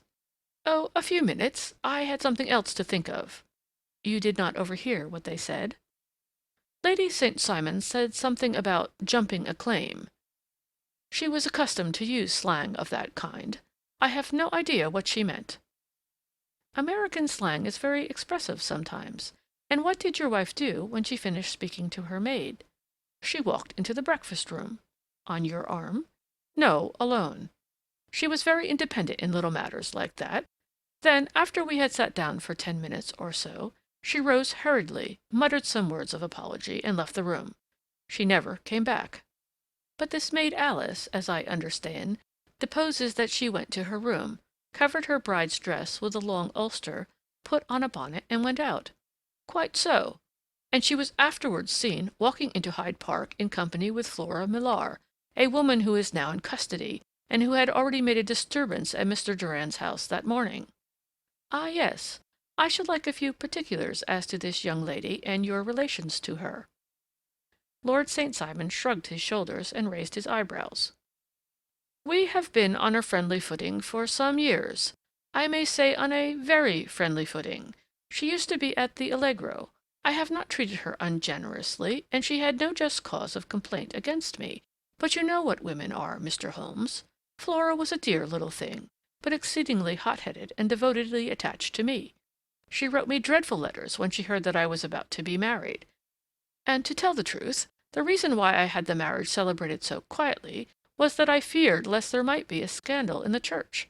She came to Mr. Durand's door just after we returned, and she endeavored to push her way in, uttering very abusive expressions towards my wife, and even threatening her. But I had foreseen the possibility of something of the sort, and I had 2 police fellows there in private clothes, who soon pushed her out again. She was quiet when she saw that there was no good in making a row. Did your wife hear all this? No, thank goodness, she did not. And she was seen walking with this very woman afterwards. Yes, that is what Mr. Lestrade, of Scotland Yard, looks upon as so serious. It is thought that Flora decoyed my wife out and laid some terrible trap for her. Well, it is a possible supposition. You think so too? I did not say a probable one, but you do not yourself look upon this as likely? I do not think Flora would hurt a fly. Still, jealousy is a strange transformer of characters. Pray, what is your own theory as to what took place? Well, really, I came to seek a theory, not to propound one. I have given you all the facts. Since you ask me, however, I may say that it has occurred to me as possible that the excitement of this affair, the consciousness that she had made so immense a social stride, had the effect of causing some little nervous disturbance in my wife. In short, that she had become suddenly deranged? Well, really, when I consider that she has turned her back, I will not say upon me, but upon so much that many have aspired to without success, I can hardly explain it in any other fashion. Well, certainly that is also a conceivable hypothesis, said Holmes, smiling. And now, Lord St. Simon, I think that I have nearly all my data. May I ask whether you were seated at the breakfast table so that you could see out of the window? We could see the other side of the road and the park. Quite so. Then I do not think that I need to detain you longer. I shall communicate with you. Should you be fortunate enough to solve this problem, said our client, rising. I have solved it. Eh? What was that? I say that I have solved it. Where, then, is my wife? That is a detail that I shall speedily supply. Lord St. Simon shook his head. I am afraid that it will take wiser heads than yours or mine, he remarked, and bowing in a stately, old-fashioned manner, he departed. It is very good of Lord St. Simon to honor my head by putting it on a level with his own, said Sherlock Holmes, laughing. I think that I shall have a whiskey and soda and a cigar after all this cross-questioning. I had formed my conclusion as to the case before our client came into the room. My dear Holmes, I have notes of several similar cases, though none, as I remarked before, which were quite as prompt. My whole examination served to turn my conjecture into a certainty. Circumstantial evidence is occasionally very convincing, as when you find a trout in the milk, to quote Thoreau's example. But I have heard all that you have heard, without, however, the knowledge of pre-existing cases which serves me so well. There was a parallel instance in Aberdeen some years back, and something on very much the same lines at Munich the year after the Franco-Prussian War. It is one of these cases, but hullo, here is Lestrade. Good afternoon, Lestrade. You will find an extra tumbler upon the sideboard, and there are cigars in the box. The official detective was attired in a pea-jacket and cravat, which gave him a decidedly nautical appearance, and he carried a black canvas bag in his hand. With a short greeting, he seated himself and lit the cigar which had been offered to him. "What's up, then?" asked Holmes, with a twinkle in his eye. "You look dissatisfied." "And I feel dissatisfied. It is this infernal St. Simon marriage case. I can make neither head nor tail of the business." "Really, you surprise me." "Who ever heard of such a mixed affair? Every clue seems to slip through my fingers. I've been at work upon it all day." "And very wet it seems to have made you," said Holmes, laying his hand upon the arm of the pea-jacket. "Yes, I've been dragging the Serpentine." "In heaven's name, what for?" "In search of the body of Lady St. Simon." Sherlock Holmes leaned back in his chair and laughed heartily. "Have you dragged the basin of Trafalgar Square fountain?" he asked. "Why, what do you mean?" "Because you have just as good a chance of finding this lady in the one as in the other." Lestrade shot an angry glance at my companion. "I suppose you know all about it," he snarled. "Well, I have only just heard the facts, but my mind is made up." "Oh, indeed. Then you think that the Serpentine plays no part in the matter?" "I think it very unlikely." "Then perhaps you will kindly explain how it is that we found this in it." He opened his bag as he spoke, and tumbled onto the floor a wedding dress of watered silk, a pair of white satin shoes, and a bride's wreath and veil, all discolored and soaked in water. "There," said he, putting a new wedding ring upon the top of the pile. "There is a little nut for you to crack, Master Holmes." "Oh, indeed," said my friend, blowing blue rings into the air. "You dragged them from the Serpentine?" "No, they were found floating near the margin by a park keeper. They have been identified as her clothes, and it seemed to me that if the clothes were there, the body would not be far off." "By the same brilliant reasoning, every man's body is to be found in the neighborhood of his wardrobe. And pray, what did you hope to arrive at through this?" "At some evidence implicating Flora Millar in the disappearance. I am afraid that you will find it difficult." "Are you indeed, now?" cried Lestrade with some bitterness. "I am afraid, Holmes, that you are not very practical with your deductions and your inferences. You have made 2 blunders in as many minutes. This dress does implicate Miss Flora Millar." "And how?" "In the dress is a pocket, in the pocket is a card case. In the card case is a note, and here is the very note." He slapped it down upon the table in front of him. "Listen to this. 'You will see me when all is ready. Come at once. F.H.M.' Now, my theory all along has been that Lady St. Simon was decoyed away by Flora Millar, and that she, with confederates, no doubt, was responsible for her disappearance. Here, signed with her initials, is the very note which was no doubt quietly slipped into her hand at the door, and which lured her within their reach." "Very good, Lestrade," said Holmes, laughing. "You really are very fine indeed. Let me see it." He took up the paper in a listless way, but his attention instantly became riveted, and he gave a little cry of satisfaction. "This is indeed important," said he. "Ha! You find it so?" "Extremely so. I congratulate you warmly." Lestrade rose in his triumph and bent his head to look. "Why," he shrieked, "you're looking at the wrong side." "On the contrary, this is the right side." "The right side? You're mad. Here is the note written in pencil, over here." "And over here is what appears to be the fragment of a hotel bill, which interests me deeply." "There's nothing in it. I looked at it before," said Lestrade. "October 4th. Rooms, 8 shillings. Breakfast, 2 shillings, 6 pence. Cocktail, 1 shilling. Lunch, 2 shillings, 6 pence. Glass sherry, 8 pence. I see nothing in that." "Very likely not. It is most important all the same. As to the note, it is important also, or at least the initials are, so I congratulate you again." "I've wasted time enough," said Lestrade, rising. "I believe in hard work, and not in sitting by the fire spinning fine theories. Good day, Mr. Holmes, and we shall see which gets to the bottom of the matter first." He gathered up the garments, thrust them into the bag, and made for the door. "Just one hint to you, Lestrade," drawled Holmes before his rival vanished. "I will tell you the true solution of the matter. Lady St. Simon is a myth. There is not, and there never has been, any such person." Lestrade looked sadly at my companion. Then he turned to me, tapped his forehead 3 times, shook his head solemnly, and hurried away. He had hardly shut the door behind him when Holmes rose to put on his overcoat. "There is something in what the fellow says about outdoor work," he remarked, "so I think, Watson, that I must leave you to your papers for a little." It was after 5 o'clock when Sherlock Holmes left me, but I had no time to be lonely, for within an hour there arrived a confectioner's man with a very large flat box.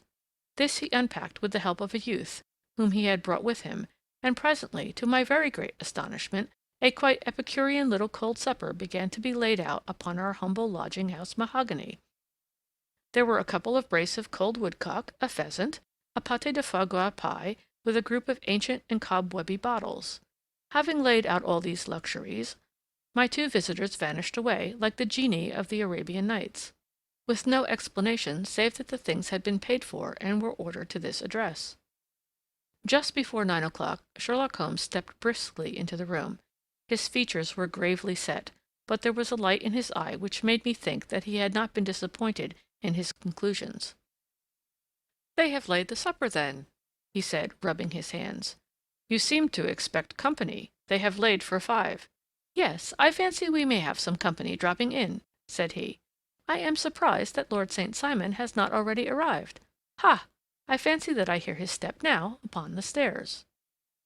It was indeed our visitor of the afternoon who came bustling in, dangling his glasses more vigorously than ever, and with a very perturbed expression upon his aristocratic features. "My messenger reached you, then?" asked Holmes.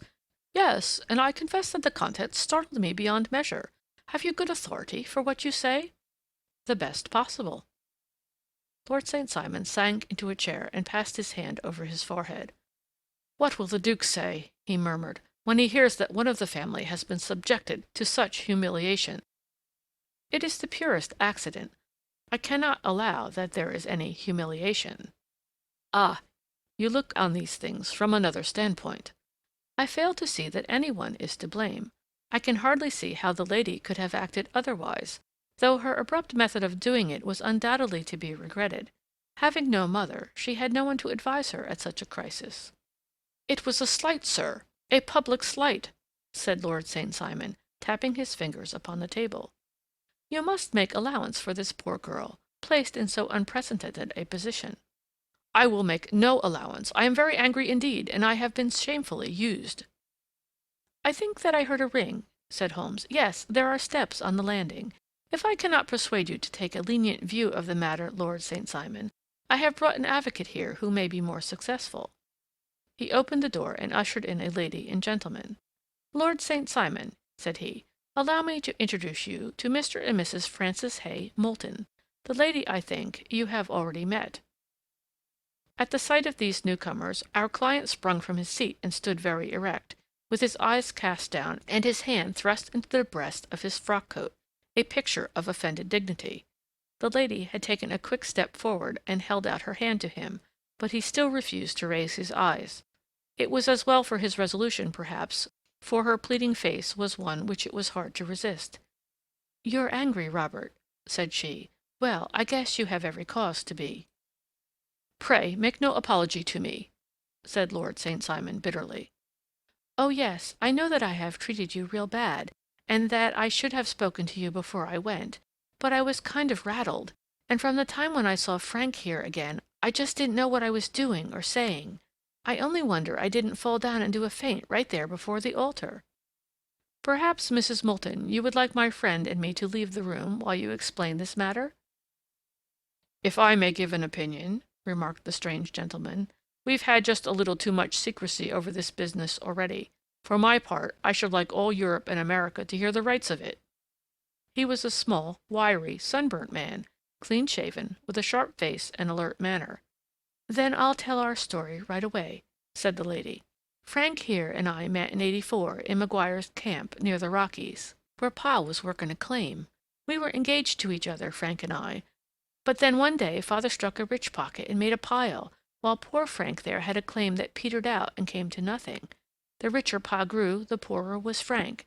So at last Pa wouldn't hear of our engagement lasting any longer, and he took me away to Frisco. Frank wouldn't throw up his hand, though, so he followed me there, and he saw me without Pa knowing anything about it. It would have only made him mad to know, so we just fixed it all up for ourselves. Frank said that he would go and make his pile too, and never come back to claim me until he had as much as Pa. So then I promised to wait for him to the end of time, and pledged myself not to marry anyone else while he lived. "Why shouldn't we be married right away, then?" said he, "and then I will feel sure of you, and I won't claim to be your husband till I come back." Well, we talked it over, and he had fixed it all up so nicely, with a clergyman all ready and waiting, that we just did it right there, and then Frank went off to seek his fortune, and I went back to Pa. The next I heard of Frank was that he was in Montana, and then he went prospecting in Arizona, and then I heard of him from New Mexico. After that came a long newspaper story about how a miners' camp had been attacked by Apache Indians, and there was my Frank's name among the killed. I fainted dead away, and I was very sick for months after. Pa thought I had a decline, and took me to half the doctors in Frisco. Not a word of news came for a year and more, so that I never doubted that Frank was really dead. Then Lord St. Simon came to Frisco, and we came to London, and a marriage was arranged, and Pa was very pleased. But I felt all the time that no man on this earth would ever take the place in my heart that had been given to my poor Frank. Still, if I had married Lord St. Simon, of course I'd have done my duty by him. We can't command our love, but we can our actions. I went to the altar with him with the intention to make him just as good a wife as it was in me to be. But you may imagine what I felt when, just as I came to the altar rails, I glanced back and saw Frank standing and looking at me out of the first pew. I thought it was his ghost at first, but when I looked again there he was still, with a kind of question in his eyes, as if to ask me whether I were glad or sorry to see him. I wonder I didn't drop. I know that everything was turning round, and the words of the clergyman were just like the buzz of a bee in my ear. I didn't know what to do. Should I stop the service and make a scene in the church? I glanced at him again, and he seemed to know what I was thinking, for he raised his finger to his lips to tell me to be still. Then I saw him scribble on a piece of paper, and I knew that he was writing me a note. As I passed his pew on the way out, I dropped my bouquet over to him, and he slipped the note into my hand when he returned me the flowers. It was only a line, asking me to join him when he made the sign to me to do so. Of course, I never doubted for a moment that my first duty was now to him, and I determined to do just whatever he might direct. When I got back, I told my maid, who had known him in California and had always been his friend. I ordered her to say nothing, but to get a few things packed and my ulster ready. I know I ought to have spoken to Lord St. Simon, but it was dreadful hard before his mother and all those great people. I just made up my mind to run away and explain afterwards. I hadn't been at the table 10 minutes before I saw Frank out of the window at the other side of the road. He beckoned to me, and then began walking into the park. I slipped out, put on my things, and followed him. Some woman came talking something or other about Lord St. Simon to me. Seemed to me from the little I heard as if he had a little secret of his own before marriage also. But I managed to get away from her, and soon overtook Frank. We got into a cab together, and away we drove to some lodgings he had taken in Gordon Square, and that was my true wedding after all those years of waiting. Frank had been a prisoner among the Apaches, had escaped, come to Frisco, found that I had given him up for dead and had gone to England, followed me there, and had come upon me at last on the very morning of my second wedding. "I saw it in a paper," explained the American. "It gave the name and the church, but not where the lady lived." Then we had a talk as to what we should do, and Frank was all for openness, but I was so ashamed of it all that I felt as if I should like to vanish away and never see any of them again, just sending a line to Pa, perhaps, to show him that I was alive. It was awful to me to think of all those lords and ladies sitting round that breakfast table and waiting for me to come back. So Frank took my wedding clothes and things and made a bundle of them so that I should not be traced, and dropped them away somewhere where no one could find them. It is likely that we should have gone on to Paris tomorrow, only that this good gentleman, Mr. Holmes, came round to us this evening, though how he found us is more than I can think, and he showed us very clearly and kindly that I was wrong, and that Frank was right, and that we should be putting ourselves in the wrong, if we were so secret. Then he offered to give us a chance of talking to Lord St. Simon alone, and so we came right way around to his rooms at once. Now, Robert, you have heard it all, and I am very sorry if I have given you pain, and I hope that you do not think very meanly of me." Lord St. Simon had by no means relaxed his rigid attitude, but had listened with a frowning brow and a compressed lip to this long narrative. "Excuse me," he said, "but it is not my custom to discuss my most intimate personal affairs in this public manner." "Then you won't forgive me? You won't shake hands before I go?" "Oh, certainly, if it would give you any pleasure." He put out his hand and coldly grasped that which she extended to him. "I had hoped," suggested Holmes, "that you would have joined us in a friendly supper." "I think that there you ask a little too much," responded his lordship. "I may be forced to acquiesce in these recent developments, but I can hardly be expected to make merry over them. I think that with your permission I will now wish you all a very good night." He included us all in a sweeping bow and stalked out of the room. "Then I trust that you at least will honor me with your company," said Sherlock Holmes. "It is always a joy to meet an American, Mr. Moulton, for I am one of those who believe that the folly of a monarch and the blundering of a minister in far-gone years will not prevent our children from being some day citizens of the same world-wide country under a flag which shall be a quartering of the Union Jack with the Stars and Stripes." "The case has been an interesting one," remarked Holmes when our visitors had left us, "because it serves to show very clearly how simple the explanation may be of an affair which at first sight seems to be almost inexplicable. Nothing could be more natural than the sequence of events as narrated by this lady, and nothing stranger than the result when viewed, for instance, by Mr. Lestrade of Scotland Yard." "You were not yourself at fault at all, then?" "From the first, two facts were very obvious to me. The one, that the lady had been quite willing to undergo the wedding ceremony. The other, that she had repented of it within a few minutes of returning home. Obviously, something had occurred during the morning, then, to cause her to change her mind. What could that something be? She could not have spoken to any one when she was out, for she had been in the company of the bridegroom. Had she seen someone, then? If she had, it must be someone from America, because she had spent so short a time in this country that she could hardly have allowed anyone to acquire so deep an influence over her that the mere sight of him would induce her to change her plans so completely. You see, we have already arrived, by a process of exclusion, had the idea that she might have seen an American. Then who could this American be, and why should he possess so much influence over her? It might be a lover. It might be a husband. Her young womanhood had, I knew, been spent in rough scenes and under strange conditions.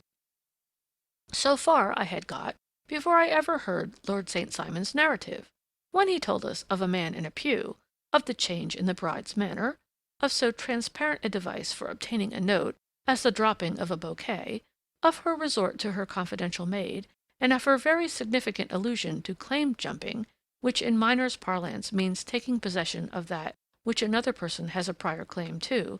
The whole situation became absolutely clear. She had gone off with a man, and the man was either a lover or was a previous husband, the chances being in favor of the latter. And how in the world did you find them?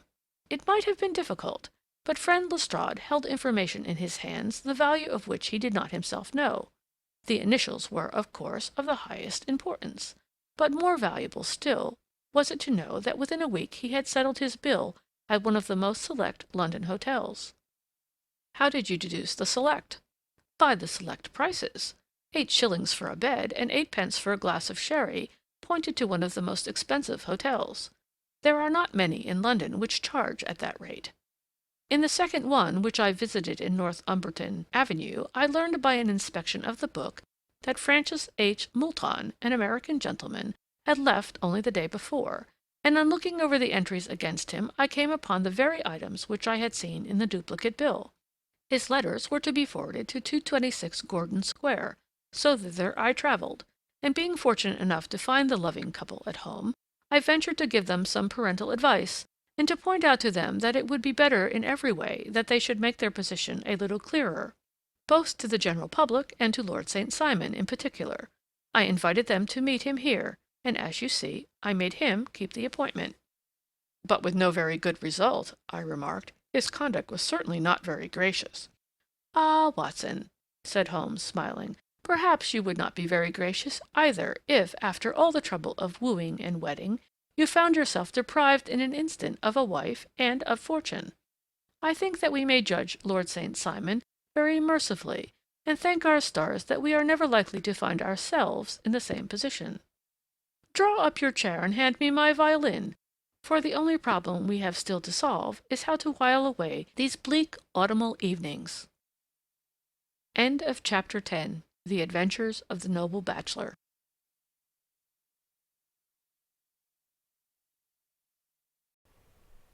Recording by Gazino. The Adventures of Sherlock Holmes by Sir Arthur Conan Doyle. The Adventure of the Beryl Coronet. Holmes, said I, as I stood one morning in our bow window, looking down the street, here is a madman coming along.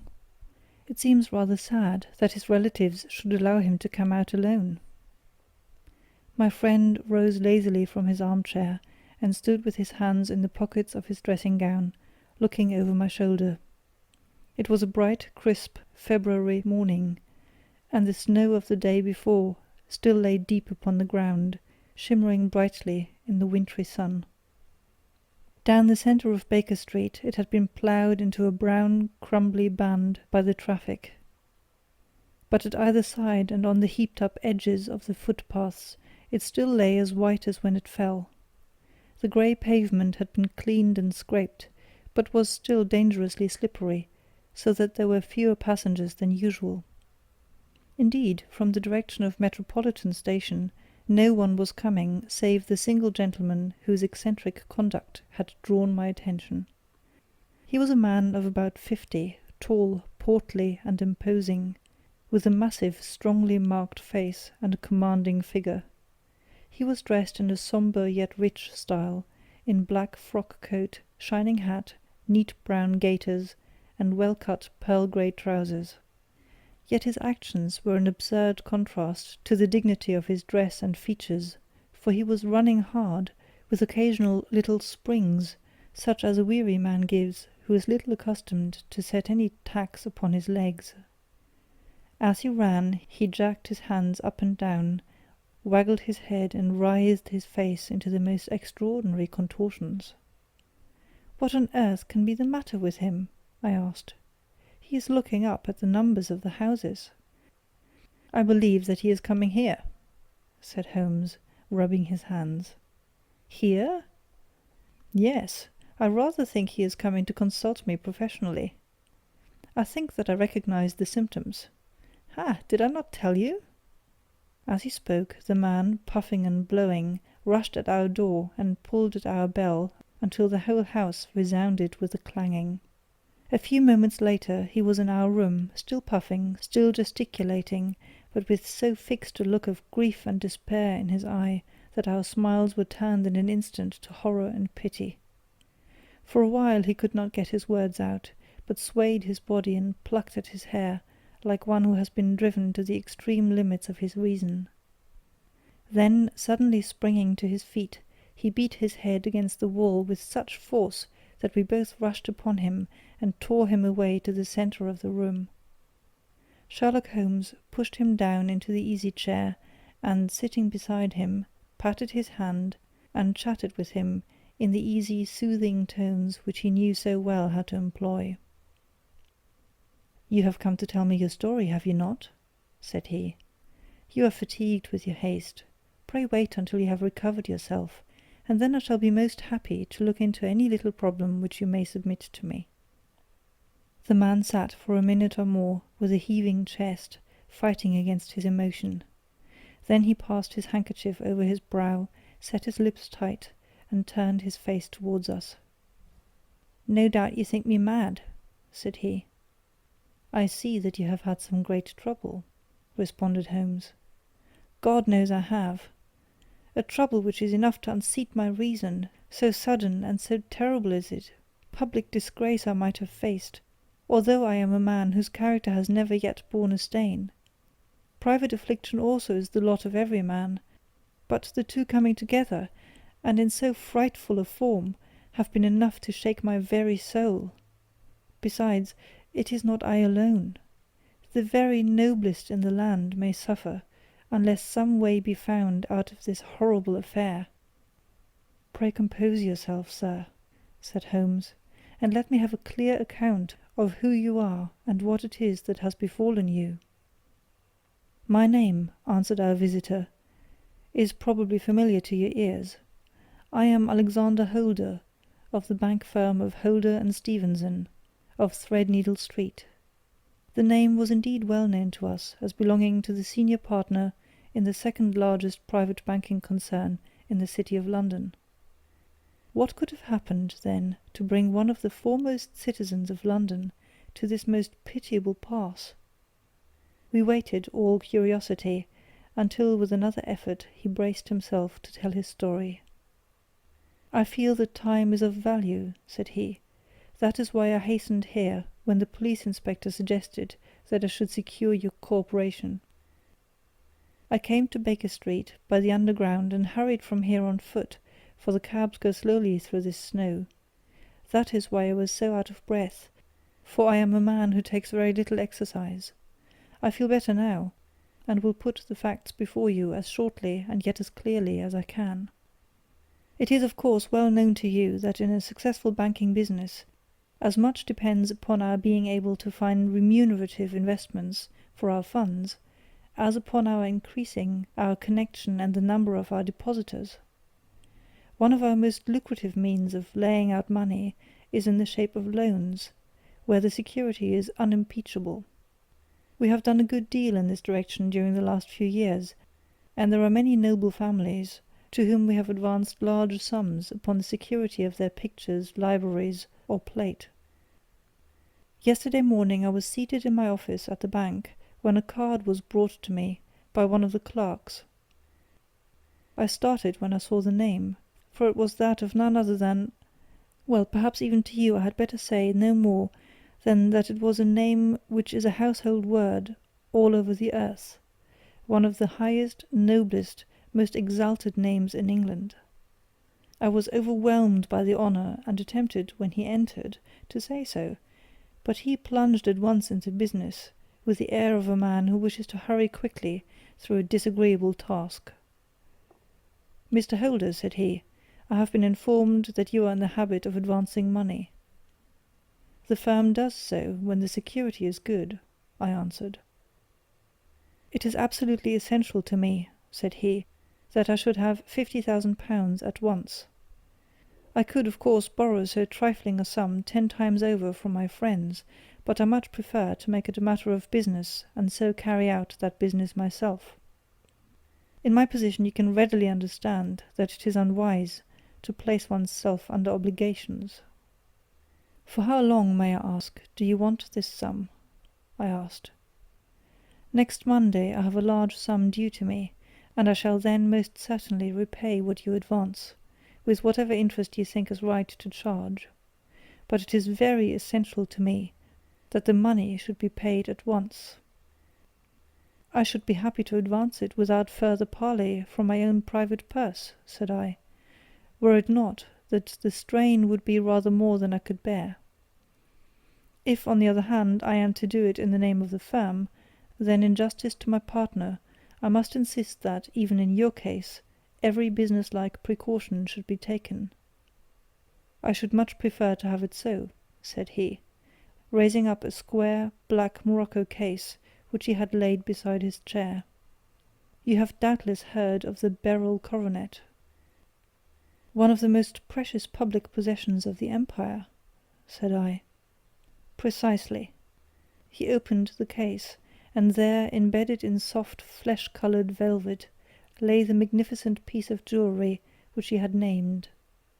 There are 39 enormous beryls, said he, and the price of the gold chasing is incalculable. The lowest estimate would put the worth of the coronet at double the sum which I have asked. I am prepared to leave it with you as my security. I took the precious case into my hands, and looked in some perplexity from it to my illustrious client. You doubt its value? He asked. Not at all. I only doubt the propriety of my leaving it. You may set your mind at rest about that.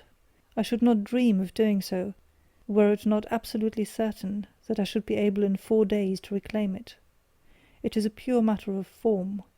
Is the security sufficient? Ample. You understand, Mr. Holder, that I am giving you a strong proof of the confidence which I have in you, founded upon all that I have heard of you. I rely upon you, not only to be discreet, and to refrain from all gossip upon the matter, but, above all, to preserve this coronet with every possible precaution, because I need not say that a great public scandal would be caused if any harm were to befall it. Any injury to it would be almost as serious as its complete loss, for there are no beryls in the world to match these, and it would be impossible to replace them. I leave it with you, however, with every confidence, and I shall call for it in person on Monday morning. Seeing that my client was anxious to leave, I said no more, but, calling for my cashier, I ordered him to pay over 50 £1,000 notes. When I was alone once more, however, with the precious case lying upon the table in front of me, I could not but think, with some misgivings, of the immense responsibility which it entailed upon me. There could be no doubt that, as it was a national possession, a horrible scandal would ensue if any misfortune should occur to it. I already regretted having ever consented to take charge of it. However, it was too late to alter the matter now, so I locked it up in my private safe, and turned once more to my work. When evening came, I felt that it would be an imprudence to leave so precious a thing in the office behind me. Bankers' safes had been forced before now, and why should not mine be? If so, how terrible would be the position in which I should find myself. I determined, therefore, that for the next few days I would always carry the case backward and forward with me, so that it might never be really out of my reach. With this intention, I called a cab and drove out to my house at Streatham, carrying the jewel with me. I did not breathe freely until I had taken it upstairs, and locked it in the bureau of my dressing-room. And now a word as to my household, Mr. Holmes, for I wish you to thoroughly understand the situation. My groom and my page sleep out of the house, and may be set aside altogether. I have 3 maidservants, who have been with me a number of years, and whose absolute reliability is quite above suspicion.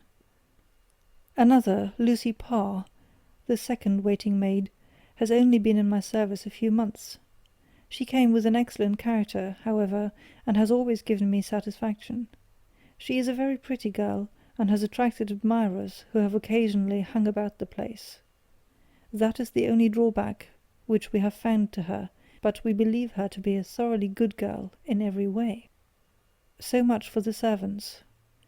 My family itself is so small that it will not take me long to describe it. I am a widower, and I have an only son, Arthur. He has been a disappointment to me, Mr. Holmes, a grievous disappointment. I have no doubt that I am myself to blame. People tell me that I have spoiled him. Very likely I have. When my dear wife died, I felt that he was all I had to love. I could not bear to see the smile fade even for a moment from his face. I have never denied him a wish. Perhaps it would have been better for both of us, had I been sterner, but I meant it for the best. It was naturally my intention that he should succeed me in my business, but he was not of a business turn. He was wild, wayward, and, to speak the truth, I could not trust him in the handling of large sums of money. When he was young, he became a member of an aristocratic club, and there, having charming manners, he was soon the intimate of a number of men with long purses and expensive habits. He learned to play heavily at cards, and to squander money on the turf, until he had again and again to come to me, and implore me to give him an advance upon his allowance, that he might settle his debts of honour. He tried more than once to break away from the dangerous company which he was keeping, but each time the influence of his friend, Sir George Burnwell, was enough to draw him back again. And indeed I could not wonder that such a man as Sir George Burnwell should gain an influence over him, for he has frequently brought him to my house, and I have found myself that I could hardly resist the fascination of his manner. He is older than Arthur, a man of the world to his finger-tips, one who had been everywhere, seen everything, a brilliant talker, and a man of great personal beauty. Yet when I think of him in cold blood, far away from the glamour of his presence, I am convinced from his cynical speech, and the look which I may have caught in his eyes, that he is one who should be deeply distrusted. So I think, and so too thinks my little Mary, who has a woman's quick insight into character. And now there is only she to be described. She is my niece, but when my brother died 5 years ago, and left her alone in the world, I adopted her, and have looked upon her ever since as my daughter. She is a sunbeam in my house, sweet, loving, beautiful, a wonderful manager and housekeeper, yet as tender and quiet and gentle as a woman could be. She is my right hand. I do not know what I could do without her. In only one matter has she ever gone against my wishes. Twice my boy has asked her to marry him, for he loves her devotedly, but each time she has refused him. I think that if anyone could have drawn him into the right path, it would have been she, and that his marriage might have changed his whole life. But now, alas, it is too late, forever too late. Now, Mr. Holmes, you know the people who live under my roof, and I shall continue with my miserable story. When we were taking coffee in the drawing-room that night after dinner, I told Arthur and Mary my experience, and of the precious treasure which we had under our roof, suppressing only the name of my client. Lucy Parr, who had brought in the coffee, had, I am sure, left the room, but I cannot swear that the door was closed. Mary and Arthur were much interested, and wished to see the famous coronet, but I thought it better not to disturb it. "Where have you put it?" asked Arthur. "In my own bureau." "Well, I hope to goodness the house won't be burgled during the night," said he. "It is locked up," I answered. "Oh, any old key will fit that bureau. When I was a youngster I have opened it myself with the key of the box-room cupboard." He often had a wild way of talking, so that I thought little of what he said. He followed me to my room, however, that night with a very grave face. "Look here, Dad," said he with his eyes cast down, Can you let me have £200? No, I cannot, I answered sharply. I have been far too generous with you in money matters. You have been very kind, said he, but I must have this money, or else I can never show my face inside the club again. And a very good thing too, I cried. Yes, but you would not have me leave it a dishonoured man, said he. I could not bear the disgrace. I must raise the money in some way, and if you will not let me have it, then I must try other means. I was very angry, for this was the third demand during the month. You shall not have a farthing from me, I cried, on which he bowed and left the room without another word. When he was gone, I unlocked my bureau, made sure that my treasure was safe, and locked it again.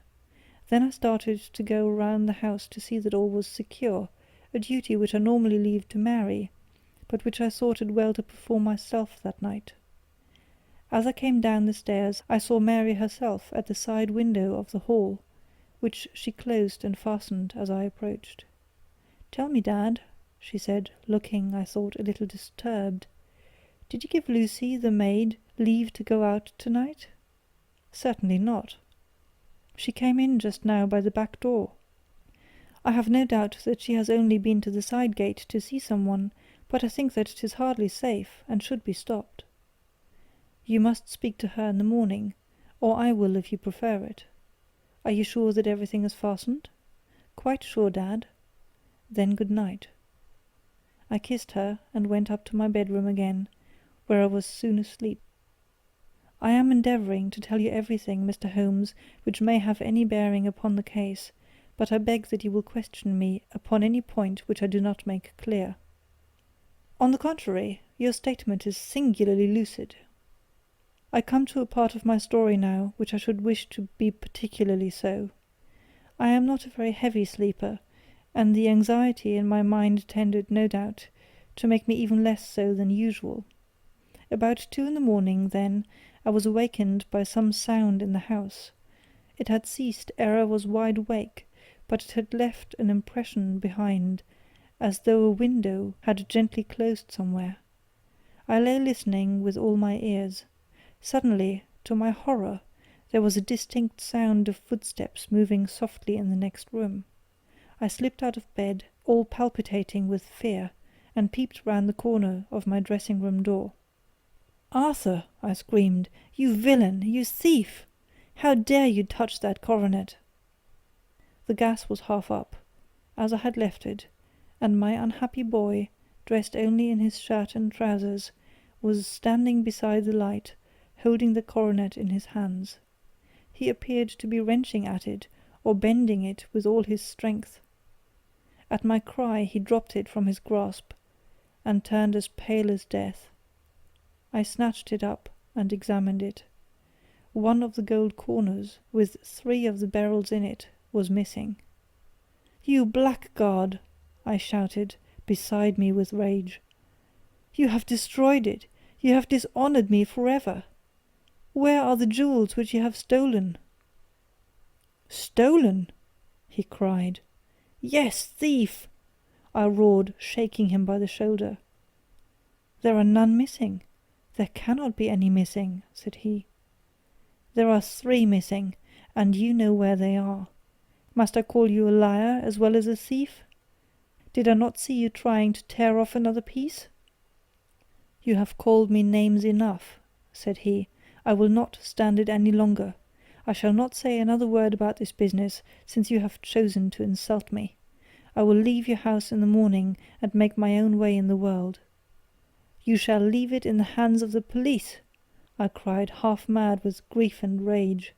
"I shall have this matter probed to the bottom."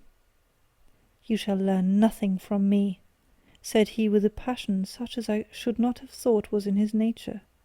"If you choose to call the police, let the police find what they can." By this time the whole house was astir, for I had raised my voice in my anger. Mary was the first to rush into my room, and at the sight of the coronet and of Arthur's face, she read the whole story, and with a scream fell down senseless on the ground. I sent the housemaid for the police, and put the investigation into their hands at once. When the inspector and a constable entered the house, Arthur, who had stood sullenly with his arms folded, asked me whether it was my intention to charge him with theft. I answered that it had ceased to be a private matter, but had become a public one, since the ruined coronet was national property. I was determined that the law should have its way in everything. At least, he said, you will not have me arrested at once. It would be to your advantage as well as mine, if I might leave the house for 5 minutes. That you may get away, or perhaps that you may conceal what you have stolen, said I. And then, realizing the dreadful position in which I was placed, I implored him to remember that not only my honour, but that of one who was far greater than I was at stake, and that he threatened to raise a scandal which would convulse the nation. He might avert it all if he would but tell me what he had done with the 3 missing stones. You may as well face the matter, said I. You have been caught in the act, and no confession could make your guilt more heinous. If you but make such reparation as is in your power, by telling us where the barrels are, all shall be forgiven and forgotten. Keep your forgiveness for those who ask for it, he answered, turning away from me with a sneer. I saw that he was too hardened for any words of mine to influence him. There was but one way for it. I called in the inspector and gave him into custody. A search was made at once, not only of his person, but of his room, and of every portion of the house where he could possibly have concealed the gems, but no trace of them could be found, nor would the wretched boy open his mouth for all our persuasions and our threats. This morning he was removed to a cell, and I, after going through all the police formalities, have hurried round to you to implore you to use your skill in unravelling the matter. The police have openly confessed that they can at present make nothing of it. You may go to any expense which you think necessary. I have already offered a reward of £1,000. My God, what shall I do? I have lost my honour, my gems, and my son in one night. Oh, what shall I do? He put a hand on either side of his head and rocked himself to and fro, droning to himself like a child whose grief has got beyond words. Sherlock Holmes sat silent for some few minutes, with his brows knitted and his eyes fixed upon the fire. "Do you receive much company?" he asked. "None save my partner with his family, and an occasional friend of Arthur's. Sir George Burnwell has been several times lately. No one else, I think. Do you go out much in society?" "Arthur does. Mary and I stay at home. We neither of us care for it." "That is unusual in a young girl." "She is of a quiet nature.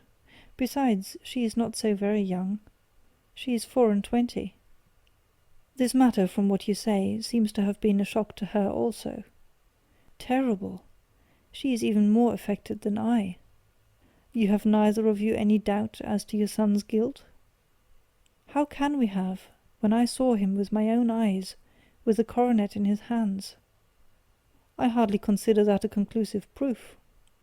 Was the remainder of the coronet at all injured?" "Yes, it was twisted." "Do you not think, then, that you might have been trying to straighten it?" "God bless you! You are doing what you can for him and for me, but it is too heavy a task. What was he doing there at all? If his purpose were innocent, why did he not say so?" "Precisely. And if he were guilty, why did he not invent a lie? His silence appears to me to cut both ways. There are several singular points about the case. What did the police think of the noise which awoke you from your sleep?" "They considered that it might be caused by Arthur's closing his bedroom door." "A likely story! As if a man bent on felony would slam his door so as to wake a household. What did they say, then, of the disappearance of these gems?" "They are still sounding the planking and probing the furniture, in the hope of finding them." "Have they thought of looking outside the house?" "Yes, they have shown extraordinary energy. The whole garden has already been minutely examined." Now, my dear sir, said Holmes, it is not obvious to you now that this matter really strikes very much deeper than either you or the police were at first inclined to think? It appeared to you to be a simple case. To me it seems exceedingly complex. Consider what is involved by your theory. You suppose that your son came down from his bed, went, at great risk, to your dressing-room, opened your bureau, took out your coronet, broke off by main force a small portion of it, went off to some other place, concealed 3 gems out of the 39 with such skill that nobody can find them, and then returned with the other 36 into the room in which he exposed himself to the greatest danger of being discovered. I ask you now, is such a theory tenable? But what other is there? Cried the banker with a gesture of despair. If his motives were innocent, why does he not explain them? It is our task to find that out, replied Holmes. So now, if you please, Mr. Holder, we will set off for Streatham together, and devote an hour to glancing a little more closely into details. My friend insisted upon my accompanying them in their expedition, which I was eager enough to do, for my curiosity and sympathy were deeply stirred by the story to which we had listened. I confess that the guilt of the banker's son appeared to me to be as obvious as it did to his unhappy father, but still I had such faith in Holmes' judgment that I felt that there must be some grounds for hope, as long as he was dissatisfied with the accepted explanation. He hardly spoke a word the whole way out to the southern suburb, but sat with his chin upon his breast and his hat drawn over his eyes, sunk in the deepest thought. Our client appeared to have taken fresh heart at the little glimpse of hope which had been presented to him, and he even broke into a desultory chat with me over his business affairs.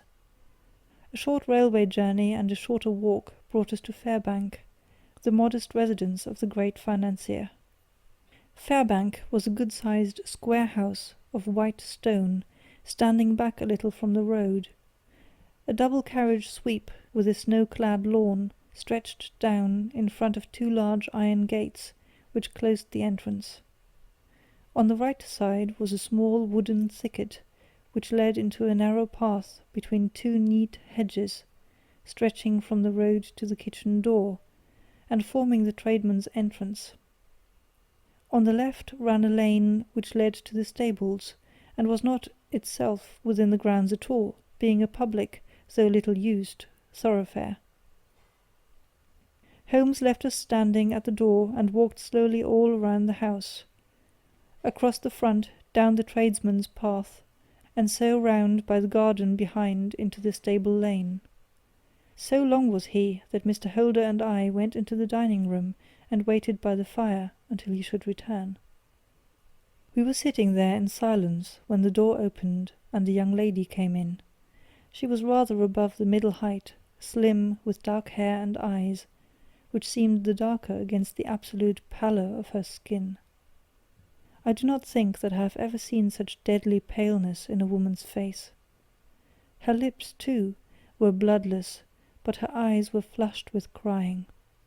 As she swept silently into the room, she impressed me with a greater sense of grief than the banker had done in the morning, and it was the more striking in her, as she was evidently a woman of strong character, with immense capacity for self-restraint. Disregarding my presence, she went straight to her uncle and passed her hand over his head with a sweet womanly caress. "You have given orders that Arthur should be liberated, have you not, Dad?" she asked. "No, no, my girl. The matter must be probed to the bottom." "But I am so sure that he is innocent. You know what woman's instincts are. I know that he has done no harm, and that you will be sorry for having acted so harshly. Why is he silent, then, if he is innocent? Who knows? Perhaps because he was so angry that you should suspect him. How could I help suspecting him, when I actually saw him with the coronet in his hand? Oh, but he had only picked it up to look at it. Oh, do take my word for it that he is innocent. Let the matter drop and say no more. It is so dreadful to think of our dear Arthur in prison." I shall never let it drop until the gems are found. Never, Mary. Your affection for Arthur blinds you as to the awful consequences to me. Far from hushing the thing up, I have brought a gentleman down from London to inquire more deeply into it." "This gentleman?" she asked, facing round to me. "No, his friend. He wished us to leave him alone. He is round in the stable lane now." "The stable lane?" She raised her dark eyebrows. "What can he hope to find there? Ah, this, I suppose, is he.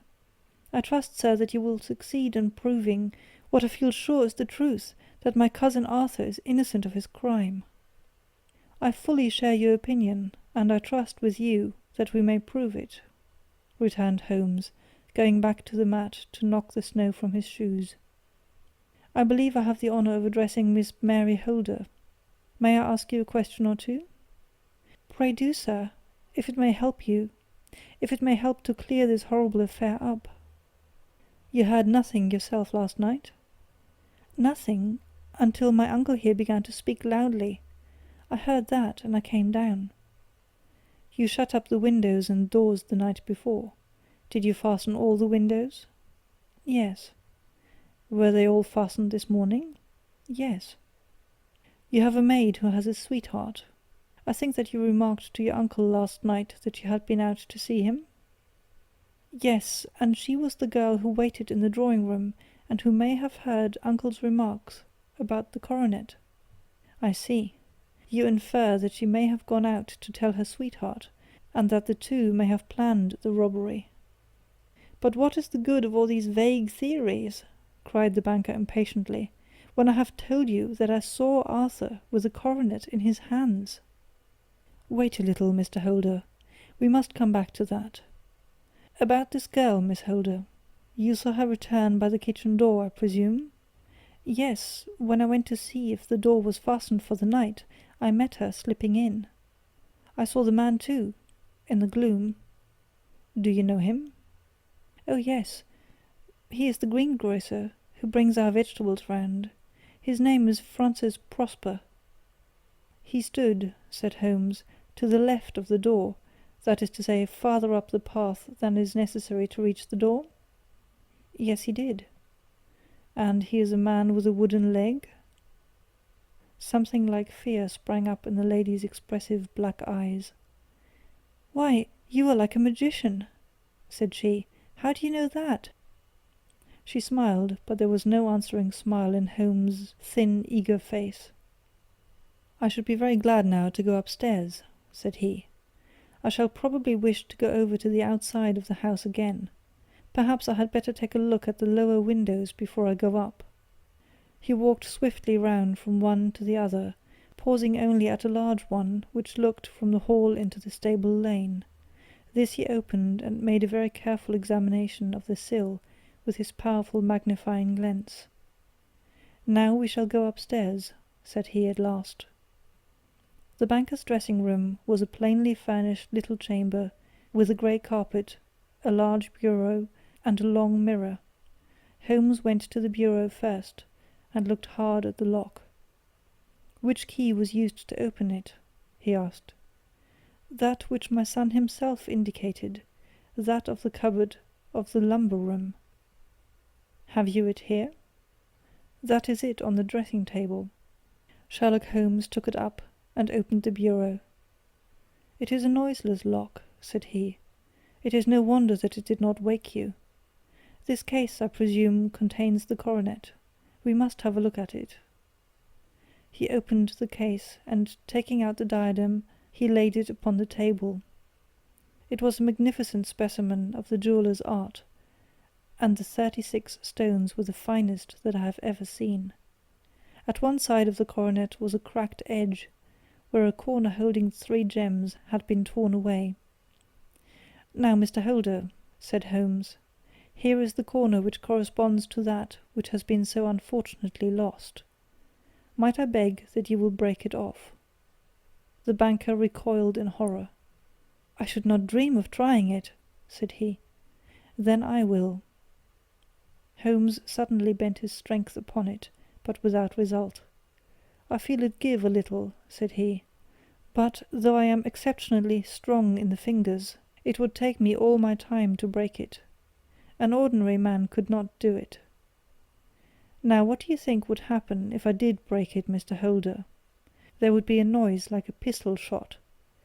Do you tell me that all this happened within a few yards of your bed, and that you heard nothing of it?" "I do not know what to think. It is all dark to me." "But perhaps it may grow lighter as we go. What do you think, Miss Holder?" I confess that I still share my uncle's perplexity. "Your son had no shoes or slippers on when you saw him?" "He had nothing on save only his trousers and shirt." "Thank you. We have certainly been favoured with extraordinary luck during this inquiry, and it will be entirely our own fault if we do not succeed in clearing this matter up. With your permission, Mr. Holder, I shall now continue my investigations outside." He went alone at his own request, for he explained that any unnecessary footmarks might make his task more difficult. For an hour or more he was at work, returning at last with his feet heavy with snow, and his features as inscrutable as ever. "I think that I have seen now all there is to see, Mr. Holder," said he. "I can serve you best by returning to my rooms." "But the gems, Mr. Holmes, where are they?" "I cannot tell." The banker wrung his hands. "I shall never see them again," he cried. "And my son? You give me hopes?" "My opinion is in no way altered." "Then, for God's sake, what was this dark business which was acted in my house last night?" "If you can call upon me at my Baker Street rooms tomorrow morning between 9 and 10, I shall be happy to do what I can to make it clearer.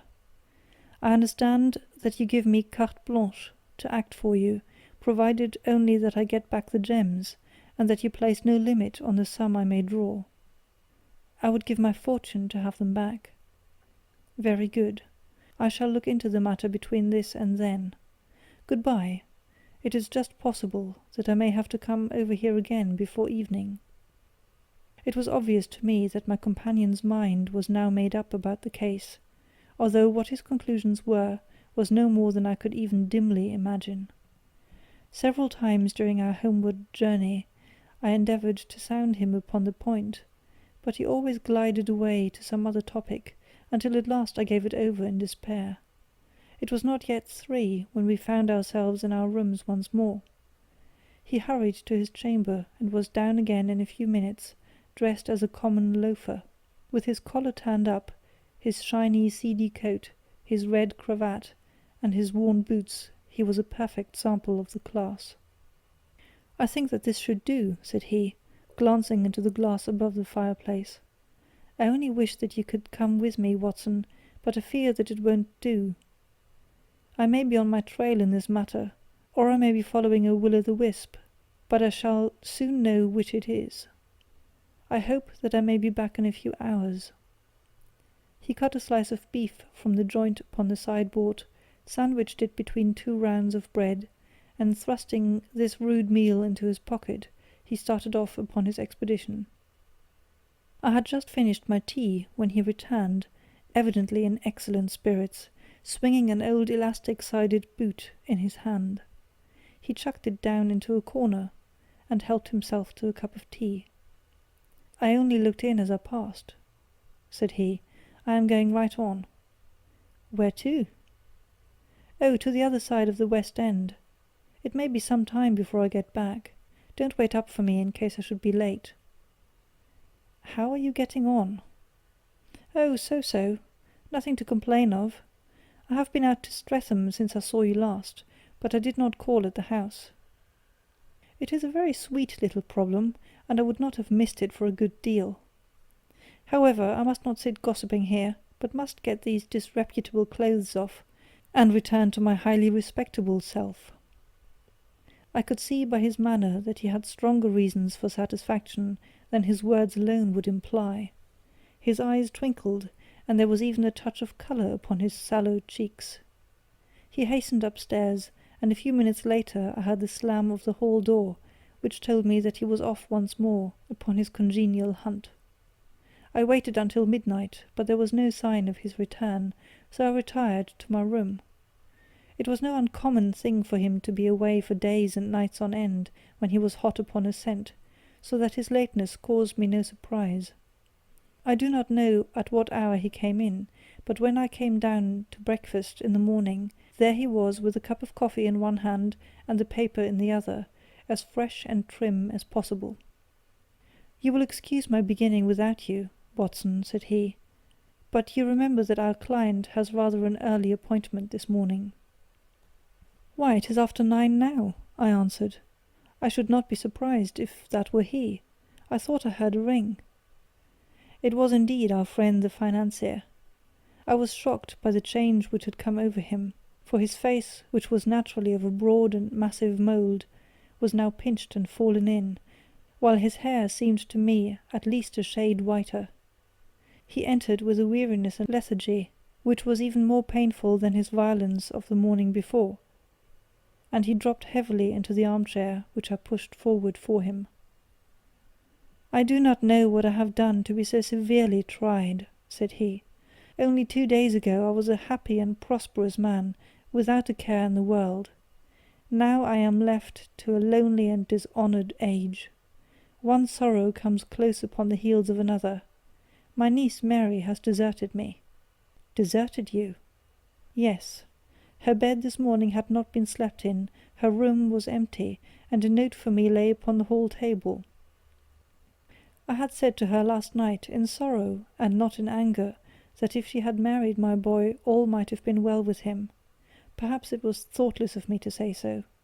It is to that remark that she refers in this note. My dearest uncle, I feel that I have brought trouble upon you, and that if I had acted differently, this terrible misfortune might never have occurred. I cannot, with this thought in my mind, ever again be happy under your roof, and I feel that I must leave you forever. Do not worry about my future, for that is provided for, and above all do not search for me, for it will be fruitless labour and an ill service to me. In life or in death, I am ever your loving Mary. What could she mean by that note, Mr. Holmes? Do you think it points to suicide? No, nothing of the kind. It is perhaps the best possible solution. I trust, Mr. Holder, that you are nearing the end of your troubles. Ha! You say so. You have heard something, Mr. Holmes, you have learned something. Where are the gems? You would not think £1,000 apiece an excessive sum for them? I would pay 10. That would be unnecessary. 3,000 will cover the matter. And there is a little reward, I fancy. Have you your cheque-book? Here is a pen. Better make it out for £4,000. With a dazed face, the banker made out the required cheque. Holmes walked over to his desk, took out a little triangular piece of gold with 3 gems in it, and threw it down upon the table. With a shriek of joy, our client clutched it up. "You have it!" he gasped. "I am saved! I am saved!" The reaction of joy was as passionate as his grief had been, and he hugged his recovered gems to his bosom. "There is one other thing you owe, Mr. Holder," said Sherlock Holmes rather sternly. "Oh!" He caught up a pen. "Name the sum, and I will pay it." "No, the debt is not to me. You owe a very humble apology to that noble lad, your son, who has carried himself in this matter as I should be proud to see my own son do, should I ever chance to have one." "Then it was not Arthur who took them?" "I told you yesterday, and I repeat today, that it was not." "You are sure of it? Then let us hurry to him at once, to let him know that the truth is known. He knows it already. When I had cleared it up, I had an interview with him, and finding that he would not tell me the story, I told it to him, on which he had to confess that I was right, and to add the very few details which were not yet quite clear to me. Your news of this morning, however, may open his lips. For heaven's sake, tell me then, what is this extraordinary mystery?" I will do so, and I will show you the steps by which I reached it. And let me say to you first, that which it is hardest for me to say and for you to hear. There has been an understanding between Sir George Burnwell and your niece Mary. They have now fled together. My Mary? Impossible. It is unfortunately more than possible, it is certain. Neither you nor your son knew the true character of this man when you admitted him into your family circle. He is one of the most dangerous men in England, a ruined gambler, an absolutely desperate villain, a man without heart or conscience. Your niece knew nothing of such men. When he breathed his vows to her, as he had done to 100 before her, she flattered herself that she alone had touched his heart. The devil knows best what he said, but at least she became his tool, and was in the habit of seeing him nearly every evening. I cannot and I will not believe it, cried the banker with an ashen face. I will tell you, then, what occurred in your house last night. Your niece, when you had, as she thought, gone to your room, slipped down and talked to her lover through the window which leads into the stable lane. His footmarks had pressed right through the snow, so long had he stood there. She told him of the coronet. His wicked lust for gold kindled at the news, and he bent her to his will. I have no doubt that she loved you, but there are women in whom the love of a lover extinguishes all other loves, and I think that she must have been one. She had hardly listened to his instructions when she saw you coming downstairs, on which she closed the window rapidly, and told you about one of the servants' escapade with her wooden-legged lover, which was all perfectly true. Your boy, Arthur, went to bed after his interview with you, but he slept badly on account of his uneasiness about his club debts. In the middle of the night he heard a soft tread pass his door, so he rose and, looking out, was surprised to see his cousin walking very stealthily along the passage until she disappeared into your dressing-room. Petrified with astonishment, the lad slipped on some clothes and waited there in the dark to see what would come of this strange affair. Presently she emerged from the room again, and in the light of the passage lamp your son saw that she carried the precious coronet in her hands. She passed down the stairs, and he, thrilling with horror, ran along and slipped behind the curtain near your door, whence he could see what passed in the hall beneath. He saw her stealthily open the window, hand out the coronet to someone in the gloom, and then, closing it once more, hurry back to her room, passing quite close to where he stood, hid behind the curtain. As long as she was on the scene, he could not take any action without a horrible exposure of the woman whom he loved. But the instant that she was gone, he realized how crushing a misfortune this would be for you, and how all-important it was to set it right. He rushed down, just as he was, in his bare feet, opened the window, sprang out into the snow, and ran down the lane, where he could see a dark figure in the moonlight. Sir George Burnwell tried to get away, but Arthur caught him, and there was a struggle between them, your lad tugging at one side of the coronet, and his opponent at the other. In the scuffle, your son struck Sir George and cut him over the eye. Then something suddenly snapped, and your son, finding that he had the coronet in his hands, rushed back, closed the window, ascended to your room, and had just observed that the coronet had been twisted in the struggle, and was endeavouring to straighten it, when you appeared upon the scene. "Is it possible?" gasped the banker. You then roused his anger by calling him names at a moment when he felt that you had deserved your warmest thanks. He could not explain the true state of affairs without betraying one who certainly deserved little enough consideration at his hands. He took the more chivalrous view, however, and preserved her secret. "And that was why she shrieked and fainted when she saw the coronet," cried Mr. Holder. "Oh my God, what a blind fool I have been! and his asking to be allowed to go out for 5 minutes. The dear fellow wanted to see if the missing piece were at the scene of the struggle. How cruelly I have misjudged him.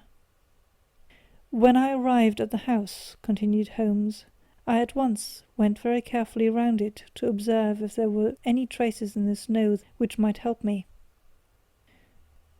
I knew that none had fallen since the evening before, and also that there had been a strong frost to preserve impressions. I passed along the tradesman's path, but found it all trampled down and indistinguishable. Just beyond, however, at the far side of the kitchen door, a woman had stood and talked with a man, whose round impressions on one side showed that he had a wooden leg. I could even tell that he had been disturbed, for the woman had run back swiftly to the door, as was shown by the deep toe and light heel marks, while Wooden Leg had waited a little and then had gone away. I thought at the time that this might be the maid and her sweetheart, of whom you had already spoken to me, and inquiry showed it was so. I passed round the garden without seeing anything more than random tracks, which I took to be the police, but when I got into the stable lane, a very long and complex story was written in the snow in front of me. There was a double line of tracks of a booted man, and a second double line, which I saw with delight, belonged to a man with naked feet. I was at once convinced from what you had told me that the latter was your son. The first had walked both ways, but the other had run swiftly, and as his tread was marked in places over the depression of the boot, it was obvious that he had passed after the other. I followed them up and found they led to the hall window, where Boots had worn all the snow away while waiting. Then I walked to the other end, which was 100 yards or more down the lane. I saw where Boots had faced round, where the snow was cut up as though there had been a struggle, and, finally, where a few drops of blood had fallen to show me that I was not mistaken. Boots had then run down the lane, and another little smudge of blood showed that it was he who had been hurt. When he came to the high road at the other end, I found that the pavement had been cleared, so there was an end to that clue. On entering the house, however, I examined, as you remember, the sill and framework of the hall window with my lens, and I could at once see that someone had passed out. I could distinguish the outline of an instep where the wet foot had been placed in coming in. I was then beginning to be able to form an opinion as to what had occurred. A man had waited outside the window. Someone had brought the gems. The deed had been overseen by your son. He had pursued the thief, had struggled with him. They had each tugged at the coronet, their united strength causing injuries which neither alone could have effected. He had returned with a prize, but had left a fragment in the grasp of his opponent. So far I was clear. The question now was, who was the man, and who was it brought him the coronet? It is an old maxim of mine, that when you have excluded the impossible, whatever remains, however improbable, must be the truth. Now I knew that it was not you who had brought it down, so there only remained your niece and the maids, and if it were the maids, why should your son allow himself to be accused in their place? There could be no possible reason. As he loved his cousin, however, there was an excellent explanation why he should retain her secret, the more so as the secret was a disgraceful one. When I remembered that you had seen her at that window, and how she had fainted on seeing the coronet again, my conjecture became a certainty. And who could it be who was her confederate? A lover, evidently, for who else could outweigh the love and gratitude which she must feel for you?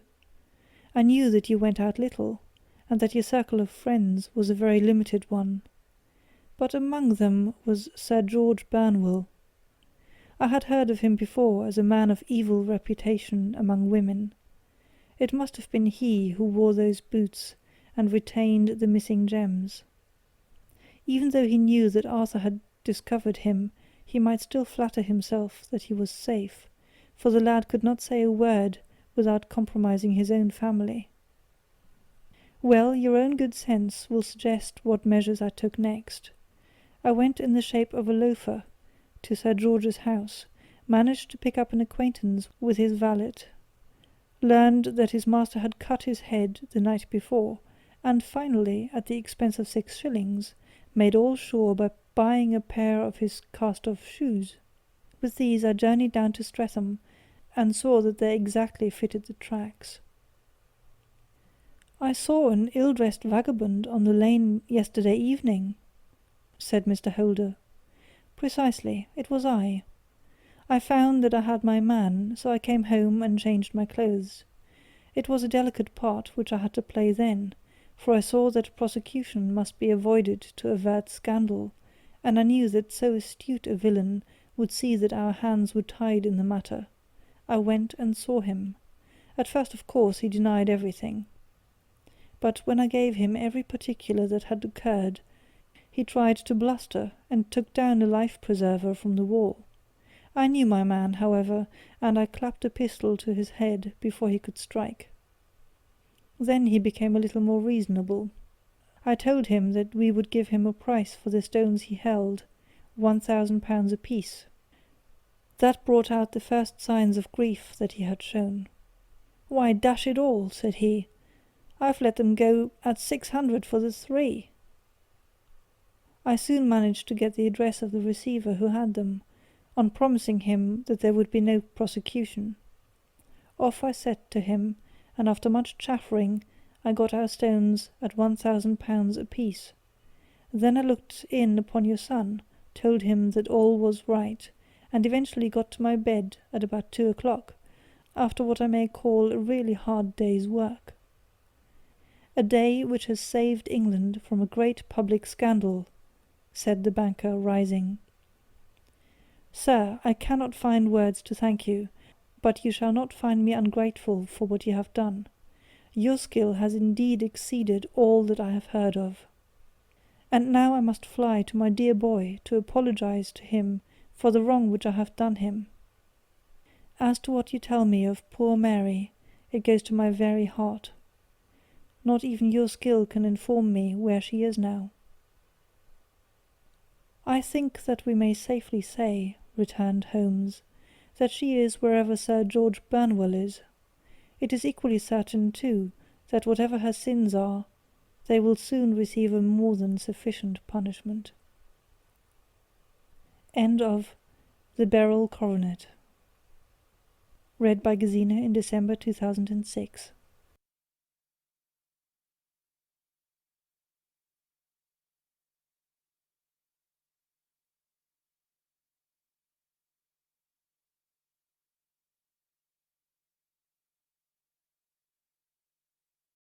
Recorded by Laurie Ann Walden. The Adventures of Sherlock Holmes, by Sir Arthur Conan Doyle. Adventure number 12. The Adventure of the Copper Beeches. "To the man who loves art for its own sake," remarked Sherlock Holmes, tossing aside the advertisement sheet of the Daily Telegraph, "it is frequently in its least important and lowliest manifestations that the keenest pleasure is to be derived. It is pleasant to me to observe, Watson, that you have so far grasped this truth, that in these little records of our cases, which you have been good enough to draw up and, I am bound to say, occasionally to embellish, you have given prominence, not so much to the many causes célèbres and sensational trials in which I have figured, but rather to those incidents which may have been trivial in themselves, but which have given room for those faculties of deduction and of logical synthesis, which I have made my special province." "And yet," said I, smiling, "I cannot quite hold myself absolved from the charge of sensationalism which has been urged against my records." "You have erred, perhaps," he observed, taking up a glowing cinder with the tongs, and lighting with it the long cherry-wood pipe which was wont to replace his clay when he was in a disputatious rather than a meditative mood. "You have erred, perhaps, in attempting to put color and life into each of your statements, instead of confining yourself to the task of placing upon record that severe reasoning from cause to effect which is really the only notable feature about the thing." "It seems to me that I have done you full justice in the matter," I remarked with some coldness, for I was repelled by the egotism which I had more than once observed to be a strong factor in my friend's singular character. "No, it is not selfishness or conceit," said he, answering, as was his wont, my thoughts rather than my words. "If I claim full justice for my art, it is because it is an impersonal thing, a thing beyond myself. Crime is common. Logic is rare. Therefore it is upon the logic rather than upon the crime that you should dwell. You have degraded what should have been a course of lectures into a series of tales." It was a cold morning of the early spring, and we sat after breakfast on either side of a cheery fire in the old room at Baker Street. A thick fog rolled down between the lines of dun-colored houses, and the opposing windows loomed like dark, shapeless blurs through the heavy yellow wreaths. Our gas was lit and shone on the white cloth and glimmer of china and metal, for the table had not been cleared yet. Sherlock Holmes had been silent all the morning, dipping continuously into the advertisement columns of a succession of papers, until at last, having apparently given up his search, he had emerged in no very sweet temper to lecture me upon my literary shortcomings. "At the same time," he remarked after a pause, during which he had sat puffing at his long pipe and gazing down into the fire, "you can hardly be open to a charge of sensationalism, for out of those cases which you have been so kind as to interest yourself in, a fair proportion do not treat of crime in its legal sense at all. The small matter in which I endeavoured to help the King of Bohemia, the singular experience of Miss Mary Sutherland, the problem connected with the man with the twisted lip, and the incident of the noble bachelor, were all matters which are outside the pale of the law. But in avoiding the sensational, I fear that you may have bordered on the trivial." "The end may have been so," I answered, "but the methods I hold to have been novel and of interest." "Pshaw, my dear fellow, what do the public, the great unobservant public, who could hardly tell a weaver by his tooth, or a compositor by his left thumb, care about the finer shades of analysis and deduction? But, indeed, if you are trivial, I cannot blame you, for the days of the great cases are past. Man, or at least criminal man, has lost all enterprise and originality. As to my own little practice, it seems to be degenerating into an agency for recovering lost lead pencils and giving advice to young ladies from boarding schools. I think that I have touched bottom at last, however. This note I had this morning marks my 0 point, I fancy. Read it." He tossed a crumpled letter across to me. It was dated from Montague Place upon the preceding evening, and ran thus: "Dear Mr. Holmes, I am very anxious to consult you as to whether I should or should not accept a situation which has been offered to me as governess. I shall call at 10:30 tomorrow if I do not inconvenience you. Yours faithfully, Violet Hunter." "Do you know the young lady?" I asked. "Not I." "It is 10:30 now." "Yes, and I have no doubt that is her ring." "It may turn out to be of more interest than you think. You remember that the affair of the blue carbuncle, which appeared to be a mere whim at first, developed into a serious investigation. It may be so in this case also." "Well, let us hope so. But our doubts will very soon be solved, for here, unless I am much mistaken, is the person in question." As he spoke the door opened and a young lady entered the room. She was plainly but neatly dressed, with a bright, quick face, freckled like a plover's egg, and with the brisk manner of a woman who has had her own way to make in the world. "You will excuse my troubling you, I am sure," said she, as my companion rose to greet her. "But I have had a very strange experience, and as I have no parents or relations of any sort from whom I could ask advice, I thought that perhaps you would be kind enough to tell me what I should do."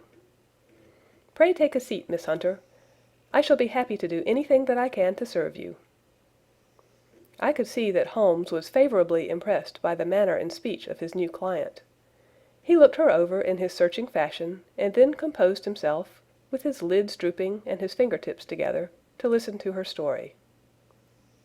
"I have been a governess for 5 years," said she, "in the family of Colonel Spence Munro.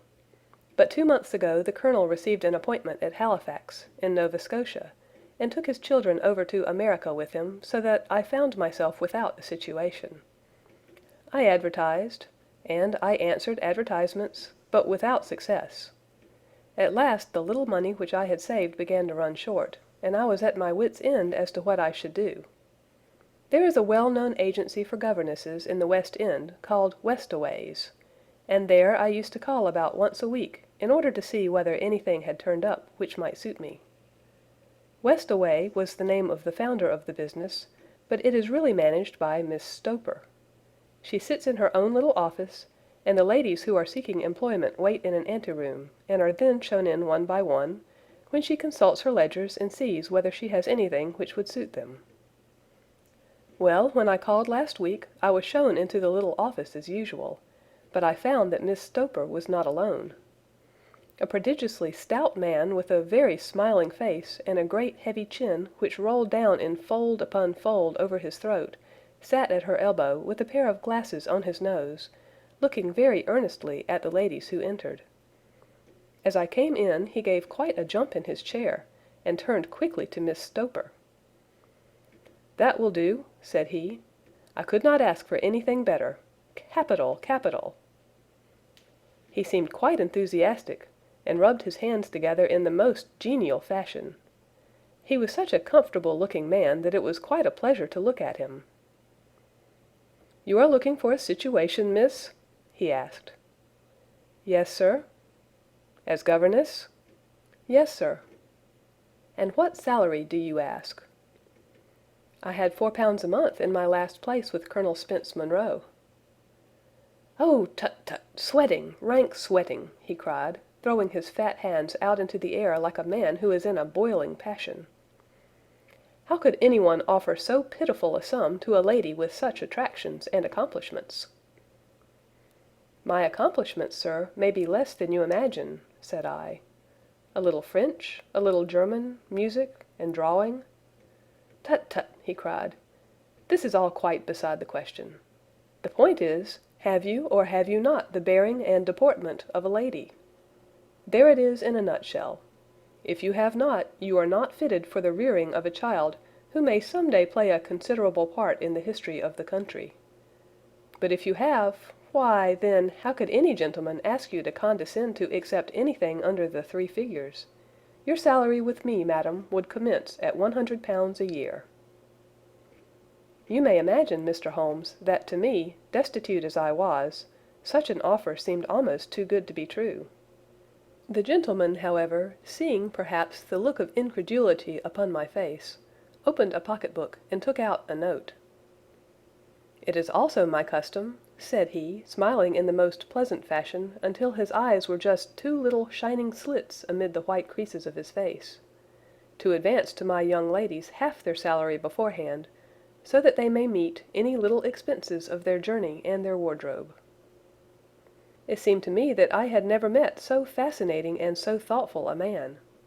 As I was already in debt to my tradesmen, the advance was a great convenience, and yet there was something unnatural about the whole transaction which made me wish to know a little more before I quite committed myself. "May I ask where you live, sir?" said I.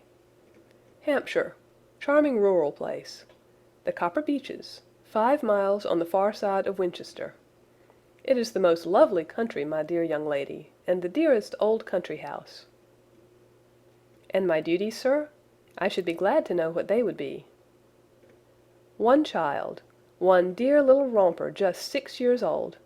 Oh, if you could see him killing cockroaches with a slipper, smack, smack, smack, 3 gone before you could wink." He leaned back in his chair and laughed his eyes into his head again. I was a little startled at the nature of the child's amusement, but the father's laughter made me think that perhaps he was joking. "My sole duties, then," I asked, "are to take charge of a single child?" "No, no, not the sole, not the sole, my dear young lady," he cried. "Your duty would be, as I am sure your good sense would suggest, to obey any little commands my wife might give, provided always that they were such commands as a lady might with propriety obey. You see no difficulty, eh? I should be happy to make myself useful. Quite so. And dress now, for example. We are fatty people, you know. Fatty but kind-hearted. If you were asked to wear any dress which we might give you, you would not object to our little whim, eh? No, said I, considerably astonished at his words. Or to sit here, or sit there, that would not be offensive to you? Oh, no. Or to cut your hair quite short before you come to us? I could hardly believe my ears. As you may observe, Mr. Holmes, my hair is somewhat luxuriant, of a rather peculiar tint of chestnut. It has been considered artistic. I could not dream of sacrificing it in this offhand fashion. I am afraid that that is quite impossible, said I. He had been watching me eagerly out of his small eyes, and I could see a shadow pass over his face as I spoke. I am afraid that it is quite essential, said he. It is a little fancy of my wife's, and ladies' fancies, you know, madam, ladies' fancies must be consulted. And so you won't cut your hair? No, sir, I really could not, I answered firmly. Ah, very well. Then that quite settles the matter. It is a pity, because in other respects you would really have done very nicely. In that case, Miss Stoper, I had best inspect a few more of your young ladies. The manageress had sat all this while busy with her papers, without a word to either of us. But she glanced at me now with so much annoyance upon her face that I could not help suspecting that she had lost a handsome commission through my refusal. "Do you desire your name to be kept upon the books?" she asked. "If you please, Miss Stoper." "Well, really it seems rather useless, since you refuse the most excellent offers in this fashion," said she sharply. "You can hardly expect us to exert ourselves to find another such opening for you. Good day to you, Miss Hunter." She struck a gong upon the table, and I was shown out by the page. Well, Mr. Holmes, when I got back to my lodgings and found little enough in the cupboard, and 2 or 3 bills upon the table, I began to ask myself whether I had not done a very foolish thing. After all, if these people had strange fads, and expected obedience on the most extraordinary matters, they were at least ready to pay for their eccentricity. Very few governesses in England are getting £100 a year. Besides, what use was my hair to me? Many people are improved by wearing it short, and perhaps I should be among the number. Next day I was inclined to think that I had made a mistake, and by the day after I was sure of it. I had almost overcome my pride so far as to go back to the agency and inquire whether the place was still open, when I received this letter from the gentleman himself. I have it here, and I will read it to you. The Copper Beeches, near Winchester. Dear Miss Hunter, Miss Stoper has very kindly given me your address, and I write from here to ask you whether you have reconsidered your decision.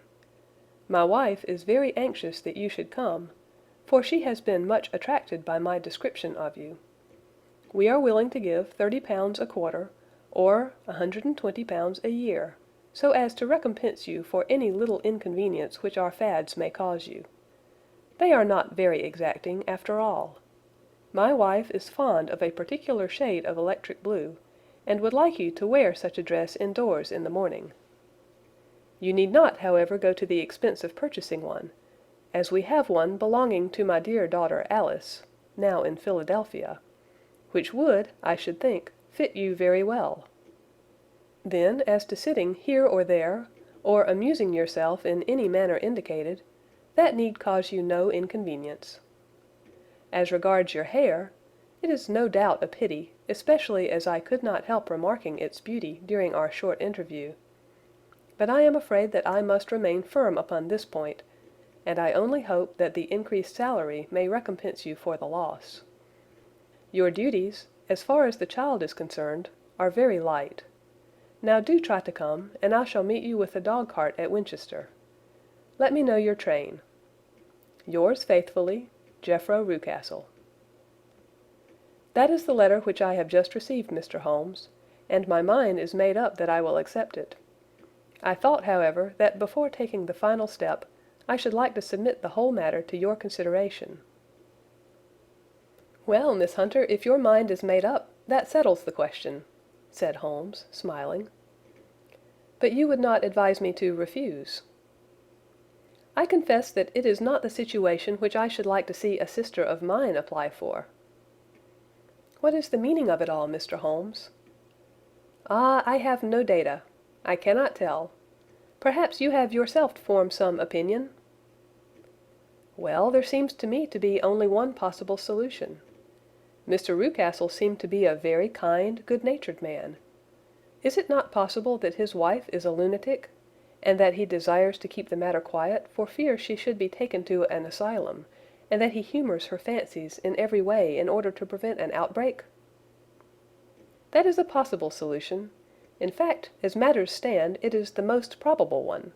But in any case it does not seem to be a nice household for a young lady." "But the money, Mr. Holmes, the money!" "Well, yes, of course the pay is good, too good. That is what makes me uneasy. Why should they give you £120 a year when they could have their pick for £40? There must be some strong reason behind."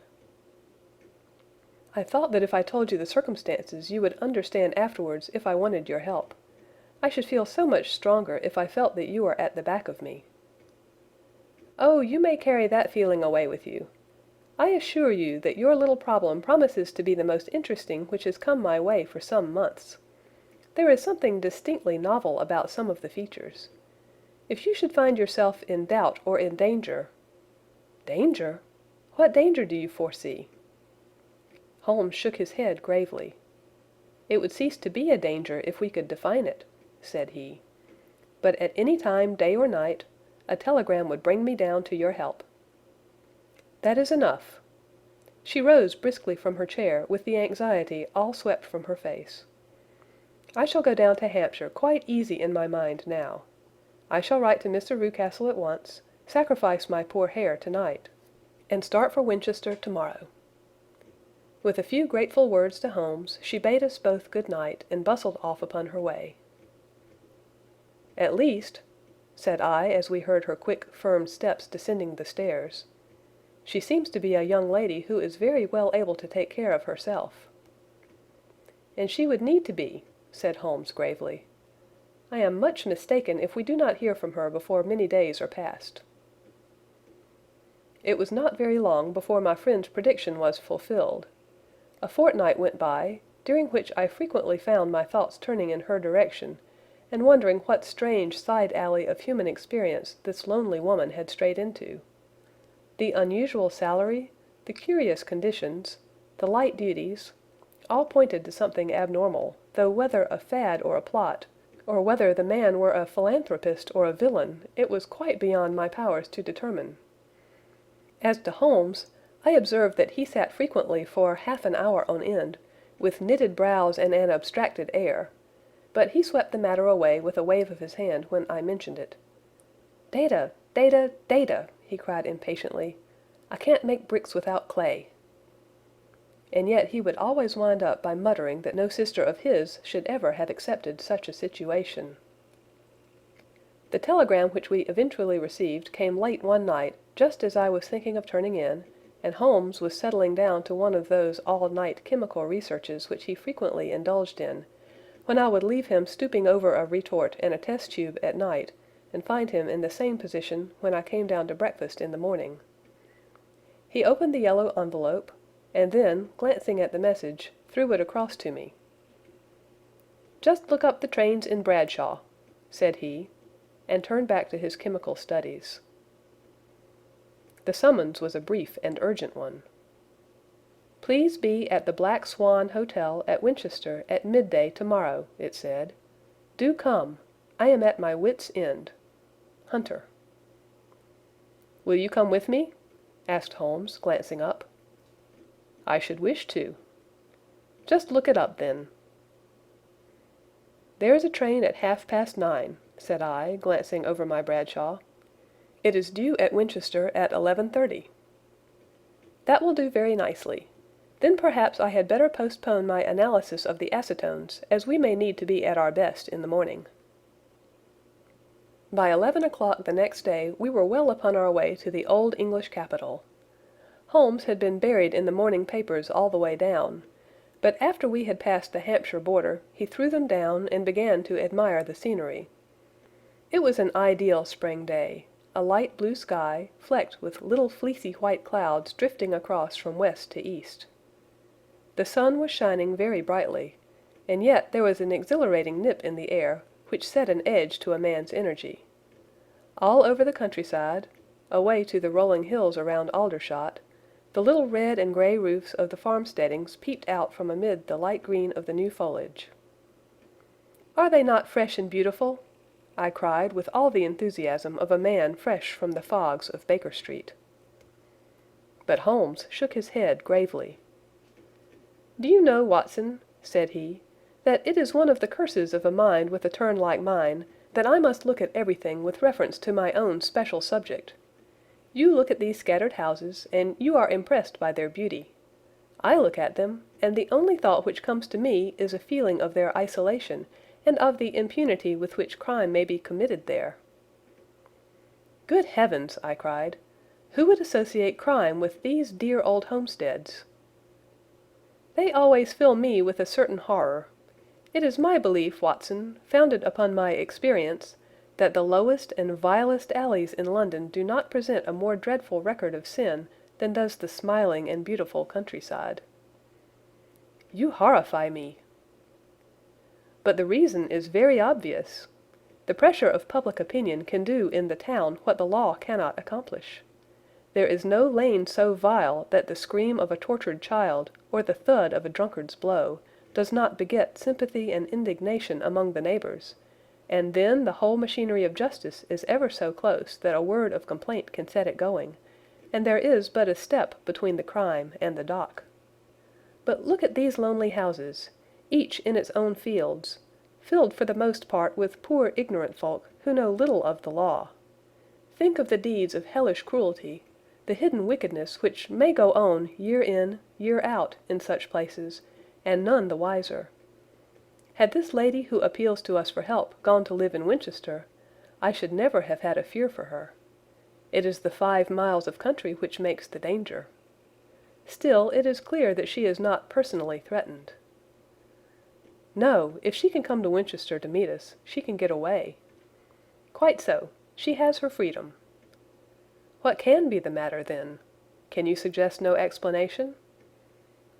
I have devised 7 separate explanations, each of which would cover the facts as far as we know them. But which of these is correct can only be determined by the fresh information which we shall no doubt find waiting for us. Well, there is the tower of the cathedral, and we shall soon learn all that Miss Hunter has to tell. The Black Swan is an inn of repute in the High Street, at no distance from the station, and there we found the young lady waiting for us. She had engaged a sitting room, and our lunch awaited us upon the table. "I am so delighted that you have come," she said earnestly. "It is so very kind of you both, but indeed I do not know what I should do. Your advice will be altogether invaluable to me." "Pray tell us what has happened to you." "I will do so, and I must be quick, for I have promised Mr. Rucastle to be back before 3. I got his leave to come into town this morning, though he little knew for what purpose." "Let us have everything in its due order." Holmes thrust his long, thin legs out towards the fire, and composed himself to listen.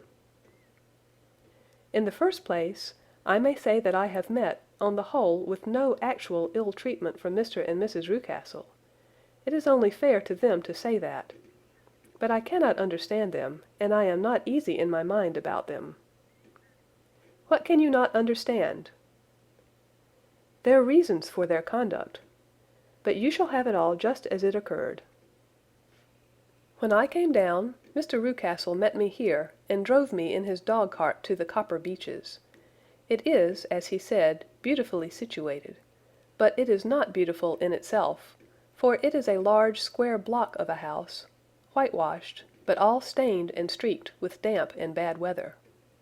There are grounds round it, woods on 3 sides, and on the 4th a field which slopes down to the Southampton high road, which curves past about 100 yards from the front door.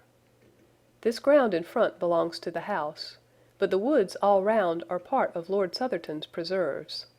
A clump of copper beeches immediately in front of the hall door has given its name to the place. I was driven over by my employer, who was as amiable as ever, and was introduced by him that evening to his wife and the child. There was no truth, Mr. Holmes, in the conjecture which seemed to us to be probable in your rooms at Baker Street. Mrs. Rucastle is not mad. I found her to be a silent, pale-faced woman, much younger than her husband, and not more than 30, I should think, while he can hardly be less than 45. From their conversation I have gathered that they have been married about 7 years, that he was a widower, and that his only child by the first wife was the daughter who has gone to Philadelphia. Mr. Rucastle told me in private that the reason why she had left them was that she had an unreasoning aversion to her stepmother. As the daughter could not have been less than 20, I can quite imagine that her position must have been uncomfortable with her father's young wife. Mrs. Rucastle seemed to me to be colourless in mind as well as in feature. She impressed me neither favourably nor the reverse. She was a nonentity. It was easy to see that she was passionately devoted both to her husband and to her little son. Her light grey eyes wandered continually from one to the other, noting every little want and forestalling it if possible. He was kind to her also in his bluff, boisterous fashion, and on the whole they seemed to be a happy couple. And yet she had some secret sorrow, this woman. She would often be lost in deep thought, with the saddest look upon her face. More than once I have surprised her in tears. I have thought sometimes that it was the disposition of her child which weighed upon her mind, for I have never met so utterly spoiled and so ill-natured a little creature. He is small for his age, with a head which is quite disproportionately large. His whole life appears to be spent in an alternation between savage fits of passion and gloomy intervals of sulking. Giving pain to any creature weaker than himself seems to be his one idea of amusement, and he shows quite remarkable talent in planning the capture of mice, little birds, and insects. But I would rather not talk about the creature, Mr. Holmes, and indeed he has little to do with my story. I am glad of all details, remarked my friend, whether they seem to you to be relevant or not. I shall try not to miss anything of importance. The one unpleasant thing about the house, which struck me at once, was the appearance and conduct of the servants. There are only two, a man and his wife. Toller, for that is his name, is a rough, uncouth man, with grizzled hair and whiskers, and a perpetual smell of drink. Twice since I have been with him he has been quite drunk, and yet Mr. Rucastle seemed to take no notice of it. His wife is a very tall and strong woman with a sour face, as silent as Mrs. Rucastle, and much less amiable. They are a most unpleasant couple, but fortunately I spend most of my time in the nursery and my own room, which are next to each other in one corner of the building. For 2 days after my arrival at the Copper Beeches my life was very quiet. On the third, Mrs. Rucastle came down just after breakfast, and whispered something to her husband. "Oh, yes," said he, turning to me. "We are very much obliged to you, Miss Hunter, for falling in with our whims so far as to cut your hair. I assure you that it has not detracted in the tiniest iota from your appearance. We shall now see how the electric blue dress will become you. You will find it laid out upon the bed in your room, and if you will be so good as to put it on, we should both be extremely obliged." The dress which I found waiting for me was of a peculiar shade of blue. It was of excellent material, a sort of beige, but it bore unmistakable signs of having been worn before. It could not have been a better fit if I had been measured for it. Both Mr. and Mrs. Rucastle expressed a delight at the look of it, which seemed quite exaggerated in its vehemence.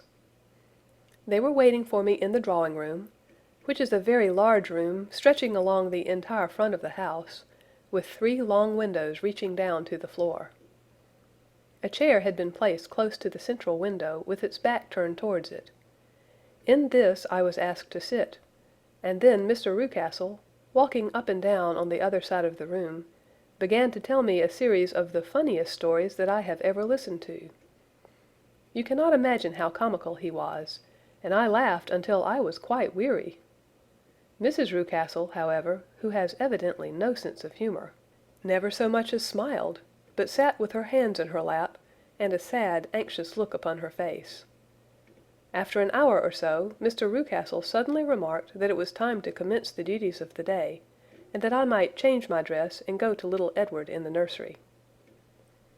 2 days later this same performance was gone through under exactly similar circumstances. Again I changed my dress, again I sat in the window, and again I laughed very heartily at the funny stories of which my employer had an immense repertoire, and which he told inimitably.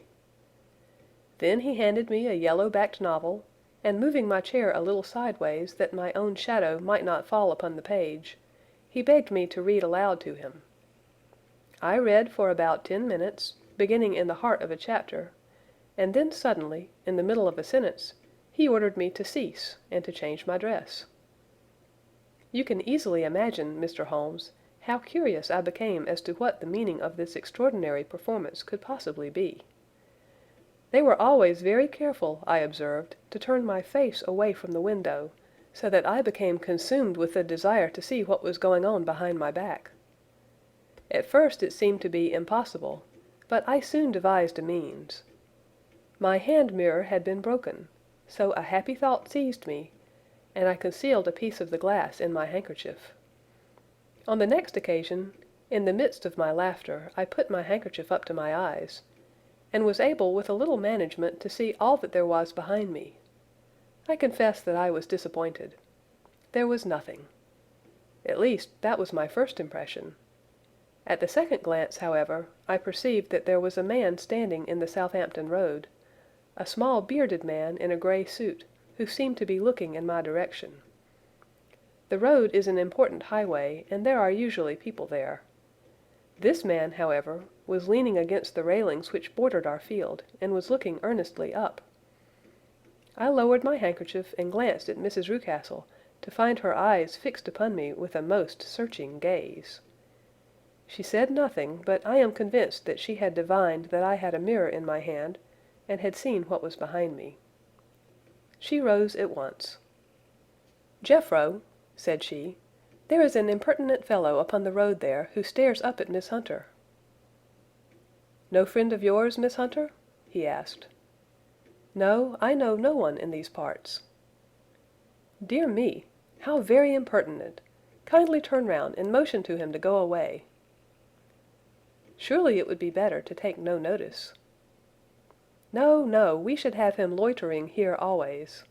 Kindly turn round and wave him away like that." I did as I was told, and at the same instant Mrs. Rucastle drew down the blind. That was a week ago, and from that time I have not sat again in the window, nor have I worn the blue dress, nor seen the man in the road. "Pray continue," said Holmes. "Your narrative promises to be a most interesting one." "You will find it rather disconnected, I fear, and there may prove to be little relation between the different incidents of which I speak. On the very first day that I was at the Copper Beeches, Mr. Rucastle took me to a small outhouse which stands near the kitchen door. As we approached it, I heard the sharp rattling of a chain and the sound as of a large animal moving about. "Look in here," said Mr. Rucastle, showing me a slit between two planks. "Is he not a beauty?" I looked through and was conscious of two glowing eyes and of a vague figure huddled up in the darkness. "Don't be frightened," said my employer, laughing at the start which I had given. "It's only Carlo, my mastiff. I call him mine, but really old Toller, my groom, is the only man who can do anything with him. We feed him once a day, and not too much then, so that he is always as keen as mustard. Toller lets him loose every night, and God help the trespasser whom he lays his fangs upon. For goodness' sake, don't you ever on any pretext set your foot over the threshold at night, for it's as much as your life is worth." The warning was no idle one, for 2 nights later I happened to look out of my bedroom window about 2 o'clock in the morning.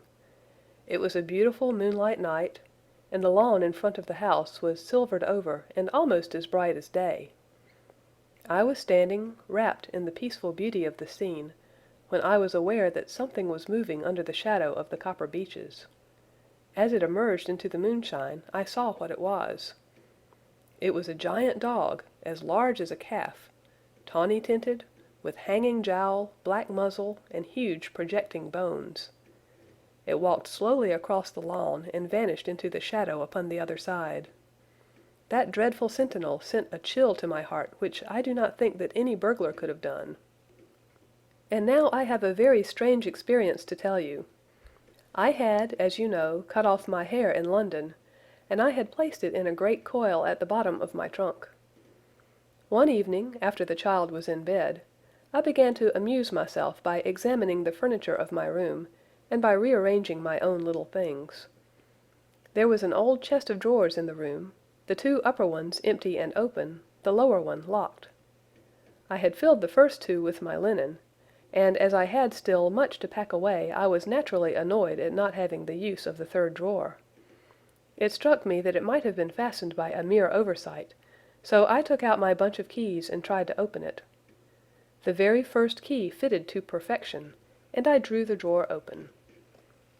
There was only one thing in it, but I am sure that you would never guess what it was. It was my coil of hair. I took it up and examined it. It was of the same peculiar tint, and the same thickness. But then the impossibility of the thing obtruded itself upon me. How could my hair have been locked in the drawer? With trembling hands I undid my trunk, turned out the contents, and drew from the bottom my own hair.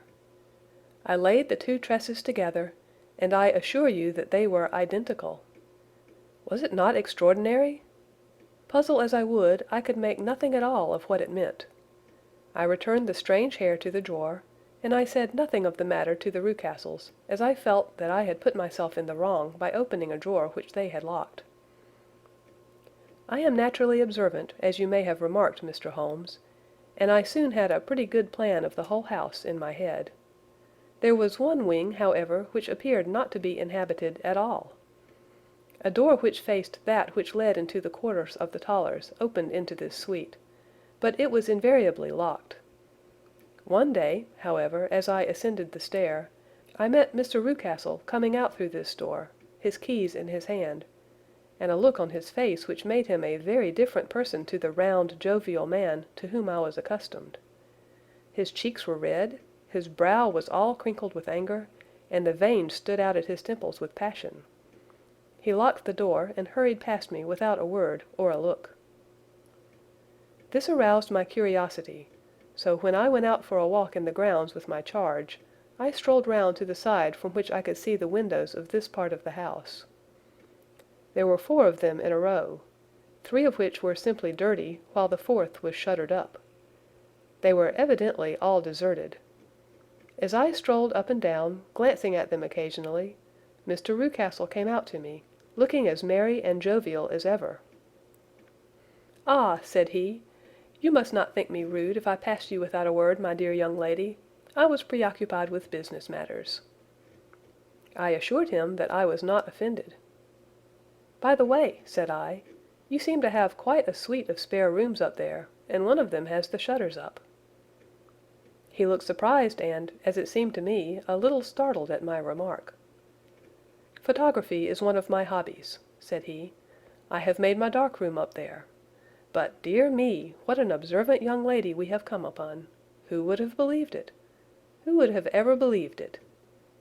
He spoke in a jesting tone, but there was no jest in his eyes as he looked at me. I read suspicion there, and annoyance, but no jest. Well, Mr. Holmes, from the moment that I understood that there was something about that suite of rooms which I was not to know, I was all on fire to go over them. It was not mere curiosity, though I have my share of that. It was more a feeling of duty, a feeling that some good might come from my penetrating to this place. They talk of woman's instinct. Perhaps it was woman's instinct which gave me that feeling. At any rate, it was there, and I was keenly on the lookout for any chance to pass the forbidden door. It was only yesterday that the chance came. I may tell you that, besides Mr. Rucastle, both Toller and his wife find something to do in these deserted rooms, and I once saw him carrying a large black linen bag with him through the door. Recently he has been drinking hard, and yesterday evening he was very drunk, and when I came upstairs there was the key in the door. I had no doubt at all that he had left it there. Mr. and Mrs. Rucastle were both downstairs, and the child was with them, so that I had an admirable opportunity. I turned the key gently in the lock, opened the door, and slipped through. There was a little passage in front of me, unpapered and uncarpeted, which turned at a right angle at the farther end. Round this corner were 3 doors in a line, the first and third of which were open. They each led into an empty room, dusty and cheerless, with 2 windows in the one and one in the other, so thick with dirt that the evening light glimmered dimly through them. The center door was closed, and across the outside of it had been fastened one of the broad bars of an iron bed, padlocked at one end to a ring in the wall and fastened at the other with stout cord. The door itself was locked as well, and the key was not there. This barricaded door corresponded clearly with the shuttered window outside, and yet I could see by the glimmer from beneath it that the room was not in darkness. Evidently there was a skylight which let in light from above. As I stood in the passage gazing at the sinister door and wondering what secret it might veil, I suddenly heard the sound of steps within the room and saw a shadow pass backward and forward against the little slit of dim light which shone out from under the door. A mad, unreasoning terror rose up in me at the sight, Mr. Holmes. My overstrung nerves failed me suddenly, and I turned and ran as though some dreadful hand were behind me clutching at the skirt of my dress. I rushed down the passage, through the door, and straight into the arms of Mr. Rucastle, who was waiting outside. "So," said he, smiling, "it was you, then. I thought that it must be when I saw the door open." "Oh, I am so frightened!" I panted. "My dear young lady!" You cannot think how caressing and soothing his manner was. "And what has frightened you, my dear young lady?" But his voice was just a little too coaxing. He overdid it. I was keenly on my guard against him. "I was foolish enough to go into the empty wing," I answered. "But it is so lonely and eerie in this dim light that I was frightened and ran out again. Oh, it is so dreadfully still in there!" "Only that?" said he, looking at me keenly. "Why, what did you think?" I asked. "Why do you think that I locked this door?" "I am sure that I do not know." "It is to keep people out who have no business there, do you see?" He was still smiling in the most amiable manner. "I am sure if I had known—" "Well, then, you know now. And if you ever put your foot over that threshold again—" Here in an instant the smile hardened into a grin of rage, and he glared down at me with the face of a demon. "I'll throw you to the mastiff." I was so terrified that I do not know what I did. I suppose that I must have rushed past him into my room. I remember nothing until I found myself lying on my bed, trembling all over. Then I thought of you, Mr. Holmes. I could not live there longer without some advice. I was frightened of the house, of the man, of the woman, of the servants, even of the child. They were all horrible to me. If I could only bring you down, all would be well. Of course I might have fled from the house, but my curiosity was almost as strong as my fears. My mind was soon made up. I would send you a wire. I put on my hat and cloak, went down to the office, which is about half a mile from the house, and then returned feeling very much easier. A horrible doubt came into my mind as I approached the door lest the dog might be loose, but I remembered that Toller had drunk himself into a state of insensibility that evening, and I knew that he was the only one in the household who had any influence with the savage creature, or who would venture to set him free. I slipped in safety, and lay awake half the night in my joy at the thought of seeing you. I had no difficulty in getting leave to come into Winchester this morning, but I must be back before 3 o'clock, for Mr. and Mrs. Rucastle are going on a visit and will be away all the evening, so that I must look after the child. Now I have told you all my adventures, Mr. Holmes, and I should be very glad if you could tell me what it all means, and above all, what I should do." Holmes and I had listened spellbound to this extraordinary story. My friend rose now and paced up and down the room, his hands in his pockets, and an expression of the most profound gravity upon his face. "Is Toller still drunk?" he asked. "Yes, I heard his wife tell Mrs. Rucastle that she could do nothing with him." "That is well. And the Rucastles go out tonight?" "Yes." "Is there a cellar with a good strong lock?" "Yes, the wine cellar." "You seem to me to have acted all through this matter like a very brave and sensible girl, Miss Hunter. Do you think that you could perform one more feat? I should not ask it of you if I did not think you quite an exceptional woman." "I will try. What is it?" "We shall be at the Copper Beeches by 7 o'clock, my friend and I. The Rucastles will be gone by that time, and Toller will, we hope, be incapable. There only remains Mrs. Toller, who might give the alarm. If you could send her into the cellar on some errand, and then turn the key upon her, you would facilitate matters immensely." "I will do it." "Excellent. We shall then look thoroughly into the affair. Of course there is only one feasible explanation. You have been brought there to personate someone, and the real person is imprisoned in this chamber. That is obvious. As to who this prisoner is, I have no doubt that it is the daughter, Miss Alice Rucastle, if I remember right, who is said to have gone to America. You were chosen, doubtless, as resembling her in height, figure, and the color of her hair. Hers had been cut off, very possibly in some illness through which she has passed, and so, of course, yours had to be sacrificed also. By a curious chance you came upon her tresses. The man in the road was undoubtedly some friend of hers, possibly her fiancé, and no doubt, as you wore the girl's dress and were so like her, he was convinced from your laughter, whenever he saw you, and afterwards from your gesture, that Miss Rucastle was perfectly happy, and that she no longer desired his attentions. The dog is let loose at night to prevent him from endeavoring to communicate with her. So much is fairly clear. The most serious point in the case is the disposition of the child." "What on earth has that to do with it?" I ejaculated. "My dear Watson, you as a medical man are continually gaining light as to the tendencies of a child by the study of the parents. Don't you see that the converse is equally valid? I have frequently gained my first real insight into the character of parents by studying their children. This child's disposition is abnormally cruel, merely for cruelty's sake, and whether he derives this from his smiling father, as I should suspect, or from his mother, it bodes evil for the poor girl who is in their power." "I am sure that you are right, Mr. Holmes," cried our client. "A thousand things come back to me which make me certain that you have hit it. Oh, let us lose not an instant in bringing help to this poor creature." "We must be circumspect, for we are dealing with a very cunning man. We can do nothing until 7 o'clock. At that hour we shall be with you, and it will not be long before we solve the mystery."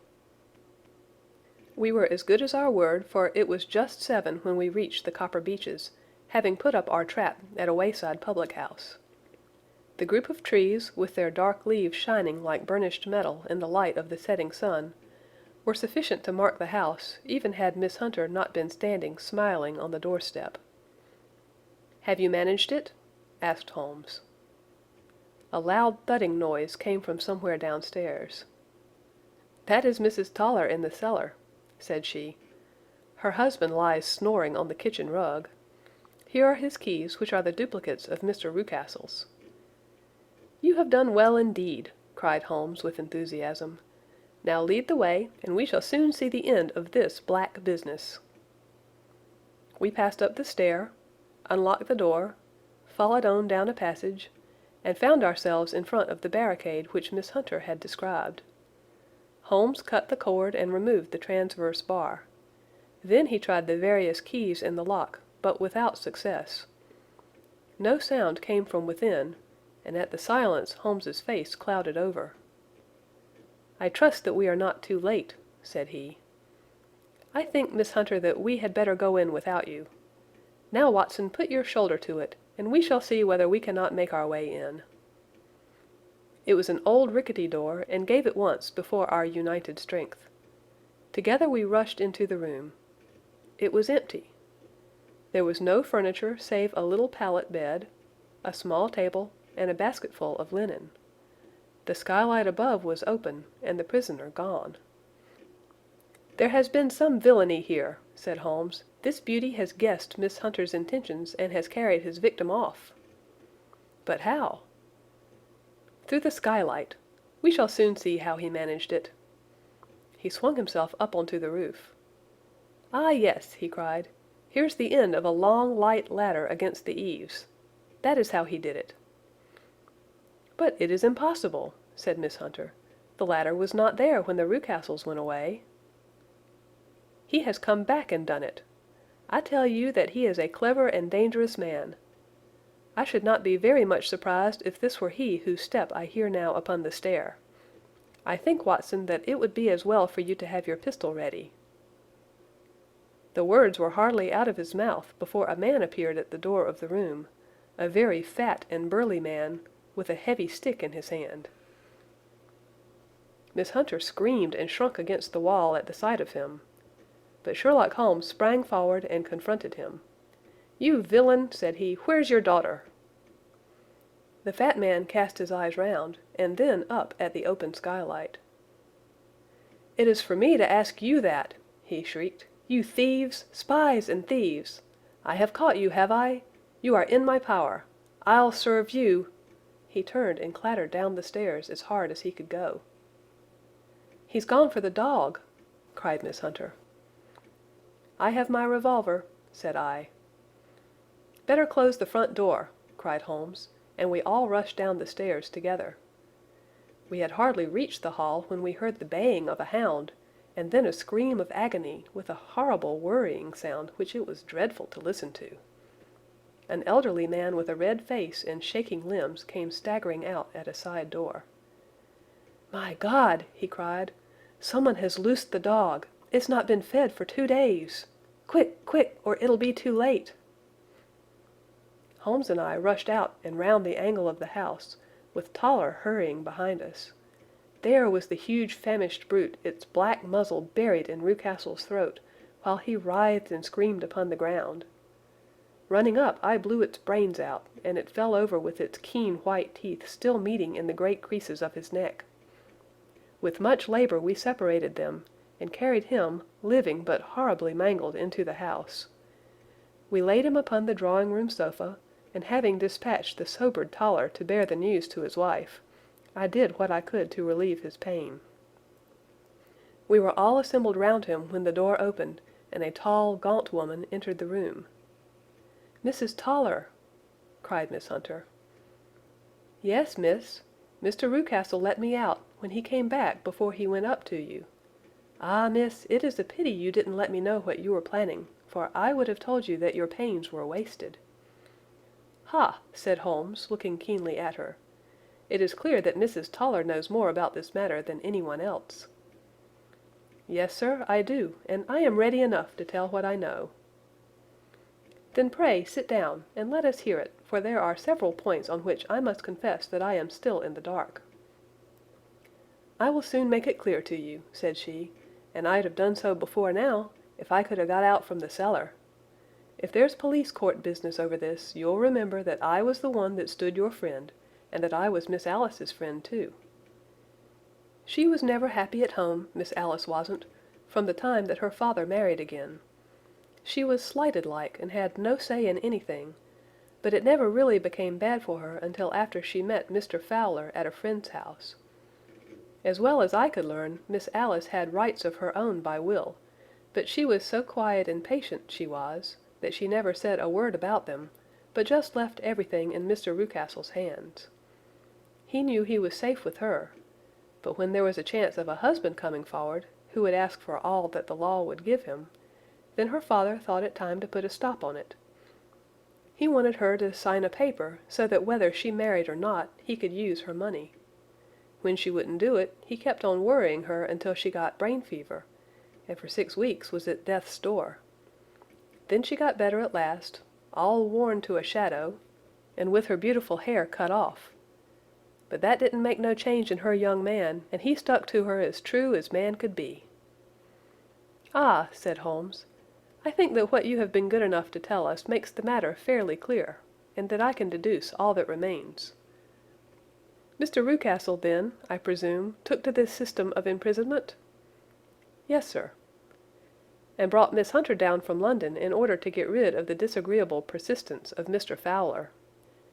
"That was it, sir." "But Mr. Fowler, being a persevering man, as a good seaman should be, blockaded the house, and having met you succeeded by certain arguments, metallic or otherwise, in convincing you that your interests were the same as his." "Mr. Fowler was a very kind-spoken, free-handed gentleman," said Mrs. Toller serenely.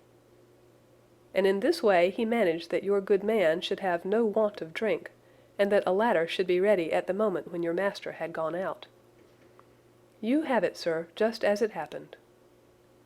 "I am sure we owe you an apology, Mrs. Toller," said Holmes, "for you have certainly cleared up everything which puzzled us. And here comes the country surgeon and Mrs. Rucastle, so I think, Watson, that we had best escort Miss Hunter back to Winchester, as it seems to me that our locus standi now is rather a questionable one." And thus was solved the mystery of the sinister house with the copper beeches in front of the door. Mr. Rucastle survived, but was always a broken man, kept alive solely through the care of his devoted wife. They still live with their old servants, who probably know so much of Rucastle's past life that he finds it difficult to part from them. Mr. Fowler and Miss Rucastle were married, by special license, in Southampton the day after their flight, and he is now the holder of a government appointment in the island of Mauritius. As to Miss Violet Hunter, my friend Holmes, rather to my disappointment, manifested no further interest in her when once she had ceased to be the centre of one of his problems, and she is now the head of a private school at Walsall, where I believe that she has met with considerable success. End of The Adventure of the Copper Beeches. This concludes The Adventures of Sherlock Holmes by Sir Arthur Conan Doyle.